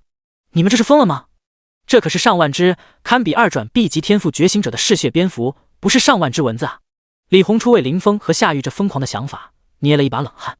如果说林峰想要逃跑，他觉得成功的可能性很大；如果林峰想要击杀维莫，他虽然觉得苦难，但也有机会可以尝试。但是结果现在，林峰和自己说的居然是想要一举击杀上万只嗜血蝙蝠，这怎么可能啊？那得是完成4转之后才拥有的能力了吧？林峰就算是一个特殊的天赋觉醒者，和其他 B 级天赋觉醒者不同，但毕竟等级不高，怎么可能跨越几十级，和4转觉醒者能力相仿？而一边的夏玉居然也像是被下了药一样，根本不去劝一劝林峰，直接就认同了他的做法。在维莫以及嗜血魔蛛在一旁虎视眈眈的情况下，将全部的法力值都耗在这些嗜血蝙蝠的身上，等会不是自寻死路吗？李红初的手掌已经开始微微颤抖，他觉得自己身边的这2个人绝对是疯了。好了，夏玉根本没有在意身边李红初慌张的状态，在自己法力值恢复之后，第一时间向林峰说道。说完，他手中的法杖被重新举了起来，他身体站得笔直，全身衣衫开始飞舞，一道炽盛的光芒将夏玉整个人覆盖。他像是得到神明赐福的教皇，沾满了神圣的气息，整个人如同太阳一般炽烈。一般人只要看上一眼，就会被这强盛的力量所灼伤。随着吟唱的进行，只见一个巨大的6芒星将四周所有人覆盖。剑阵、维莫、嗜血魔蛛、嗜血蝙蝠全部被笼罩在了巨大6芒星之内。而在下一刻，这6芒星阵之上窜出无数铁链，铁链束缚向了能够接触到的所有物体。维莫、嗜血魔蛛、嗜血蝙蝠全部被链条所缠上。维莫看到这链条出现的一瞬间，面色一变。他虽然不觉得夏玉这种状态下这么大范围的技能还有多少伤害，但谨慎行事，他全身爆发出一阵血雾，捆向他的锁链瞬间碎裂。维莫本人也化成一团血光，朝着6芒星阵的外围冲去。另外一边的嗜血魔蛛速度只比维莫慢了一丝，他周身猪腿全部化成光刃，将束缚过去的锁链全部劈碎，然后整个身体砰的一声跳出了6芒星阵。维莫松了一口气，这些锁链确实像是虚张声势，对自己和嗜血魔蛛来说根本没有任何的限制作用。即便是单兵实力最差的嗜血蝙蝠，应该也能在5秒之内挣脱。用这么多的法力值释放这种一点作用都没有的技能，看来玉龙公会的重点培养人不过如此。维莫看着远处释放技能之后脸色苍白一片的夏玉，嘴角露出了一丝冷笑。他觉得夏玉这种行为就是在加速自己的死亡，但是下一刻他嘴角的笑意彻底冻结。这时维莫整个人愣住，看向了远处几乎是要会毁天灭地的一剑。御剑乘风来，除魔天地间，有酒乐逍遥，无酒我一颠。一饮尽江河，再饮吞日月，千杯醉不倒，唯我九剑仙。在所有嗜血蝙蝠被夏玉困在一处的瞬间，凌风乘风而起，霎时间风云变幻，剑气翻涌，覆雨翻云。凌风衣襟飘飞，单手虚握，剑来。风沙涌动的空间，一道道璀璨剑气于虚空之中炸响，周围沙尘滚滚而起。第69章，连升10级，樱花国邪神天选秘境的秘密。一道道巨剑虚影出现在天空之上，紧随其后的是熊熊烈火于天际燃烧。无上剑意，剑意通神，横扫八方，使用剑类武器将释放无上剑意，穿透效果加倍，伤害加倍。火焰打击，普通攻击转化为同等数值火焰系魔法伤害，消耗100法力次。九神咒第9层，神圣审判，被动技能，对神圣系、光明系以外攻击对象进行攻击时，造成150%伤害。疯狂箭射，使用者的攻击会对周围造成90%至0%的箭射伤害，箭射范围根据使用者的等级改变而改变，可以自由控制。而凌风一剑下落还没有停止，一柄又一柄巨剑插在嗜血蝙蝠的头上，然后一个接着一个爆开，天空宛如巨剑携带着流星慢慢坠落。而凌风整个人长跃而起，手中神圣斩灵剑自高天滑落，身后披风随风舞动，腰上九弧倒挂，宛如天人。下一刻，成千上万只嗜血蝙蝠全部爆成一团血雾，接着被熊熊烈火所吞噬。击杀嗜血蝙蝠，你获得经验 X40， 你获得银币 X5， 你获得材料嗜血獠牙。叮！奖励触发先天剑体特性，你获得经验 X400。击杀嗜血蝙蝠，霎时间无穷无尽的词条滚滚而来。凌风看着自己的经验条，瞬间就冲到了满。提示：经验值积累完成，你升级了。当前等级 LV22， 你的属性获得了提升。提示：经验值积累完成，你升级了。当前等级 LV23， 你的属性获得了提升。当前等级 LV31， 你的属性得到了提升。恐怖的升级词条不停地在凌风眼前刷新，直到达到了31级才彻底停下来。这数万只嗜血蝙蝠让凌风直接连升了10级。看着自己经验条夸张的提升速度，凌风不禁咂舌，不愧是10倍经验触发，实在是太恐怖了。估计等会自己就能够达到40级，然后凑齐5行元素材料，开启2转任务了。觉醒当天1转，觉醒第2天2转，这夸张的升级速度简直就是开挂。而在另一边，退出六芒星覆盖区域的维莫看和空荡荡的天空，整个人头皮发麻。自己这上万只嗜血蝙蝠就这么被一剑秒杀了，他心底升起一股寒意，看着单手持剑的凌风，目光中充满了难以置信。这种力量绝对是3转之后，甚至是4转之后才能够拥有的吧？他怎么能进入这个秘境的？维莫咽了口唾沫，他感觉这个世界有些不真实。眼前这小子从外表看上去甚至才刚刚1转完成，但是能够挥出这么恐怖一剑的人，怎么可能才刚刚完成1转？站在凌风背后的李红初，此时内心的震撼完全不比身为对手的维莫要少。夏玉将凌风带过来的时候，自己觉得是夏玉带了个菜鸟，需要自己带他升级。凌风展露恐怖出剑速度的时候，自己觉得他是侥幸，只是比自己多做了准备而已。凌风打怪过程中喝酒的时候，自己觉得他是不要命了，根本想象不到秘境有多么危险。从看见凌风开始，他就不觉得这个身上穿着一身普通装备，看上去刚刚完成1转的人真的拥有强大实力。但是现在看来，自己简直就是错得太离谱。凌风那恐怖的出剑速度，其实是他不认真的时候随手挥出的，不然自己恐怕看都看不清。别人打怪的时候喝酒，是对自己实力的绝对自信，根本没有把这些怪物给放在眼里。作为 S 级天赋烈火狂星觉醒者，李红初回忆着凌风刚才一剑挥出，风云变色，火焰滚滚的景象，直接头皮发麻。这场面比自己挥刀的时候炫酷了岂止几10倍。这是什么样的实力才能够使出这样的一剑？没有给维莫、李红初太多的思考时间。一剑连升10级的凌风喝了2口酒之后，看向了远处的维莫。维莫看到凌风的眼神，感觉其中所有的是一丝戏谑和淡漠，仿佛自己的生命在凌风的眼中和这上万只的嗜血蝙蝠根本没有什么差别，只是血条稍微多了一些而已。维莫脸色发白，这一刻他已经被凌风刚才那神挡杀神、佛挡杀佛的一剑给吓破了胆，现在根本没有任何想要回头对抗的想法。被凌风看上一眼，就觉得自己要魂飞魄散了。血爆飞遁，砰！维莫的身体周围直接炸出了一圈接着一圈的血雾，身体化成一团血光遁走，一次接着一次想要迅速逃出这个秘境。即便是以消耗巨量生命值为代价，他也想快速离开凌风这位杀神。夏玉和李红初看着悠闲喝酒的林峰以及亡命逃窜的韦墨，对视了一眼，心悸地摇了摇头。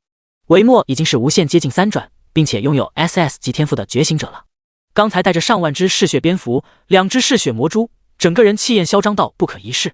而到了现在，直接就被林峰吓得连回头的勇气都没有了。林峰的实力实在是强到了可怕的程度。而林峰痛饮几口之后，看着远处几乎只剩下一个红点，快要看不见的韦墨，右手一抬，御剑术，霎时间手中长剑化作一道长虹，飞升而起，又落在林峰脚下。唰！踩上剑身之后，林峰整个人几乎化作了一道流光，让人无法看清。本来亡命奔逃，认为自己快要摆脱后面3人，终于能够喘口气的韦墨，看到身后飞来的流光，瞳孔瞬间收缩。他也顾不上自己的血条了。韦墨清楚，只要被后面这位杀神碰上，就算自己的血条达到了10万，估计也是被秒杀的命运。只有逃出去，能免于一死。只是林峰的速度比韦墨快上了太多。距离足够之后，林峰抬起神圣斩灵剑，斩灵闪击。瞬间，林峰出现在了韦墨身后。铮！一道巨大的金属颤鸣，韦墨腹部被长剑贯穿，定在了地上。樱花国邪神天选秘境是怎么回事？林峰直接坐在了一旁，拿起酒葫芦灌了一大口酒，对身边像是死狗一样的韦墨问道。第70章，天选秘境来自第5深渊。我说。韦墨看着自己的血条，只剩下那薄薄的一点，几乎被吓得魂不附体。林峰问什么，他就回答什么。天选秘境据说是出自神明之手，里面所能够爆出来的东西远超一般人的想象。据说在其中有可能会遇到提升天赋等级的宝物，甚至是成为某位神明的代理人。西方的几位教皇，东方的一位剑圣，据说曾经都天赋平平，从天选秘境出来之后突飞猛进，天赋表现堪比 SSS 级觉醒者。所以每一次天选秘境出现，都会有无数人为之疯狂，想要进入其中。但天选秘境的危险也远超一般的秘境，曾经有一个是上万人进入天选秘境，最后却全部死在了里面，无一幸存。天选秘境每一次降临，都会在世界各地出现2、3个入口。这一次的入口分别在大夏的灵城基地市以及樱花国的山口市。因为天选秘境进入的等级限制是3转，所以我得到的任务是在天选秘境开启之前，尽量削弱灵城基地市的力量。到时候不仅灵城基地市要遭受重创，天选秘境中的机缘也可以尽归樱花国所有。韦墨看到自己的血条随着血液的流出，还在一点一点的下滑，对林峰几乎知无不言，只想表明态度，希望林峰能给他一点血药。而林峰听到韦墨的说法之后，若有所思地点了点头。普通秘境里面得到的东西都是短期能够使用的武器装备以及一些特殊材料，随着等级的不断上升，即便是铂金装备的作用都会变小，直至最后彻底失去作用。但是在天选秘境里面，情况似乎有所不同。在天选秘境内得到的是可以伴随自己成长的东西，如果真的能够让天赋发生改变，那确实会令无数人感到疯狂，即便有可能会死，也想要进入其中。毕竟天赋每提高一点，就代表着潜能的无限提升，各种天赋会随着等级的提升，差距越来越大。韦墨见林峰低头沉思，似乎没有杀他的打算，眉间出现一抹喜色，连忙补充道：灵城基地市唯一的 SS 级天赋已经到达了帝都市，这一次应该不会参加。而樱花国那边则已经做好了完全的准备，不仅强者辈出，而且得到消息，这个秘境的来源是第5深。韦墨最后一句话说到一半，突然眼瞳一黑，体内的生机在眨眼间消失不见。林峰神色一变，迅速向他口中灌入生命恢复药剂，但是为时已晚，韦墨已经变成了一具尸体。是语言禁制吗？韦墨说的话牵扯到了什么秘密，所以触发了禁制，直接被解决了。林峰看着韦墨的尸体，做出了自己的猜想。在学校的时候也学到过关于语言禁制这些东西的说法，邪教控制教徒的时候，为了让他们保守秘密，会在这些人的身上刻下禁制，只要说的话触碰到了这些禁制，就会被杀死。韦墨的情况和书上所描绘的差不多，看样子他应该是被樱花国彻底控制了。林峰摇了摇头，没有再去想这些，而是回忆了一下韦墨最后说的几句话。樱花国知道了秘境的来源是第5深。第5深什么？第5深渊？林峰眉头紧皱，韦墨所给出的信息太少，而天选秘境的来头又很大，自己所知道和第5相关并且拥有强大神明的地方就只有第5深渊了。林峰做出了猜想，这次的天选秘境很有可能来自第5深渊。我手里倒是有一件东西，好像和第5深渊有些关系。林峰看向了自己的空间戒指，里面存放了一对牛角，并且将其拿了出来。材料：奇异牛角，品阶白银。材料介绍：一位变异者力量的来源，其中古老的气息仿佛源自第五深渊，一尊古老的存在，无法得知其作用。或许在某一刻，它会给你带来意想不到的收获。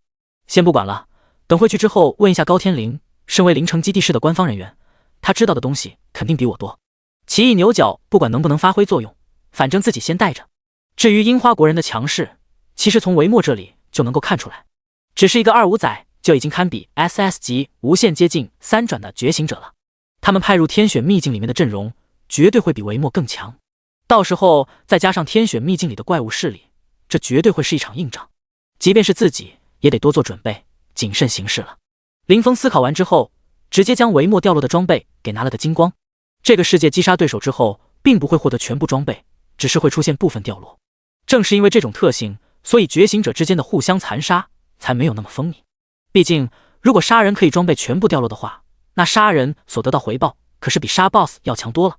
维莫这家伙死在了静止的手上，所以击杀经验自己没有拿到，但是掉落物品却全部被自己捡了漏。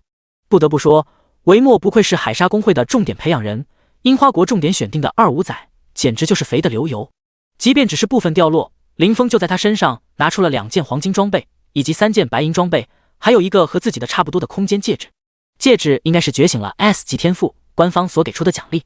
击杀一位公会重点培养人，得到的装备比击杀大型秘境的 BOSS 还要多，怪不得大势力的重点培养人员刷秘境会有人在外把守呢。林峰看着自己的收获，也是不禁咂舌。他清点了一下自己的收获之后，施展御剑术，朝着夏玉和李红初所在的方向飞去。嗜血蝙蝠和维莫已经被解决，那边只剩下一只无主的嗜血魔蛛，这2个人应对起来应该不难。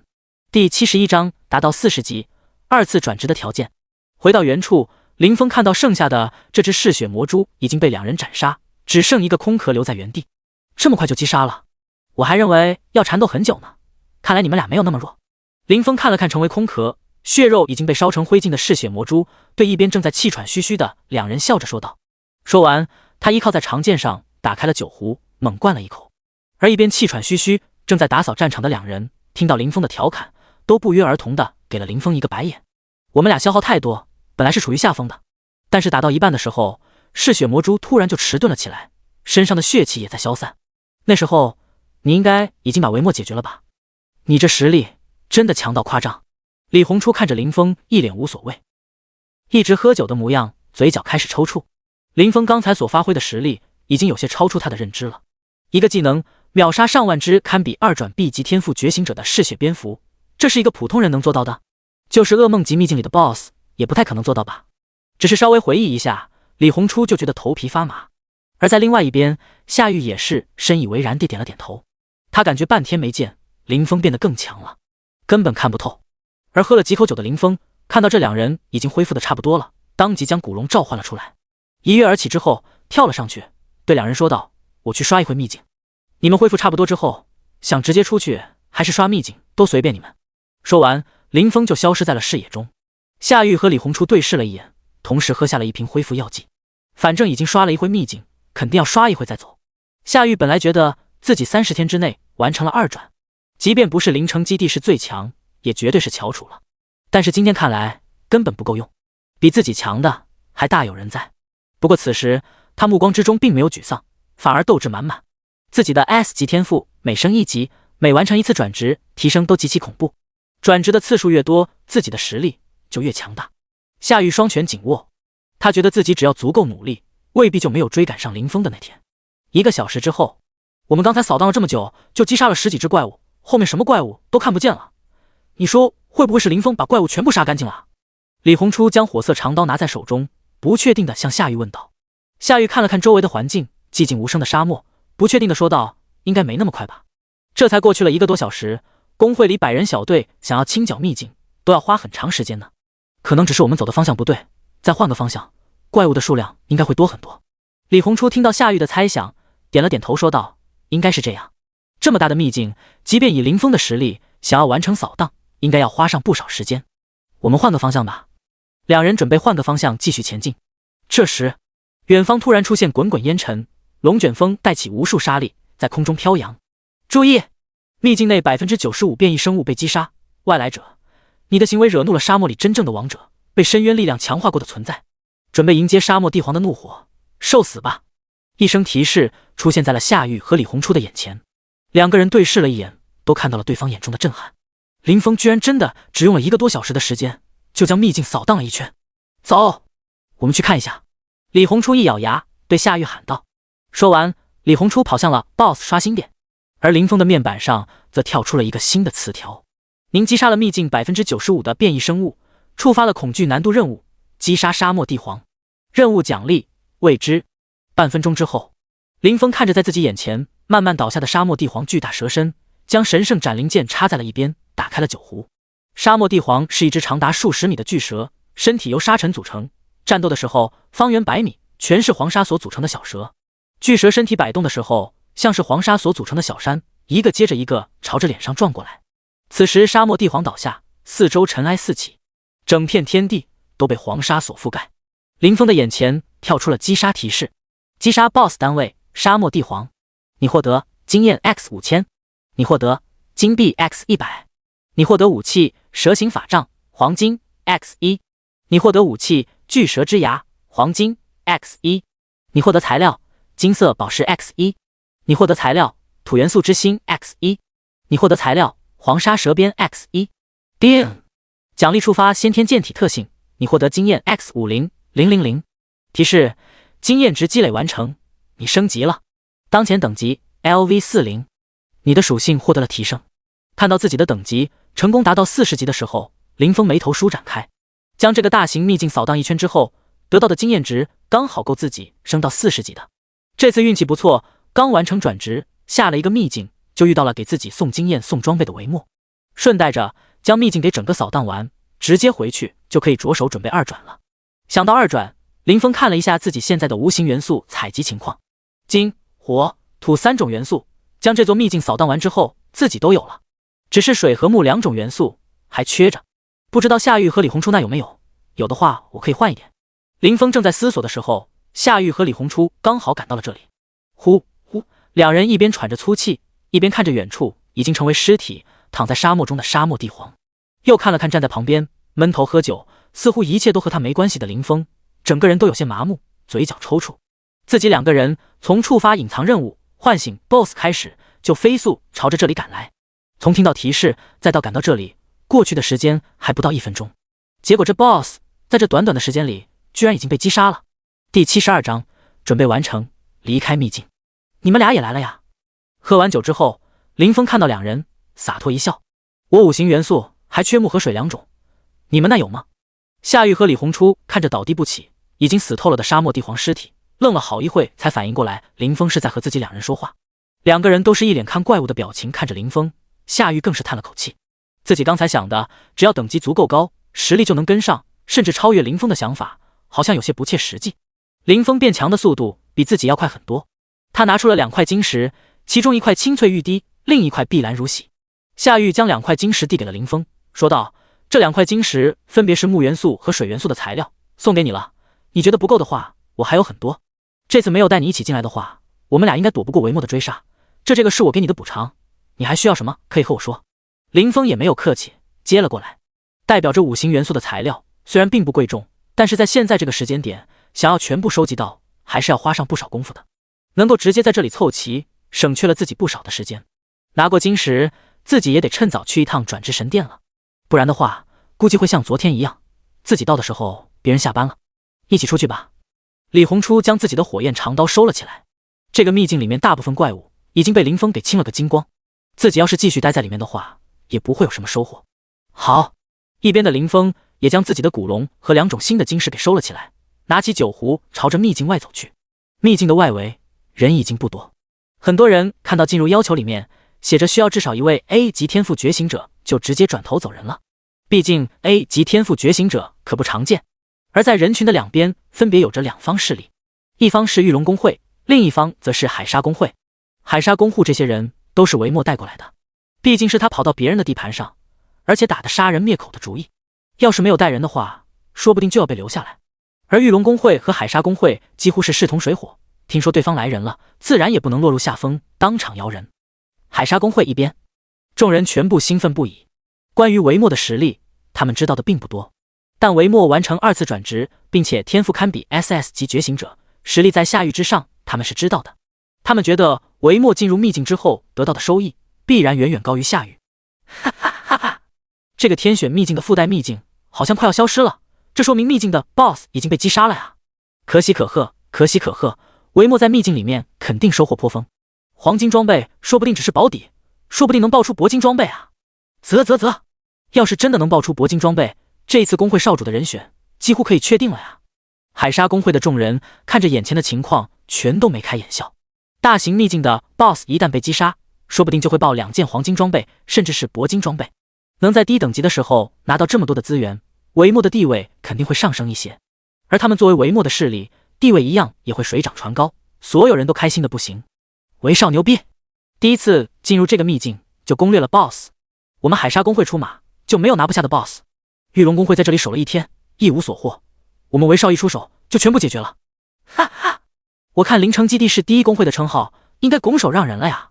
兄弟们，等会维少出来说说好话，他肯定会请客，到时候说不定全体大保健，全员起飞啊！维少牛逼！一群人都在幻想着等会维莫出来，带着所有兄弟去消费消费。而另一边的玉龙工会则沉稳了许多，他们看着海沙工会来势汹汹的样子，心里也有些没底。毕竟夏玉进秘境之前并不知道维莫会来，没做多余的准备。他们想着只要夏玉能够安全出来就行。这时3道人影从秘境里走了出来，双方势力全部看了过去。本来还有些忐忑，觉得这次会出什么问题的玉龙工会一行人全部面露狂喜。而随着这3道人影的出现，秘境开始消失。这意味着秘境不仅 BOSS 被攻略了，其他觉醒者也全部消失了。只要进去的觉醒者要么出来了，要么就已经死了。而维莫没有出来，很有可能已经死在了里面。另一边，海沙工会的众人想到这一层，全部瞪大了双眼，眼睛里都是惊恐的神色。维莫那堪比2转 SS 级觉醒者的实力，怎么会死在里面？那些刚才在叫嚣的工会成员，刚才有多开心，现在就有多惊恐。如果维莫真的死在了秘境里，他们这些人回去会面临多大的惩罚？死！所有人全部打了个冷战。站在海沙工会最前方，一手拿着骷髅法杖，一手提着碧绿色灯笼的老人，此时眼中全是难以置信的神色。他作为维莫安全的负责人，当即走到了夏玉的面前，质问道：维莫怎么没有出来？他说话的时候，周围的人能感觉气温在剧烈下降，冰冷刺骨。维莫已经死了。夏玉淡淡说道。你说什么？老人右手紧握，骷髅法杖顿时亮起，幽光大放。是 BOSS 变异了，维莫在我们前面发现了 BOSS， 他想凭借自己的实力单杀 BOSS， 独吞所有奖励。但是在 BOSS 接近死亡的时候，突然发生了变异，反杀了还没有恢复状态的维莫。我们当时刚刚赶到，想要救援，但没有来得及。夏玉一脸沉痛说道。夏玉一说完，周围的人此时恍然大悟，有些人后知后觉，现在才知道维莫可能是死在了秘境里面。我去，觉醒 S 级天赋，作为顶级工会培养人之一的维莫死在了里面。操，这秘境的 BOSS 也太恐怖了吧！他妈的，我说怎么要求里面有 A 级天赋觉醒者带队的要求呢？原来是这样，幸好没进去。很多人露出了后怕的表情，但是别人信了维莫会这样死在 BOSS 手里，这位老人显然没有相信。维莫的实力很强，并且生性谨慎，进秘境之前要做好完全的准备，怎么可能被野外 BOSS 给打死？第73章，到达转职神殿，准备2次转职。等等，就算是 BOSS 突然变异，维莫可还是带了2个人进去的，而且以他的性格，怎么可能就站在那被反杀？夏家丫头，你给我好好复述一遍！手持骷髅法杖的老人怒不可遏说道。天选秘境降临在即，维莫死了，对于海沙工会来说是一个不小的打击。他作为维莫的保护者，承担的责任最大，而且他根本不相信夏玉刚才所说的玉龙工会和海沙工会互相算计，维莫身陷死地的时候，他能想着救援？根本就不可能，说不定就是他在落井下石。您这是在质疑我了？难道我玉龙工会的信誉还不能让您信服吗？听到这老头依然不依不饶，夏玉也神色一冷，冷声说道。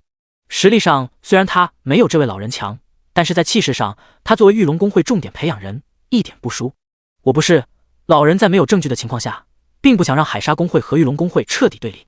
这时候，玉龙工会的一群人靠了过来，将老人和夏玉一行人分隔开。玉龙工会里的强者并不比海沙工会的要少。老人还想再问，但已经没有机会了。夏玉毕竟是玉龙工会的重点培养人员，他没有那个权利去质问夏玉。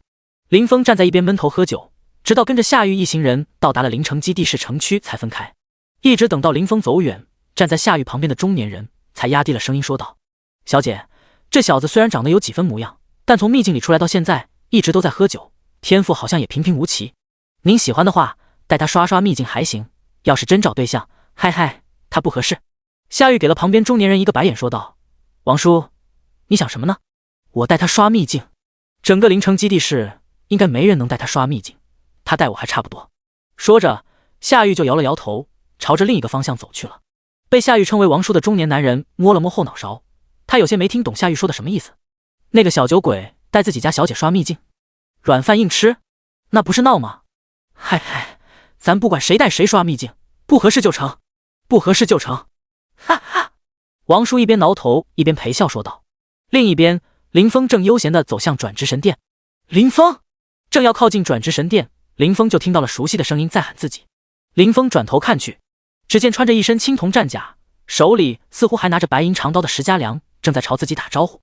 一天没见，自己这位同学身上多了件白银装备，这让林峰稍微有些诧异。林峰，你又去转职神殿参观啊？石家良向林峰问道。林峰想说些什么，但想了一下，感觉没什么好说的，只是点了点头。要是告诉石家良自己是去完成2次转职的，他估计也不会信。石家良见林峰点头，顿时语重心长说道：“了解转职神殿和转职相关的东西是好事，不过你这每天都来，实在是太花时间了。我们这种 B 级天赋并不强，所以更要珍惜时间。我每天都在秘境里面待10个小时以上，现在已经17级了，过几天就能完成1次转职。你觉醒的时间比别人晚很多，要是不抓紧时间的话，很快就会被拉开差距的。你看我上午就运气爆棚，爆出了1件白银装备，和我一起组队的人眼都看直了。哈哈，等我过几天完成1转，肯定带你练级。”林峰看着石家良这亢奋的状态，感觉有些有趣。他点了点头，笑着说道：“那就希望你能够快些1转了。”说完，林峰就转身走向了转职神殿。刷怪升级有困难的话，记得叫我啊！石家良在林峰身后挥手喊道。林峰失笑，摇了摇头，对身后摆了摆手说道：“有需要的话一定找你。”进入转职神殿，因为已经到了傍晚，很多员工都下班了，里面没什么人。此时坐在工作台上的是和林峰已经很熟了的高天灵。高天灵看到林峰进来，顿时眼前一亮，打招呼道：“你小子又来了，这次来找我是什么事？是不是在凯莉那边打造装备损耗太大了，想要官方补偿你一点？这我可告诉你是不行的呀，官方可以给你任何行为背书，就是直接给你武器装备这一点不行。”高天灵半开玩笑半严肃地说道。林峰摇了摇头说道：“没有，凯莉打造装备的成功率很高，也没有额外收费。我这次来不是为了这个，而是……”林峰话刚说到一半，玉文山从楼上走了下来。他看到林峰的一瞬间，眼前一亮，打招呼道：“林峰，我还认为你小子在努力刷副本呢，没想到你在这里。”玉文山说话的时候，嘴角都带着笑意。临城基地市出了一个神级天赋拥有者，他也觉得与有荣焉。而且他上午知道了林峰1天1转，中午知道了林峰拥有能够打造众多铂金装备的材料。可以说，林峰的升级速度让他都感到瞠目结舌，他简直就是开心坏了。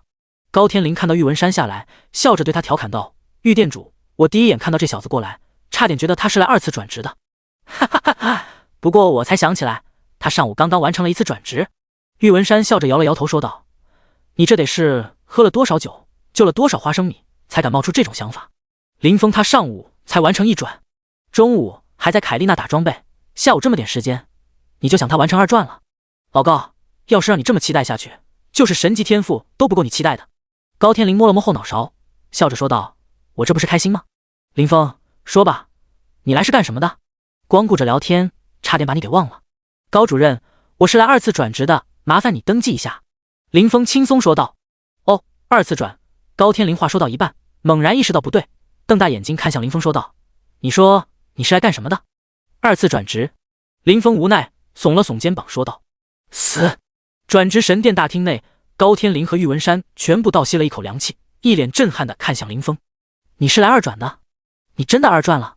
高天灵嘴巴大张，眼睛瞪大，他这辈子都没这么震撼过，今天全被林峰给遇上了。第74章2次转职。上午我亲眼看着你转职完成，一直到现在也只过去了几个小时，这么短的时间，你直接连升了20级。高天灵嘴巴张大到了一个夸张的弧度，下巴几乎快要拖到地上。另一边，本来书生模样的玉文山此时也顾不上风度了，他快步走到了林峰的面前，瞪大眼睛问道：“这是真的？”“真的，下午得到了些奇遇，就达到2转的要求了。”林峰一边说着，一边将自己的手放在了另一边测试实力的机器上。这么解释下去，有些没完没了了，不如机器的测试结果来得直观。林峰的手放在了淡蓝色光幕上，一会之后，一行文字显示了出来：当前等级40，未转职，符合领取转职任务的标准。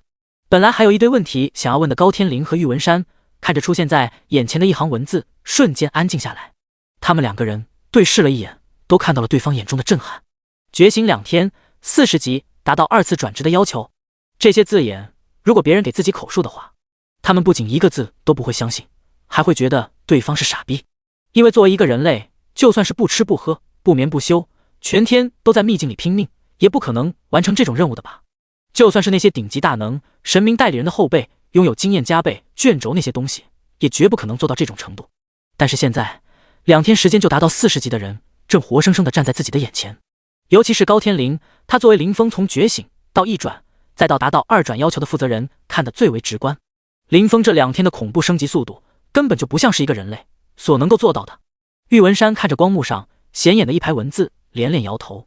作为转职神殿的副店主，就算是他再怎么见多识广，今天也是被狠狠地震撼了一把。本来觉得神级天赋虽然强，但也做不到像其他人传的那样神乎其神。结果今天早上林峰完成1转，直接狠狠地打了自己的脸。下午的时候觉得可能是林峰的运气不错，刚觉醒有些奇遇，即便是神级天赋，成长速度应该也不会太夸张。结果到了晚上，林峰这直接过来2转了。如果不是林峰的背景早就被调查得清清楚楚，他都怀疑林峰到底是不是人族了。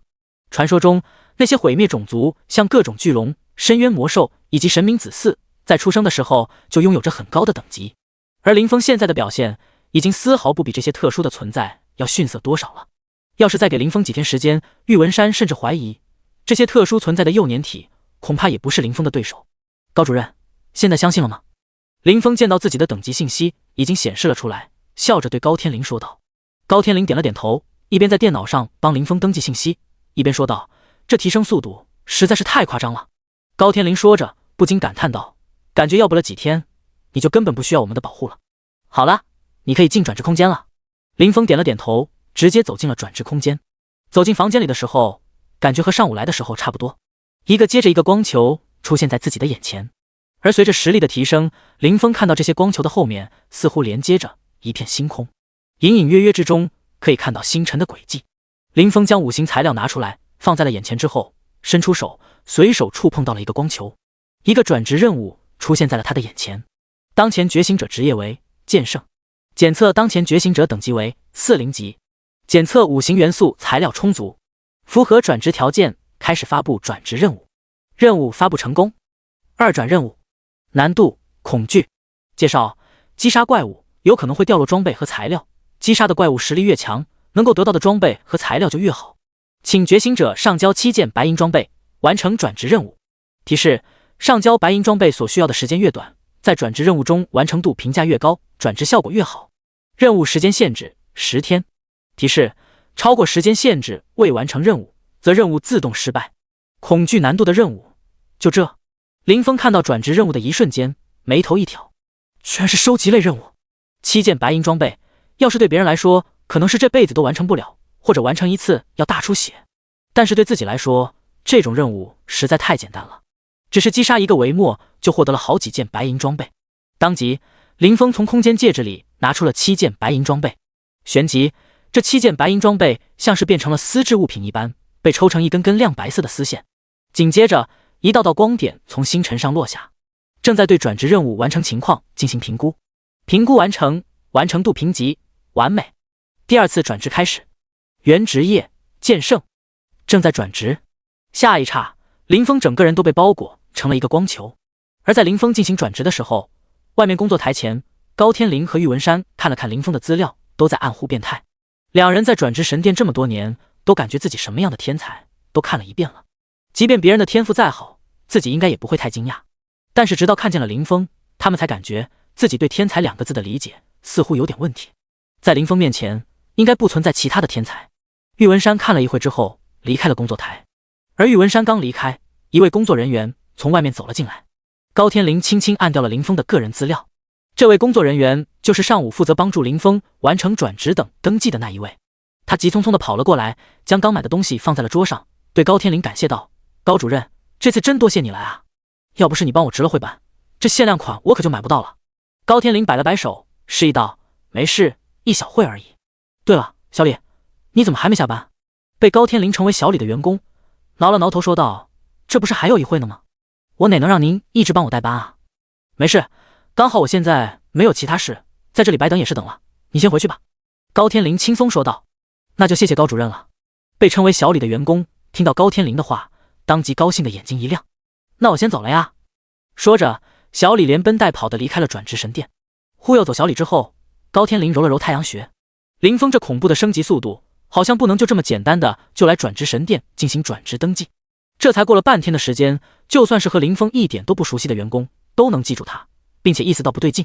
而就在高天灵揉着太阳穴思考，小李已经跑到路边的时候，临城基地室又开始了新一轮的异象，一柄接着一柄巨剑出现在了天空。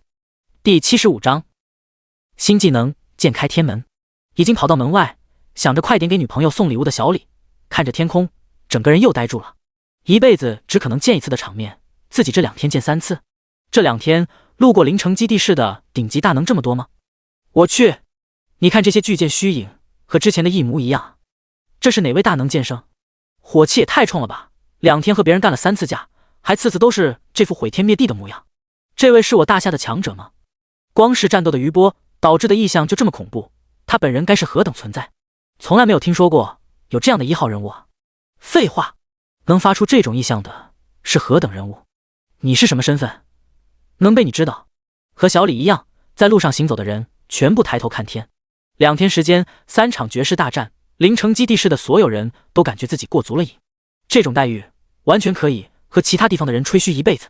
这些不明真相的人是这种想法，而知道天空异象到底来源于谁的5、6人，此时则全部双目瞪大看着天空。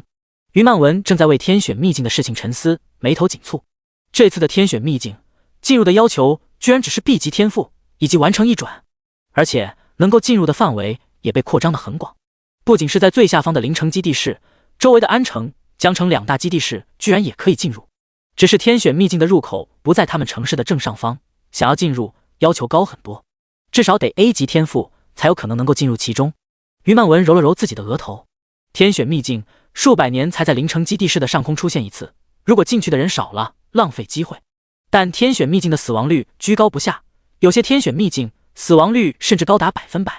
要是符合要求的人全部都能进去的话，说不定就会损失惨重，导致临城基地室人才断层。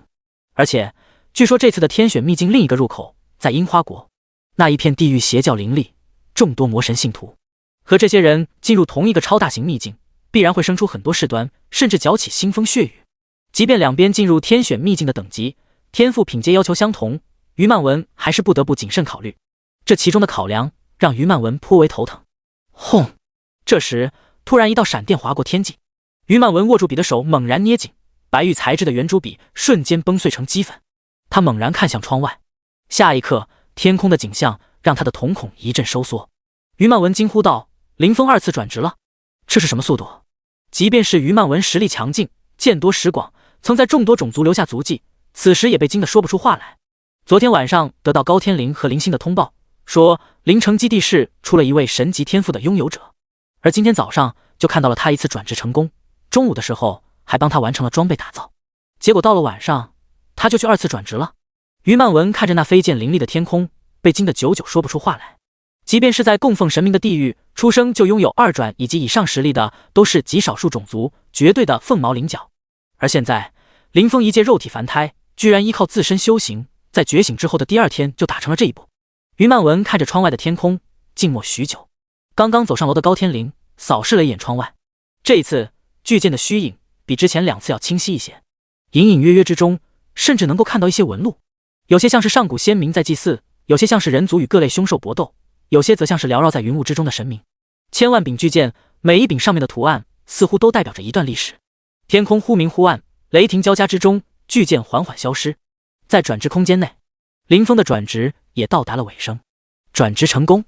当前职业尚未剑圣，职业附带效果：对剑法掌握登峰造极，职业称号比你低的持剑者，在和你战斗的时候，对武器掌握熟练度降低 35%， 非持剑者之外的职业对武器掌握熟练度降低 25%。您的属性发生了变更：力量46209240，物抗44708940，法抗43208640，敏捷45889176，精神43408686，血量3000060000，法力1000020000。您获得了新技能阴阳一线主动状态技能，冷却时间100秒，消耗200法力值每秒。使用技能之后，使用者开启阴阳天眼，能够看见灵魂，灭杀邪祟。攻击能够对灵魂体造成伤害，伤害高低由使用者精神属性强弱而定。剑开天门主动技能，冷却时间300秒，消耗1000法力值次。使用者用出惊天一剑，开天劈山，斩天伐地，斩断规则枷锁。该技能可以斩断特殊规则束缚，开天门，与规则之力相争。转职完成，林峰睁开了双眼，自己的职业由原来的普通剑圣变成了上位剑圣。拥有剑圣职业的本来就已经凤毛麟角，整个大夏只有那几人，而自己现在跻身上位剑圣，是不是意味着那几位大夏绝顶用剑高手到自己的面前也会双手发软，发现自己剑都拿不稳，持剑熟练度下滑？林峰想了一下，如果自己愿意的话，或许真的有这个可能。只不过像那些超级强者，一般都有自己的特殊技能，持剑熟练度可能高到了恐怖的程度，即便被自己职业压制了，自己也打不赢。如果是同级别一战的话，这个职业压制的效果就比较恐怖了。除了职业特性之外，林峰看了看自己的属性，也同样高到了夸张的地步。二转全属性接近1万，自己的血量更是达到了恐怖的6万，比一些 BOSS 还要高。一些同级别差一点天赋的觉醒者不要命的砍自己，可能砍自己造成伤害，没有自己回复的快。最后林峰看了一眼，新得到了2个技能：阴阳一线和剑开天门。阴阳一线弥补了自己灵魂伤害不足的问题，开阴阳眼还提升了自己的视野能力，可以说相当不错。而剑开天门似乎是特别在能够斩断规则之力上面，本身的伤害应该也很可观。熟悉了一下自己的属性之后，林峰走出了转职空间。而在官方大楼内，于曼文看着天空中这缓缓消失的异象，心中有了决断。第76章高考前最后一次特招机会。林峰走出转职空间的时候，发现高天灵已经帮自己做完了登记。下次达到转职要求的话，先通知我一声。明天天选秘境就要开启了，你今天先回去休息，准备好之后进入秘境。高天灵在林峰离开之前叮嘱了2声。对了，高主任，我今天在秘境里面遇到了海沙公会的维莫，他好像已经信奉了邪神，成为了樱花国的卧底。我在他死之前问出了一些东西。林峰向高天灵说道。哦，高天灵听到邪神、樱花国几个字，立刻警觉了起来。林峰将维莫的事情说了出来。高天灵听完之后，眉头紧皱，凝重的和林峰说道：我知道了，官方会处理海沙公会的，你先回去吧。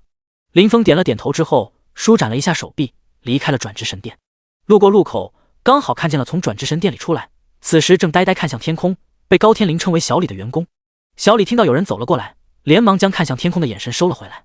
他看到来人是林峰，当即一脸兴奋地说道：你就是上午来觉醒，我亲手帮你做登记的那个小子吧？刚才又有2位大佬在天上动起手来了，其中一位好像还是上午那位用剑的。这位爷的火气真大，可惜我不知道他有没有打赢。小子，这次你有没有看见？小李说话的时候眉飞色舞，仿佛他亲眼看到了2位大能在9天之上的对弈。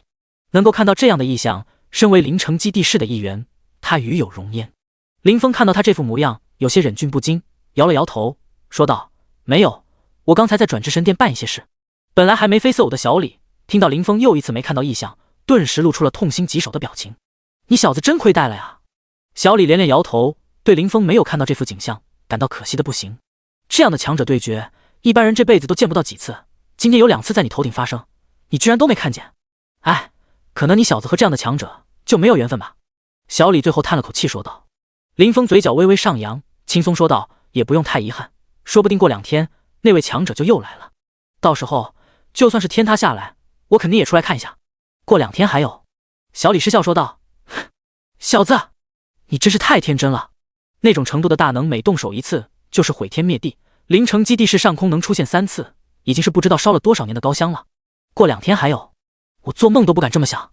说着，小李摆了摆手说道：算了，不和你胡扯了，我给女朋友送东西去了。说完，小李从街道口消失。林峰失笑地摇了摇头，朝着自己家的方向走了过去。先休息一晚，明天天选秘境的安排应该就会出来。当天晚上，临城基地市的众多刚觉醒不久的觉醒者收到了高考前最后一次模拟考的消息。这次模拟考，所有人都会进入一个未知的秘境中试炼，根据在秘境中生活的时间长短，以及自己获得的提升和击杀怪物的数量进行排名。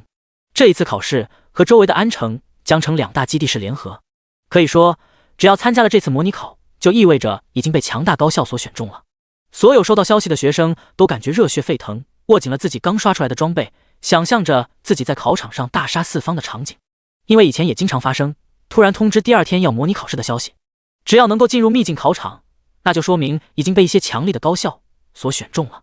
强大的高校拥有着顶级的资源，在其中能够用远低于市价的世界币换取到最顶级的装备和消耗品，甚至还可以买到经验提升卷轴、诸多强大秘境的消息、各类副本的攻略技巧，以及高校强者探索多年得到的与异族对战经验。这些东西是低级院校的觉醒者以及在社会上摸爬滚打的觉醒者难以得到的。而除此之外，在大夏的前3学府之中，有着全世界最顶级转职神殿中的3个。最低级的转职神殿拥有最简单的转职空间，只能完成3转以下的转职。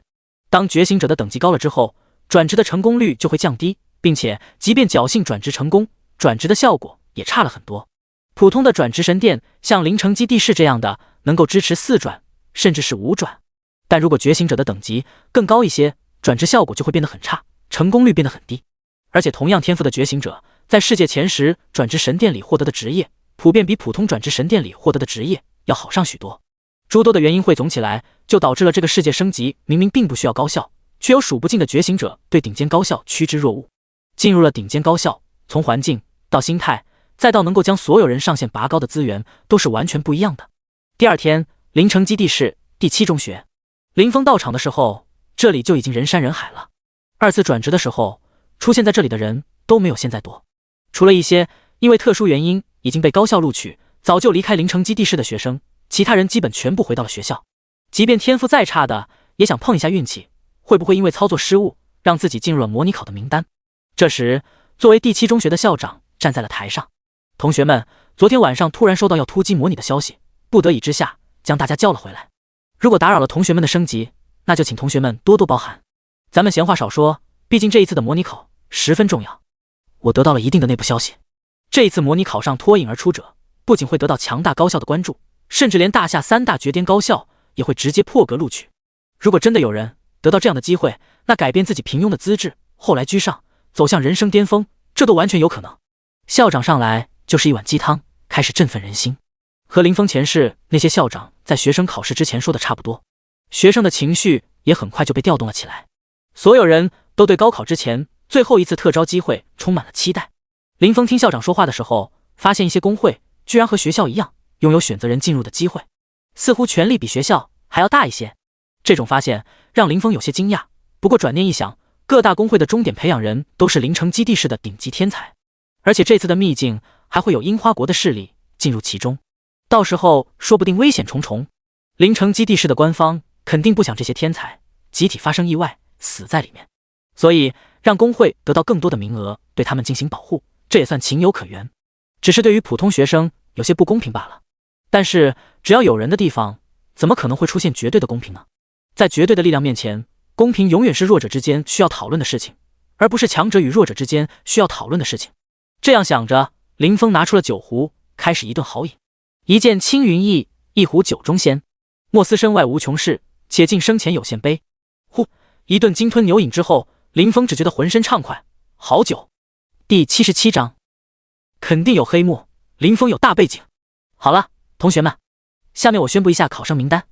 终于到了最关键的时刻，所有人的耳朵全部立了起来，仔细听着有没有自己的名字。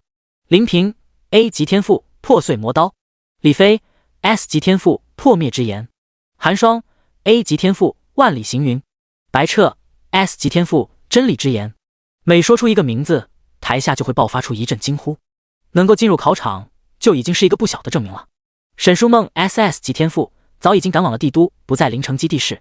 第7中学剩下的2名 S 级天才也都被选中。A 级天赋觉醒者基本上都被选中了， B 级天赋觉醒者因为人数众多，所以被淘汰了不少。有人发现，没有完成一转的都没有被叫到名字。一些 B 级天赋拥有者知道了这样的规律之后，还没等校长念完名单，就丧气了起来。我去，要求这么高吗？魏灿都已经19级了，都没有被选上。之前老是听别人说，觉醒初期等级慢一步，等于以后慢10步。以前我还不知道，现在我是明白这句话是什么意思了。等级不够，要错失太多机缘了。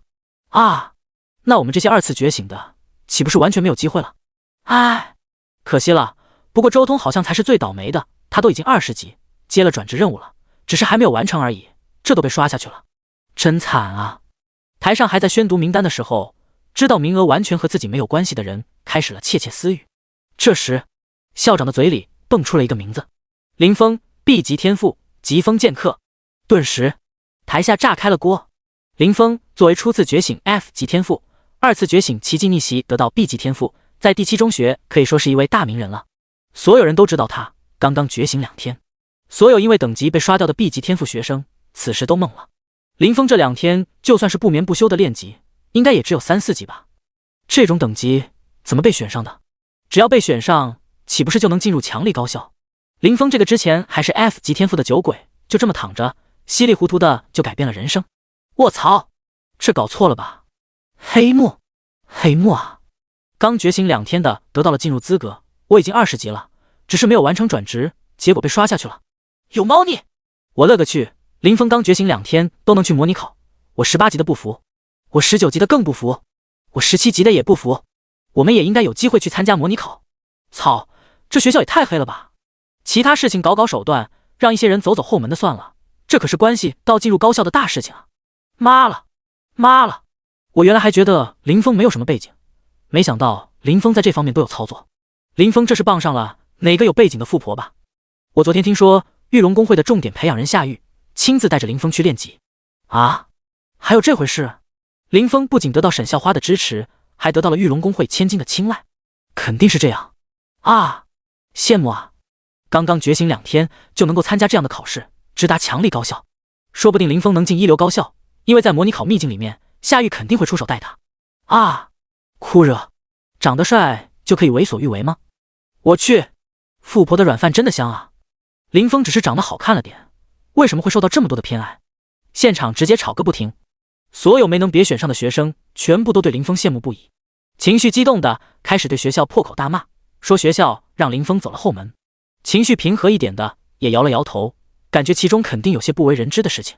而在台上看到一个名字引起群情激愤的校长，此时也轻咳了一声说道：嗨，能够参加模拟考的名额并非全部由等级来决定，那个吗？嗨，潜力以及综合实力的考量都是能否拥有名额的重要因素。这里的名额每一个都是于曼文执行官大人过目过的，肯定不会出什么问题，大家不要喧闹，听下面的名单。校长说话的方式和前世的那些校领导一个模样，很多义愤填膺的学生都呸了一声，道：呸，又开始扯皮推卸责任，合着就是别人的 B 级天赋就比我们的更有潜力。唉，累了。名单宣读完毕，没有听到自己名字的众人全部叹了口气，然后离开了操场。在一旁喝酒的林峰看着眼前的闹剧，觉得有些好笑。本来觉得官方会用比较隐秘一些的手段把自己塞进大名单里面，没有想到手段居然这么简单粗暴。校长在这扯皮了半天都没想好有什么好的解释方法，着实弄出了一场不小的闹剧。学生走完之后，本来和林峰不是很熟悉的老师也全都跑过来和林峰寒暄了几句，熟悉一下，有些甚至还想给林峰送一些装备，属实是诚意十足。他们和其他的学生一样，看到林峰被选中的瞬间都意识到林峰的背景似乎并不是一位来自贫民窟的学生那么简单。作为在社会上摸爬滚打多年的觉醒者，他们对这种事情有着非常敏锐的嗅觉，为人处事要比学生圆滑了许多。如果是年轻的时候，他们也可能会义愤填膺，但是现在他们已经不再年轻了，要是和林峰交好的话，以后说不定会有大用。就连发言结束的校长都靠了过来。校长轻咳一声，示意其他人安静下来，和颜悦色地对林登说道：林峰啊，听说这次考试的难度很高，秘境里面的怪物强度都不低，你这个等级进去可能会有危险，我准备以学校的名义为你提供一些白银装备。听到校长的话，其他老师对自己的猜测更是确信了几分，林峰肯定有着大背景。而站在中间的林峰看着这些突然热情起来的老师校长，也是哭笑不得。而在不远处，一位穿着卫衣戴着兜帽，脖颈上樱花图案一闪而逝的人影，将眼前的一切看在了眼中。他快速敲击了几下手机短信，将一切发送了出去，转身离开了这里。第78章，樱花国的百年谋划，次神级宠兽。此时，樱花国的山口市，一处昏暗的教堂内，几个人影正围坐在一起，在他们的身后是深邃的黑暗，以及一些诡异的邪神雕像。每个人的眼前都有着一个光幕，上面快速跳动着文字以及一些特别的图案。坐在末位的老人当看到一个信息从他眼前的光幕上划过时，瞬间兴奋地站了起来。他兴奋说道：“这次天选秘境另一个入口已经确定在大夏的灵城基地市附近。他们进入天选秘境的人选已经确定了，就算是加上江城和安城2个基地市 S 级觉醒者，也不过10余位，而 SS 级天赋的觉醒者更是一位没有，在我们面前根本没有任何竞争力。”一位腰间绑着武士刀、身形魁梧的壮汉沉思了一阵之后说道：“虽然大夏那边已经确定没有 SS 级以上天赋的觉醒者进入秘境，但是他们其他觉醒者的数量远超过我们，这是一个很大的麻烦。”坐在末位的老人摆了摆手说道：“那些天赋一般的普通人根本不用担心。灵城基地市的几大势力为了争抢进入秘境的名额，甚至公然徇私舞弊，让一位刚刚觉醒、基本没有一点实力的觉醒者进入天选秘境。这种氛围之下选出来的大量觉醒者，对我们来说没有任何威胁。”老人紧接着又补充说道：“而且我们拥有继承上一任剑圣意志，现在是 SS 级天赋爆发之后，拥有堪比 SSS 级天赋实力的剑圣传人宫本元真大人。虽然他现在只是接近3次转职，但是他的实力已经堪比很多完成4转的觉醒者。只要他出手，大夏那边没有人是对手。”听到老人的解释，盘坐在地的众人纷纷点头。确实是这样，宫本元真大人作为剑圣传人，实力已经不比剑圣宫本武藏大人同阶的时候弱。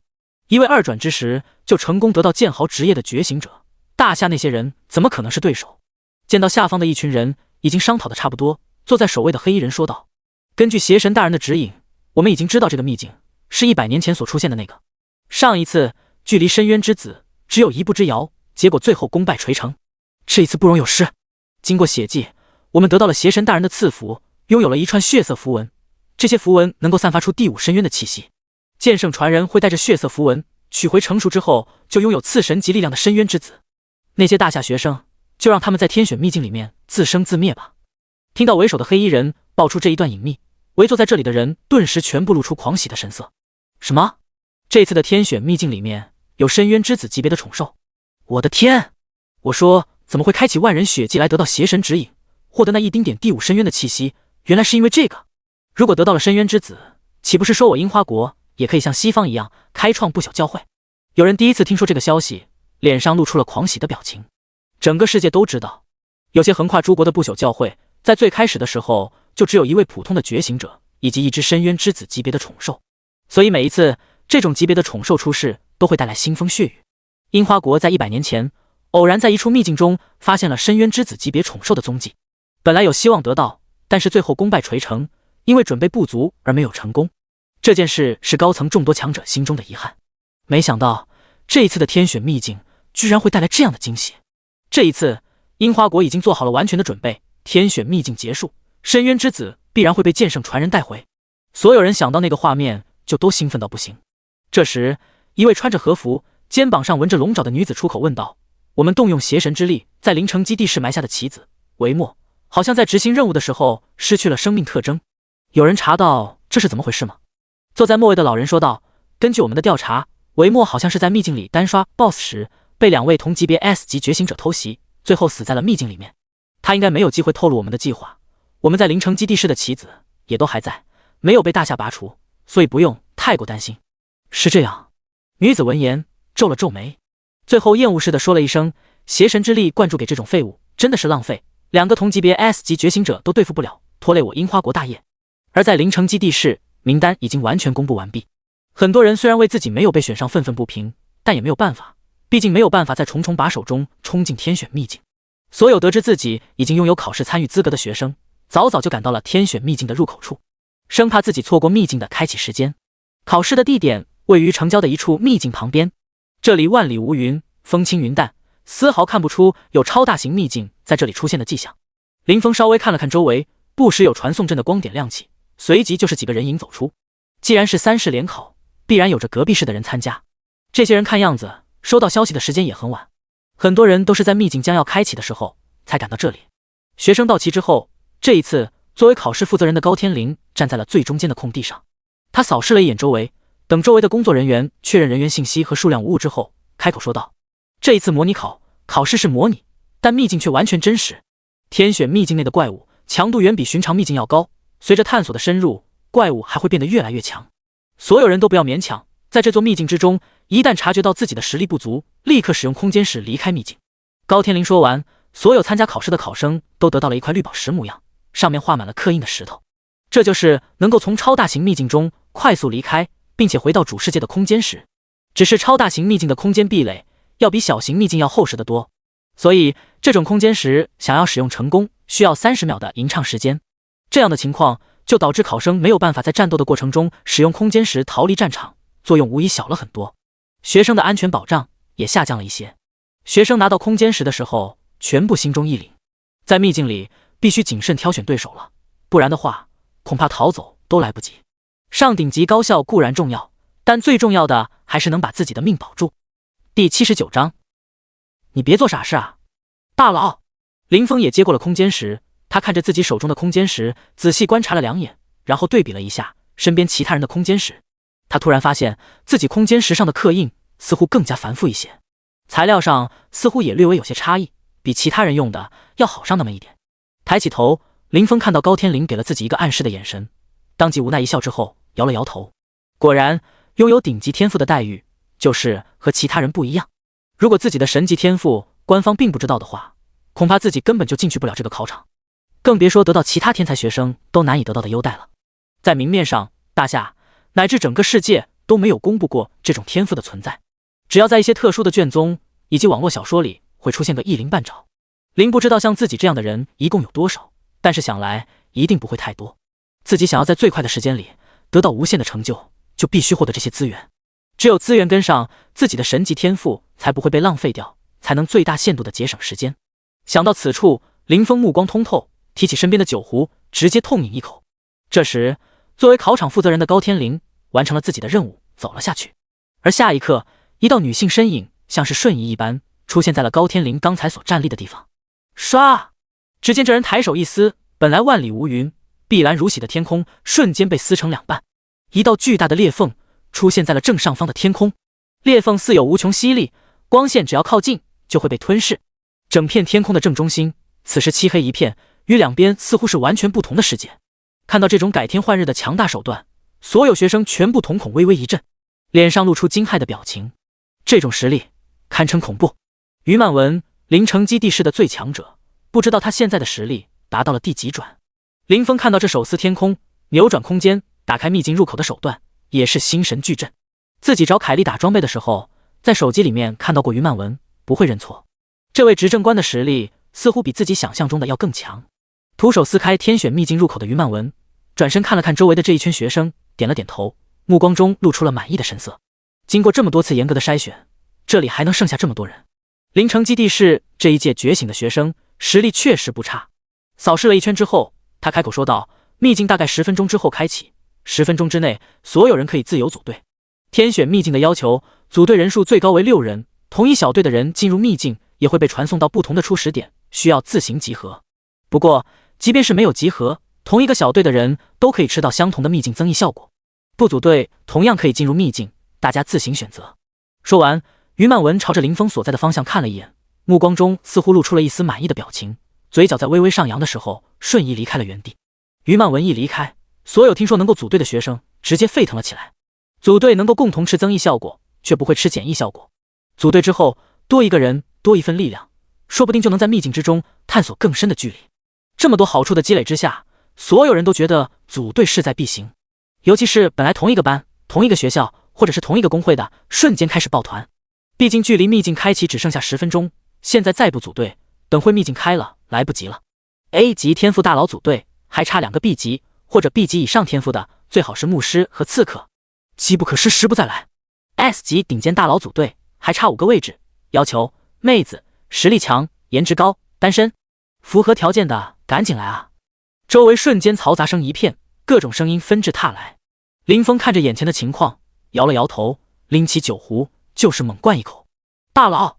这时一个充满了惊喜和兴奋的声音从老远就传了过来。林峰抬眼看去，就看到了一位穿着水蓝色裙子的萝莉，正迈着小短腿，一边笑一边朝自己这边跑过来。呼呼，跑到林峰面前的时候，小萝莉宁小彤还气喘呼呼。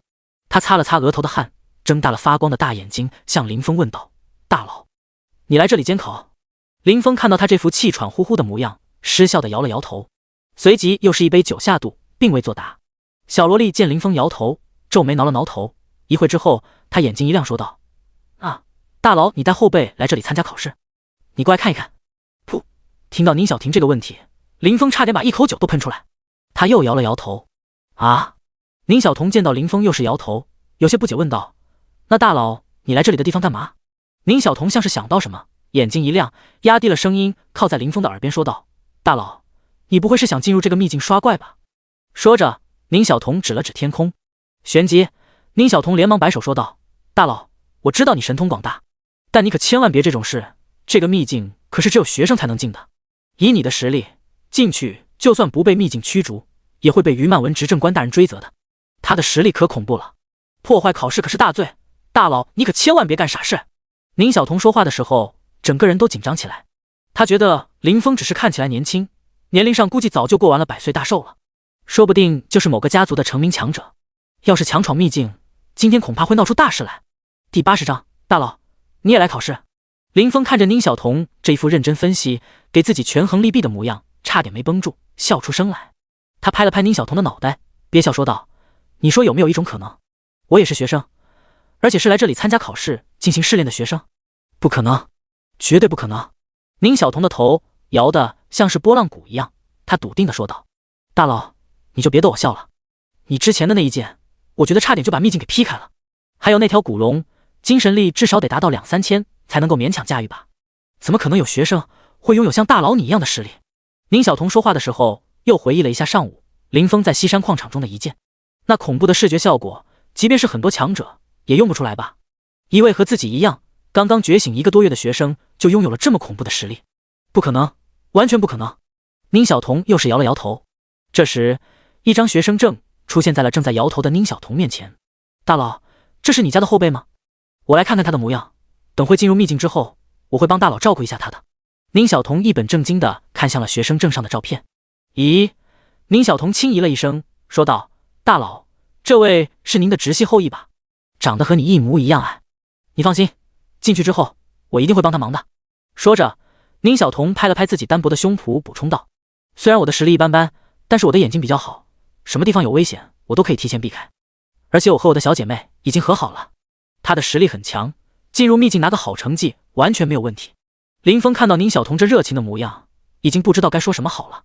他有些无奈地说道：这个就是我的学生证，等会进去我应该不用被照顾，你和小姐妹多照顾照顾自己。宁小彤摆了摆手，一脸不相信说道：哎，大佬，你别这么幽默嘛，这怎么可能是你？但是旋即，宁小彤像是意识到了什么，双眼猛然瞪大，拿着学生证和林峰对比了起来。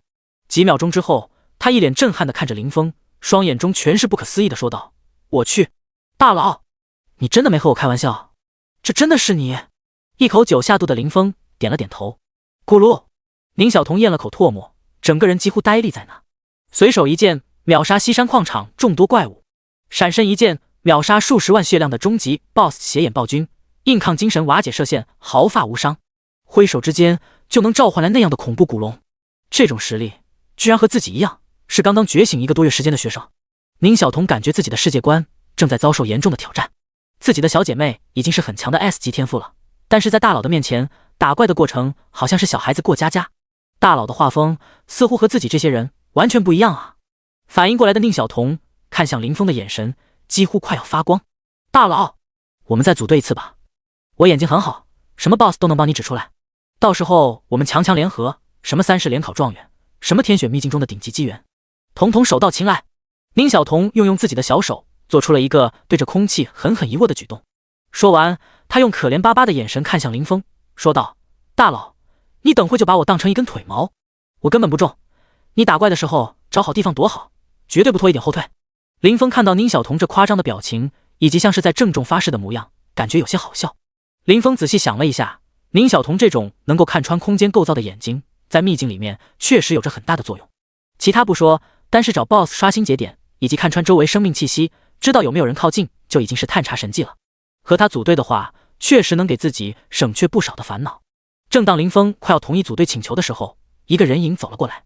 宁小彤看到这个身影的一瞬间，当即双眼一亮，将靠近的人影拉了过来，和林峰介绍道：“大佬，他叫席佳宇，就是已经和我组队的那一位。”林峰看了过去，站在宁小彤旁边的是一位穿着白色作战服，手中拿着一柄长刀，全身散发寒气，就是靠近都会感觉有些冷意的少女。可以猜到，她觉醒的天赋应该和冰雪相关。林峰点了点头，并未在意，拿起酒壶，又是痛饮一口。宁小彤向席佳宇介绍道：“这位就是我和你说过的大佬，他也来参加模拟考试。”噗嗤，宁小彤介绍到一半的时候，席佳宇直接笑了出来。他摸了摸宁小彤的脑袋，一脸嫌弃说道：“真是受不了你了，宁小彤，我中午居然被你骗了，真的相信有大佬带你刷了秘境。你中午和我形容的时候，说的让我觉得那位大佬的实力至少达到了5转，甚至更高。结果你现在和我说，这位大佬和我们一样大，正准备进入考场考试。宁小彤，我再相信你，我就是狗。”席佳宇看着宁小彤一脸无语，虽然自己早就知道他呆呆的，整个人都有些怪怪的，但他实在是没想到他能说出这么不切实际的话来。能够一剑秒杀邪眼暴君的大佬，正和自己同一考场，准备参加模拟考，这简直就离谱啊！在宁小彤说的时候，自己居然还相信了，傻傻的认为真有大佬带他练级。席佳宇感觉自己恐怕也是脑子进水了。哎呀，和你说不清楚。宁小彤也管席佳宇相不相信了，跑到林峰的身边问道：“大佬，怎么样？只要组队，我就会成为一个绝对不拖后腿的优质腿毛的。”林峰看着宁小彤眨巴着大眼睛，一脸期待的模样，最后点了点头，说道：“可以，不过我好像只能带你一个人，你的这位朋友。”说着，林峰的眼神示意了一下不远处的席佳宇。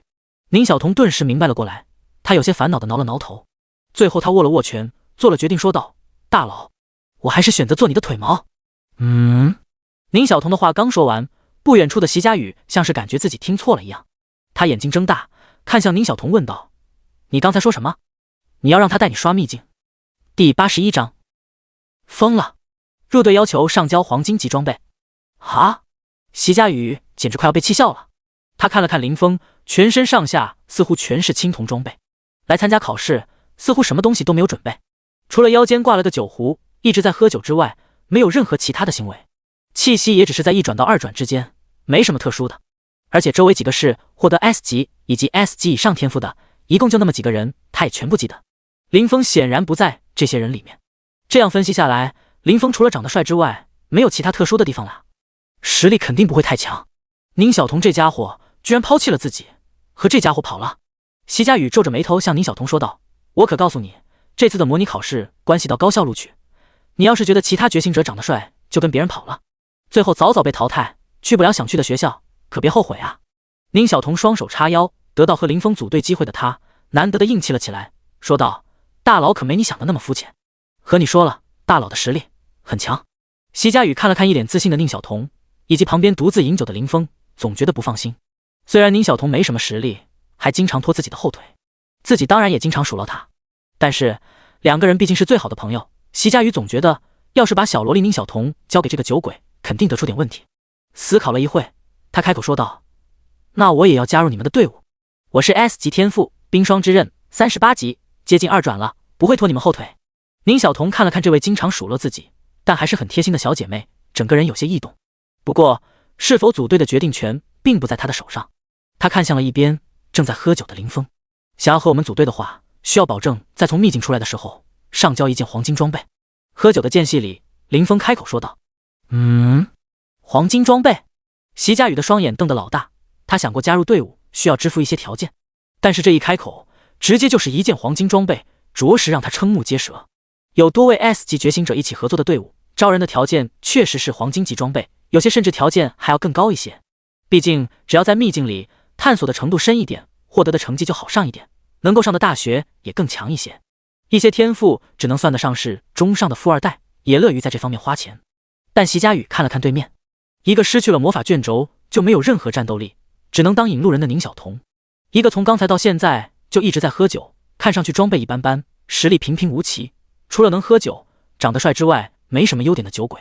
而自己一个 S 级天赋，实力在这么多考生中名列前茅的觉醒者，自己想要和他们组队，居然还要支付一个黄金装备，你们是在抢钱吧？就算是我脑子有问题，也不可能以支付一件黄金装备为代价加入你们的小队吧？席佳雨真的快被这两人气乐了，自己好心想要帮助一下他们，结果对方把自己当冤大头了。然而就在这时，两道身影走了过来。我们愿意支付2件黄金装备。两个林峰熟悉的身影走了过来。夏玉、李红初。席佳雨看见这两个人出现，说要支付林峰黄金装备的时候，嘴巴直接张成了 O 型。这两个人可都是 S 级天赋，而且等级比自己只高不低。尤其是夏玉，作为玉龙公会的重点候选人，全身豪华装备，前几天更是得到消息说他已经完成了2次转职。这种实力在30联考中绝对是数1数2的存在，他居然愿意支付黄金装备来加入这两个人的小队。看着眼前的情况，席佳雨觉得脑子出问题的可能不止宁小彤一个人。席佳雨愣神的这点时，夏玉和李红初已经靠了过来。夏玉站到了正在喝酒的林峰旁边，嘴角微微扬起说道：怎么样，我们愿意上交黄金装备，应该可以加入小队了吧？李红初站在一边也双手抱胸，整个人看起来心情不错。刚刚喝完酒的林峰看着这突然出现的两人，略微有些头疼的揉了揉太阳穴说道：可以是可以，不过进入秘境之后，我不会和你们一起行动，你们要是和我组队的话，应该只能吃到一些增益效果。真的确定要加入我这边的小队？夏玉点了点头，接着和李红初对视了一眼，和林峰说道：没关系，以我们自己的实力，应该也能探索一段距离。林峰耸了耸肩，说道：那好吧，要求是你们俩同意的。林峰的话说完，一边的席佳雨已经完全看傻眼了，眼前这一切也太魔幻了吧！两位拥有 S 级天赋并且实力顶尖的觉醒者，就算以支付1件黄金装备为代价，也要加入这个人的小队，这些人是疯了吗？席佳雨一咬牙对林峰说道：我也要加入，出来之后交黄金级装备给你。席佳雨一出声，旁边的夏玉和李红初不由得多看了他2眼。而林峰看了看周围，反正已经组队好几个人了，多他一个不多。组队进入秘境之后，所有人的落点都是不同的，自己也没必要和他们会合，只要安心将秘境刷完，看一看被维莫说的神乎其神的天选秘境里面到底有什么就行。林峰点头道：好。林峰说完，几个人要组队的时候，暗中关注夏玉的一群人全部傻眼了。卧槽！昨天听说一个酒鬼吃上了夏玉的软饭，我还不相信，现在看来居然是真的。尼玛，这完全不止于此啊！他身边的那几个好像也都是 S 级天赋的觉醒者。操！这小子吃一个软饭就算了，怎么能吃这么多软饭？啊！我要疯了！觉醒一个好的天赋或许不能改变人生，但是被4个富婆照顾可以啊！我刚才还听到这些人不仅要带林峰刷秘境，还要在出来的时候送他黄金装备，1人1件那种。啊！我酸死了！一群人看着林峰，流露出了羡慕嫉妒恨的表情。能得到这么多又强又有钱、颜值还不低的富婆的照顾，简直就是人生赢家。他们要是能有这样的待遇，就算觉醒的是 F 级天赋，也没有遗憾了。众人喧闹的时候，本来安静的天空瞬间开始风起云涌。秘境要开了，大家准备好。一位考场负责人的声音传到了众人的耳中。林峰双目一凝，一股巨大的吸力从天空的秘境之门中发出，所有人先后从空地上消失，进入天选秘境。秘境任务：深渊之门。任务内容：前方有10道深渊之门，每一道深渊之门的前方都有着不同的怪物和地形阻拦。觉醒者每推开1道深渊之门，就会得到 10% 伤害加成、10% 伤害减免加成以及 10% 移动速度加成。所有人最多拥有30分钟的时间，30分钟之后，所有的深渊之门和怪物都会消失。隐藏条件：如果有人使用低于30分钟的时间推开了深渊之门，那所有怪物和深渊之门会提前消失。提前推开深渊之门的人得到隐藏道具。任务失败惩罚5。第82章推开深渊之门。林峰进入天选秘境之后，发现自己的身边空无一人，看向前方是一层厚重的浓雾，在浓雾的后面似乎有一座高耸的大门，上面雕刻着繁复的花纹，一股古老深渊的气息从上面散发出来。而在浓雾之下，随着林峰目光的注视，一双接着一双赤红色的眼睛出现在了众人的视野中。此时，在一处小房间里，凌城基地室的几个高层以及另外几个人影正端坐在这里。于曼文站在了最前方，他眼神锐利，仿佛能够突破空间阻隔。本来空空如也的墙面，此时突然有了画面，众多学生在深渊之门前的景象出现在了所有人的眼前。而在他的身后，分别站着一位浓妆艳抹的女人以及一位老人。这2人的名字分别为崔禅和沈志用，分别是安城和江城的执政官。他们两人的身后分别跟了一位工作人员，是各自城市的重要工作人员。而玉文山、高天灵一行人则站在了最后方。崔禅的手里拿着一个名册，上面有参加本次模拟考学生的天赋以及觉醒时间等个人信息。看到前面的名册时，他也点了点头。灵城基地市这一届学生的实力确实不容小觑，即便是 SS 级天赋觉醒者沈书梦已经离开，但依然有很多实力很强的学生，丝毫不比安城和江城两个基地市要差。不过等他将名册翻到最后，一个和其他人不同觉醒时间的觉醒者出现在了他的眼帘。 B 级天赋疾风剑客，刚刚觉醒2天，这种程度的觉醒者也能拥有进入天选秘境，你们的评估系统是不是有点问题？崔禅看着林峰的信息，眉头皱了起来，说道：这种刚刚觉醒2天还没有什么战斗经验，等级还低的可怜的觉醒者，万一遇到了等级高一些的怪物，恐怕会空间时都用不出来吧。崔禅觉得即便是需要投放一些关系户进天选秘境里，但也不能投放这种一点实力都没有的吧，这和让这个人去送死有什么差别？难道灵城基地市进入天选秘境的名额多一些，于曼文就能够恣意妄为吗？想到这，崔禅就有些生气。于曼文转过头看了崔禅一眼，嘴角微微扬起，说道：这一点你根本不用担心，既然他能够进入天选秘境，就自然有着能在里面活下来的实力。崔禅摇了摇头，根本不相信，冷笑着说道：刚觉醒2天就有足够的实力了？你骗我的时候甚至连草稿都不愿意打，即便是 SS 级天赋等级太低的话，应该也没什么战斗力。他觉得于曼文就是在胡闹，让实力不足的人进入秘境根本就是浪费名额。于曼文也懒得多做解释。站在最后方的高天灵和玉文山听到崔禅的这番话，二人对视了一眼，都看到了对方眼中的笑意。林峰实力不够进入秘境，这不是开玩笑吗？要是没意外的话，那小子估计能把天选秘境给翻个底朝天。而沈之用和其他人则全神贯注看向眼前的画面，这个天选秘境居然需要推开深渊之门，不知道这种深渊之门处于什么难度，如果能简单一些，通过一层就能得到 10% 的强化，对学生来说恐怕是一件好事。难度恐怕不会低，至少也是和困难级秘境相当，很多学生没有组队，一个人的情况下应该最多推开3道门。一群人看着眼前的深渊之门，开口说道：看着第一关的浓雾，我猜里面的怪物应该是黑雾蚁。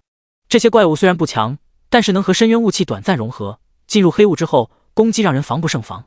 我觉得即便是 A 级天赋觉醒者想要通过这一关，都得花1分钟以上的时间。 S 级天赋觉醒者要轻松不少，不过如果不是特殊天赋的话，也很难做到很快。沈志用在一边摸了摸胡须，一脸认真说道。其他人也都点了点头。这时在高层讨论的时候，一只接着一只怪物从黑暗中走了出来。黑雾蚁，等级 LV23， 攻击136，血量500，技能雾化冲刺，溶解毒牙，短暂融合。描述：沾染上一丝深渊气息的蚂蚁，拥有着让人防不胜防的攻击性，可能会发挥出意想不到的强大力量。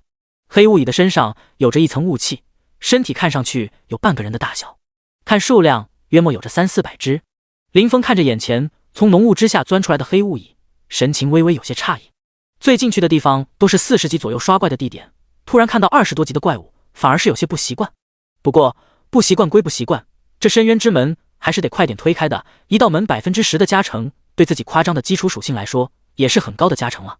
如果能够快速推开10道门，那最后自己的属性就得到了双倍强化。自己现在的基础属性已经接近了1万，要是能够再加倍，那自己的基础属性值就达到了恐怖的2万。那样的话，就算是一些 BOSS 别自己普通攻击戳上2剑，也得掉个大半管血条。配合上自己的技能，在天选秘境中的顾忌应该会少很多。御剑术，林峰手中长剑冲天起，一道剑光闪烁，林峰整个人直接站立在了飞剑之上，身体和剑影合成了一道流光，朝着第一道深渊之门急速飞去。唰，一道道快如闪电的剑光将浓雾之下照亮。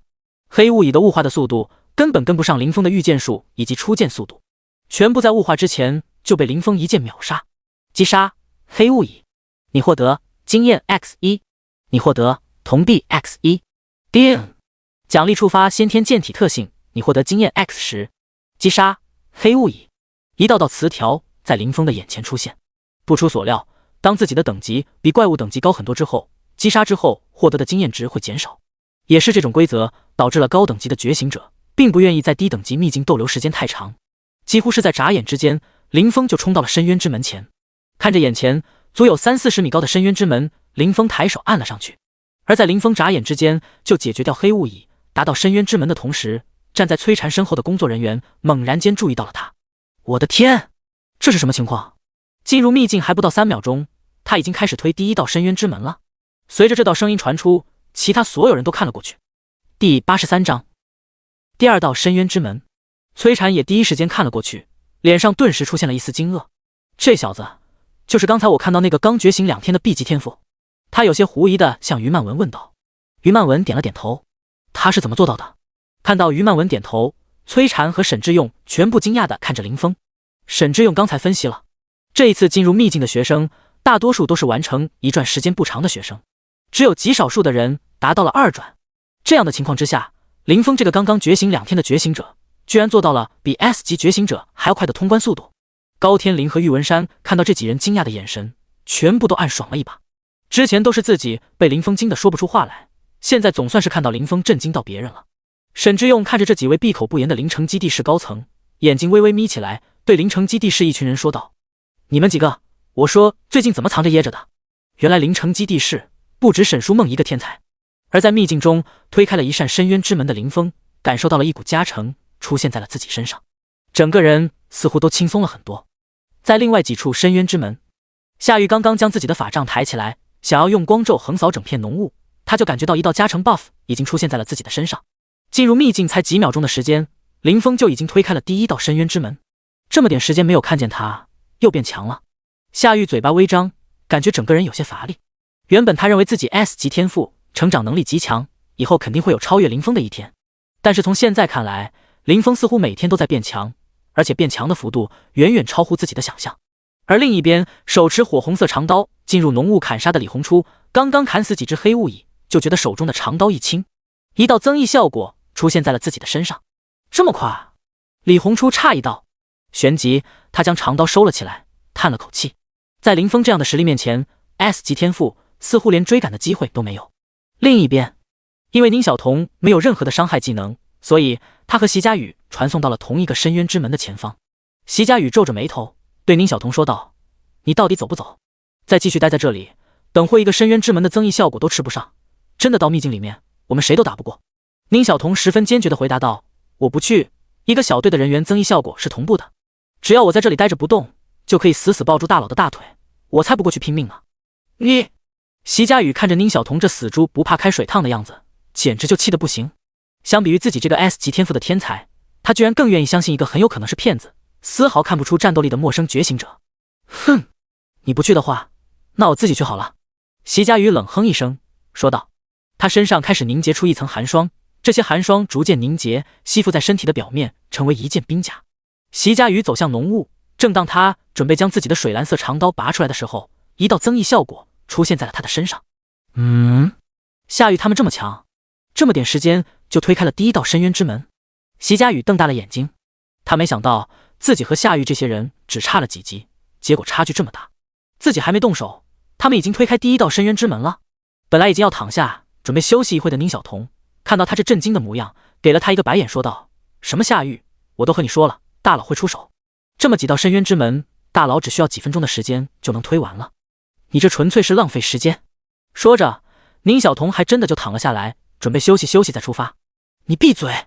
席佳宇看着宁小童这副欠揍的样子，就气不打一处来。而推开第1道深渊之门的林峰，正悠然地拿着酒壶来到了第2道门的前面。这一层已经不是浓雾覆盖了，而是整个世界都漆黑一片。黑暗中隐隐有些怪物正在爬行的声音传出，有着一种恐怖的感觉。不过林峰的精神力已经接近了1万，这种程度的黑暗还无法对他的视野造成任何遮蔽效果。在黑暗中，一只接着一只身上爬满紫红色纹路，身躯比成年人还要高大的巨蛇出现在了林峰的眼前。曼陀罗蛇，等级 LV27， 攻击264，血量1300，技能黑暗视觉，剧毒蛇牙，闪电撕咬，绞杀。描述：沾染了深渊气息的毒蛇拥有剧毒，体型庞大，但是移动速度像是闪电一样迅捷，在黑暗中被触碰到一下都会导致致命的结果。砰！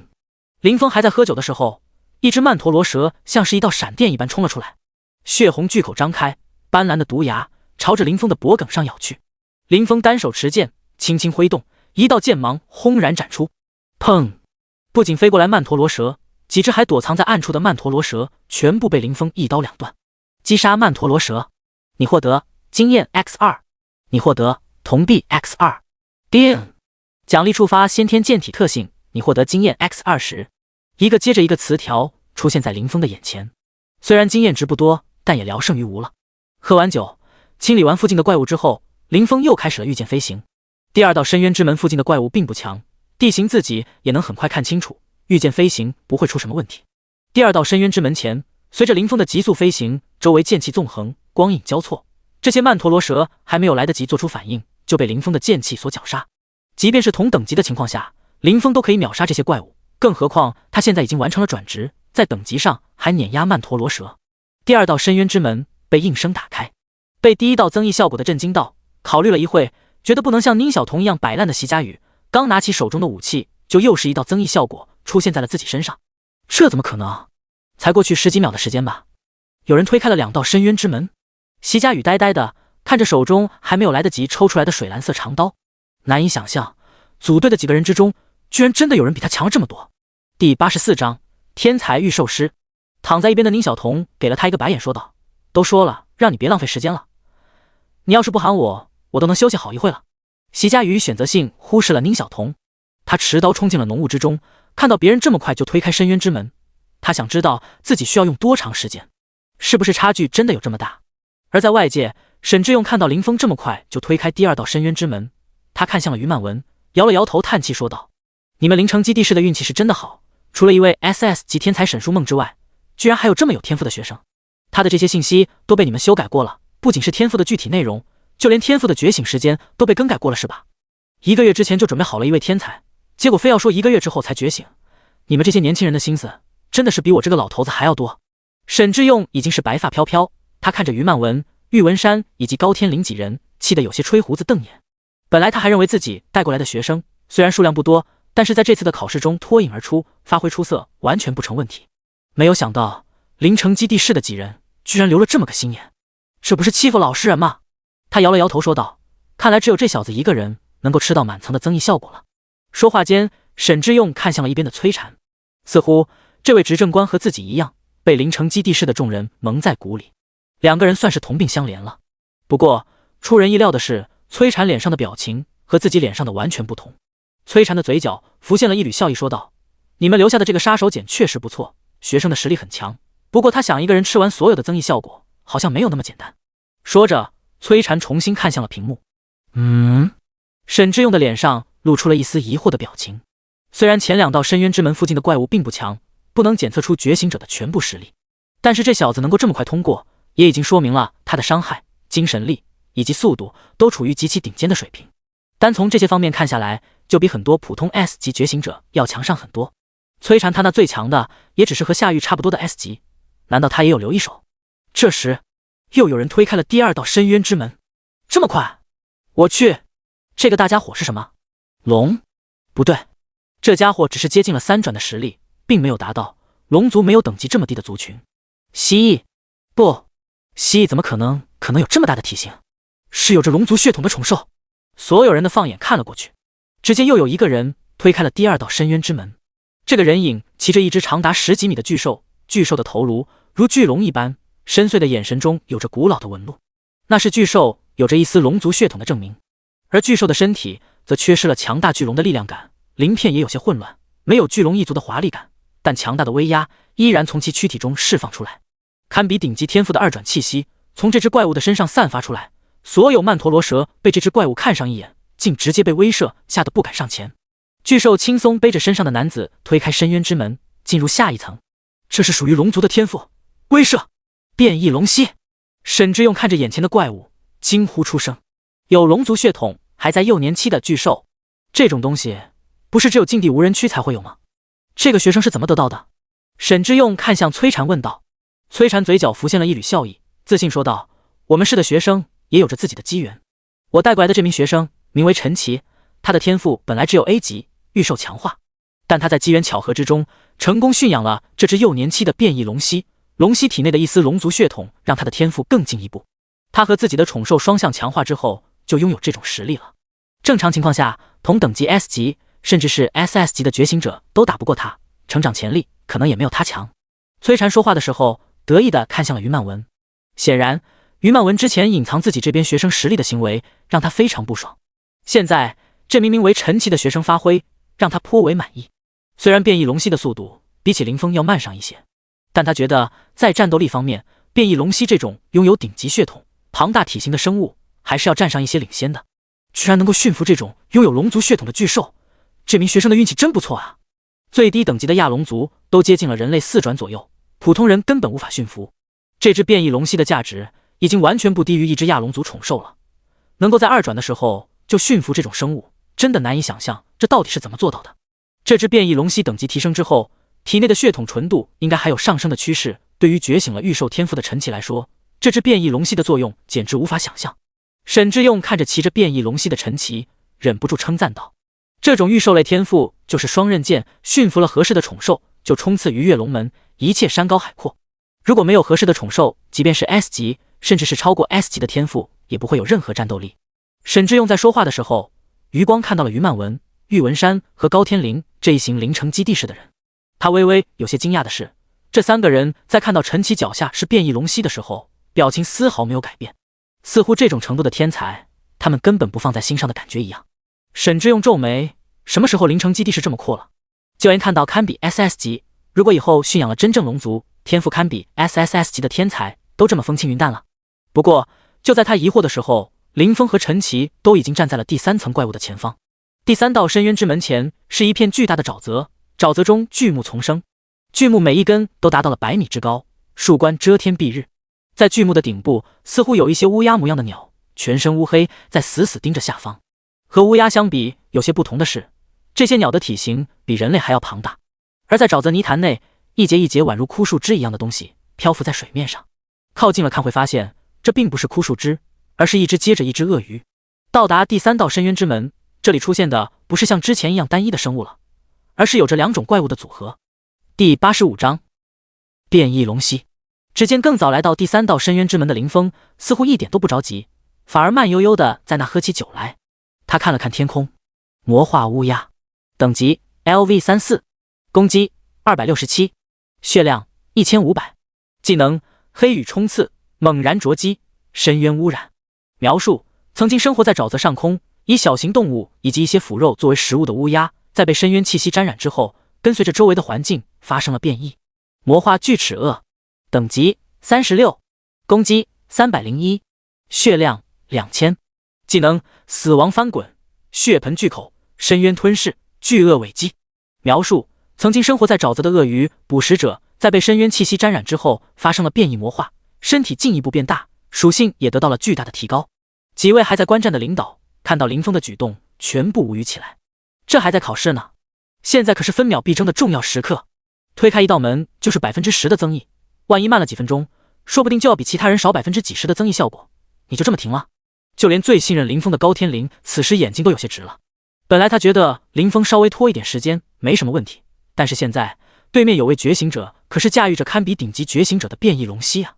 要是因为喝这几口酒，最后导致自己没得到几十的 buff， 可就真的亏爆了。陈奇开始靠近深渊之门了，几人着急的时候，站在一边正在眯着眼笑的崔禅提醒说道：“先看看陈奇那边的情况。”于曼文无奈叹了口气之后说道。众人的目光全部放回了陈奇的那边。此时陈奇在沼泽边试探了一下，只要是指挥着变异龙息接近沼泽生物的攻击范围，不论是水中的魔化巨齿鳄还是空中的魔化乌鸦，都会迅速发动攻击。这2种生物的攻击对于变异龙息来说不痛不痒，但是对于陈奇本身来说却没那么好处理。如果被攻击的次数太多，他的血条下降的也会比较快。而变异龙息毕竟不是纯血龙族，威慑能够保持的时间并不长。沼泽地形又非常复杂，无法像刚才的2道深渊之门前的地形一样，让他能够快速通过。看来陈奇想要通过这个秘境，至少也要花个10几分钟的时间。30分钟之内想要推开深渊之门，还是太困难了。我从没有在任何记载上看到关于这些的记录。如果强行快速通过的话，他现在血条降低的太快，之后的深渊之门就没那么好推开了。一位工作人员分析了一下周围的情况说道。其他几人也点了点头，沈之用在一旁摸了摸胡须，补充说道：“而且这种地形应该会有 BOSS 存在，如果没有把这些怪物清理完全，就让 BOSS 出现的话，会有很大的危险。”听到这些人的看法，崔禅的嘴角浮现一缕笑意，说道：“你们真的这么认为吗？变异龙息的实力可比你们想的要强上一些。说完，只见陈奇直接跳下了变异龙息的身体，让变异龙息独自走进了沼泽，想让变异龙息独自解决这些怪物。可这些怪物对变异龙息这种拥有龙族血统的怪物并没有那么强的攻击欲望，只要不是变异龙息主动靠得太近，这些怪物根本不会主动进攻。这么大的沼泽，变异龙息想要一只一只抓到并且击杀，得等到什么时候？有人皱眉说道。然而下一刻，吼！只见变异龙息冲到了沼泽中，抬头一声剧烈的咆哮，顿时所有潜藏在水底的魔化巨齿鳄全部浮上水面。本来寂静的水面突然间开始风起云涌，站在巨木顶端的乌鸦眼瞳也变得赤红一片。砰！一只魔化巨齿鳄尾巴一甩，溅起巨大浪花，整个身体长跃而起，朝着变异龙息的脖颈咬去。轰！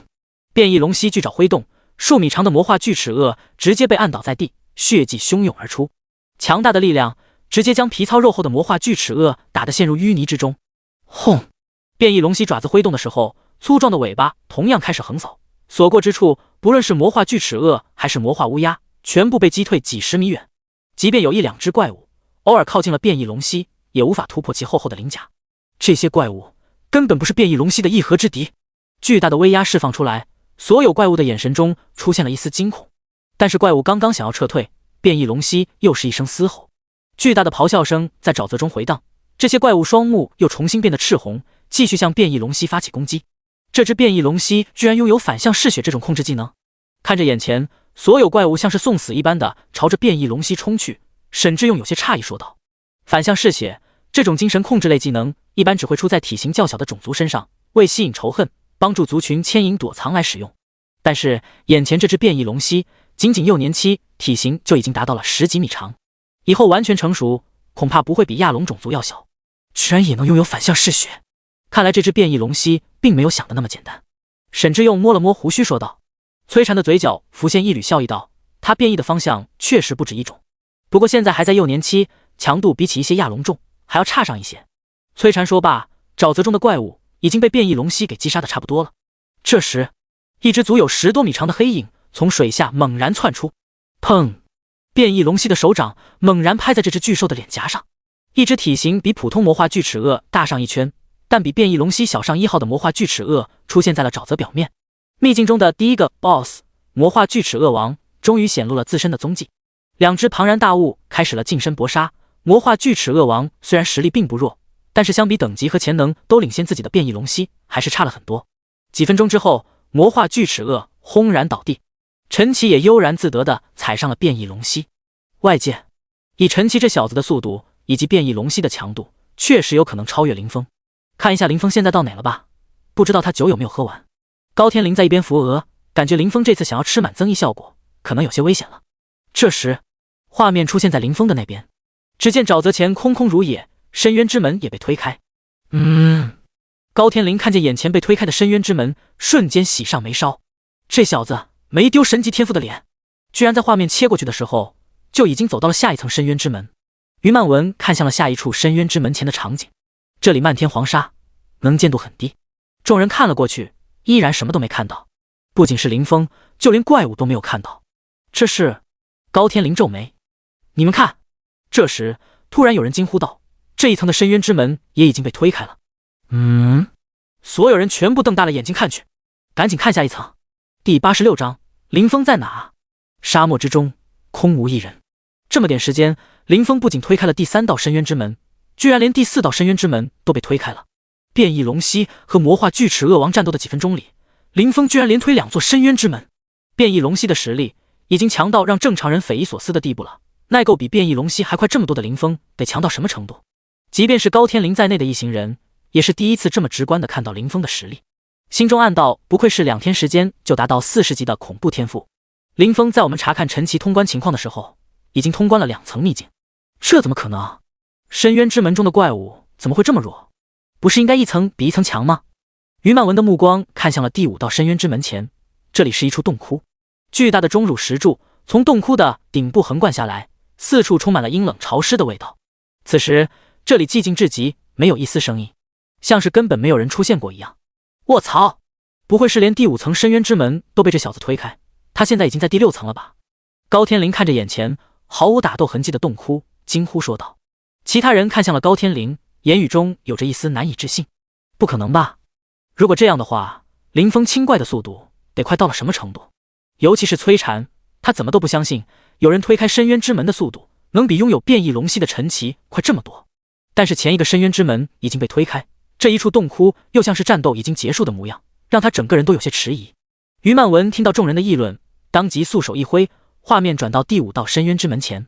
只见一道敞开的巨门出现在了所有人的眼前，而在巨门前是一只巨大的恶魔犬。恶魔犬身躯大小丝毫不亚于变异龙息，足有10几米长，头上长着4颗眼睛，即便静默在那，依然散发着强大的威压。此时，恶魔犬的4只眼睛向外流着血泪，脖子和身体已经失手分离，显然早已经死在了这里。这是40级 BOSS 恶魔犬，这东西我当年还遇到过，当时我们小队4个人足足打了5分钟，才磨死了这家伙15万的血条。这东西精神攻击异常恶心，而且血条这么长，我们当时做足了准备，而且还是4个人一起，都花了5分钟时间。林峰这是临场就遇到了，只花了这么长时间就能完成击杀。崔禅身后的工作人员看着眼前这只已经死透了恶魔犬，惊呼道。其他人也是见多识广之辈，自然明白恶魔犬在2转的时候所对应的实力。林峰连开3重门，还在这段时间里斩杀了恶魔犬，简直令人无法想象。崔禅的瞳孔微微一缩，他本来以为 A 级天赋的陈奇得到变异龙息，实力突飞猛进，已经有资格叫板任何天才了，但他没想到林峰的实力似乎比他想象的还要强很多。别看其他地方了，直接看下一层的深渊之门。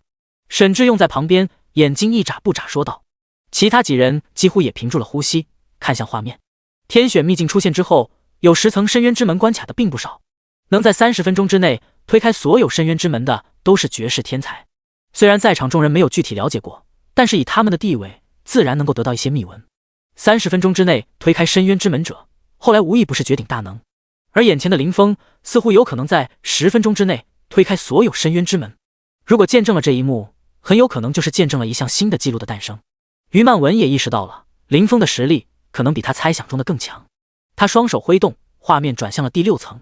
随着深渊之门的深入，深渊气息也变得越来越浓烈，即便是以他的实力，也无法轻松窥探秘境中的场景。画面由模糊变为清晰时，只见第6层的深渊之门也已经被推开。地面上时，各种巨兽的尸体，在每一只尸体上都能看到一道剑痕。很显然，林峰不仅来过这里，还将这里的诸多怪物全部斩杀殆尽了。下一层。这时，于曼文身后所有人全部呼吸急促，异口同声说道。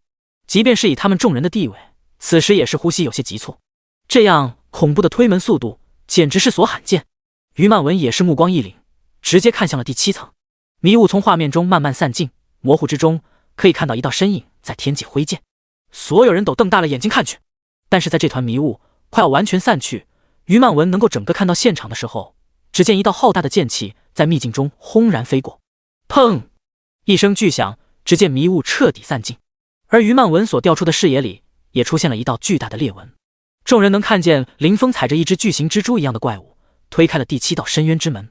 在推门的时候，林峰似乎还朝着众人所在地方向看了一眼，甚至还举起了酒壶，给出了一个敬酒的动作，然后拿起酒壶一饮而尽之后，洒然一笑，走向了第8道深渊之门。他能够看见我们？崔禅感受到了林峰的目光，有些惊疑不定地说道：“这怎么可能？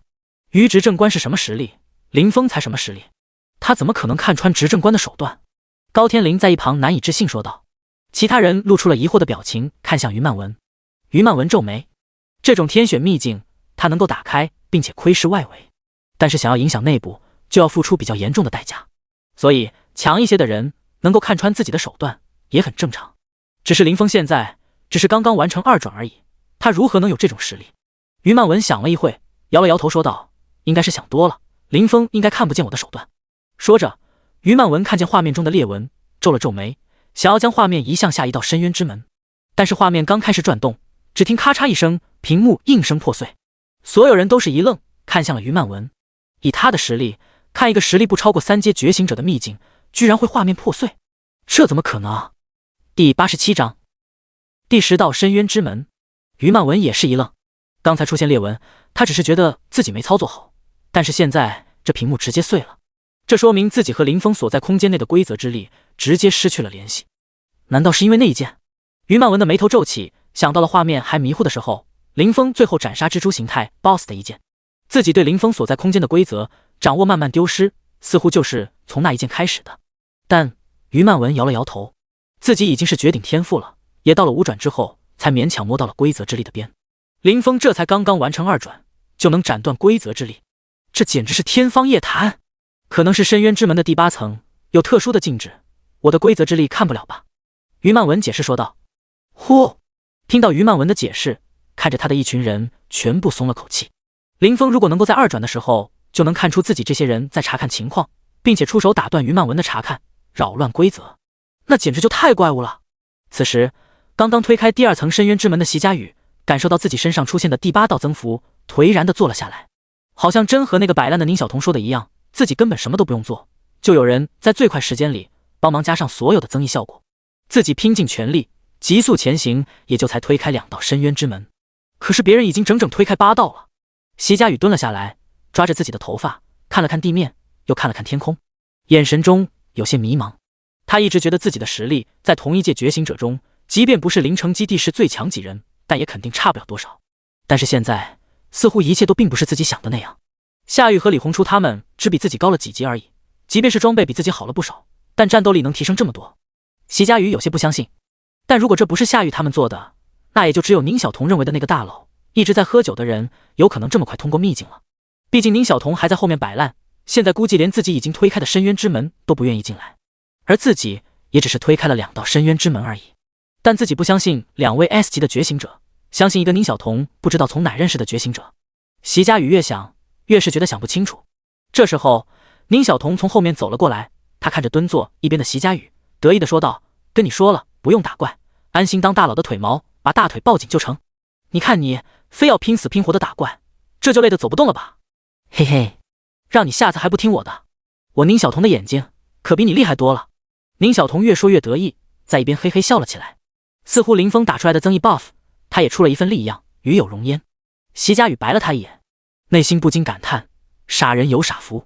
而在另外的2处秘境，看到自己身上出现第8道增幅的夏玉和李红初都分别摇了摇头，继续朝着远处的秘境之门进发。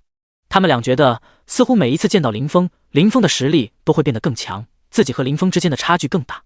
这样的挫败感甚至让他的有些质疑自己到底是不是真正的 S 级。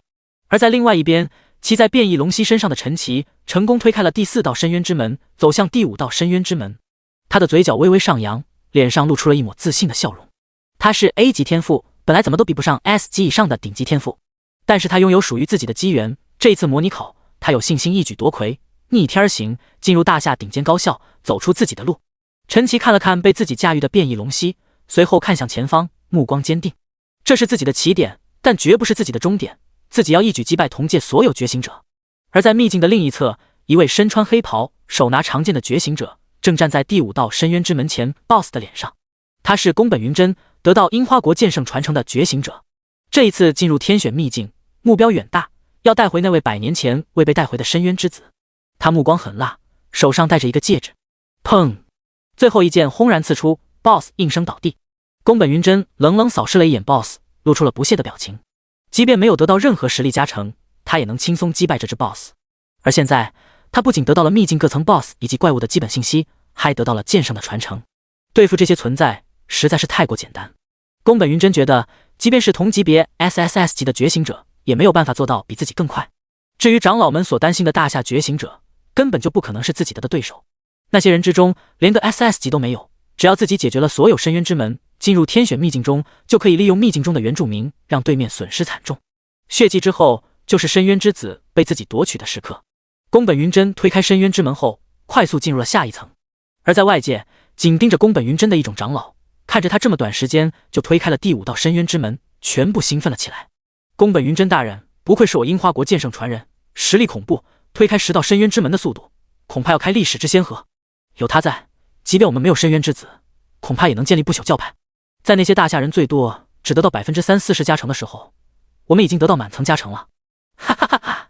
所有覆盖在黑袍之下的长老全部目光兴奋地看向了前方。而此时林峰早已经推开了第9道深渊之门，站在了最后一处关卡的前方。他拿起酒壶，又是痛饮一口。最后一处关卡和前方不同，这里并没有什么怪物，取而代之的是一个由特殊规则产生的精神迷宫。进入这一片迷宫，精神力越强就越能够早出来，精神力越弱就越是难以出来。林峰觉得自己的精神力进入其中，应该要不了多久就能走出去，但那样做终归是有些麻烦。这些有着奇怪规则的东西直接劈开，然后走过去的话，可能速度更快。第88章推开所有深渊之门。此时于曼文正重新连接深渊之门的规则，准备将画面重新投影出来。看第9道还是第10道？有人出声问道。直接看第10道吧，不然的话可能又得切画面。有人回想了一下，刚才切那么多画面找不到林峰的情况，心有余悸地说道。不是说深渊之门前的 BOSS 越到后面就越强吗？即便再强的2阶觉醒者，也不可能这么快打掉第8、第9道深渊之门前的 BOSS 吧？沈志用皱了皱眉说道。他带着自己基地室的学生来天选秘境参加考试，自然了解了一些东西。推开深渊之门的关卡，后面的难度和前面的不可同日而语。他在一位在天选秘境中获得奇遇的大魔法师手记里看到，想要推开第8道深渊之门，消耗的是前面7道加起来的时间，而还想要推开第9道深渊之门，则更需要花推开第8道深渊之门的双倍时间。至于第10道深渊之门，似乎是完全看运气。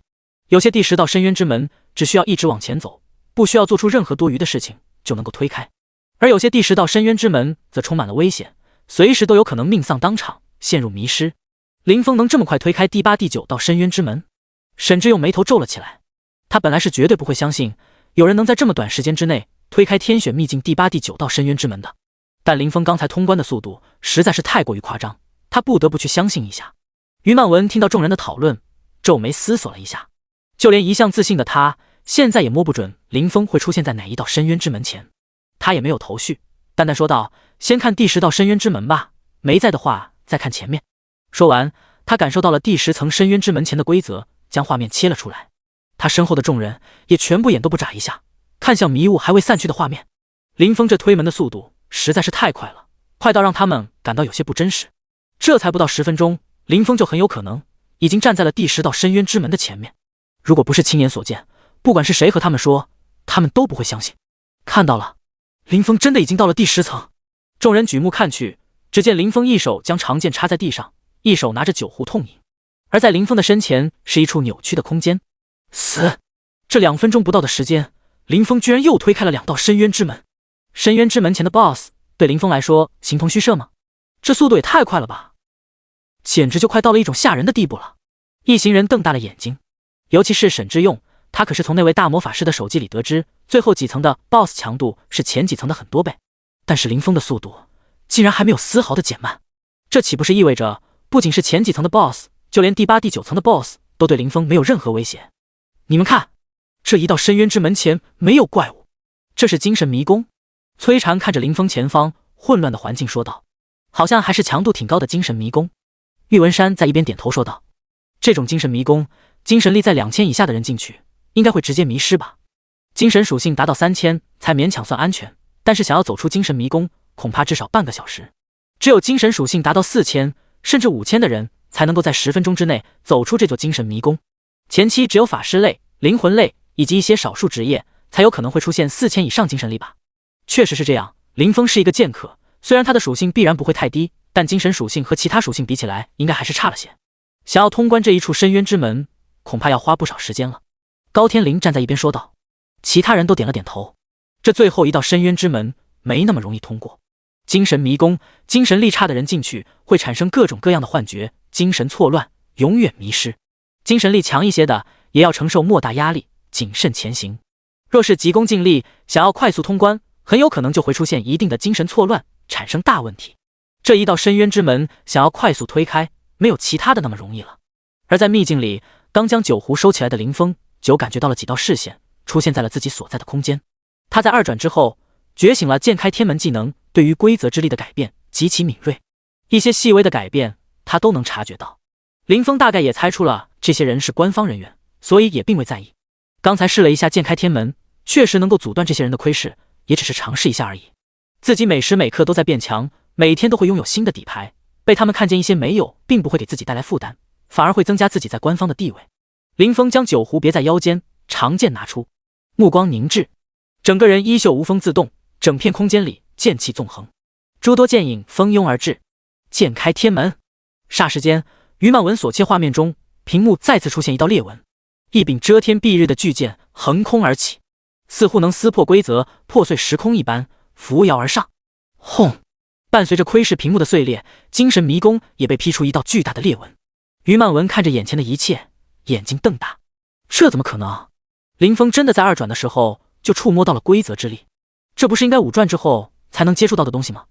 其他人看着破碎的屏幕，消失在视野中的林峰也是一脸茫然。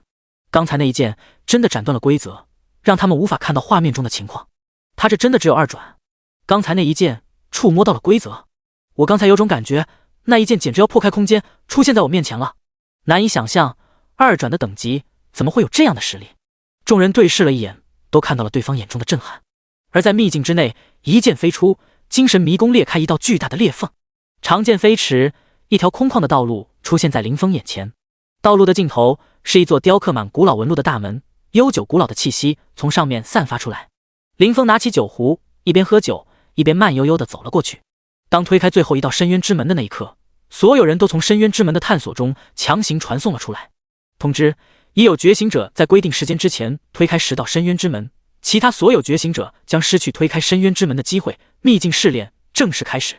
而刚刚看到 BOSS 准备出手的宫本元真，看到眼前这个公告，瞳孔猛然收缩。第89章，这怎么可能？什么？这怎么可能？这才10分钟不到，怎么可能有人能推开所有深渊之门？宫本元真手握长剑，呆呆地看着眼前的空地，心中茫然。自己拥有最全面的深渊之门信息，拥有顶级的天赋，最强大的剑圣传承，知道每一道深渊之门前 BOSS 的最快攻略方法。但是为什么还有人能做到比自己更快？这个天选秘境不是只有没到3转的人才能够进来吗？3转之下，怎么可能有人的速度比自己还快？咕噜，宫本元真咽了口唾沫，回忆了一下自己的刷怪时间。怎么看，从自己进入天选秘境到现在，都应该只是花了10分钟不到的时间。这么点时间，单刷几10万血条，还拥有极高回复的第8道深渊之门前的 BOSS 都够呛吧？更何况后面更难缠的第9道深渊之门前的 BOSS， 以及第10道深渊之门前极其难缠、诡异至极的精神迷宫，那些存在怎么可能在几分钟之内就完成攻略？宫本元真的眼睛瞪得老大，他看着自己空间戒指里长老们准备多年让自己快速通关的准备，整个人都呆滞住了。难道是这片空间出了什么问题？怎么可能会有人比我樱花国100年准备还要做得更好？不，这不可能，一定是有人找到了秘境的漏洞。宫本元真越想越不对劲，他不觉得有人能在2转的时候强到这种地步。不行，现在不能将时间浪费在这些事情上，现在先去完成秘境中的各个任务，将我的实力再次提升，最后在秘境最深处得到深渊之子才是关键。那个抢走深渊之门所有增益的人，即便他的增益比我更多，但也不可能是我的对手。等我找到他再去解决他。宫本元真的目光中出现了一丝阴翳，樱花国100年谋划居然在第1层就出现了巨大失利，让他愤怒至极。而在外界，樱花国看着宫本元真刚要和 BOSS 对决，结果直接出现有人通关，所有人被强制传送出深渊之门的一众长老，眼神和宫本元真几乎一模一样。这是什么？有人通关了？不可能！宫本元真也才推开第6道深渊之门，怎么可能有人比他更快？可是刚才那个公告，所有人都看见了，不可能是假的。坐在首位的长老几乎是拍案而起，他看着眼前的画面，双目瞪大，望着缓缓消失的屏幕，整个人说不出话来。自己一行人准备了接近100年，宫本元真的实力又强绝，并且得到了剑圣传承。在进入秘境之前，他们甚至觉得即便是 SSS 级天赋也很难做到比宫本元真更快。但是眼前发生的这一切，又不得不让他们相信，有人真的只花了10分钟不到的时间就推开了所有深渊之门。这个人会不会是我们樱花国的人？有长老在下方问道。其他人全部眉头拧紧，沉思起来。但是一会之后，所有人都摇了摇头。不可能，我们樱花国进入天选秘境的人，没有人比宫本元真更强。而且就算比他强一些，也无法做到10分钟之内推开所有深渊之门。这种推开深渊之门的速度，已经不像是2转的人类所能办到的了，简直就是神迹，有人借助了邪神的力量才能办到的事情。一些长老咬牙切齿说道。但也不太可能是大夏那边的人，那边现在的实力都很稀松平常，最高也只有 S 级2转觉醒者。那种实力，就算是一个小队被传送在一起，攻略同一处秘境之门，也没办法做到比宫本元真更快。所有长老为全部眉头紧皱，他们怎么都想不到，宫本元真居然在只推开6道深渊之门之后，就有人推开了全部深渊之门。无法想象那个人是怎么做到的。而在另外一边，驾驭着变异龙息前进的陈奇，突然之间就被传送出了秘境。他看着闪烁在自己眼前的公告，倒吸了一口凉气。有人已经推开了所有深渊之门，这怎么可能？怎么会有人比我强这么多？他眼睛都瞪大，难以置信。他自认实力就算不是最强，但也绝对是最顶尖的几位之一，比通报出来的几位 S 级天赋觉醒者还要更强。但是现在自己才推开5道深渊之门，就已经有人完成了所有深渊之门的攻略。这个人要比自己的变异龙息强上很多倍。陈奇倒吸了一口凉气，在参加考试的几个基地室中，还有这样的强者吗？如果这人真的也是和自己一样的学生，那他的实力得恐怖到什么程度？陈奇觉得自己简直是无法想象。外界，于曼文在窥视屏幕碎掉的第一时间，就立刻重新接触规则，查看情况。但是他眼前的画面刚出现一点模糊迹象的时候，他就脸色一变。林峰已经推开了第10道深渊之门。于曼文话音落地，当场寂静下来，所有人都露出了震撼的表情。这从林峰出现到现在重新连上，只有几十秒不到的时间吧。那座精神迷宫，即便是5000的精神属性进去，也得花个10几分钟才能走出吧。林峰这几十秒走完了，匪夷所思。这精神力得高到什么程度？几万？所有人都摇了摇头。2转的时候不可能拥有这样的数值，那太恐怖了。于曼文皱眉旋即，他想到了林峰刚才那开天一剑。林峰刚才那一剑劈开了精神迷宫，他不需要任何精神力都能轻松走完精神迷宫。于曼文说道。其他人一愣，旋即也觉得有道理，但是他们心中的震撼却是丝毫不减。毕竟2转的时候，拥有肢解规则之力的力量和拥有上万精神属性同样难以想象。秘境内，林峰看着这里昏暗的空间，舒展了一下手臂。呼，深呼吸一口气之后，林峰拿起酒壶，一边喝一边轻松向前走着。自己现在刚好40级，在下一次转职之前还有20级可以升，得抓紧时间。第90章石可甲虫。其他人不知道在哪，先往中心区域走吧。林峰看了看时间，一边拿起酒壶痛饮，一边朝前方走去。组队的队友不知道在哪，因为都是随机传送，所以林峰也找不到。毕竟天选秘境是超大型秘境，地域范围极其广阔，自己的精神力即便已经接近1万，也没办法覆盖得太远。林峰看了看天空，并没有太阳，暗淡云层的缝隙之中散发出一道道红光，整片空间都像是被一层黑雾所覆盖，视野看不了太远。一层薄薄的尘埃随着一阵风从废土上飘出，林峰一脚踩过去，四面八方都会有一些虫子飞离这里。一块块巨石在四周随意堆砌着。砰！就在林峰刚刚往前走了几步，突然一个石块裂开，身躯伸展出来，一只灰色甲虫模样的怪物朝着林峰冲来。唰！林峰抬手之间，直接一缕剑芒斩出，灰色甲虫颓然落地。击杀石可甲虫，你获得经验 X10，你获得铜币 X1。叮！奖励触发先天剑体特性，你获得经验 X100。在林峰击杀一只甲虫之后，其他的石块也抖擞了一下，身上的尘土被慢慢甩下。一只甲虫在周围鼓动着翅膀。石可甲虫，等级 LV27， 攻击216，血量1100，技能强力撕咬、石化甲铐、圆球撞击。描述：在废土之中，最常见的生物往往能够在各种极端的自然大灾变里存活下来，经受过深渊的影响之后变得更加强大，能以各种生物为食，有强大的毒抗性。通常情况下会将自己伪装成石头，在捕食的时候才会露出真身。这种生物通常会成群结队出现，只有20多级的怪物击杀之后所能够获得的经验值确实不高。刚才没办法仔细观察，林峰现在仔细看了一下，这些石可甲虫身上的甲铐都凹凸不平，所以躲着的时候像是石块。而这些甲虫飞起来之后，翅膀是有些透明的淡黄色，身躯长约1米，头部被甲铐包裹，飞起来之后可以看到狰狞的模样，牙齿像是锋利的匕首。嗡嗡嗡！几十只石可甲虫以闪电般的速度朝着林峰急速冲来。林峰长剑一提，随手一挥，10层深渊之门加成，属性提升 100%， 无上剑意，穿透效果加倍，伤害加倍。神圣审判，对神圣系、光明系以外单位造成 150% 伤害。-42385， -43156。霎时间剑光闪烁，周围所有直接被强大的剑气搅碎。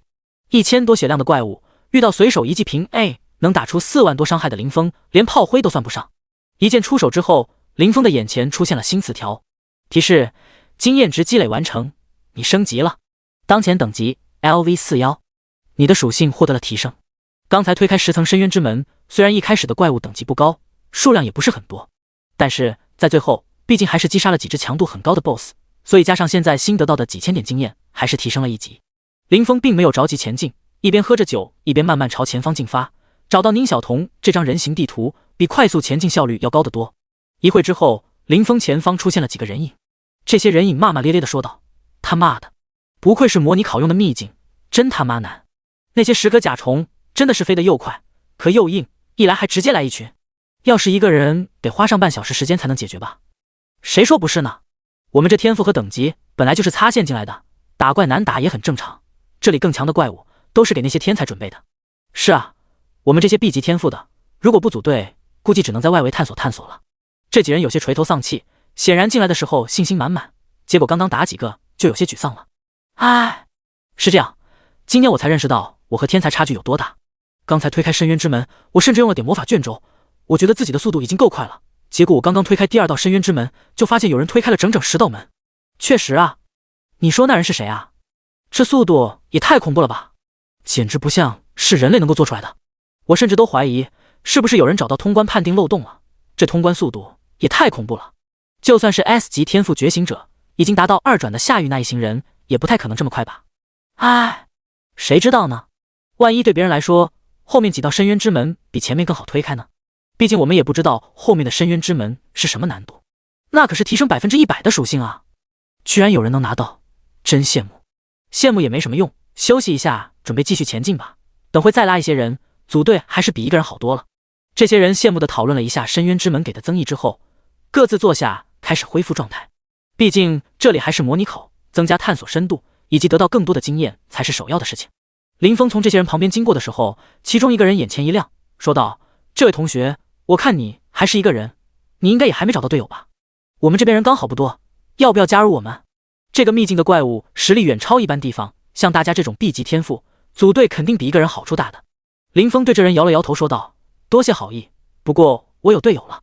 这个秘境是超大型的，队友没那么好汇合，有队友你也可以。”这人还想再挽留，但林峰已经走完了。这人悻悻摸了摸头，坐了下去。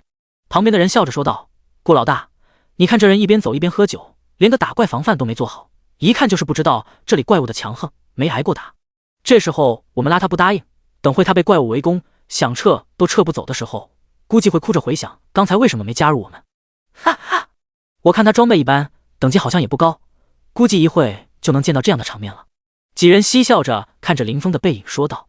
被称为顾老大的那位笑着摇了摇头说道：“我们等会要探索的方向和他走的方向一致，等会就过去看一下吧。虽然我们有空间石，但是被围攻久了，撤不出去，还是会有死的风险的。”其他人也都点了点头。第91章嗜血蜂群。一路上林峰走得并不快，不过也没有单纯喝酒，而是仔细用精神力感知了一下周围的地形，看看各种环境。越是靠近中心，云层就越是厚重，穿透云层落下来的红光也愈加深红。往中心区域行进的时候，人群稍微多了起来。自己被传送出深渊之门的落点，看来是比较接近外围。林峰一路上跟着人潮慢慢前行。突然，前方一堆人跑了过来。卧槽！前面的快撤！他妈的！有2个蠢女人捅了嗜血蜂蜂巢，前面有几万只嗜血蜂正在往外面冲过来。卧槽！要命了！几万只嗜血蜂，快跑啊！本来还有些熙熙攘攘的人群，顿时来了一大群。人潮涌动，落在这周围一大片区域的人全部朝着外围跑去。嗜血蜂一只的战斗力一般，只是有毒、嗜血、法术抗性有一些，而且飞行速度不弱的怪物。但是，一旦聚集了几千只，甚至是几万只，那就是恐怖的兽潮。嗜血蜂过境，只要是有血肉的生物，就连骨头都不会落下。比他们高个20几级的生物，都有可能会被蜂群所斩杀。蜂群过境，血肉不剩。拥有位移技能的人，此时各显神通，不是在飞，就是在拼命狂奔。而没有位移技能的人，此时连滚带爬，差点吓得屁滚尿流。就是很多怪物，此时也完全卸去了伪装，往四周四散而去。一块块散落在地的石头，张开成了甲虫的模样，飞跃而起。一些藏在土层中的生物跳了起来，四周尘埃溅了起来，四面八方全部灰蒙蒙一片。林峰看到眼前这幅景象，倒是眼前一亮。上万只嗜血蜂，一只嗜血蜂等级大概在35级左右，加上天生健体的加成，应该能给自己加上几百点经验。上万只，完全聚集在一起，自己这一剑下去，那就是上百万经验。上次100万经验直接给自己升了10多级，这一次应该也差不了多少。林峰逆着人流，朝着人群逃出黑乎乎一片的中心区域冲了过去。卧槽，这边有个疯子，这人是去送死吗？嗜血峰大军已经饿了不知道多少年了，他冲过去不是塞牙缝。这小子身上穿的是青铜装备吧？这装备在嗜血峰的面前3两下就给咬烂了。我们是来考试的，不是送死的，这家伙是真不要命了。很多人看着林峰逆着人流冲向怪物，全部都惊呼这人是不要命了，一边跑一边摇头，觉得这年头啥人都有。上万只嗜血蜂一旦被围住，就算是 S 级天赋也会被困死吧。毕竟嗜血蜂这东西悍不畏死，毒抗性极高，又有一定的法抗性，范围型伤害极难杀死。后面在被林峰拒绝组队之后，重新整装出发，跟上来的顾老大一行人此时也是吓坏了。卧槽，顾老大，刚才拒绝你组队的那小子是个疯子！尼玛，刚才有人看见他朝着嗜血蜂群冲去了，别人是来考试的，他这是来自杀的呀！黎大普，幸好没和他组队，不然他自杀的时候我们不知道，我们不是也送命了。快跑！这里没人能拦住嗜血蜂，只能等这东西自己退去，再探索秘境了。几人也全部朝着后方退去，而随着林峰慢慢前进，前方的人越变越少，黑压压一片黑影从远处天空压过来，宛如暴雨前的乌云，庞大的黑影遮蔽了半片天空，还可以听到尖锐的嗡鸣声从远处传来。林峰持剑看去，只见这团黑云还在扭曲蠕动，一只接着一只有人头大小的嗜血蜂组成了这铺天盖地的瘆人景象。嗜血蜂的眼睛很小，但呈现一缕微弱的红色，那里有血肉生物，他们就朝着什么方向冲去。偶尔有几只怪物被困在蜂群，眨眼之间就被吃得连骨头都不剩下。甲虫被团团围住之后，只剩下几个实质甲靠，与落下的尘埃埋在一起。快跑！快跑啊！嗜血蜂要吃人了！都怪你，席家宇！都说了，安心等大佬带我们起飞就好了，你非要过去升级，你升级就算了，还偏偏找嗜血蜂升级，这东西也是你能碰的吗？我要死了你就是头号凶手！你闭嘴！刚才不是你嚷嚷着说看到蜜蜂类怪物击杀了可能会有特殊蜂蜜掉落，你自己嘴馋还怪别人，要是没你这个累赘，我早就跑远了。远处一位身穿冰甲的少女正把一个小萝莉用手卡在腰间亡命狂奔，两人在逃跑的时候还不忘互相指责对方。林峰听到宁小彤这熟悉的声音，感到有些好笑，自己本来还想着得花上个3、4天的时间才能找到他们，没想到刚过来就已经遇上了。失笑的摇了摇头，林峰将长剑插在了地上，开始喝酒。这么大一群经验包放在眼前，得好好珍惜，尽量做到不放跑一个。前面那个赶紧跑，后面几万嗜血蜂冲过来了，再不跑来不及了。席家宇看着站在远处不动的人影，急忙说道。在说话的时候，他整个人的动作并没有停下，继续朝着前方狂奔。而被他别在腰间的小萝莉看着远处的身影，突然眼前一亮，他推了推身边的席家宇，有些惊喜地说道，这个人好像是大佬，你看他好像在喝酒，好像真的是大佬。席家宇皱了皱眉头，刚想让宁小彤闭嘴，但他看了看远处的人影，确实有些像宁小彤认识的那位。他皱了皱眉说道，就算是你说的大佬，现在也得退下吧。他的职业是剑客，剑客砍个几万剑也杀不完这些嗜血蜂，我们先走。说着席家宇继续狂奔，而宁小彤则在一旁大喊，大佬快跑，这些蜜蜂很厉害。已经将9神咒叠满的林峰看了看两人，说道，你们两个离远点。说着他朝着这些嗜血蜂走了过去。范围伤害建设的太大，可能会伤到人，不够大这些嗜血蜂可能会跑，需要靠得近一些。第92章一剑出。席家宇看到林峰没带任何防具，就这么一手提剑，一手拿着酒壶走向了嗜血蜂群，整个人有些愣愣的。喂，前面真的很危险，这么多嗜血蜂不是你一个剑客能处理的，快跑！席家宇没有停，一边跑一边说道。但是林峰似乎没有丝毫回头的意思，摆了摆手说道，所以让你们离远点。席家宇眉头紧皱，急得挠头，但是这距离也不可能回头把林峰给带上了。他拍了拍自己腰间别着的宁小彤，说道，喂，你赶紧劝劝他，再不跑的话真有可能会死。宁小彤摇了摇头说道，大佬都开口了，我们撤远点就行，别妨碍他发挥。他既然说的这么轻松，说明这些怪物对他来说肯定算不了什么。你放心，大佬能不到10分钟通关所有秘境之门，这些30多级的嗜血蜂算不了什么的。席家宇听到宁小彤的话，叹息着摇了摇头。这两人是真的没救了。自己刚才居然还想着，会不会真的是他推开了所有深渊之门，实在是想的太多了。即便是真的有剑客能够面对上万嗜血锋，但那至少也得穿上防具吧。宁小彤这家伙崇拜的大佬，连个防具都不穿，一身青铜装备冲进去，不是纯纯为怪物吗？席佳宇都有些不忍心去看了。突然，你看，大佬准备动手了。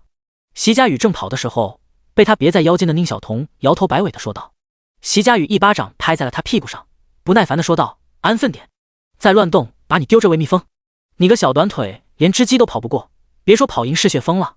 说完，席佳宇不自觉地向后看了一眼。他看过剑客的战斗方式，而且是十分强大的剑客作战的方式。他觉得足够强剑客是有可能从这上万只虫巢里面杀出来的，但是想要团灭这群嗜血锋，根本就是痴心妄想。这个人这样进去，根本就是九死一生。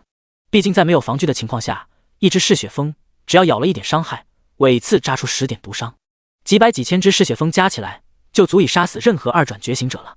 而且这里可不是几百几千只，而是整整上万只。但是席佳宇回头的时候，突然之间意识到了不对劲。那些本来凶狠至极的嗜血锋，在林峰做出拔剑动作的时候停了下来，仿佛有一道巨大的天幕横亘在林峰和嗜血锋群之间，将两者完全分开。但是刚从那里过来的席佳宇以及宁小彤都知道，那边根本没有什么天幕，也没什么墙。这怎么可能？嗜血锋不是见到血肉生物绝对不会停下来的吗？他们怎么就硬生生停在了呢？席佳宇眼睛睁大，看着林峰所在的方向，神色中充满了不解。他直接停了下来，停在原地，看着远处的林峰以及上万只停下来的嗜血锋。被他别在腰间的宁小彤也被放了下来。跳下来的宁小彤拍了拍屁股，然后又拍了拍手，一本正经说道：这你就不懂了吧？这些嗜血锋啊，是被大佬的剑意所震慑，不敢靠近。大佬那一剑挥出，惊天地，泣鬼神，这些嗜血锋全部都得死，他们能不怕吗？嘿嘿。说完，宁小彤直接站在了一边傻笑，仿佛是想到了他自己站在战场中一剑挥出击杀上万嗜血锋的场面。二货！席佳宇给了他一个白眼，说道：你说什么？在傻笑的宁小彤顿时就听出来席佳宇在损自己，气得想过来和他决斗。不过他手有些短，席佳宇一只手就把他给摆平了。席佳宇觉得宁小彤就是在胡扯，他每次形容林峰战斗力的时候，就恨不得说他是8、9转的超级大佬了，甚至能够一剑劈开这个秘境的，实在是太过夸张，根本无法让人相信。但是旋即，他的瞳孔猛然收缩。林峰看到这些嗜血锋聚集在自己前方几十米处，不冲过来时，皱了皱眉。自己还想着能够用先自己吸引一些嗜血锋进入蜂群的中心，再开始斩杀。但是现在，蜂群似乎和自己在教科书上学到的有些差别。自己一块活生生的血肉，就这么站在蜂群的面前，他们居然不冲上来，实在是有违常理。算了，既然你们不愿意来，那我自己上了。林峰手持神圣斩灵剑，整个人瞬间化作一道流光。神圣斩灵！刹那间，一缕披风都压制不住的庞大闪光从林峰手中的神圣斩灵剑上发出。随后，这一道刺目的闪光和林峰身体所化流光一起，整个冲进了嗜血蜂群。一道道剑气如同浮游的风尘一般，在整片空间涌动。席佳宇甚至感觉自己的长刀都开始了阵阵共鸣。而已经跑得很远，已经看不清这里情况的人，持剑者全部发现自己的长剑在嗡嗡鸣颤。这是怎么回事？周围什么东西有很大的磁力吗？我的剑开始动了，难道是有什么特殊 BOSS 被谁给弄出来了？很多刚才被嗜血锋追着咬的人，此时全部面露惊恐。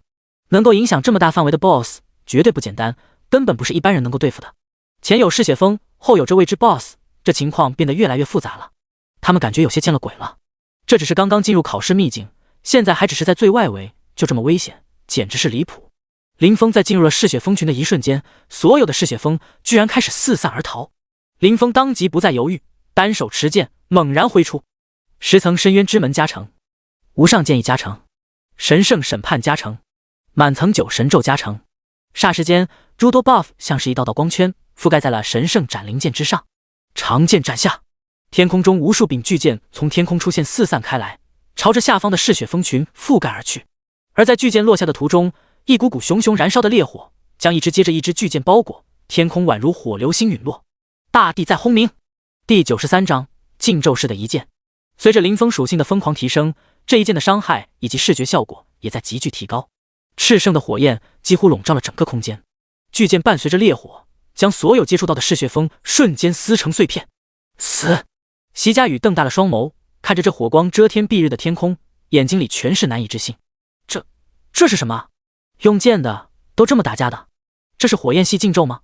半片天空都是火焰坠落，他怎么做到的？看着眼前恍如禁咒坠落的情景，他几乎是屏住了呼吸，整个人一动不动。宁小彤没有说谎，这个人的实力真的就有这么恐怖。夏玉那些人即便是付出一件黄金装备，也想要和这个人组队，并不是胡来，而是这个人的实力完全超过一整队 S 级觉醒者集合。轰轰，一柄接着一柄巨剑落下，剧烈的火焰轰然炸响，一只接着一只嗜血蜂被碾成齑粉。宁小彤看着眼前这一切，也咽了口唾沫。几天没见，大佬这一剑下去的视觉效果好像变得更加恐怖了。之前的一剑还只是斩杀一只 BOSS 罢了，但是现在是只要在那一片空间的，不管是什么东西，都根本活不下来啊。不过虽然心里心惊胆战，但是表面上他沉住了气，不显露出来。他瞅了瞅旁边一脸惊呆表情的席佳宇，说道：嗨嗨，说了你还不相信，现在明白了吧？大佬这种不到10分钟时间就直接横推10道深渊之门的人，岂能被这些嗜血蜂困住？你呀，就是没见识，以后多跟我学学。你看我多会抱大腿。当时人群中几千个人，我一眼就看中了大佬，成为了大佬的一根腿毛。宁小彤说着，拍了拍自己平平无奇的胸脯，整个人对成为大佬腿毛这件事感到非常自豪。回过神来的席佳宇则是面色古怪地看了他一眼，最后摇摇叹了口气。他感觉宁小彤真是傻人有傻福了，随便出去走走刷秘境，能碰到个人免费带他。免费带他就算了，这个带他的人还是一位顶级大佬，能够单刷 BOSS 那种，运气确实好到爆炸。而此时已经跑到远处的众人突然听到一阵隆隆作响，霎时间火光滔天。卧槽，那是什么？有人和嗜血蜂打起来了？招惹那种数量的嗜血蜂，不是找死吗？你他妈再仔细看看，到底是谁在找死？我擦，那是火系禁咒，谁弄出来的？那一片天空都红了。这些嗜血蜂就算有那么点火焰抗性，也绝对顶不住这种狂轰乱炸吧？是不是有人带着火系禁咒卷轴进来了？这场面也太恐怖了！尼玛，我们是不是要跑啊？总感觉大火要烧到我们这边了。不可能是魔法卷轴，我带了3阶的魔法卷轴，结果在进入秘境的时候直接碎在空间戒指里面了。这个秘境的规则无法携带超越2阶极限的力量进来。那前面的是什么？有人发出了疑惑。和嗜血蜂交战的一方根本就不像是正常的人类，人类在3转之下根本不可能有这么恐怖的力量。可能是有人触发了秘境奇特机制吧，这些机制抹杀了真血嗜血蜂。有人放分析说道。其他有些人认同，觉得秘境之中只有特殊机制以及特殊 BOSS 的特殊攻击能够达到这种效果。但也有人皱眉，觉得没有那么简单。但前方那恐怖火云，他们并没有其他解释的方法。一剑落下之后，林峰的眼前，击杀嗜血蜂，你获得经验 X10，你获得铜币 X3。叮，触发先天剑体特性，你获得经验 X100，你获得材料血之精粹 X1。一连串词条闪过，你的等级得到了提升，当前等级 LV42，你的等级得到了提升，当前等级 LV43。一串接着一串词条闪过，海量的掉落以及经验出现在了林峰的面板上。而在远处有着一群几千只嗜血蜂，从林峰拔剑就在逃离的险险躲过了一劫，现在四散而逃。林峰叹了口气，也不准备再追了，安心吸收经验。而在远处，一行人从刚进入秘境开始就在慢慢聚集，他们都是同一个公会的成员，在秘境中互相联络的速度要比其他人快了很多。老大，今天早上一群人冲进我们海沙公会是干什么？听说好多官方大佬去了。有个人走到领头人的旁边，出声问道。啪！话刚说出口，他的后脑勺就挨了一巴掌。他妈的，那是公会大佬需要关心的事情，和你一个没到2转的小虾米有什么关系？你小子敢问这种问题？幸好这里是秘境，要是在外面还那么口无遮拦，上面早就找你麻烦了。被他称为老大的人恶狠狠地说道。挨了打的小弟悻悻摸了摸头，退到了一边。被称为老大的人看着眼前人数已经很多，站在了人群的最前方说道。我是海沙公会的林志，各个公会的人报告一下自己的人聚集的怎么样了。林志是海沙公会的另一位重点培养人，之前在公会里的地位完全被维莫所压制，但是从前几天维莫死在了一处秘境里之后，林志的地位就水涨船高。这一次天选秘境之行负责人的地位就从维莫身上移到了他的这边。林志轻蔑地看了一眼四周，目光中充满了自信。聚集了很多个公会，完全集合之后拥有上千人。自己这些人完全汇合之后，秘境中的优势探索点全部会被自己这些人包场。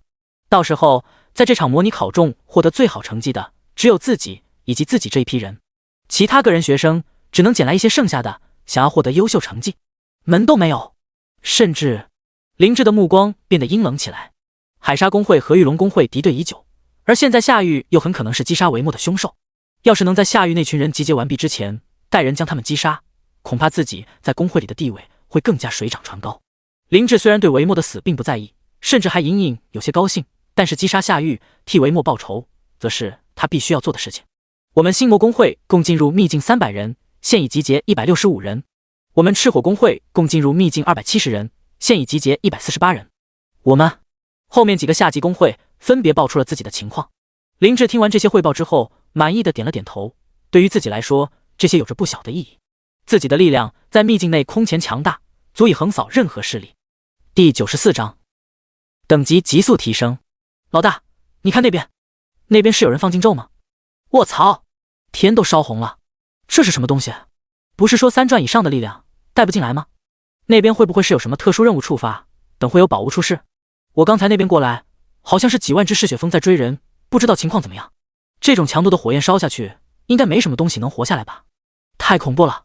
我要是在那，现在应该骨灰都剩不下来了吧？远处天空被烧红的时候，很多人放眼看了过去，滚滚热浪盖压下来，所有人都心惊胆战，感觉这已经不是这个等级的力量。林志看着远处，脸上也露出了震惊的神情。这刚刚进入秘境这么点时间，怎么就出现了这么强力量的碰撞？这根本不是2转的觉醒者能够弄出来的场面。难道这个秘境只是对进入的人类有等级要求？秘境里本身的怪物早已经超越了3转。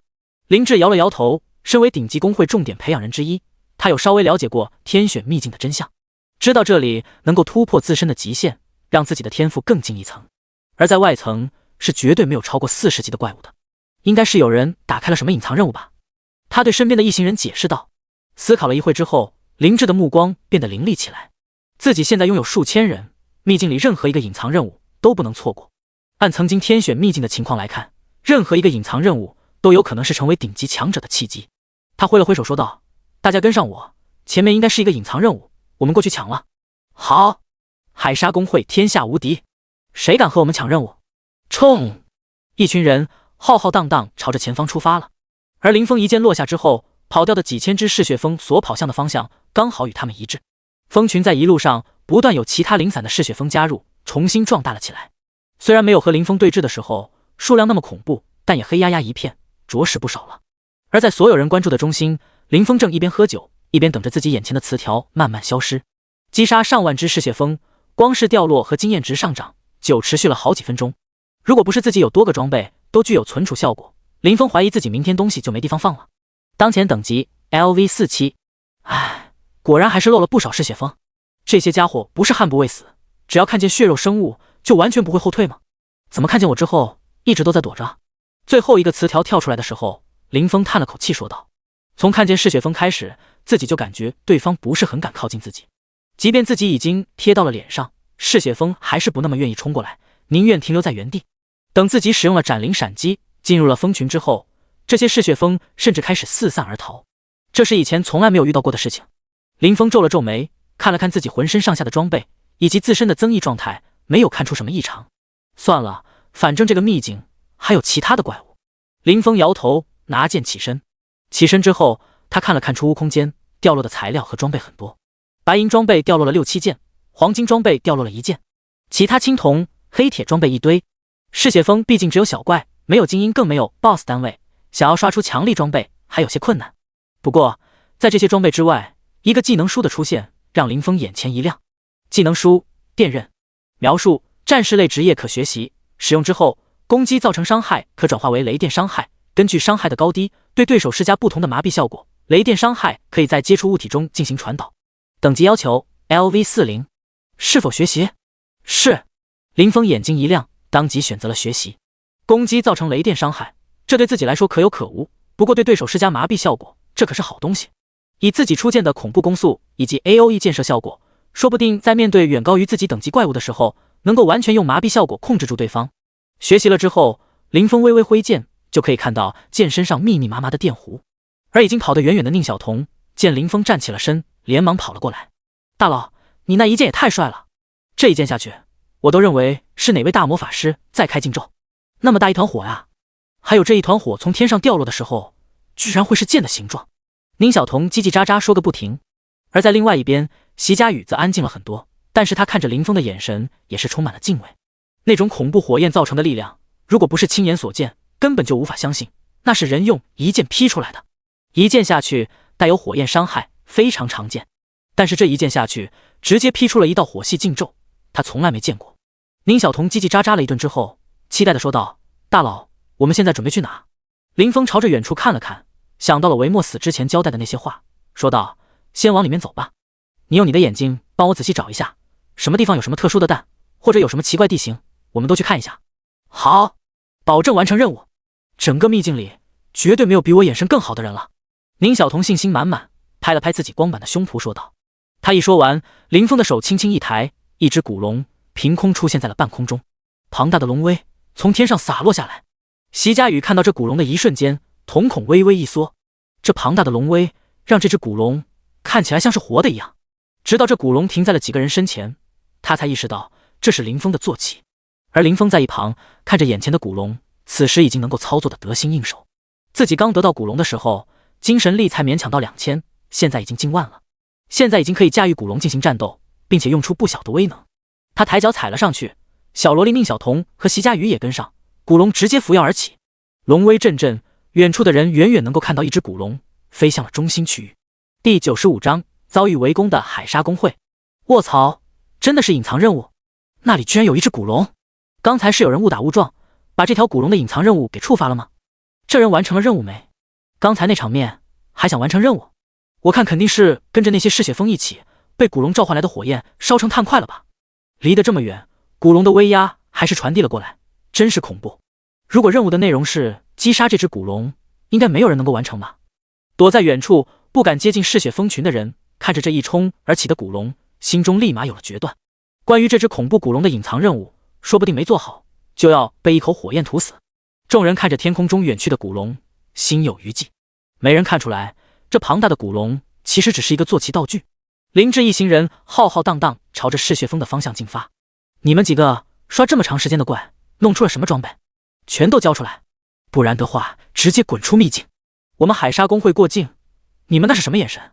一路上海沙公会逢人就抢，任何稀有装备都不错过，一些小型隐藏任务得到的东西全部被他们给扒了个干净。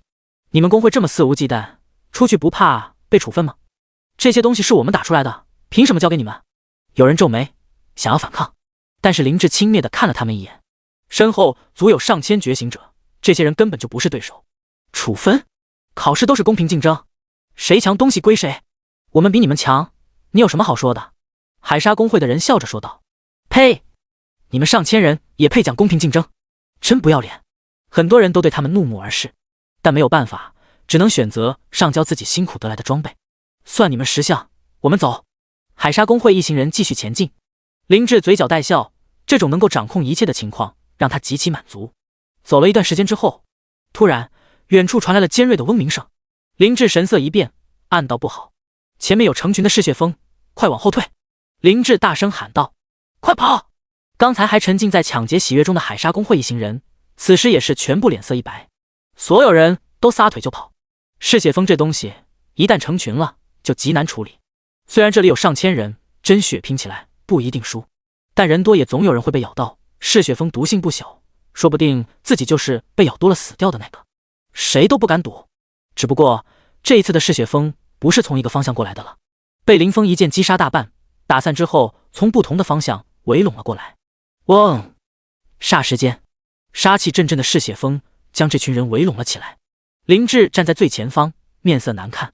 自己想要去看一下那个隐藏任务，结果却遇到了外围最难缠的东西——嗜血蜂。嗡！猛然间，一只接着一只嗜血蜂冲落下来。海沙公会的人也头皮发麻，各种魔法招呼过去，两边打作一团。林志冷不丁之下没有做好防备，被一只嗜血蜂的尾刺划到了脸颊，半张脸瞬间肿成猪头。林志整个人气到了极点。操！这些嗜血蜂不是往其他方向飞了吗？哪个兔崽子引过来的？这些嗜血蜂怎么敢不走？一群人全部焦头烂额，想要撤走，但是这群嗜血蜂根本就不给机会，死死粘上。想要将嗜血蜂群击退，又很难做到。这些东西遇到活着的血肉生物，根本拦不住。那些人在看到我们过来的时候，明明知道这里有嗜血蜂，但就是不提醒我们。他妈的，出去就找这些人麻烦。有些工会成员破口大骂。一路上，他们打劫的人很多是从这个方向撤走的，但是一直走到这里，遇到了这么多人，居然没有一个愿意提醒他们的。此时，在战场外，很多被打劫过的人看着他们被嗜血蜂缠上，不仅不想提示，反而都在幸灾乐祸。哈哈，看这群傻逼，我还认为海沙工会有多厉害，结果这么多人进来，连个侦察都不放，真认为自己无敌了是吧？叫你抢老子装备，呸！现在有你们好受的了。一群又一群人看着海沙以及他们下级工会的人被嗜血蜂团团围住，开心的不行。尤其是刚才被抢了装备的一行人，此时恨不得自己也上，给他们来上2刀。但是怕这些嗜血蜂回头缠上自己，还是没有靠得太近。而在其他地方，陈奇已经驾驭着变异龙蜥朝着秘境的深处走去。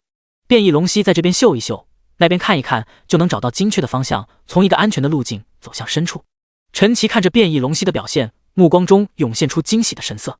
自己虽然没有推开深渊之门，得到的增益效果有限，但是凭借着这只特殊的变异龙蜥，自己似乎依然能够在天选秘境之内占据优势，得到足够的机缘。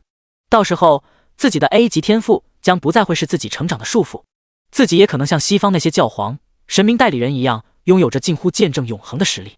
想到这些，陈奇的目光就变得火热起来。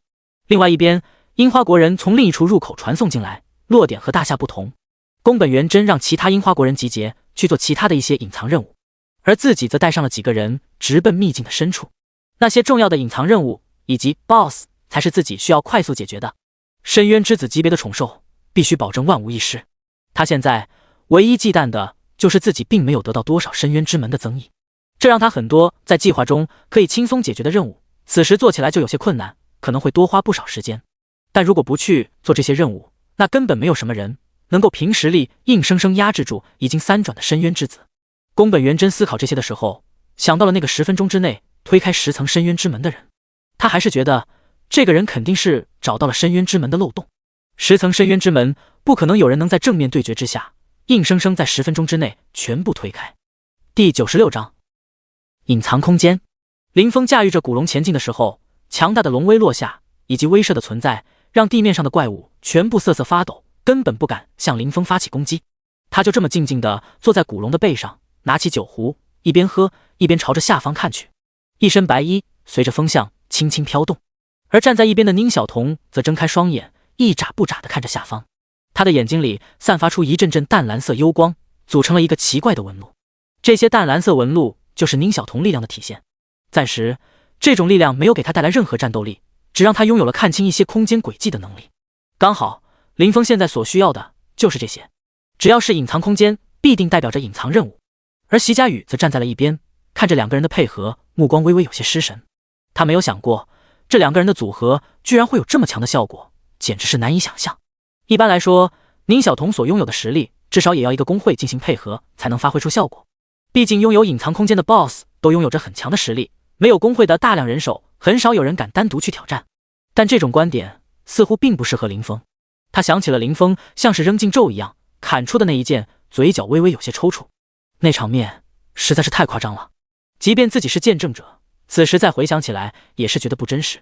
那种将半个天空染红的力量，根本不像是一位正常的2转觉醒者所能做出来的事情。突然，这里有一个隐藏空间。宁小童突然跳了起来，指着下方的一处地点，大声喊道。林峰瞥了一眼，直接驾驭着古龙落了下去。落地之后，宁小童左看看右看看，兴奋地对林峰说道：“这里就是隐藏空间，我看到一些空间轨迹是从前方过来的，只要我们沿着这个轨迹，必然能够找到触发隐藏任务的地方，到时候我们就能进入隐藏空间了。”说完，宁小童帮林峰指出了这些秘境来自的方向。不过，林峰似乎并没有要触发隐藏任务再进入隐藏空间的意思。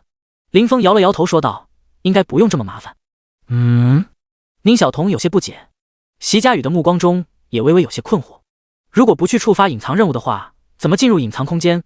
这可不是入口直接显示在这里的秘境副本啊！你们稍微让开点。林峰朝他们俩摆了摆手，说道。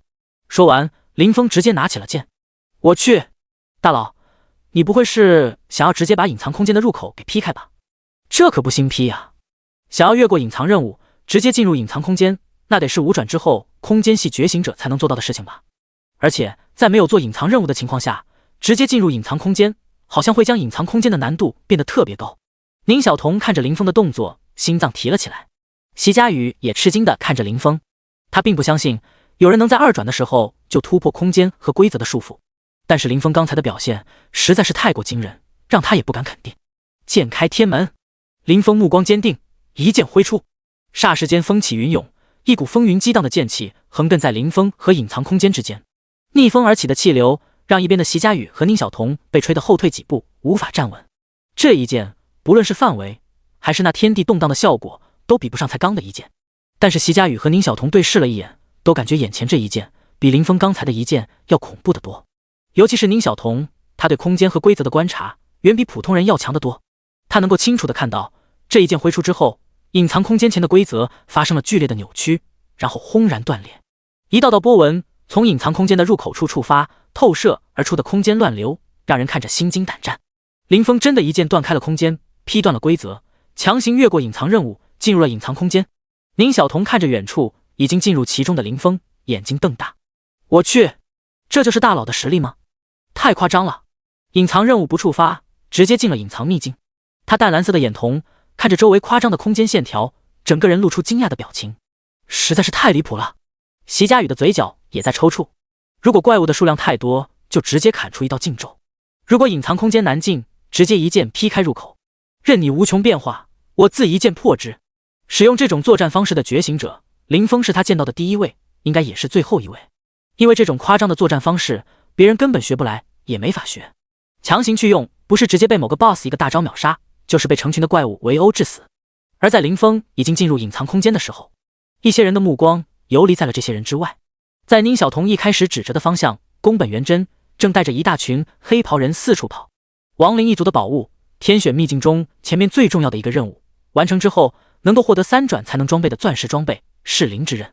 不仅噬灵之刃本身拥有着极高的属性，以及远超普通装备的强力附魔技能，这个任务还会增加10点深渊声望，深渊声望越高，后面得到深渊之子的机会也就越大。宫本元真在心中不断回忆着注意事项。这个任务难度不算太高，但是比较繁琐，不能漏掉这些程序。在进入隐藏空间之前，需要完成众多的隐藏任务，这些任务都不难，就是如果人手不够的话，会比较花时间。如果这些任务缺了一个，或者某一个没有做好，就进入了隐藏空间，那隐藏空间里最后一个任务的难度将会以一种恐怖的速度提升。隐藏空间内本来有可能成为队友的怪物，将全部都会成为对手，即便是自己进去，恐怕也会少半条命。只不过如果那样完成任务的话，噬灵之刃仍然可以得到，深渊声望也不会减少，反而会提高。宫本元真按照着攻略继续努力收集材料，一点不敢大意。等去进入隐藏空间，收集到噬灵之刃，得到深渊声望，自己收服深渊之子的可能性就增加了很多。深渊之门被抢走，失去强大增益效果的缺陷也会因此完全弥补上。第97章亡灵一族。而在宫本元真疯狂做任务，想要进入隐藏空间的时候，林峰已经随意地走进了隐藏空间。入眼所见，各种地方都闪烁着碧绿色幽光，仿佛有着粼粼鬼火在其中闪耀。地面是以一种特殊的石料铺就而成，乌黑一片，看不到缝隙，似乎整个世界都是从一块巨石上打造出来的，没有拼接的痕迹。凄冷的风伴随着呜咽声吹拂过来，似乎有着无家可归的亡灵在四处嘶吼。一串字符出现在了林峰的眼前。隐藏空间，亡灵的最终殿堂。难度根据任务完成情况定，最低进入人数1人，建议等级45至55级。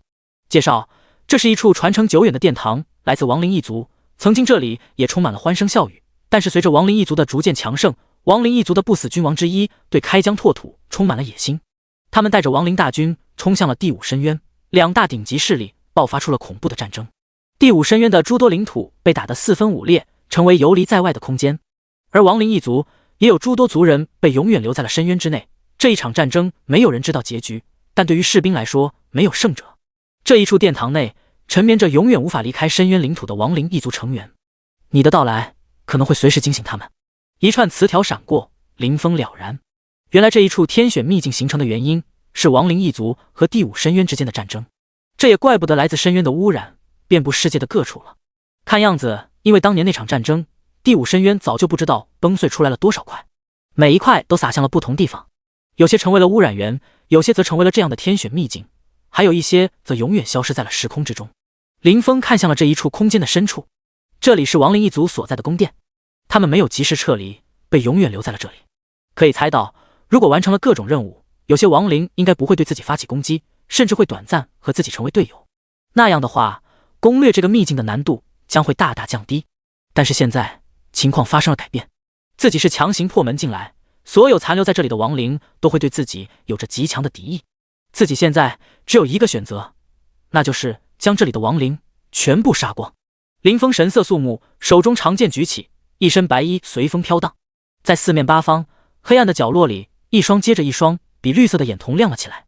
嘎吱嘎吱，仿佛金属碰撞而产生的摩擦声音在林峰的周围响起，一地碎骨随着比绿色眼瞳的亮起被重新组合，一个接着一个亡灵士兵走到了林峰的眼前。亡灵士兵，等级 LV43， 攻击812，血量6000，技能物理伤害减免，魔法伤害减免，亡灵冲击，十字斩，十连之刃。描述：曾经伴随着亡灵君王征战第五深渊大军之中的一员，拥有着不俗的实力。被留在了深渊之后，遭受深渊力量所侵蚀，力量不断被削弱，神智也无法保持清醒。和曾经相比，他的力量已经下降了太多，但是在很多人类面前，他仍然有着极大的威胁。一只接着一只亡灵士兵走到了林峰的眼前。这些亡灵属于被训练过的战士和变异生物，有着本质的区别。他们会合理释放自己的技能，拥有着变异生物无法拥有的战斗本能。他们还会进行配合。如果是其他觉醒者进来，可能会被这些亡灵士兵给拖住，难以发挥。但是对于林峰来说，这些东西意义不大。当属性的差距大到了一定程度的时候，任何战术都不会有什么太大的作用。一位接着一位亡灵士兵冲了过来，唰，一道道剑迹在天空中将人闪得眼花缭乱。这些亡灵士兵的身上已经有了腐朽的味道，他们的长剑上腐朽的味道更加浓重，但是他们的剑技并没有腐朽，还和以前一样的强韧，只是林峰的剑比他们更强更快。唰，林峰衣衫轻摆，强大的剑意蜂拥而出，白色剑芒像是一道弧光一般扫过所有亡灵士兵。霎时间，这些亡灵士兵眼窝中的绿芒随着剑意的消散迅速消失，一块接着一块白骨跌落在地。击杀亡灵士兵，你获得经验 X50， 你获得银币 X1。 叮，奖励处罚先天剑体特性，你获得经验 X10。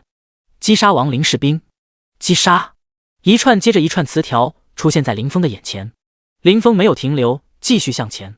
这些亡灵士兵还只是最低级的存在，爆出来的东西不痛不痒，似乎除了经验之外没什么是自己需要的。随着林峰的一路前行，这座亡灵一族的宫殿亮度似乎在变得越来越高。走到一处高台的时候，四周已经没有了刚进入时的昏暗景象，这里一片灯火通明。林峰刚要走过高台，一个声音传了过来：人类，你私闯亡灵一族禁地，可有信物？随着粗犷的声音响起，一位穿着铠甲，手持长刀，身高超过3米的骷髅巨人从高台上站了起来。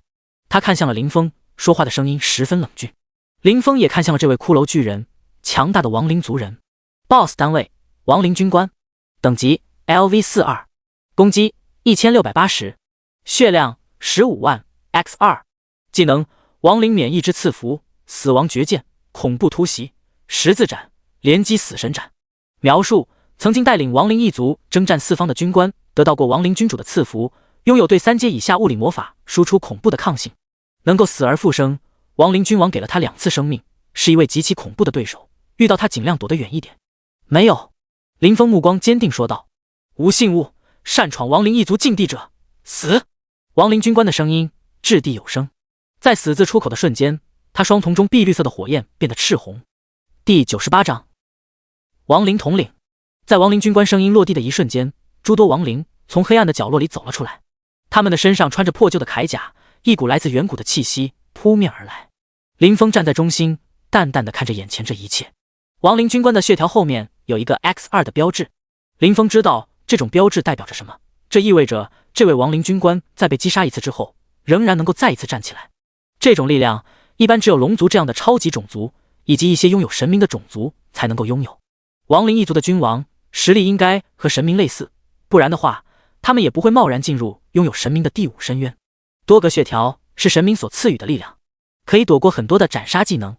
亡灵军官站了起来，他手中出现了一杆长枪，长枪通体呈现黑色，上方有着标志着亡灵一族的纹路，直击灵魂的力量从上面显露出来。人类即便身为亡灵一族的5等，已经因为漫长的岁月以及深渊力量的腐蚀被削弱到了极限，但我们的强大依旧不是你能够理解的。在亡灵将军消消乐地坐下，连连看，拥有着斩杀一切对手的力量。亡灵军官站在高台上，手中长枪高举，一个接着一个亡灵站到了他的身后。林峰看着眼前的亡灵将军，目光中出现了一丝好奇。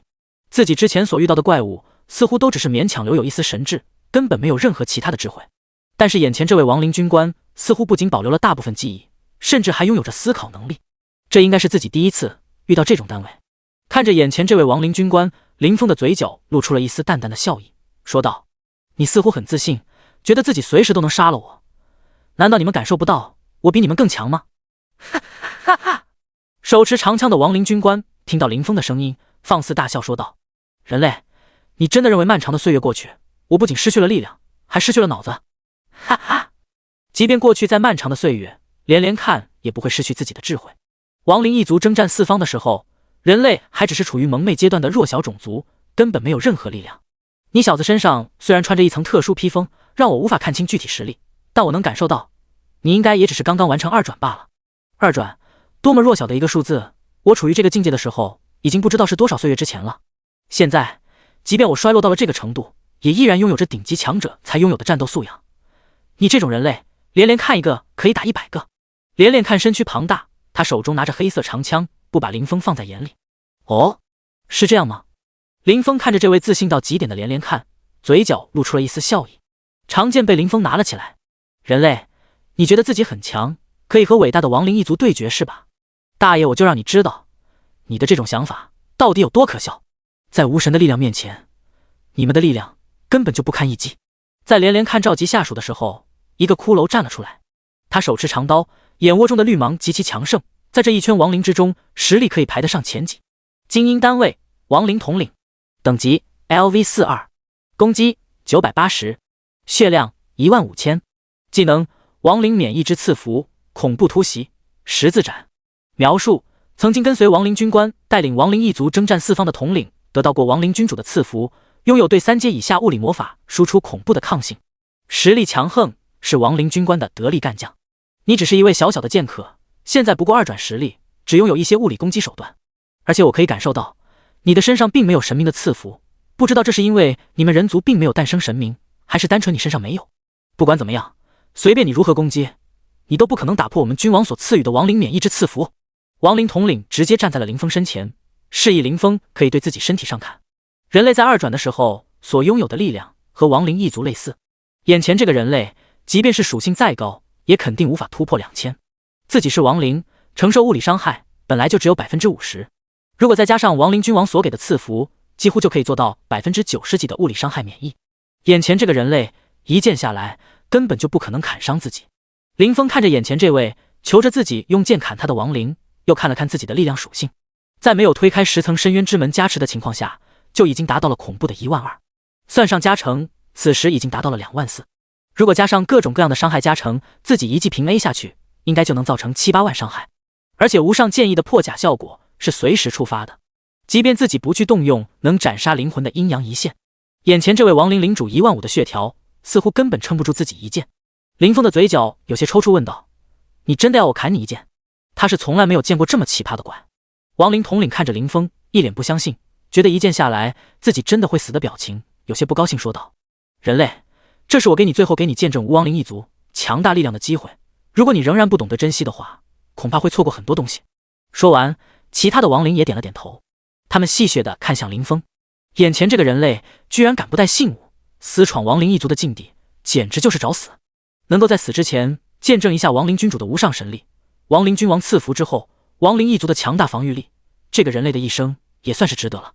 至于亡灵统领这么托大，可能会被眼前这个人类所击败，他们根本没有想过，亡灵一族纵横星海的时候，人类还处于原始人时代呢，他们能够击败伟大的亡灵统领，简直就是笑话。好，林峰见到这些亡灵似乎对死亡毫无畏惧，当即也不再留手，一剑挥出，阴阳一线，可以造成灵魂伤害。无上剑意，剑意通神，横扫八方，使用剑类武器将释放无上剑意，穿透效果加倍，伤害加倍。神圣审判，对神圣系、光明系以外攻击对象进行攻击时，造成150%伤害。第99章，恐怖的精神力。这一剑斩落的时候，空间都出现了一定程度上的扭曲，所有围观的亡灵也是微微色变。这一剑非同小可，眼前这个只达到了2转的人类，实力并不像他们想象中的那样弱小。即便是亡灵军官连连看到这一剑之后，看向林峰的眼神也微微有些凝重了。这个人类似乎有着挑战自己的资格。不过这还不够，这一剑虽然伤害不低，但毕竟还只是物理伤害。不论是物理还是魔法伤害，只要不是灵魂伤害，对亡灵一族就没有太大的威胁，根本不可能做到将亡灵统领一剑击杀。亡灵根本不慌，他们面对眼前这个人类还是有着100%胜率。相反的是，眼前这个人类越强，他所能够经历的绝望也就越强。亡灵一族根本就不是弱小的人类所能够战胜的。看到长剑已经落在了亡灵统领的身上，其他几位亡灵统领率先向林峰问道：人类怎么样？认清了自己和亡灵一族的差距没有？林峰收回长剑，眼前跳出了一串词条：击杀亡灵统领，你获得经验 X100，你获得武器亡灵统领的长刀白银，你获得银币 X2。叮，奖励触发先天剑体特性，你获得经验 X1000。霎时间，所有亡灵眼窝里碧绿色的火光全部在骤然间放大，所有亡灵惊骇地看着亡灵统领的尸体。不，这怎么可能？这个刚刚2转的人类怎么可能秒杀拥有强大实力的亡灵统领？这是怎么回事？几个亡灵看着完全失去生机的亡灵统领尸体，呆立在那里。刚才这个人类的攻击，他们能够感觉到就是纯粹的物理伤害，没有灵魂伤害灌注在其中。但即便是这样，为什么还能秒杀亡灵统领？难道那一剑的伤害已经达到了10几万？所以硬生生越过了赐福以及亡灵一族强大的物理抗性，击杀了亡灵统领。所有亡灵碧绿色的瞳孔急剧收缩，他们的脑海中刚刚出现这个想法，就全部摇了摇头。这不可能，根本不可能。即便是他们君王，与神明一样永世长存的君王，也无法做到在2转实力的时候，一剑打出10几万的面板伤害。那实在太恐怖了，根本无法想象。一定是眼前这个人类在那一剑之中融合了特殊的击伤灵魂的手段，杀了他。此时亡灵军官连连看的表情也出现了改变。林峰刚才的一剑让他有了巨大的危机感，再也不敢拖大，想要凭借亡灵大军直接将林峰彻底淹没。杀！诸多骷髅士兵全部冲了过来，想要凭借人海战术直接将林峰淹没。但是面对群殴，林峰丝毫没有怕的。别人一剑最多只能击杀1位，但是林峰这一剑下去，神挡杀神，箭射伤害足以令所有人胆寒。无上剑意，神圣审判，电刃。霎时间，林峰一剑下去，四周直接化作了一片雷海，强光笼罩的电弧在其中左突右窜。那些血量不足的亡灵士兵在被电弧触碰到的一瞬间，就直接被斩杀。击杀亡灵士兵，你获得经验 X50，你获得银币 X1。叮，奖励触发先天剑体特性，你获得经验 X500。击杀亡灵士兵，击杀！林峰的经验条在以一种恐怖的速度在疯狂堆叠着。连连看着林峰剑斩八方的情景，眼神中出现了巨大的恐慌。眼前这个人类明明是一名剑客，但是为什么能做到像是法师一样战斗？不到1分钟时间，他手下的这些士兵就已经被斩杀殆尽。连连看拿起了手中的长枪，站在了林峰面前说道：人类，我承认你的实力确实很强，但你不会是我的对手。我手中的这一杆长枪是伟大的亡灵君王所赐予的，拥有强大的灵魂斩杀能力。只要是我燃烧自己的灵魂，精神力低于3000的单位都会被直接斩杀。人类，我原本并不想动用这份能力，但是你的强大值得我认真对待。说着，连连看手中的长枪开始闪烁着碧绿色的幽光，仿佛有着吞噬灵魂的力量在上面流转。强大的力量已经浓烈到了让人窒息的程度。人类，我没有猜错的话，你应该是人族的天骄，你的精神力应该达到了2000，甚至是达到了2500，这确实非常恐怖。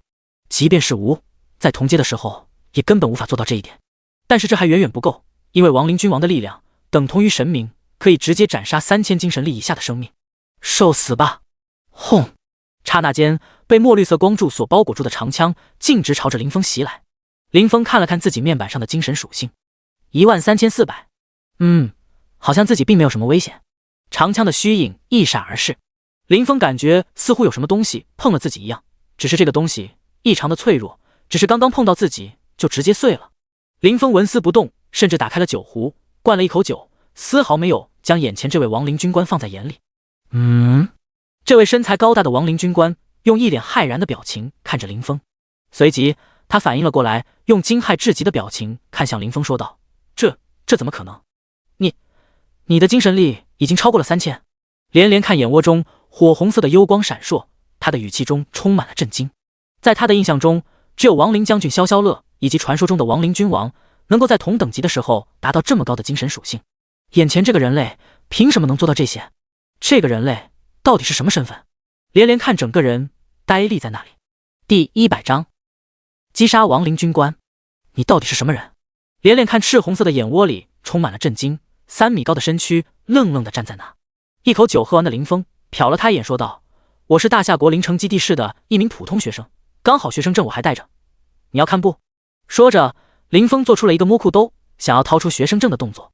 连连看，你这小子在逗我笑？一个普通的人类怎么可能在2转的时候拥有超过3000的恐怖精神力？林峰耸了耸肩膀，做出一个无奈的手势说道：我该说的都说了，学生证拿给你看你都不信，这我也没办法了。连连看冷笑着说道：人类小子，我知道你有着特殊的身份，但是这对于战无不胜的亡灵一族来说算不了什么。即便是你的精神力已经达到了恐怖的3000，你依然不会是伟大将军萧萧乐座下第一军官连连看的对手。我这一次将使用彻底燃烧灵魂的秘法，这种秘法使用之后，我将可以斩杀精神力低于4000的存在，这是无知一族的君王所赐予的强大力量，站立吧，人类！说话间，只见亡灵军官连连看头盖骨中赤红色的光芒在以一种恐怖的速度在流逝，他手中的黑色长枪像是在燃烧一般，通体闪烁着红色的火焰。整个场面妖异的同时，又有着巨大的力量在其中涌动。林峰感觉到连连看身体的生命力似乎正在被这妖异长枪所吞噬。相比于之前，这一杆长枪带给自己的威胁确实要强上一些，但也只是一些而已。如果说刚才的攻击给自己的感觉就像是一只蚊子咬了普通人一口，现在的感觉就是一只龙虾正张牙舞爪的想要攻击自己。4000精神力的极限斩杀能力，在自己过万的精神属性面前根本算不了什么。轰！庞大的黑气伴随着巨大的能量轰击在了林峰的身上。林峰在被击中的同时，顺手一剑砍了过去。轰！炽盛的光芒几乎点亮了整个高台，粗大的剑气近乎整个将连连看所笼罩，强盛的力量覆盖了整片空间。连连看第一层血条之中，那高达15万的血条瞬间就被清空。不过在第一层血条被清空的同时，连连看头盖骨上一缕黑色的符文开始闪耀起来。亡灵君主给予他的赐福，让他拥有着另一条生命。林峰这一剑伤害虽然溢出了，但是并不能秒杀掉他。哈哈哈！渺小的人类，知道亡灵一族的强大没有？你的攻击根本无法突破无知一族君王的赐福，但是连连看的攻击却完全可以将你秒杀。哈哈，人类，你的躯壳似乎有点实力，等你的灵魂彻底消散之后，吾可以破例请求萧萧乐将军让你成为亡灵一族的一员。连连看在看到自己的长枪捅到林峰的时候，整个亡灵都兴奋起来。这个人类确实强得恐怖，自己一条命，整整15万的血条，居然被这小子一剑给秒了。不过还是伟大的亡灵一族更胜一筹，亡灵君王赐予的力量让自己直接把小子给秒了。连连看赤红的眼窝里闪烁着兴奋的光芒，他不觉得有任何的人类能够在2转的时候拥有超过4000的恐怖精神力。但是在这不合时宜的时候，林峰的声音传了出来：就这，亡灵一族的强者连连看军官大人，你是在给我刮痧吗？死！连连看着毫发无损的林峰，倒吸了一口凉气。如果他有头皮的话，此时必然头皮发麻。这小子没有死，这怎么可能？那可是燃烧自己的灵魂，配合达到神阶亡灵君王的赐福而使用出来的力量。4000精神力以下的存在完全会被一枪秒杀。但是眼前这小子怎么毫发无伤？而且他手里还拿着那个酒壶，还在喝酒。这种危险的关头，他甚至连一点恐惧都没有出现。不可能！只有将军和君王能够在同阶的时候硬吃这种攻击。你的精神力难道已经超越了4000？这怎么可能？弱小的人族之中怎么可能会诞生你这种存在？你到底是代表了哪一方势力？连连看神色惊骇至极，自己那一枪下去，即便是将军在2转的时候应该也会受一些伤吧，最少也不可能在那种时候依然能够潇洒自如的喝酒。但是眼前这个人类臭小子，居然能一边喝酒一边挥剑的同时硬吃自己这一枪。咕噜，亡灵军官连连看做出了一个吞咽的动作，他有了一个恐怖的联想，这岂不是说眼前这小子在同阶的时候精神力的强度堪比自己种族的君王？等他成长起来之后，至少在精神力方面不会比自己一族的君王差。想到这一点之后，连连看通体冰寒，这是一位拥有恐怖天赋的人类，人族之中怎么会出现天赋堪比亡灵一族君王的存在？他死死看着林峰，觉得眼前这个人类的身份绝对不是表面上那么简单。林峰看着眼前这表情夸张的连连看，感觉这位亡灵似乎也说不出其他东西了，当即长剑挥出，霎时间又是一道夸张的剑气，直接笼罩了整片空间。剑芒璀璨，刺眼的光辉将这一整个高台笼罩。连连看想要抬手阻挡，但是这强大的力量直接将他碾成了碎片。击杀 BOSS 单位亡灵军官，你获得经验 X5000，你获得金币 X10，你获得武器噬魂之枪铂金。叮，奖励触发先天剑体特性，你获得经验 X50000。当前经验值积累完成，你的等级得到了提升，当前等级 LV52。林峰看了看自己的面板，自己现在的各项属性几乎都在13000左右，即便是铂金装备能给自己带来的加成都有些不痛不痒了。只是铂金装备的技能对自己依然还很有用。击杀了亡灵军官之后，林峰没有停下，朝着更深处进发。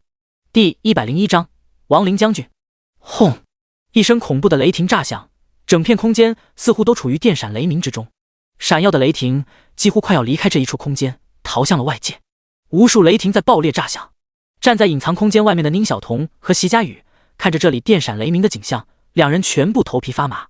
席佳宇咽了口唾沫，用手肘戳了戳旁边的宁小彤，问道：“你觉得这景象是谁弄出来的？这好像根本不像是二阶觉醒者能参与的战斗啊！”宁小彤看着这些从隐藏空间内逃逸出来的雷霆，整个人也有些惊疑不定。这种层级的战斗能量，即便是只能看到冰山一角，都觉得头皮发麻。但是出于对林峰的绝对信任，他还是拍了拍胸口，自信说道：“这绝对是大佬一剑砍出来的效果。这一处隐藏空间的怪物虽然多，但是被大佬砍上2剑，估计就差不多了。”听到宁小彤这自信的声音，席佳宇还是没有松了口气。不做隐藏任务，直接冲进隐藏空间的行为实在是太过冒险。而且林峰作为一个剑客，能砍出剑气纵横的一剑，是他实力强横；能劈出火焰劲骤般的一剑，是他剑技惊人。而现在总不能再说这笼罩范围已经超出了隐藏空间的雷霆还是林峰一剑劈出来的吧？席佳宇摇了摇头，如果这种程度的雷霆还是林峰劈出来的，那林峰就不是一个剑客了，而是一位法师，精通各系禁咒魔法的法师，这实在是有违常理。但如果这种恐怖雷霆是隐藏空间里某个怪物发出的，那只能说明林峰现在非常危险。席佳宇和宁小彤明显都想到了这一点，二人对视了一眼，神情都有些紧张。而在隐藏空间内，林峰在击杀了连连看之后，又击杀了另外几位亡灵军官。如果做了隐藏任务的话，这些军官似乎并不会成为对手。不过对于这些，林峰并不在意。击杀海量的亡灵大军，对于他来说只是多喝2口酒的事情，并不浪费时间。林峰一路向前走去，来到了一处大殿之中。这里和其他地方漆黑一片不同，各处金碧辉煌，极致璀璨，比起人类特殊建筑中的宫殿也丝毫不差。林峰刚刚想要跨入进去，在宫殿的中央，一个身高足有5米的亡灵站了起来。他身上的铠甲已经破碎不堪，手中的长刀似乎已经卷刃，而他自己的身体似乎同样身经百战，露出来的白骨上全是刀剑的伤痕。BOSS 单位亡灵将军，等级59，攻击4136，血量30万 X2， 技能亡灵威慑，死绝领域，亡灵免疫之赐福，死亡绝剑，恐怖突袭，十字斩，连击死神斩。描述：曾经亡灵一族最年轻的将军，得到一位亡灵君王的赏识，年纪轻轻，实力强横，参与了亡灵一族对第5深渊的战争。在战争之中负伤惨重，实力下滑，身体接近死亡，现在正处于濒死阶段。但即便处于濒死阶段的亡灵将军，也不能被小觑，他仍然拥有着恐怖的实力。林峰看着眼前这只亡灵将军，心中了然。亡灵将军本身实力绝对强横无比，不论如何都不是2阶觉醒者能够对付的存在。但是眼前这一位在战争之中受了重伤，等级已经跌落到了59级，其强大的力量已经消散了很多，现在连保证基本的活着都很困难。人类，是谁给你的勇气，让你擅闯亡灵将军萧萧乐的宫殿？这位巨型亡灵对林峰问道。萧萧乐的声音中似乎带有着某种威慑，巨大的力量，只要是有人听到，就会不自觉地感到想要膜拜。不过，林峰的精神力早已经过万，自身的免控技能更是不少，自然不会轻易就被亡灵将军的威慑所影响。林峰拿起酒壶，笑着说道：“你的人头在第5深渊那，似乎值一些声望，希望你借我用一下。”听到林峰的声音，萧萧乐摇了摇头，说道：“真是狂妄的人类。不过你说的没错，我的头在第5深渊确实很值钱。我萧萧乐，亡灵一族最年轻的将军，在无数战场之上立下赫赫战功。第5深渊的那些人被我打得如同丧家之犬，如果不是他们的神明提前入场，我根本不会失败。”说着，萧萧乐看向了林峰，继续说道：“他们当时立下了极高的悬赏，但即便是神明出手，都没有将我留下。只是没想到，曾经强盛的第5深渊，现在居然需要一个人类的帮助来击杀我，真是可笑。人类，击杀我确实可以在第5深渊得到极高的声望，但这些东西和你没什么关系。人族在我亡灵一族纵横星空的时候，还只是没有觉醒力量的蝼蚁，即便我的力量被第5深渊的神明击碎了，你依然不可能是我的对手。我能看出来，你现在的力量大概只有2转左右，这点实力根本不是我的对手。你们人族想要击败我，最低也得是4转巅峰，或者已经完成5转的人来。”说着，萧萧乐又重新坐了下去。他对林峰一点兴趣也没有。漫长的战争生涯中，他击败了太多的强者，一个平平无奇的2阶人族让他毫无出手的欲望。我拥有死绝领域，精神属性在4000以下的人靠近我身边会直接死去，而精神力在5000以下的人会头痛难忍，根本无法动手。只有精神力达到6000以上，才能正常和我战斗。小子，别来送死了，赶紧滚吧！说完，萧萧乐没有再看向林峰。林峰听到萧萧乐的话，心中了然，死绝领域造成的这种门槛确实非常可怕。如果是自己之外的人过来，如果没做隐藏任务，没有特殊方法，根本过不去。但是这对自己来说根本算不了什么，因为自己是神级天赋，同等级中自己就是最恐怖的数值怪。林峰喝完酒之后，直接走进了宫殿，而听到林峰突破了死绝领域，正在靠近的萧萧乐看着眼前的情况，猛然惊醒。这怎么可能？人类小子，你才2转，精神属性怎么可能超过5000？不是5000，你的精神属性已经超过了6000。亡灵将军萧萧乐的瞳孔一阵收缩，眼前这个人类的精神力高的恐怖。第102章，击杀亡灵将军。看着林峰一手持剑，一手拿着酒壶饮酒，整个人满不在乎地向自己走来。萧萧乐的瞳孔一阵收缩，随着林峰的靠近，他能够感受到一股惊人的剑势正在汇聚，眼前这个小子的身上出现了恐怖的压迫力。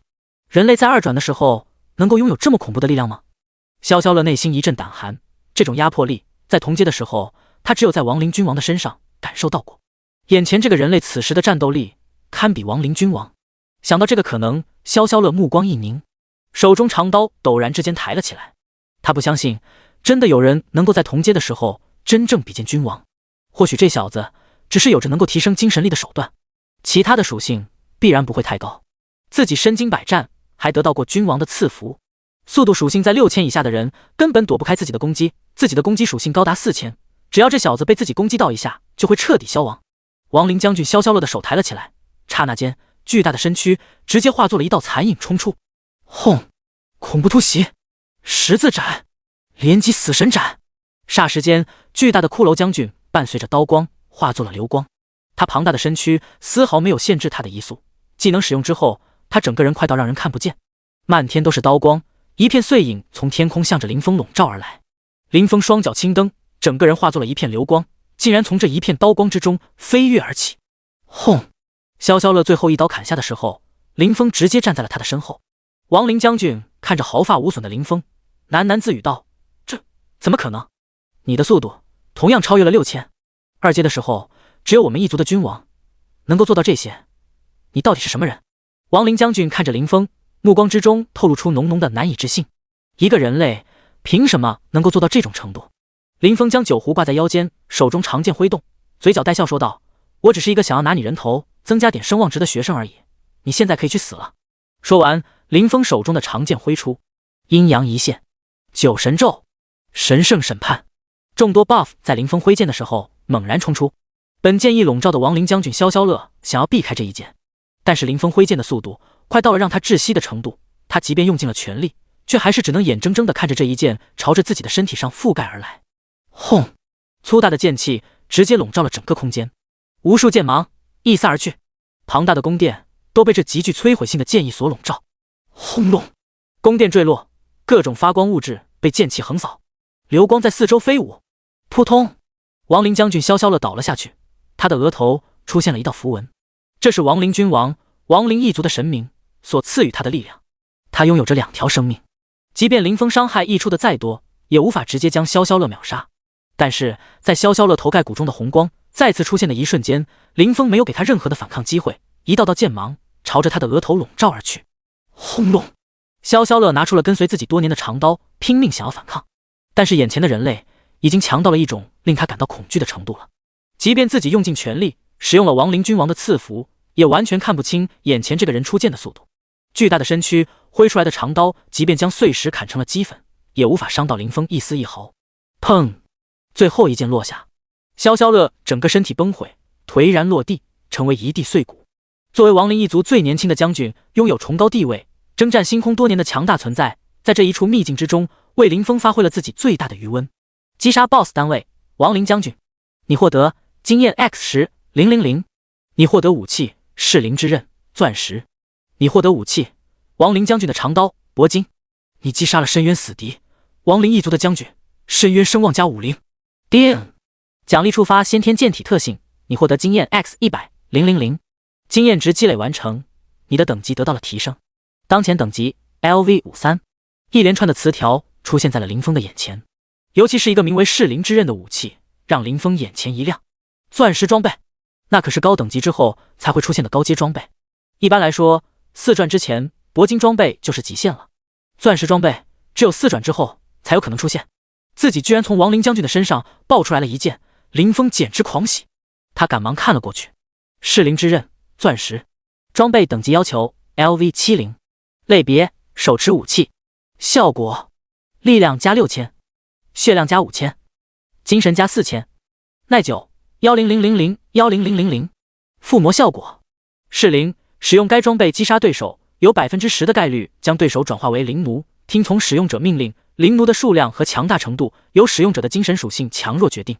吞噬，该装备拥有无限成长特性，每击杀一只怪物都有1/1000的可能性让力量属性上涨。介绍，此装备为深渊之中一位强者子嗣所拥有，在一场亡灵与深渊的战役之中被亡灵将军萧萧乐所获得。林峰看着眼前的钻石装备，不由得一阵咂舌。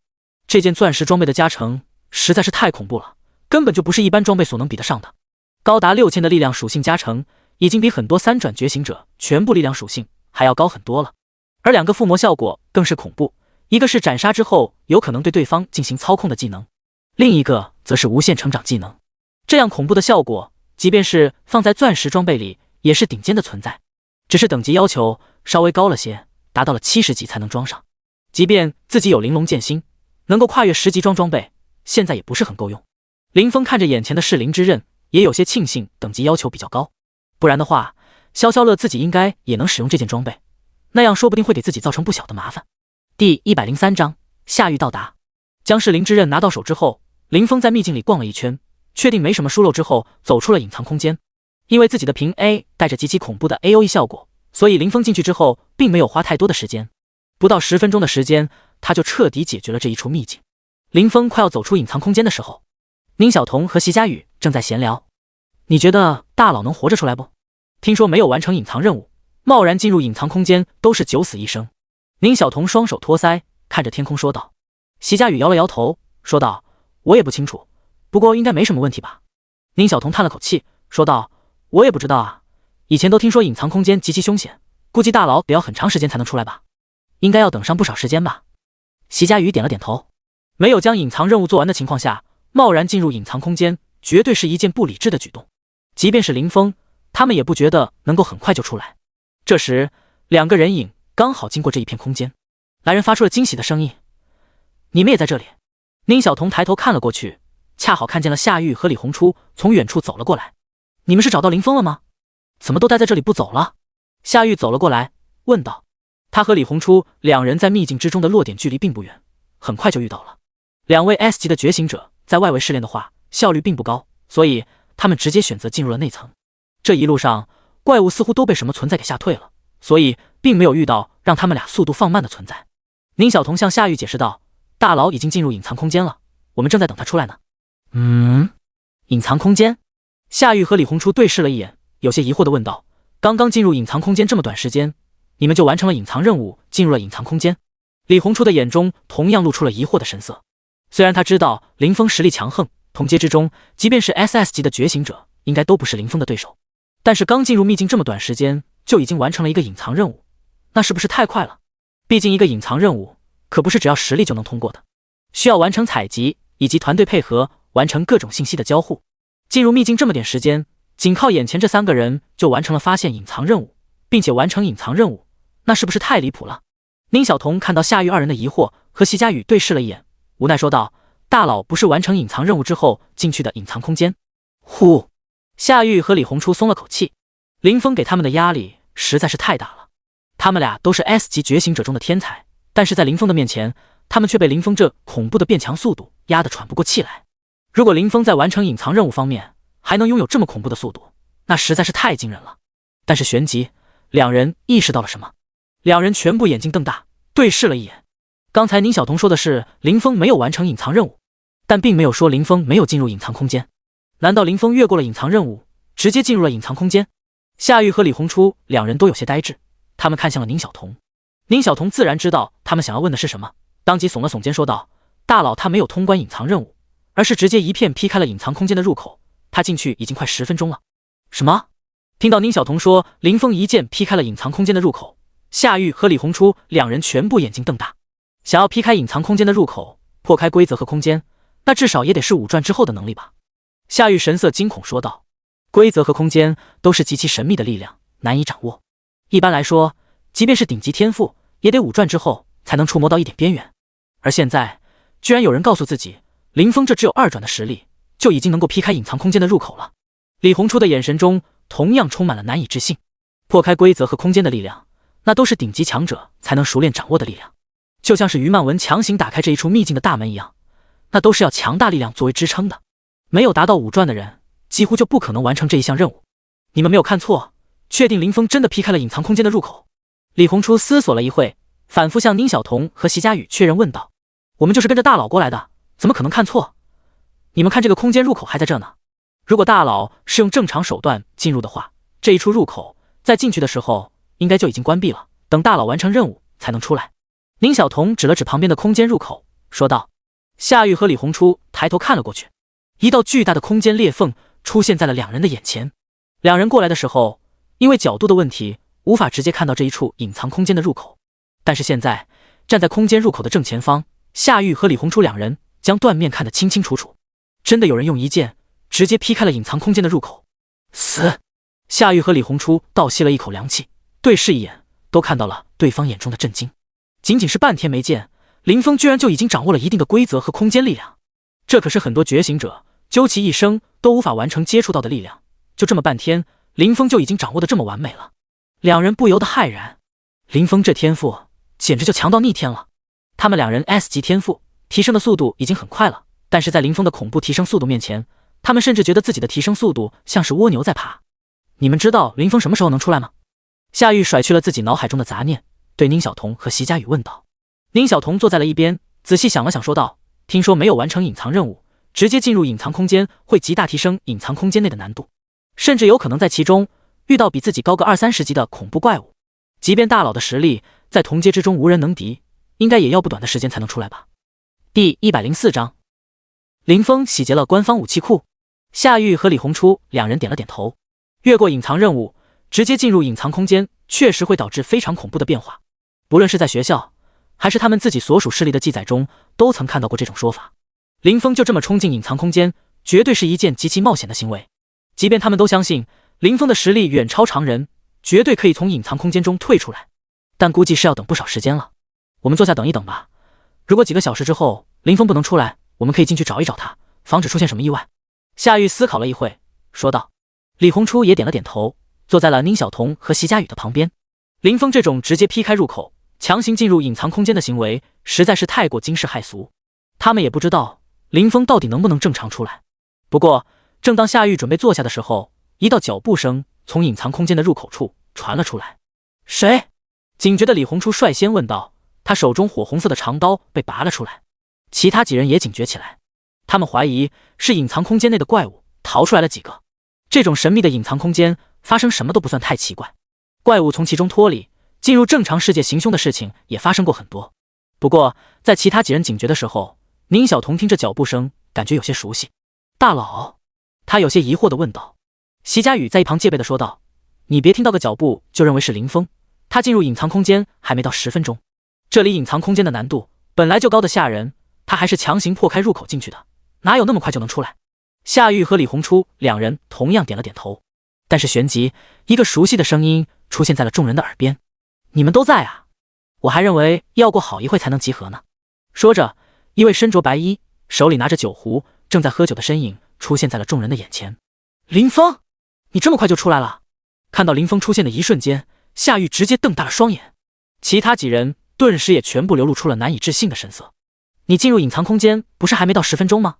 李红初的目光之中露出了一丝疑惑的表情。林峰喝了一口酒，整个人轻松说道，里面只有一些亡灵的残兵败将而已，用不了多久就解决了。听到林峰的说法，夏玉摇了摇头，他可以猜出来里面的情况必然不像是林峰说的这么简单，只是林峰这么说了，他也不好多问。突然林峰像是想到了什么，向夏玉问道，你们工会收不收装备和材料？我这里太多了，已经快放不下了。夏玉愣了一点，点了点头，说道，我们工会的业务遍布各行各业，装备和材料自然也是收的，你如果需要的话可以给我，我出去之后给你结算。说实话，夏玉也很想知道林峰在这里待了这么长的时间到底刷出了什么样的东西。而林峰听到夏玉说收装备，当即眼前一亮，他将自己空间戒指中的东西倒了一些出来，霎时间几个人都被林峰倒出来的装备给惊到了。嗜血封晶石足足有上千个，整整齐齐堆在那里，就像是小山一样。你击杀了一整个嗜血蜂群？我的天，这么多嗜血蜂群，至少得击杀上万只嗜血蜂才能做到吧？夏玉眼睛瞪大，看向林峰。如果是几只嗜血蜂，那只能说没什么威胁，基本上有实力的觉醒者都能对付。如果是几十上百只嗜血蜂，觉醒者就要暂避锋芒。如果是上千只嗜血蜂，自己这些人遇到了只有逃命的份。但是眼前这些嗜血蜂晶石，至少也是击杀了上万只嗜血蜂得到的。刚刚进入秘境这么短的时间，林峰就一整个端了上万只嗜血蜂的老窝。林峰点了点头，语气略微有些可惜的向夏玉说道，本来应该能杀得更多一点的，但是这些嗜血蜂太警觉了，我一靠近他们就跑了很多。听到林峰的说法，不仅仅是夏玉，另外几人也是整个人都不好了。那可是上万只嗜血蜂啊，别人遇到就是逃命都来不及。听你这语气，一开始想的居然是团灭他们，让这些嗜血蜂跑掉一些，此时还一脸沮丧，这简直就是不让别人活了啊！上万只嗜血蜂，就算是完成3转的觉醒者来了，应该也要暂避锋芒吧？几人的嘴巴长得老大，为林峰的这一言行感到震动的时候，林峰拿出了另外的东西。霎时间，所有人感觉一整个武器库出现在了自己的面前，上千支长刀、长枪以及各种精品装备出现在了几个人的面前。这些装备无疑是凡品，其中白银装备足足上百件，黄金装备达到了10件左右。这么恐怖数量的装备，在场的人全部是第一次见。尤其是那10来件闪烁着各色光芒，看上去就神异不凡的黄金装备，那绝对是很多觉醒者即便是花费再多世界币也想要买下的东西，实在是太夸张了。这么一小会，林峰这么搞到的这么多装备？夏玉咽了口唾沫，惊诧地向林峰问道，你不会是洗劫了跨界商会灵城基地室仓库了吧？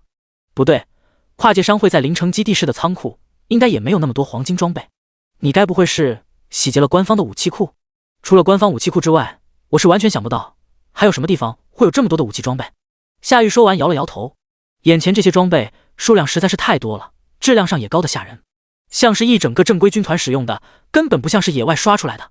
里面不是白银装备的那些，似乎也是因为损毁降低了品级，如果能够修复，这些装备原来的品级肯定是不止于此的。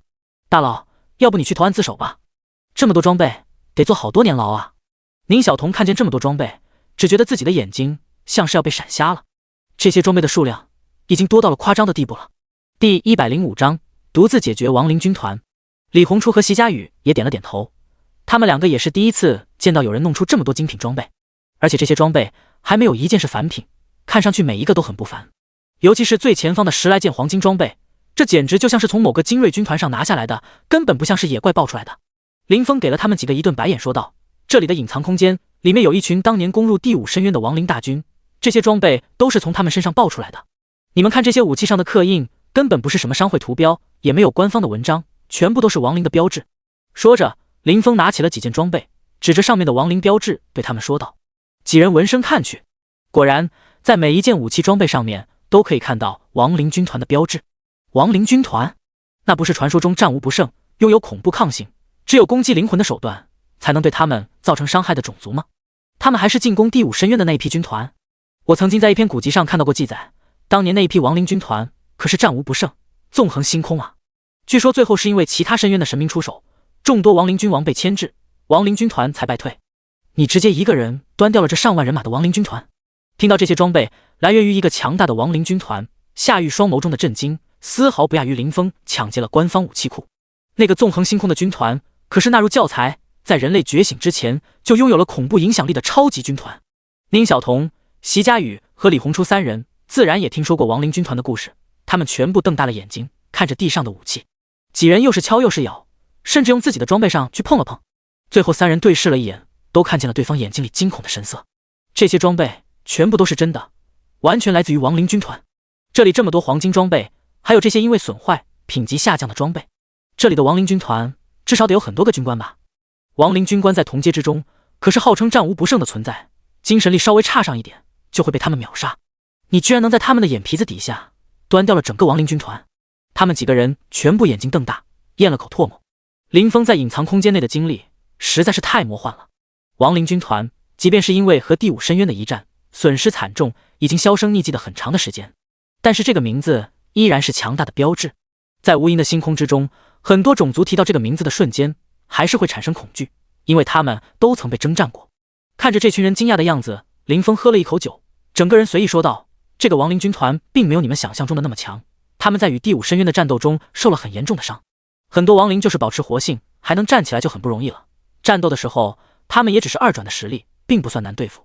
至于那些亡灵军官，他们的实力也下滑了很多，虽然吹得很厉害，但也算不上多厉害。”另外几人对视了一眼，叹了口气之后摇了摇头。亡灵军团即便是变得再弱，在同阶之中也绝对处于最强的那一批。可能也只是对林峰来说，击败这强大的亡灵军团比较简单了，对别人来说这比登天还难。良久之后，夏玉一边清点装备一边说道：“如果不是知道你是学生，而且是于曼文执政官亲自点出来的学生，我恐怕都会怀疑你是得到某位神明加持的存在了。”另一边的李红初点了点头，说道：“我也觉得林峰你的实力简直就强到吓人，能够这么轻松解决这么多亡灵军团的，应该只有他们的君王或者是将军在同阶的时候能做到吧。”宁小彤回忆了一会，补充说道：“我听说亡灵军团中有一位将军，好像是名为萧萧乐，他是亡灵一族最年轻的将军，同阶无敌，据说有着成为君王的潜能。不过可惜的是，他在与第5深渊的战争中似乎被某位神明给盯上了，从那场战役中失踪了。大佬，你的实力我感觉可能同阶的时候比那位萧萧乐还要强。”听到几个人说话的声音，林峰一愣，旋即有些惊喜地说道：“你们认识那个萧萧乐？刚才我还在隐藏空间里面遇到他了，他的实力确实还不错，只是似乎被战争影响的太大了，实力也跌落到了只有2阶的程度了。”林峰话音落下的一瞬间，4名女生全部抬起了头，瞪大了眼睛看向了林峰。“你说什么？这一处隐藏空间里面有一位亡灵一族的将军死，还是亡灵将军中最负盛名的萧萧乐？”几人看向林峰的眼神已经像是在看怪物了。亡灵将军那可是仅次于亡灵君王的存在，即便是因为神明的攻击等阶严重跌落，最后达到了2转的程度，但那也是2转之中最强的一批吧。林峰进入隐藏空间只用了10分钟不到的时间，不仅解决了一个上万人的亡灵军团，10几位亡灵军官，甚至还击杀了曾经最负盛名的亡灵将军，这简直就匪夷所思。呼！几人全部深呼吸了一口气。林峰在隐藏空间内的经历简直让他们无法想象。他们现在大概也知道了，那些隐藏任务大概就和这个亡灵军团有关。只要完成了隐藏任务，再进入隐藏空间就不会被亡灵军团视为敌人，实力不是太弱，应该都有可能完成任务。但是林峰强行劈开秘境入口的做法，让他直接挑战了整个亡灵军团。亡灵军团所有战士都视林峰为敌人，只是林峰的实力远比想象中要恐怖很多。他一个人横扫了整个亡灵军团。夏玉将所有装备清点完成，和林峰说道：“你的这些装备数量实在太多，而且很多都是高阶装备，损坏导致阶位降低，真实装备的价值应该会比显示的更高。我现在的权限也给不出具体报价，不过你要是愿意相信我，离开秘境之后，我会第一时间给你满意的价格的。第106章，完成隐藏任务的宫本元真。如果让亡灵一族得知了他们曾经战无不胜的将军居然败给了你，恐怕会引起轩然大波。夏玉摇了摇头，有些无奈地说道。林峰没有必要说谎，而且以林峰的实力，做成这些事情还是非常有可能的。林峰听到夏玉说他暂时给不出报价，略微有些惊讶，但仔细想了一下，一整个亡灵军团的装备确实不是一位2阶觉醒者培养人能够处理得了的，而且自己有灵城基地式的官方背书，也不用担心这些东西烫手不能见光，只要是自己刷出来的装备，随时都可以出手。一口酒下肚之后，林峰点了点头，可以，装备先放在你那吧，我用不到这些东西，放在我这里太占存储空间了。夏玉直接出手，将这些装备和材料全部收了起来。其他几人看见眼花缭乱的装备从眼前消失，也渐渐回过神来。席家宇现在是知道了，以林峰的实力，根本就不缺黄金装备，能击杀同阶的亡灵将军，也就意味着他几乎能够击杀任何同阶的 BOSS。黄金装备对他来说，估计是没有丝毫吸引力。自己想要组队的时候，他收一件黄金装备，应该只是觉得自己会拖后腿。呼，席家宇长出了一口气，认识到这样的事实，让身为 S 级天赋觉醒者的他来说有点受伤。之前他一直觉得自己即便不是附近几个基地市之内最强的一批人，也和这一批人非常靠近了，实力上应该只差了那么一点点。但是从现在的情况看来，自己距离最强一批人距离还非常的遥远。其他几人的想法也有些类似，林峰变强的速度简直就快到了变态的程度。他们觉得不管再怎么骄傲的天才，到林峰的面前，一段时间之后应该都会被打击的自信全无。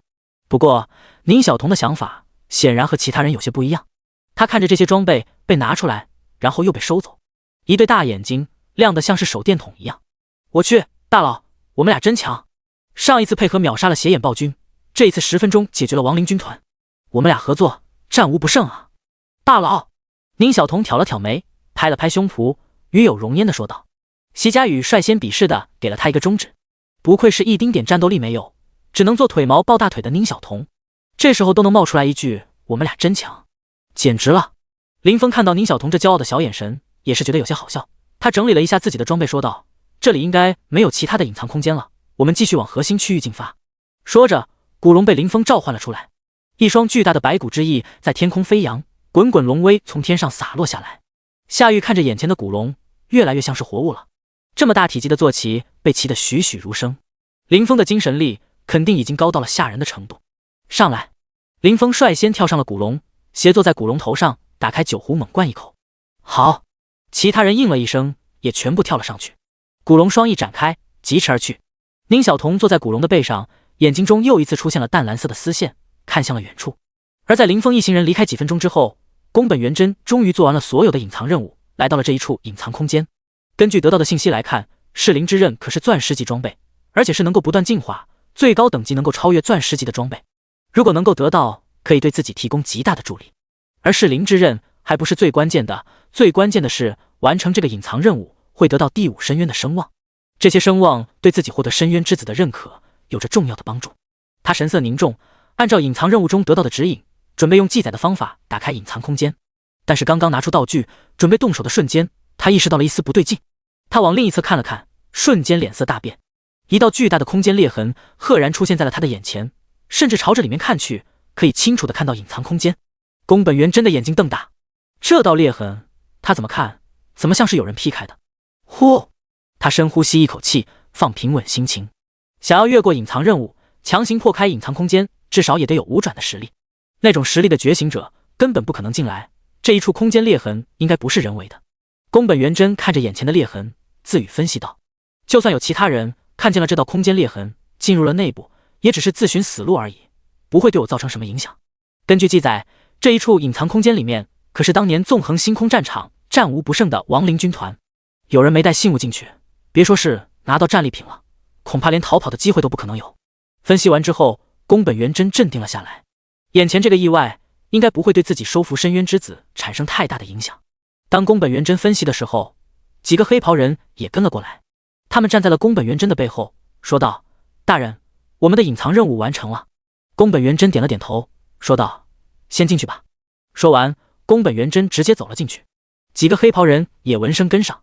隐藏空间内寂静无声，四周昏暗一片。众人前行了一会之后，宫本元真身后的黑袍人露出了一丝疑惑的表情。进入隐藏空间这么长时间，居然一个亡灵战士都没有遇到，这一路过来像是在看风景一样。大人，我们是不是走错方向了？这一路上一只怪没有，好像有些不对劲啊。有个黑袍人犹豫了再三，还是向宫本元真问了一句。一整个亡灵军团盘踞在这里，居然一个都遇不到，这也太奇怪了。宫本元真也皱眉。按照记载以及隐藏任务给出的提示来看，这一处秘境里面的亡灵不是有很多吗？自己走的方向没有错啊。方向没有错，应该是亡灵军团被神明攻击之后，在这里沉眠太久，没有被我们唤醒而已。都小心一点，有隐藏任务得到的信物在，他们的军官不会对我们出手，但零散的亡灵战士还是会动手的。宫本元真说道。其他几个黑袍人点了点头，应该只有这种原因了。第107章，空空如也的隐藏空间。几人继续前进，但是四周没有一只怪物跳出来，盘踞在这里的亡灵军团像是消失不见了一样。隐藏空间内的特殊情况让宫本元真都不禁皱眉，这实在是太奇怪了。几个人影皱着眉头，全神戒备着朝着前方前进。一会之后，一个青色高台出现在了几个人眼前。宫本元真当即神色一凛，警示说道：前面是亡灵军官所在，全部小心一点。他身后的黑袍人全部点了点头，示意自己听到了。宫本元真谨慎地走到了高台边。亡灵军团中的军官身经百战，即便实力掉落到了2转，也还是强者。即便打起来之后自己有可能会赢，但也绝不会赢得太轻松。组织给自己准备的备用手段也不能浪费在这里，所以使用隐藏任务，安心通过这一道关卡才是最正确的做法。不过在宫本元真靠近高台的时候，他发现并未有任何亡灵出现。不是说只要靠近了亡灵军官所驻守的高台，亡灵军官就会苏醒，他们所率领的亡灵军团也会跟着出现吗？这里怎么什么都没有？宫本元真疑惑。跟在他身后的几名黑袍人也全部走了过来，他们同样疑惑，没有一个亡灵出现在这里，实在是太奇怪了。几个人顺着高台走了2圈，突然有人瞪大了双眼，看着地面高声喊道：大人，快来看这里！宫本元真和其他黑袍人皱着眉头走了过去，顿时几个人全部神色一凝。这是亡灵军团的骸骨，中间那个巨型骸骨是亡灵军官的，很多骸骨已经消失了，有人在我们之前进来这里，击败了这个小队的亡灵军官。死！除了我们之外，居然有人率先进入了这里，还击败了这一整个小队，他们是怎么做到的？这些黑袍人看着眼前的尸体，瞪大了双眼。有人从外面的裂缝进来，避开了隐藏任务。宫本元真看着那巨大的骸骨，眉头紧皱说道：居然真的有人在自己之前进入了这里，而且这些人还击败了一整个小队的亡灵。也就是说，我们进来的一路上原来是有亡灵驻守的，我们没遇到，是因为已经有人清理完了。率先发现亡灵骸骨的黑袍人说道：那岂不是说我们需要的武器以及深渊声望也有可能被带走了？有人看到这些骸骨，当即色变，紧张地对周围的人说道。其他黑袍人也全部紧张了起来。本来深渊之门能够给的10层增益效果就没有全部吃到，如果这一处隐藏空间内的声望也被人截胡，那后面可就危险了。不可能！宫本元真看着地上的骸骨，沉声说道。这些人一个隐藏任务都没有完成，想要得到噬灵之刃和声望，只能选择挑战整个亡灵军团。这支亡灵军团可不止眼前这一个小队，这么多军官，还有传说中战无不胜的亡灵将军，哪有这么容易就处理？这些人如果没有退出去的话，应该已经死在了某一处地方。走，我们快点！宫本元真双手一挥，几人快速前进。但是越往前方跑，他们就越是心惊。四周的亡灵骸骨越来越多，一个接着一个亡灵军官的尸体出现在了众人的眼前。宫本元真的额头也冒出了一丝冷汗。这一群越过了隐藏任务，直接冲进隐藏空间的人，实力也太强了吧！进入天选秘境到现在，一共就这么点时间，这群人就这么解决了这么多亡灵军官以及亡灵军团中的亡灵战士。宫本元真思忖，自己如果不动用组织所准备的东西，根本无法做到这一步。一路前行，浩大的隐藏空间，由一整个亡灵军团驻守的宫殿，居然一只亡灵都没有剩下，这简直就匪夷所思。一段时间之后，几个人冲到了隐藏空间的最深处，传说中亡灵将军消消乐的所在。宫本元真深呼吸了一口气，这位亡灵将军不会真的被那些人解决掉了吧？我看宫殿里面好像一点动静都没有，和我们刚才走过的高台类似。一位黑袍人看着眼前寂静无声的宫殿，出声说道。其他人也跟着皱眉，确实像他说的那样，不论是秘境中的 BOSS， 还是留在隐藏空间内的亡灵异族将军，领地意识应该都不会弱。自己这些人已经靠得这么近，却还没有丝毫反应，实在是太奇怪了。根据剑圣大人的指示，这里的亡灵是曾经极负盛名的萧萧乐，他纵横星空，号称最年轻的亡灵一族将军。不是神明出手，他应该都不会轻易落败。同阶的情况下，如果没有完成隐藏任务，应该没有人是他的对手。宫本元真摇了摇头，就连剑圣都觉得萧萧乐同阶无人能敌，那些偷偷闯入的人怎么都不应该有这种实力。我们直接进去吧。宫本元真拿着从隐藏任务中得到的道具，朝着宫殿走去。其他几人对视了一眼，觉得宫本元真说的有道理。萧萧乐的名声太盛，仔细学习过那一段历史的人都会有所了解。想要在同阶的时候战胜那样的存在，即便是顶级天赋的拥有者，也会觉得难如登天。而且这一次进入天选秘境的人，信息已经知道的差不多了。宫本元真就是最强者，拥有着最顶尖的实力。大夏 SS 级的学生不在，其他学生即便有隐藏实力，应该也不会强上太多。他们能够击败前方的亡灵军团，应该也是带了很多其他东西进来，那些东西对付亡灵军官还想要对付萧萧乐就不太可能了。进入宫殿的一瞬间，宫殿里瞬间亮了起来。一个高大的座位立在中心，一只身披铠甲的巨型骷髅正瘫坐在上面，浩大的威严从骷髅上散发出来，只是在远处站着都觉得毛骨悚然。几个人看着眼前的画面，眼神中既怕又喜。这样看来萧萧乐还在，但是宫本元真拿出信物后，眼前的骷髅依然一动不动。等等，这个骷髅好像是个死物。一个黑袍人指着坐在高台上的骷髅，瞪大了眼睛说道。其他人全部神情一凛，冷汗从后背流了出来。第108章灵奴蛇女。宫本元真强忍住内心的惊恐，朝着亡灵将军萧萧乐的方向走了走。此时的萧萧乐赫然就是一位彻底失去生机的骸骨，几道剑痕出现在了他的身上，看样子刚刚出现不久。曾经最负盛名、最年轻的亡灵将军就这么死了？不可能吧！二转觉醒者中哪有能击杀他的存在？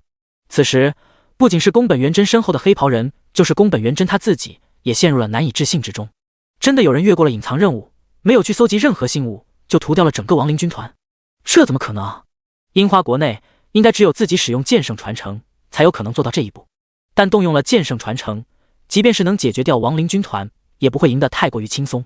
而在大夏的那边，就连 SS 级的觉醒者都没有，他们怎么可能够击杀亡灵将军萧萧乐？一抹冷汗从宫本元真的背后流了下来。萧萧乐的骸骨在被击杀之后都有这么强的威压散发而出，没有被击杀的时候该是何等实力？能够在短时间之内就将眼前怪物击杀的存在，该拥有着什么样的实力？宫本元真和他身后的黑袍人对视了一眼，所有人目光凛然。击杀亡灵将军萧萧乐的这个团队，绝对比自己想象中的要可怕很多。继续朝前方进发，尽量早一点找到深渊之子。宫本元真眉头拧紧，最后出声说道。所有黑袍人都点了点头，然后迅速离开了秘境。这个天选秘境内的一切都可以放弃，唯独深渊之子一定要弄到手。解决了亡灵军团的这一队人马，实力确实不可小觑。现在必须争分夺秒，不能让深渊之子被这些人得到。而已经得到了噬灵之刃以及深渊声望的林峰，一路朝着隐藏秘境的最深处走去。宁小彤偶尔看到隐藏空间的出现，林峰都会进去几分钟，然后很快就将怪物解决掉。而在林峰进入隐藏空间的时候，夏玉一行人就会在外围清一清其他的野怪。林峰的等级很快就达到了3转前的极限60级。大佬，这边还有个隐藏空间。几人坐在古龙背上飞驰的时候，宁小彤惊喜说道。林峰目光闪烁了一下，想了想还是跳了下去。虽然自己的等级已经达到了上限，但并不代表战斗力不能再提升。毕竟钻石装备对自己的增益也非常的恐怖，一件噬灵之刃就能给自己提供恐怖的属性加成，如果能够多刷出来2件，对自己来说效果绝对不会差。想着自己的等级已经达到了上限，林峰收起了长剑武器，拿起了噬灵之刃。噬灵之刃在判定上似乎并不属于剑，自己天赋的各种加成在使用噬灵之刃的时候并不能触发，自然也无法获得10倍经验的提升。不过现在在3次转职之前，自己也没有办法提升等级，刚好可以趁着这点时间提升噬灵之刃的上限攻击力，顺带着看看能不能用噬灵转化几只怪物为灵奴。剑开天门，林峰没有拖泥带水，直接一剑破开了隐藏空间，朝着隐藏空间内走去。一群接着一群蛇人出现在了林峰的面前。林峰一口酒下肚之后走了进去，外面一群人百无聊赖地坐在那里发呆。以林峰的实力，就算是强行破开入口进入隐藏空间，也完全不需要帮忙。他们这些人过来似乎真的像是累赘一样。席佳雨尤其有些受伤，自己在这里的作用似乎真的比不过作为一个战五渣的宁小童。宁小童倒是怡然自得，他和大佬两个人在考场上嘎嘎乱杀，他负责嘎嘎，大佬负责乱杀。一会之后，林峰从隐藏空间里面走了出来，众人眼前一亮，准备和林峰继续前进的时候，猛然发现林峰的身后居然还有两只身形妩媚的蛇女，上半身是人类躯体，容貌绝美，腰肢纤细，眉眼之间像是化了浓妆一般，让人忍不住就想看去。下半身是蛇形躯体，不停扭动之中，居然让人感觉到有一股远超人类女子的诱惑力。强盛的气息从两名蛇女的身上显露了出来。两只 BOSS 级别的蛇女跟着林峰从秘境里面走了出来。夏玉一行人脸色大变，小心，你身后有怪物！大佬，你是被这两只 BOSS 魅惑了吗？几个不同的声音出现在了刚从秘境出来的林峰的耳边。夏玉的法杖抬了起来，六芒星在他手中闪烁。李红初和席佳雨一红一蓝两色长刀分别被他们拿在了手中，而没有战力的宁小童则自觉地向后站去，似乎是感受到了敌意，两只蛇女眼瞳瞬间收缩，一股逼人的压迫感从他们的身上散发出来，眼看就要动起手来。林峰摆了摆手，说道：“停下！”霎时间，蛇女身上的惊人气势瞬间消失，扭动着蛇腰站在了林峰的身后。夏玉一行人则吃惊地看着眼前这一切。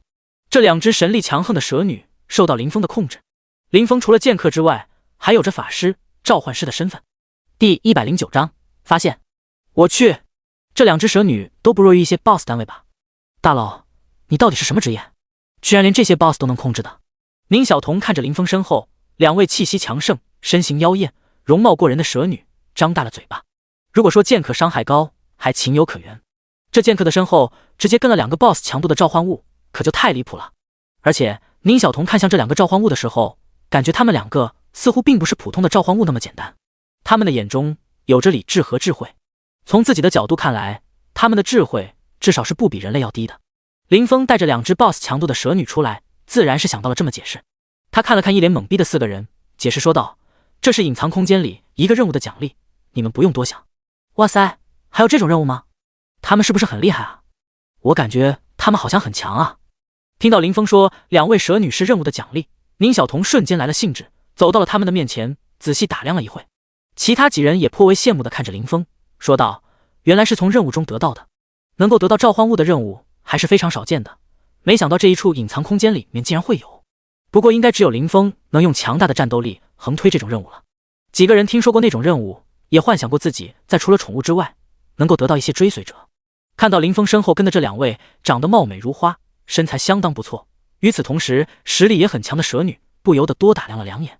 其实就是林峰也没有想到，自己使用噬灵之刃进入秘境之后，击杀了上万只普通怪物，一个都没有触发成功。但是击杀了两只 BOSS 之后，居然全部触发了。这两只蛇女属于深渊蛇女一族，曾经并不生活在深渊之中，但属于深渊势力，战争时期会为了深渊而战。两人的名字分别为黛西和温妮。宁小童看着深渊蛇女夸张的身材以及颇为开放的穿着，然后看了看自己，颇为羡慕。站在这两个蛇女的面前，自己就像是小孩一样。好了，我们出发吧。林峰没有再浪费时间，召唤出了古龙。黛西和温妮有些诧异地看着眼前的一切。他们虽然因为噬灵之刃的效果已经转化为了灵奴，受到林峰强大精神力的控制，但是他们依然有着自己独立的思想，只是会永远服从林峰的命令罢了。身为古老蛇族的一员，他能够感到到眼前这只古龙的龙威来源于恐怖的黑龙一族。这种古老强大的种族都能够被自己的主人驯化成坐骑，让他们觉得有些不可思议。你们能换一个形态吗？现在的形态太占地方了。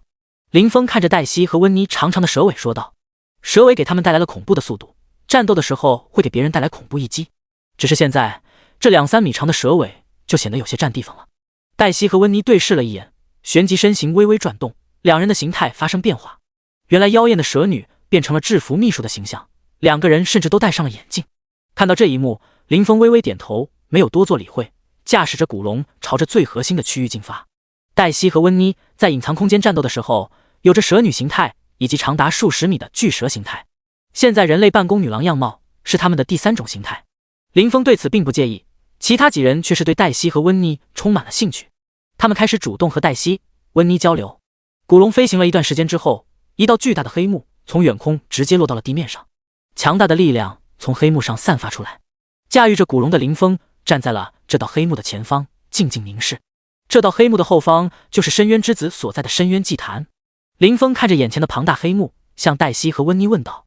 黛西和温妮同时点了点头，说道：“回禀主人，吾等所守护的深渊之子确实在黑幕的后方，只是想要得到深渊之子大人的认可，还有很多古老的要求。吾等虽然守卫这里多年，但我们也不知道那些古老要求具体指的是什么。”林峰点了点头。黛西和温妮在战争中属于深渊势力，知道一些关于深渊之子的隐秘，只是他们俩的层级太低，所能够接触到的东西还很少，对自己的帮助并不多。想要在天选秘境里得到最大的机缘，还是需要自己来动手。这样想着，林峰目光一凝，直接驾驭着古龙冲进了黑幕。一处浩大的祭坛出现在了所有人的眼前，天空中有一轮黑色的太阳吸收着光辉，下面是扭曲的空间以及暗青色的祭坛。祭坛是一处高台，由一块接着一块巨石堆积而成，几人从下方抬头看去，宛如高山一般，而每一块巨石的上面都雕刻着繁复的花纹，细节之处精致至极。庞大与精致在这一处祭坛上形成了完美的统一。这就是第五深渊用来祭拜神明的祭坛，一处巨大的神迹。宁小彤看着眼前的祭坛，眼睛里开始出现淡蓝色的光辉。突然他惊呼出声道：“那里好像有人在我们之前爬上了祭坛。”听到宁小彤的惊呼，包括林峰在内的几人全部目光微微一缩，看了过去。宫本元真一行人在祭坛上艰难前行，深渊之门以及亡灵军团两处失利，让他也产生了恐惧，害怕深渊之子也被捷足先登，所以他让樱花国的人分散开来，将所有简单的隐藏任务做完之后，没有再管那些大型的隐藏空间，直接来到了这里。到达了祭坛之后，他松了口气，还好深渊之子还在，没有完成众多任务，但自己还有剑圣传承，还有长老会的多年准备，得到深渊之子还是有很大几乎的。这时候他往祭坛下看了一眼，瞳孔微微一缩，真的有人找了过来。第110章深渊三头犬。祭坛极高，而且似乎并不容易攀爬，即便是宫本元真实力强劲，准备充分，依然在艰难前行。宫本元真看到山下的来人，心头一乱。刚才古龙降落之时所产生的那种强大气势，他能够感知到，能够驾驭那种程度古龙坐骑的人必然不会太简单。他眯起了眼睛，看向林峰，眼神中有一丝疑惑。在自己得到的关于大夏的信息之中，根本就没有关于骑着古龙的强大觉醒者。唯一一位稍微强一些的沈书梦早已经离开了灵城基地室，前往他们的帝都。眼前突然出现的这个人，像是从什么地方突然冒出来的一样。宫本元真看向林峰的时候，虽然看不出林峰的底细，但是他莫名的感觉有一些恐惧。这种恐惧感像是一种本能，不是等级的差距。这种感觉的出现让他皱起了眉头。祭坛下面的这个人，一手持剑，一手拿着酒壶，分明也是剑客。而自己是剑客中的 SS 级天赋，还得到了剑圣传承，现在还转职成为了剑豪职业，在剑客的上级职业中有着极高的地位。正常来说，同级别的剑客里面，自己应该就是最强的那一批人。自己有可能对任何职业产生恐惧，绝对不可能对剑客产生恐惧。但是祭坛之下，那个正拿着酒壶痛饮的人，却给了自己极其危险的错觉。这个人是 SSS 级天赋。宫本元真内心出现疑惑，但是旋即他将这种念头驱逐了出去。这根本不可能。第一次觉醒的时候，樱花国的眼线遍布了各个觉醒地点，灵城基地室以及附近根本没有 S 级以上的剑客觉醒者。至于二次觉醒，宫本元真摇了摇头，二次觉醒到现在才2-3天的时间，即便对方的天赋再逆天，也没法在2-3天之内提升到接近3次转职的程度。宫本元真将这种感觉驱逐了出去，专心朝着祭坛的上方走去，不去理会林峰这一行人。庞大的压力从四周汹涌而来，供奉深渊神明、养育深渊之子的祭坛绝不像想象中的那么简单，每爬上一步都要受到莫大的考验，或是考验力量属性的压力，或是考验精神强度的幻境。在没有其他准备的情况下，整个樱花国也就只有剑圣宫本武藏大人登上过祭坛的最顶点。只是剑圣大人准备的太少，在将要得到深渊之子的一瞬间功亏一篑，只能黯然离场。宫本元真没有再将注意力放在祭坛下的一群人身上，即便自己准备颇多，也会有很多的情况需要认真处理，不能分心。即便是登上了祭坛的顶点，也只是开始而已。而且提前带有一些深渊声望爬上祭坛，会得到一定的认可，这些认可会让一些属于祭坛的力量为自己而战。对方所拥有的深渊声望越高，这些力量就越弱。不过就这么一点时间，想来对方所拥有的力量不会比自己强上多少。宫本元真的嘴角浮现出了一缕笑意，有了祭坛力量的阻挡，至少在先登上祭坛方面，自己这一方是优势。林峰看了看高耸入云的祭坛，准备直接登上去。不过，在林峰刚刚准备动身的时候，一只接着一只恶魔犬从祭坛上跳了下来。这些恶魔犬全身的毛色青黑交织，双目赤红，巨大的獠牙和利爪闪烁着幽幽光芒。巨大的神明祭坛上似乎有着隐藏空间。这些恶魔犬的数量源源不断，不一会就是成百上千的恶魔犬围了过来。而在这些恶魔犬的身后，一头巨大的身影出现在了众人的眼前。3颗硕大的头颅，比其他恶魔犬要高上很多倍的身躯，以及那强盛的气息，昭示着这个存在比其他的恶魔犬要强上很多。这是负责看守深渊之门的3头犬，它们是恶魔犬的变种，接受了更强的深渊力量，一般会被用来镇守深渊之门。没有想到，祭坛这里居然还会有一只。看着周围这海量的恶魔犬，3头犬，宁小童的神色中有一丝惊慌，其他几人的神色也有些类似。作为在深渊之外守卫深渊的种族，不论是实力还是名气都很高，被这种数量的怪物围住，不管是谁都会有些惊慌。深渊3头犬，等级 LV59， 攻击3200，血量10万 X3， 技能深渊铠甲，无尽撕咬，3手强化，黑暗突进。描述：曾经恶魔犬一族中的强者，被深渊的神明选中，成为了另一个种族，好斗强横，为守卫深渊而生，在深渊与亡灵的战争之中崭露头角。宫本源真在缓慢前进的过程中向下看了一眼，眼神中露出了一丝欣喜。虽然知道祭坛的力量很强，但是他没有想到效果居然这么好。如果只有恶魔犬的话，这些人开一些防御技能，只顾着闯上祭坛，还可以躲掉攻击。毕竟恶魔犬在深渊中的地位也就一般般，祭坛强大的规则不允许他们这种卑贱种族登上高处。但是有深渊3头犬在这里，情况就不一样了，没有什么人能无视掉深渊3头犬的强大攻击。林峰看着从远处走来的3头犬，手中的长剑拿起，不想再浪费时间。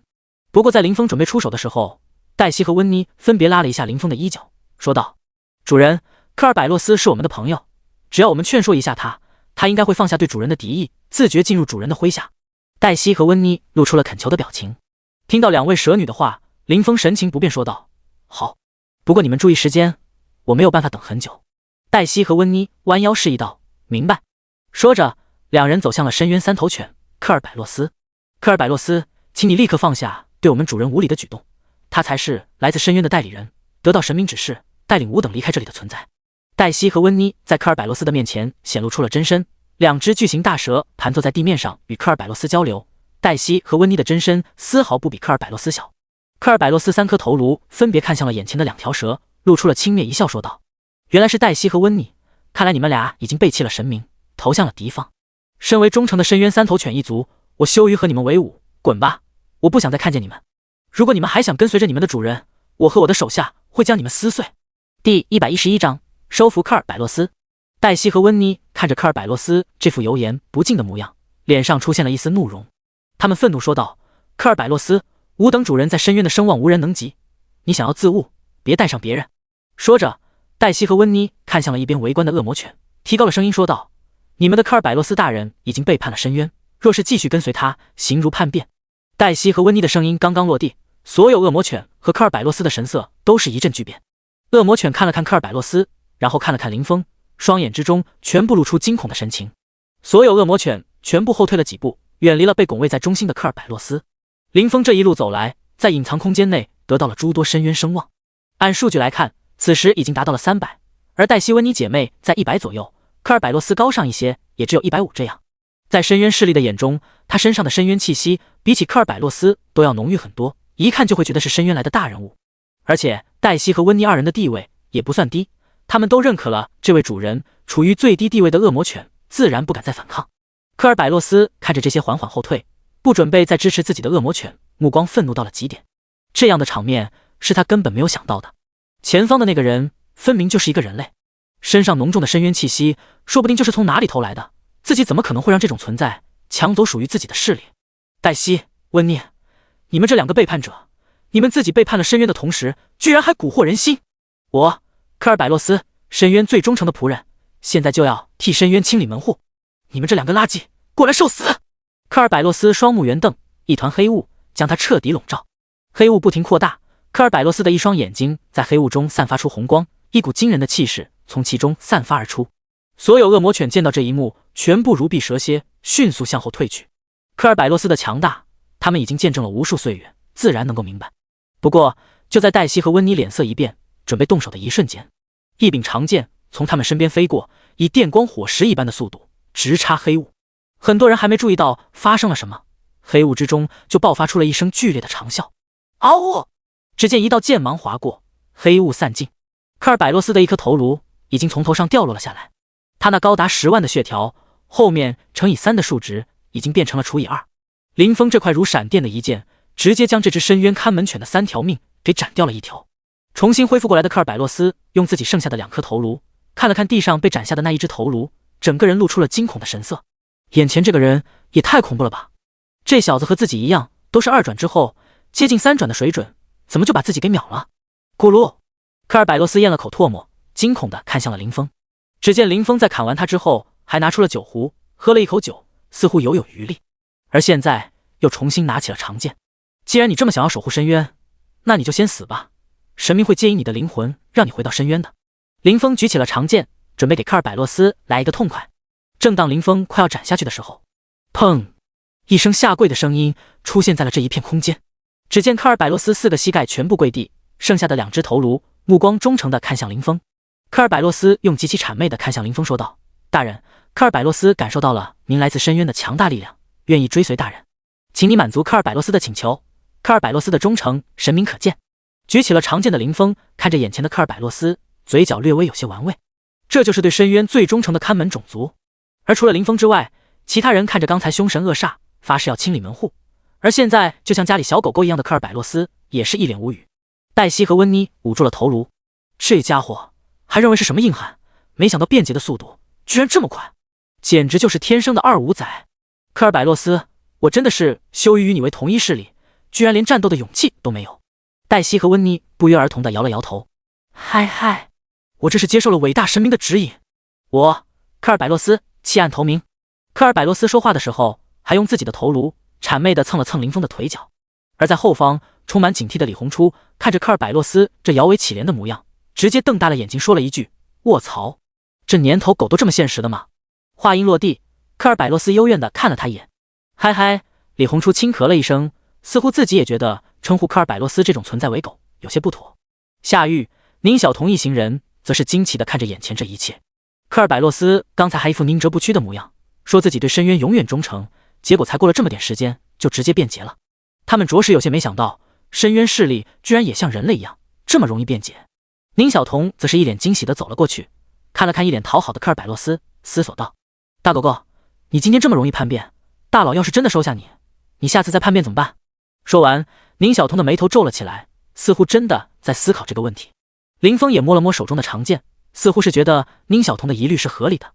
剑刃的锋芒透过一丝光线洒落在科尔百洛斯的脸上，科尔百洛斯瞬间脸色大变，像是家养的狗在撒娇一样，尾巴疯狂摇动，嘴里哼哼唧唧，甚至还用讨好的眼神看向了站在一边的黛西和温妮。黛西和温妮捂了捂额头，他们感觉自己是第一次见到像科尔百洛斯这样贪生怕死的深渊3头犬。不过科尔百洛斯在祭坛上的作用不小，他们也不愿意看他就这么白白去送死。两人当即走到了林峰的身边，对林峰说道：“主人，科尔百洛斯本来就属于深渊附属种族，只要是有深渊声望，都可以和他们缔结主仆契约。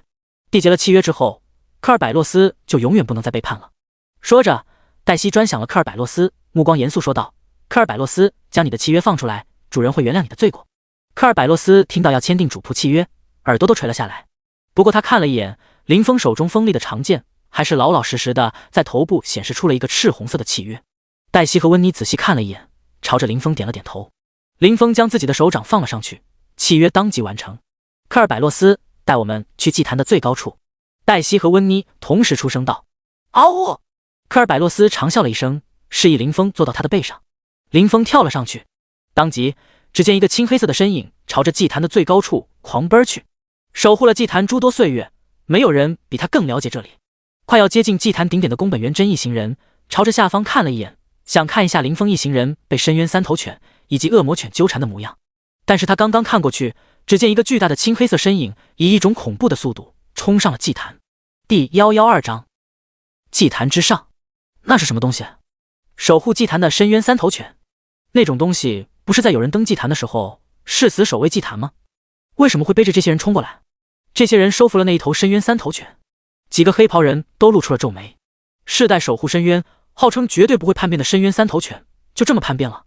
就是宫本元真看过去，此时也是眉头拧紧。本来是想提前过来，使用祭坛守卫的力量牵制一下对面，但是现在看来，不仅没有起到牵制的效果，反而是让这些人通过深渊三头犬快速登上祭坛了。宫本元真扫视了一眼在祭坛上狂奔的科尔百洛斯，对身边的几人喊道：“都快一点！”而他自己则是拿出了一块剑形宝石，随后用力捏碎。砰！一声炸响之后，一道剑影出现在了他们一行人的头顶。几人感觉自己身上的压力陡然一轻，刚才频频出现的幻境此时也消失不见。形势危急，剑圣所留的后手宫本元真此时已经开始用掉一些。林峰坐在科尔百洛斯的身上，打开了酒壶，随意的喝着酒。从这一块地域因为深渊与亡灵的战争而被分裂开来开始，科尔百洛斯就一直守护在这里。没有什么人比他更熟悉祭坛。坐在科尔百洛斯的背上，根本感受不到任何的压力和精神幻境，冲上祭坛的速度堪称恐怖。不过终究是宫本元真一行人的速度要快上一些。砰！他们头顶的长剑破开了一众阻碍，顺利登上了祭坛。登上祭坛之后，宫本元真的神情逐渐冷静了下来。接下来只要不被这些人打扰，自己一行人拥有很强的可能性能够得到深渊之子的认可。想到这里，他直接拿出了一柄黑色长剑，长剑通体漆黑如墨，剑身像是在流动一般。宫本元真口中念念有词，双目慢慢变得赤红，强大的力量从他的周身透发而出。砰！一声巨响之后，黑色长剑被他插入祭坛之中。霎时间，整个祭坛之上似乎都涌现出了一股浓烈的黑气，一股邪恶的气息从黑色长剑中散发出来，在整个祭坛之间流转。林峰感受着这股气息，心里觉得和海沙公会的重点培养人维莫有些相似，似乎同根同源。这样看来，维莫受到樱花国控制的事情并不假。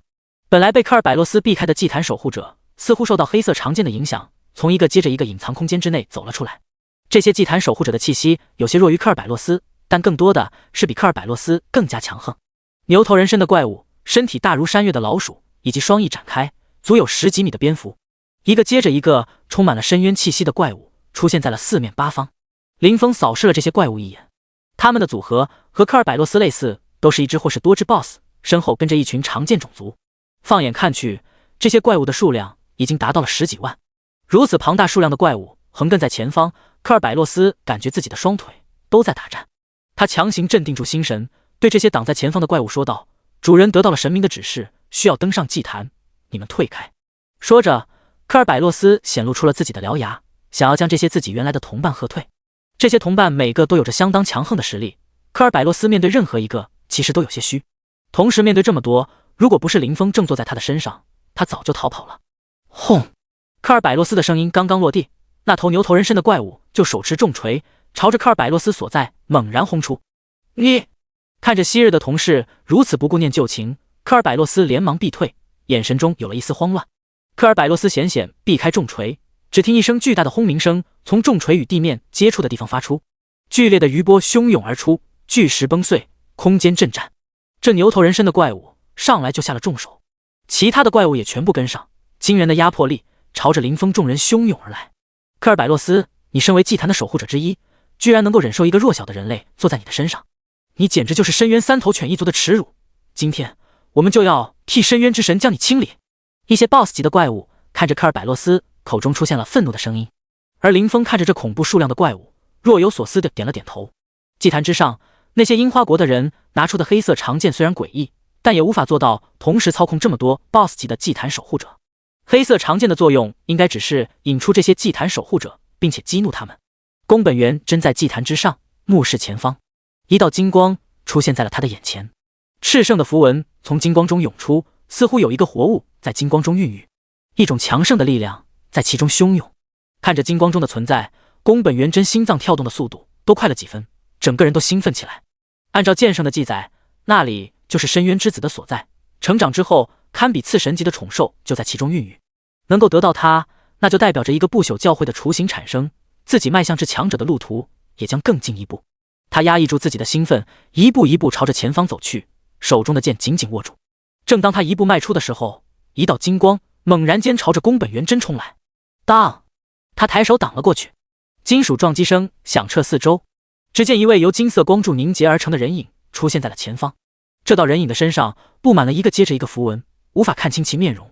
只见他的手中拿着一柄长刀。宫本元真被这一刀砍过之后，感觉手臂有些发麻。不愧是深渊之子的守护符文，力量比他这位 SS 级并且得到剑圣传承的觉醒者还要强。几名跟上祭坛的黑袍人看到宫本元真已经开始接近深渊之子，并且已经和深渊之子的守护符文进行了战斗，全部从储物空间里拿出了早已准备好的道具。法杖、奇怪的书、残破的碎片全部被拿了出来。黑袍人对着这些道具念念有词，一道接着一道阵法出现在了宫本元真的周围。黑色、红色各种颜色的光环每在宫本元真的身上加持一下，他的气势就强盛一分，而由符文产生的人影在光环笼罩的一瞬间则会暗淡几分。黑袍人做完这些之后，轻蔑地看了看被几十万祭坛守护怪物围住的林峰一行人，嘴角露出了笑容。樱花国为了深渊之子已经谋划了上百年，100年大计岂是这突然冒出的大吓人能够破坏的？但还没等他们的笑容凝固，一股惊天剑芒就从这一群接着一群的怪物中斩了出来。第113章集体叛变的 BOSS。 这些 BOSS 级怪物身后的大军像是潮水一般散去。在林峰和这些 BOSS 统领的对决中，这些跟随统领作战诸多岁月的怪物居然毫不犹豫的就离开了他们的统领。这人的深渊声望到底是有多高？这些为了守护祭坛悍不畏死的怪物，在暴虐剑意的加持之下，居然不敢对他进行攻击。黑袍人看着祭坛上的情况，整个人目光阴翳，对手的实力似乎比他们想象中的要更加恐怖。这些人就是刚才一路上抢走樱花国诸多隐藏空间的人。不过就算是普通怪物全部散去，这里也还有很多强大的 BOSS 怪物。为首的黑袍人强自镇定住心神，死死盯住了林峰一行人。不过在他们出现这种想法的时候，一道冲天剑芒从 BOSS 怪物包围的一圈中汹涌而出。祭坛上各种守护符文都被这恐怖的一剑触动。当，金属撞击声响彻四野。 BOSS 级怪物的头颅一个接着一个全部跌落在地。剑芒斩下这些东西的头颅之后，依然没有消散，与祭坛中凭空出现的符文相互消磨，最后缓缓消失。那一股惊天剑意，即便是没有触碰到，几个黑袍人都觉得通体冰寒。这一剑实在是太恐怖了。而发现这一剑恐怖至极的，不仅是这些黑袍人，还有众多被一剑斩首的 BOSS 级怪物。这些怪物因为守护祭坛的原因，都在第5深渊神明的赐福之下得到了多次生命。即便一颗头颅被斩首，此时也依然能够恢复过来。林峰看着眼前这一只接着一只重新站起来的 BOSS， 叹了口气，开始重新喝酒叠加酒神咒。得到神明加持过的怪物确实难处理了很多，就算自己用尽全力，也只能秒杀一条命而已。想要将他们彻底杀死，还需要多来几剑。不过如果别人听到了林峰的这种态度，恐怕是会暗呼变态。这么多的怪物，每一条命都有着极长的血条，想要攻略任何一个 BOSS， 都需要很多觉醒者合力才能够做到。林峰现在以一敌多，还能一剑秒杀这些个怪物的一整格血条，居然还不满意。科尔百洛斯听到自己刚认的主人这叹息的声音，只觉得毛骨悚然，生怕自己一个没做好就被主人给一剑砍了，做成狗肉火锅。正当林峰喝完酒准备挥出第2剑的时候，这复活过来的一群 BOSS 突然之间态度大变。砰！一声下跪的声音出现在了林峰以及科尔百洛斯的耳边。只见刚才嚣张至极、拥有强大实力的牛头人身 BOSS 突然跪在地上，用比科尔百洛斯刚才还要谄媚的声音说道：“主人，您忠诚的奴仆罗德里格得到了伟大的深渊之神的指引，知道要追随主人。罗德里格的忠诚已经得到了神明的检验，无愿意为主人献出一切，如有必要，即便是生命也在所不惜。”牛头人身 BOSS 在说话的时候，眼神极度赤诚，仿佛是真的将追随林峰为主人当成了神明的指引。看到牛头人身 BOSS 罗德里格这么没骨气的就叛变，黛西和温妮扶了扶自己的额头。这罗德里格和科尔百洛斯一样，都是极品25载。最开始的时候，两人义正言辞说要替神明清理叛徒的声音最激烈，结果感受到林峰恐怖一剑之后，叛变的也最为迅速。率先叛变的科尔百洛斯此时一脸鄙夷的看着罗德里格，不屑说道：“罗德里格，我真的是羞于与你为伍，你真的应该向伟大的科尔百洛斯学习一下什么才是忠诚。”科尔百洛斯说话的时候，黛西和温妮都翻了翻白眼，似乎谁都可以指责罗德里格不够忠诚，但科尔百洛斯不行，明明他才是最快叛变的那一个。林峰对见风使舵的罗德里格倒是没什么意见，能够快速将这些 BOSS 解决，甚至是收服，是所有觉醒者都喜闻乐见的事情，即便是自己也不例外。林峰淡漠说道：“将你的主仆契约拿出来。”说着，林峰没有再去管罗德里格，而是看向了剩下的已经复活成功的 BOSS。 你们还是准备守在这里，不让我们上去吗？林峰手中的长剑举起，惊人的气势奔涌而出。这些 BOSS 互相对视了一眼，然后全部咽了口唾沫，当即全部跪了下来。我们也得到了神明的指引，愿意弃暗投明。主人身上所拥有的才是最纯正的深渊力量，我愿意永远追随主人。如果主人需要的话，即便是生命，我也愿意付出。霎时间，一个接着一个 BOSS 全部跪了下来，甚至主动交出了自己的主仆契约。看着这密密麻麻的主仆契约，科尔百洛斯和罗德里格对视了一眼，互相咽了口唾沫。特么的，好像除了自己之外，这些同事反叛的速度也是丝毫不差啊！我科尔百洛斯真的是羞于和你们这些家伙为伍。科尔百洛斯摇了摇头，一脸痛心疾首地说道：我罗德里格也看不起你们，见风使舵，刚才还对主人不尊敬，结果现在开始讨好。罗德里格同样摇头，啧啧叹息两声说道。黛西和温妮看着眼前一个接着一个跪地的 BOSS， 用力擦了擦眼睛，他们甚至怀疑自己出现幻觉了。眼前这一幕简直就是梦幻。第五深渊守护祭坛的种族都号称绝对忠诚，即便是死也会永远守护。能够得到科尔百洛斯的忠诚，都是他们觉得自己和科尔百洛斯很熟悉，不然的话绝对不可能得到眼前的一切。但是从眼前的情况看来，似乎并不是这样。这些 BOSS 的忠诚度简直就近乎为零，只要把长剑放在他们脖子上，黛西和温妮觉得别说是交出主仆契约了，就是让他们趴在地上学狗叫，一个个都不会拒绝。什么最忠诚的种族，从现在的情况看来简直就是笑话。林峰看到眼前这一幕则是哑然失笑，看来第五深渊被亡灵一族选为入侵的目标是有原因的。第114章祭坛一战。此时不仅是黛西和温妮对这些 BOSS 的光速叛变感到诧异，就是祭坛上的黑袍人此时也是一脸惊讶。这些 BOSS 级怪物真的是祭坛的守护者？操！不是说深渊的几大守护种族绝对不会叛变吗？这些怪物怎么把自己的主仆印记都交出去了？一行黑袍人看着眼前的一切，目光阴冷，脸色深沉的快要滴出水来。本来是指望着这些家伙阻挡一下林峰一行人的推进，运气好一点的话，说不定能够直接将林峰给解决掉。但是从现在的情况看来，事实根本就不是如此。这些怪物的叛变甚至增强了林峰一行人的实力。黑袍人虽然气愤至极，但也没有办法。林峰接受了这些怪物的主仆契约之后，没有再废话，直接朝着祭坛的顶端飞跃而去。有了一众祭坛守护者的加持，来自祭坛的阻力彻底消失。林峰在这高山一般的祭坛上前行，真正做到了像是流光一般迅捷。一会之后，林峰就登上了祭坛。跟在林峰身后的 BOSS 级怪物刚想跟着林峰一同走上来，一道巨大的光幕就在刹那之间显现。科尔百洛斯在触碰到光幕的一瞬间就被巨大的力量轰然弹飞，其他的 BOSS 也类似，而林峰却没有丝毫的阻碍，笔直的走了进来，身体没有一丝异样。看来这些 BOSS 级怪物的作用也只是守护祭坛而已，祭坛上发生的事情他们也管不到。林峰看着这些倒飞而出的 BOSS， 神色淡然，虽然他们能上来的话会给自己带来不少助力，但没有进来的话也影响不了什么。呼！而本来看着一堆 BOSS 冲过来，双目瞪大想要逃跑的黑衣人，此时全部不约而同地松了口气。宫本元真已经前往了接近深渊之子的路上，自己这些人面对那些 BOSS 还真的有点虚。不过如果只是面对这小子一个人的话，就一切都还好。小子，深渊之子不是你能够觊觎的，我们劝你赶紧滚回去，不然的话小心死无葬身之地。一名黑袍人面色阴冷说道。其他几人也全部盯着林峰。紧接着这些黑袍人的形态开始发生巨变。啊！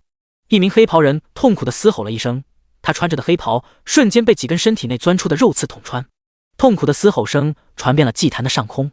这个黑袍人仿佛整个人都变成了一只怪物，双目赤红，身上有着一根接着一根肉刺，身躯胀大到足有5米左右，全身的皮肤开裂，血肉在下面流动，一股漆黑如墨的力量似乎在怪物的身体中蠕动，偶尔可以在他的眼睛以及身上的裂纹中看见一道道黑气。而这还没有结束，黑袍人身形变化的一瞬间，一只又一只飞蛾从他的储物空间内飞了出来。这些飞蛾通体惨白，身上似乎还有一些粉末，只有眼睛呈现赤红色。这些飞蛾每一个都拥有着2转左右的实力。围绕在诡异黑袍人的身边，林峰感觉到了一丝熟悉的气息。之前死在自己眼前的维莫就有着类似的感觉。眼前这位应该也是天赋有所不足，被樱花国所谓的邪神力量强行灌注出来的顶级天赋拥有者。林峰看着他的状态，感觉和维莫最终强化的程度类似，应该都接近 SS 级的觉醒者。而在第一个黑袍人全身长出肉刺，整个人变得不可名状之后，其他的黑袍人同样开始了变化。他们有的全身爬满了鳞片，整个人长成了一副怪异蜥蜴的模样，有的全身爬满了黑色粘液，身体开始扭曲，无法形成一个具体的模样。天空中，他们所带来的各种虫子也在扭曲的爬行。多位实力堪比 SS 级的觉醒者，让所有黑袍人信心倍增。要是让那群叛变的 BOSS 进来，或许还有点难对付，但是眼前这只有一个人，他们觉得问题不大。小子，你参与到了和深渊之子的争夺之中，就是站在了5等信奉邪神的对立面。你的这一副躯壳，我就替邪神帮你收下了。站在最中心的黑袍人冷冷扫视着林峰，信心变得越来越足。虽然这家伙刚才展出来的剑气非常吓人，但他毕竟是一位剑客，自己这边人数众多，拥有的虫群数量更是多到了骇人的地步。这家伙就算是再强，一剑下去也杀不了多少虫子。宫本元真大人在收服深渊之子的时候，自己这些人已经能够将眼前这小子彻底击溃。毕竟在2转的时候，剑客即便是实力再强，范围伤害的能力也要差一点。即便是宫本元真也摆脱不了这种缺点，除非是他使用了剑圣传承，不然的话，宫本元真也要暂时避退。不过出于林峰一行人可能横推了整个亡灵军团，他们也没有必胜的把握，不敢贸然出手。不过他们看向林峰的时候，发现林峰的表情似乎有些不一样。眼前这个奇怪的小子脸上没有一丝诧异和害怕的表情，反而是有些遗憾。林峰确实是感到有些遗憾，遗憾的是这些人出现的时间太晚。眼前各种奇怪的虫子至少也有7、8万，如果正常时候全部击杀的话，会给自己带来巨量的经验。但是自己从进入天选秘境开始就一直在刷怪，刷到现在已经达到了60级，随时可以去3转的程度了。这个时候这些人送那么多经验过来，完全浪费了啊！林峰拿起酒壶，一口接着一口喝酒，喝的时候还摇了摇头，感觉实在是太浪费了。这么多的经验就浪费在这里，简直就是暴殄天物。哼！为首的黑袍人冷哼一声，装神弄鬼，杀了他！他单手一挥，霎时间无数飞虫冲出，庞大的虫巢遮天蔽日，整个祭坛的上空都漆黑一片。在祭坛四周看着，睁开淡蓝色眼睛，正在查看祭坛空间有没有漏洞的宁小童，此时突然看向了祭坛上方，恐怖虫巢朝着林峰冲去。而喝完酒的林峰不急不慢，手中长剑拿起，一条条代表着 buff 加持的光环一闪而逝。轰！骤然间，一道宛如劲咒般的魔法剑气在祭坛之上闪耀。第115章宫本武藏的虚影。轰！巨大的轰鸣声过后，只见一支支巨剑从高天之上向下坠落，一道接着一道恐怖剑气在祭坛之上纵横交错。而剑气在下落的瞬间并没有停滞，而是化作了一团团纵横交错的诡异火焰。砰！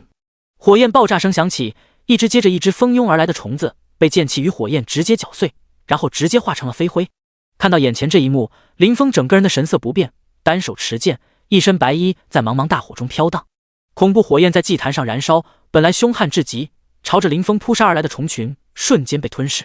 天空中全是炸裂的气息，仅仅一会，数十万的虫子就全部烟消云散。纵然宁小童和夏玉一行人已经不是第一次见到眼前这场面，此时依然在咂舌。这种恐怖场景，看一次觉得变态一次。按照常理来说，这绝对不可能是2转觉醒者能够打出来的画面。这一剑下去，不论是伤害的形式，还是伤害的数值，以及伤害所覆盖的范围，都不像是一位2转剑客的攻击所能够达到的效果，简直就堪比禁咒。而在另外一边，本来信心满满，想要凭借这些虫子直接将林峰堆死的黑袍人，直接被眼前这恐怖场景给惊呆了。咕噜！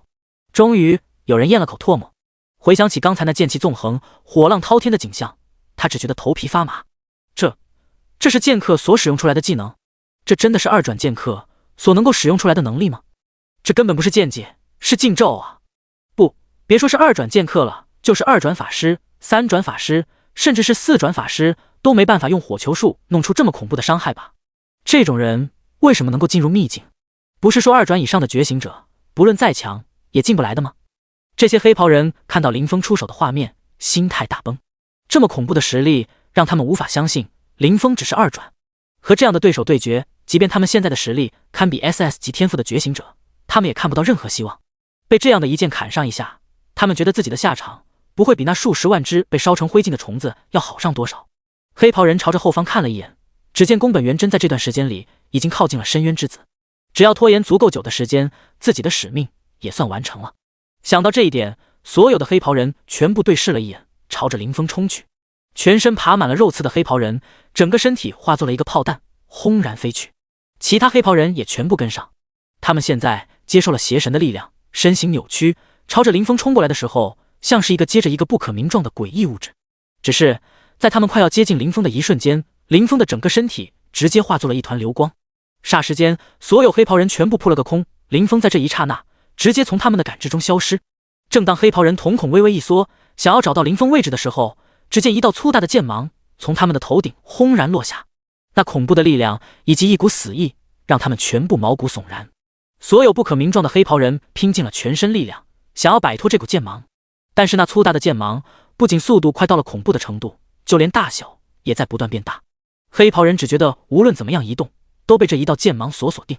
轰！当！各种不同的声音在祭坛的上方响起。黑袍人拼尽全力所弄出来的防御，在与剑芒接触的一瞬间就彻底烟消云散。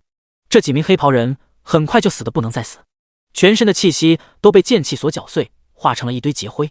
整个祭坛上布满了厚厚的一层灰尘，这些都是黑袍人以及他们虫子存在过的证明。只是现在，他们已经彻底消失。在深渊之子的周围，强大的符文隔绝了内外气息。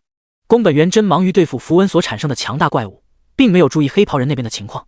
靠近了金色光球的宫本元真见到自己周围的符文怪物不再重新出现，才有时间朝着身后看了一眼。他觉得这些外来者虽然诡异，并且实力应该不弱，但自己这边依靠海量的 BOSS 以及接受邪神恩赐之后，众人强大的实力想必不会出什么问题。至少在自己收服深渊之子之前，拦住那些人应该不成问题。但是他刚刚转过头来，就瞳孔猛然一缩。本来黑袍人站立的地方，此时空空如也，只有林峰一个人，一手持剑，一手拎着酒壶痛饮，只留一地灰烬慢慢洒落。宫本元真能够感觉到这些灰烬里面有着那些黑袍人的气息。他看着林峰随意的神态，整个人心神俱震。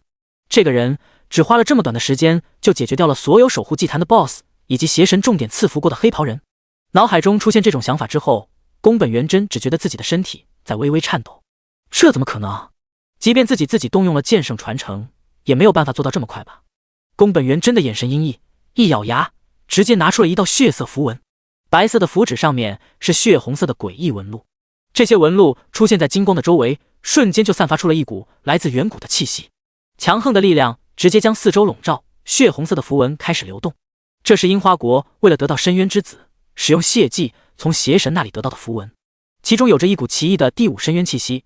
虽然和金色符文形态不同，但两者仿佛一脉同源。这道气息就是当年剑圣收服深渊之子时所缺少的东西，也是宫本元真进入天选秘境之后，觉得自己能够获得深渊之子的底气之一。血色符文冲出的一瞬间，祭坛的正中心被金光所笼罩的地方传出了仿佛心脏跳动的声音，仿佛有一只来自远古的凶兽正在缓缓复苏，被血色符文所唤醒，心脏跳动的声音汩汩而动。而与此同时，一道道金色符文重新在空气中凝结，一道道强悍的身影被金色符文构造出来，他们对任何闯入禁地的觉醒者都面含杀意。宫本元真直接从自己的储物空间内拿出了一柄巨剑，双手高举，接着朝着祭坛猛然插下。随着巨剑被宫本元真插在了地上，霎时间整个祭坛风起云涌，空间变幻。一道身穿黑色袍服、手持长剑的虚影出现在了半空中，磅礴剑意汹涌而出。持剑虚影一身剑意宛如神明。看到这个虚影的一瞬间，宁小彤瞳孔猛然一缩，惊呼出声道：“那是剑圣！樱花国100年前第一天才，传说中实力已然超越凡尘的樱花国剑圣宫本武藏，这样的存在怎么能进入这个秘境？”第116章，准备截胡。樱花国剑圣进入了秘境，这怎么可能？听到宁小彤的惊呼，夏玉几人也全部瞳孔一缩。宫本武藏，樱花国剑圣，最近100年风头正盛，当时还活跃在人眼前的剑圣，他的实力绝对能够排得进前3。所有人都觉得，即便宫本武藏的实力还没有达到西方多位教皇的境界，也肯定相差不远了。这样的存在出现在天选秘境，别人要怎么争？夏玉一行人神情紧张，即便是林峰表现颇为不凡，展现出来的实力远超3转甚至是4转觉醒者，他们也不觉得林峰在剑圣的面前能够溅起什么水花。剑圣可是这个世界顶端实力的代名词，好像不是剑圣本体，我只能看到一个虚影。但即便是虚影，强到了让我无法一直看的程度。这道虚影全身上下都笼罩着剑气，我看上一会就觉得眼睛疼。宁小彤眼中的淡蓝色光芒渐渐淡去，他吃痛地揉了揉眼睛。直视宫本武藏的虚影给他带来了不少负担，剑圣虚影尚未出手，他他就感觉双眼一阵剧痛。而在祭坛上，宫本武藏看了看前方被符文凝结出来的一个接着一个虚影，又看了看身边的宫本元真以及身后的林峰，他向宫本元真问道：“你没有完成隐藏任务？”宫本元真对剑圣虚影恭敬低头回应道：“中间出现了一些变故，后面那小子只花了几个小时的时间，就比我更快完成了隐藏任务的攻略。不得已之下，只能提前来到祭坛，召唤剑圣大人。”宫本元真说着，目光阴冷地看了林峰一眼。这小子的实力简直诡异的可怕，强大的亡灵军团，一个接着一个隐藏空间、巨量的祭坛守护者，以及接受过邪神力量灌注的黑袍人，居然没有一个能够将他拦下来。放眼大夏灵城以及其他2个基地时，不应该有这样的强者才对。但是这样的一个人，就这么活生生地站在了自己的眼前。哦，宫本武藏虚影听到宫本元真的声音，眼神中露出了一丝感兴趣的光芒。他目光如电，整个人似乎化作了一柄刺破苍穹的剑，朝着林峰看去。这道虚影虽然带来的力量极为有限，勉强达到这个秘境的极限，但也不是一位2转觉醒者所能够比拟的。他觉得凭借自己的实力，能够轻松将林峰看穿。但是如神剑一般的目光接触到林峰的一瞬间，林峰的身体似乎化作了另外一柄剑，一柄闪烁绝世神光，剑气丝毫不比他这道虚影差的剑。宫本武藏的瞳孔微微一缩，这小子不简单。他刚准备动手，一道金色符文所凝结而成的长矛从远处穿了过来。长矛穿透了虚空，在空中飞跃的时候发出铮铮之声。随着第一根长矛飞出，一根接着一根长矛从金光覆盖之处飞了出来，笼罩整片空间的金光直接将这里全部覆盖。祭坛的上空宛如出现了一轮太阳，光芒极其刺眼。林峰眼睛微微眯起来，看向了远处。宫本武藏的虚影为了处理这些金色长矛以及金色符文所凝聚出来的强者虚影，暂时管不上自己。而另外一边，金色符文凝聚出来的强者同样被气息外放的宫本武藏虚影所盯上，攻击基本不会溢散到自己这边。另一边打生打死，场面极其惊险。似乎是因为宫本元真所得到的深渊之门加持太少，完成的隐藏任务也不多，所以宫本武藏的这一道虚影实力也极为受限。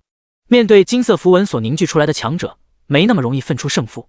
而金色符文所凝聚出的强者后方，林峰惊奇地发现一根小巧的脚从金光覆盖之中露了出来，像是什么生物正抬高了身体朝着外面看。林峰整个人一怔，旋即意识到了这东西很有可能就是深渊之子，即便不是，也和深渊之子有着莫大关联。林峰内心狂喜，但是表面神色不变。在剑气纵横的战场之后，那根小巧的脚慢慢朝上露了出来，紧接着是另外一只脚，2只脚之后，一条金牛从金光覆盖中走了出来。金牛看上去像是从2次元空间中出现的一样，有着普通牛类完全比不了的身形，看上去还很幼小，非常可爱，眨巴着眼睛看向外界。他向周围看了一圈，似乎对金色符文所凝聚出来的强者与宫本武藏的战斗根本不感兴趣，只是瞧上一眼就挪开了目光。他的目光逐渐偏移，最终死死盯住了一处血色符文。宫本元真看到这头金牛出现的时候，也是大气不敢出，心脏跳动的速度达到了这辈子最快。金牛也不出意外的被准备多年的血色符文吸引住了，他喉咙微微动了动，看着金牛慢慢走过来。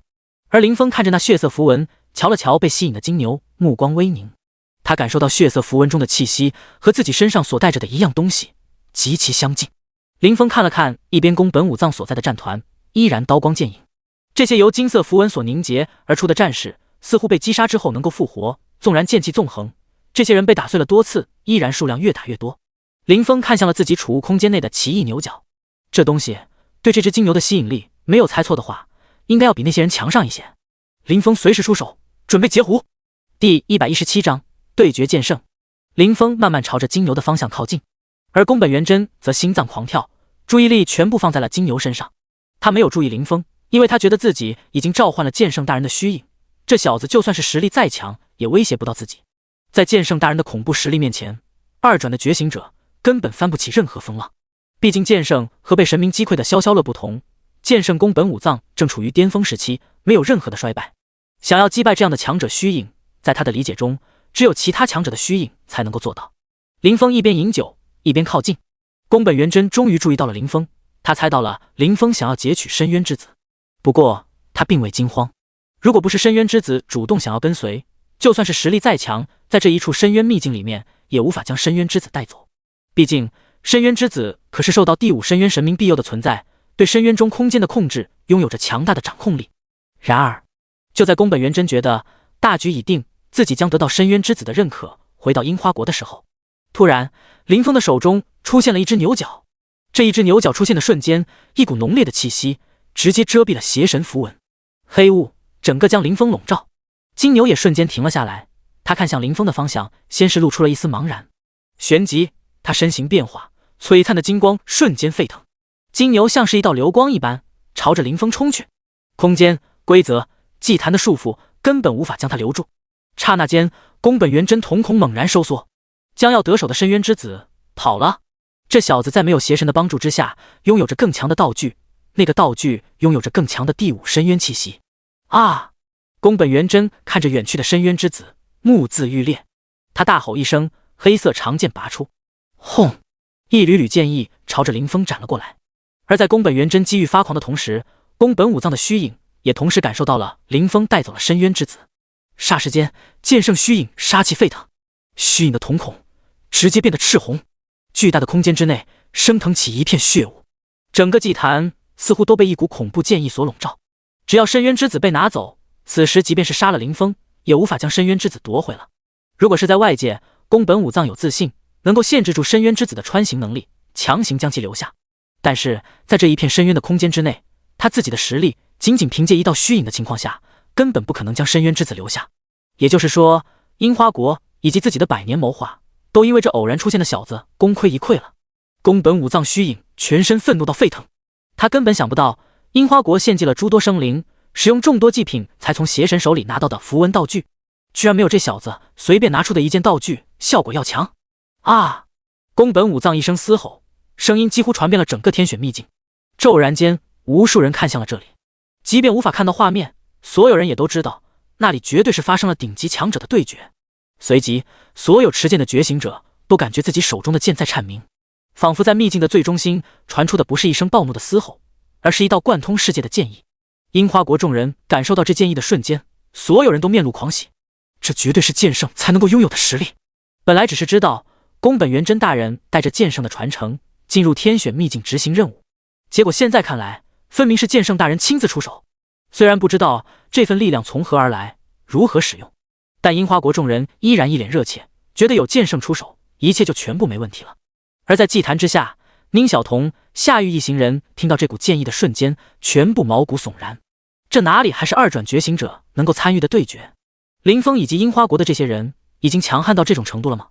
战斗中展露出来的剑意，居然能让这么大范围的长剑直接沸腾，而目光能够直接洞穿规则束缚，看到祭坛之上场景的宁小彤，此时则是心脏提了起来。深渊之子出现的时候，他感觉一股炽盛的金光笼罩了整个空间，即便不知道具体情况，他也能够感受到那只颇有二次元风格的可爱金牛绝对是了不得的强大生物。而林峰在樱花国一人一虚影之后抢到了这个生物，宁小彤高兴的几乎要跳起来。但是剑圣虚影准备动手的时候，他和旁边的人脸色变了。这剑圣虚影的力量也太可怕了吧，根本就不像是二转的极限力量能够承受的。而在战场之内，宫本武藏虚影的理智已经彻底被怒火点燃。他之前一直克制着使用自己的力量，因为快速的过度使用必然会导致他提前从天选秘境中消失。为了得到深渊之子，他不能冒这个风险。但是现在深渊之子已经彻底没有了得到的机会，他整个人直接陷入了癫狂之中，费尽心机带入秘境的力量全部爆开。现在他只想让这个破坏百年大计的小子死。轰隆，一道道剑气从祭坛的各个角落朝着林峰所在的方向盖压而去，强大的力量直接将林峰彻底笼罩，整片天地化作了一片剑的世界。而林峰看着这盖满整片天空的剑意，神色不变。喝完最后一口酒之后，将酒壶挂在了腰间，单手持剑，一身白衣在剑气纵横之中慌乱飞舞。所有 buff 已经彻底叠加而成，在林峰一剑挥出的瞬间，所有看向祭坛的人都能感觉到另一股和剑圣剑意针锋相对的剑意洒满了整片空间。明明天空没有剑，所有人却都觉得整片天空都下起了剑雨。第118章离开。御剑乘风来，除魔天地间，有酒乐逍遥，无酒我一颠。一声长啸之后，强大的剑意直接将整座祭坛所笼罩。只见林峰倒骑在牛背上，一身白衣随着漫天剑意迎风飘摇，整个人恣意潇洒，仿佛真的是天上仙人。酒壶翻转，宫本武藏、宫本元真两人目眦欲裂，两股剑气交叠，空间寂灭，凌晨的剑气居然占据了上风。剑圣带入空间的力量不是凌晨的对手。剑圣那强大的剑意被无穷无尽的剑雨消磨，这恐怖的力量足以让所人心惊胆战。这是什么人在争斗？这种等级的秘境里面为什么会有这种层次的强者？太恐怖了！所有进入秘境的人看到天空这两股恐怖剑意，无法想象这来自什么样的存在。同等级的人类根本不可能拥有这样的实力。林峰轻笑一声，拍了拍自己坐下的牛，整个人瞬间消失。随着金牛被林峰带走，整个天选秘境也缓缓消失。所有人都被一股强大的力量直接从秘境中驱逐。这是怎么回事？这么短时间内有人通关了秘境？那两道剑意真的是学生发出的？无法想象。看到秘境瓦解的一瞬间，所有学生都双目瞪大。外界在秘境消失的一瞬间，灵城基地市的高层都感受到了这两股恐怖的剑意。剑圣，樱花国居然动用了这么恐怖的底蕴，这个秘境里面到底有什么？学生怎么样了？不同立场的人此时心中感想也不同，而于曼文则神色一变。在场众人之中，他的实力最强，隐约之中他能够感受到凌晨能够对抗剑圣的剑意来自林峰。等等，这是什么？他看到了林峰骑着一头牛出来了。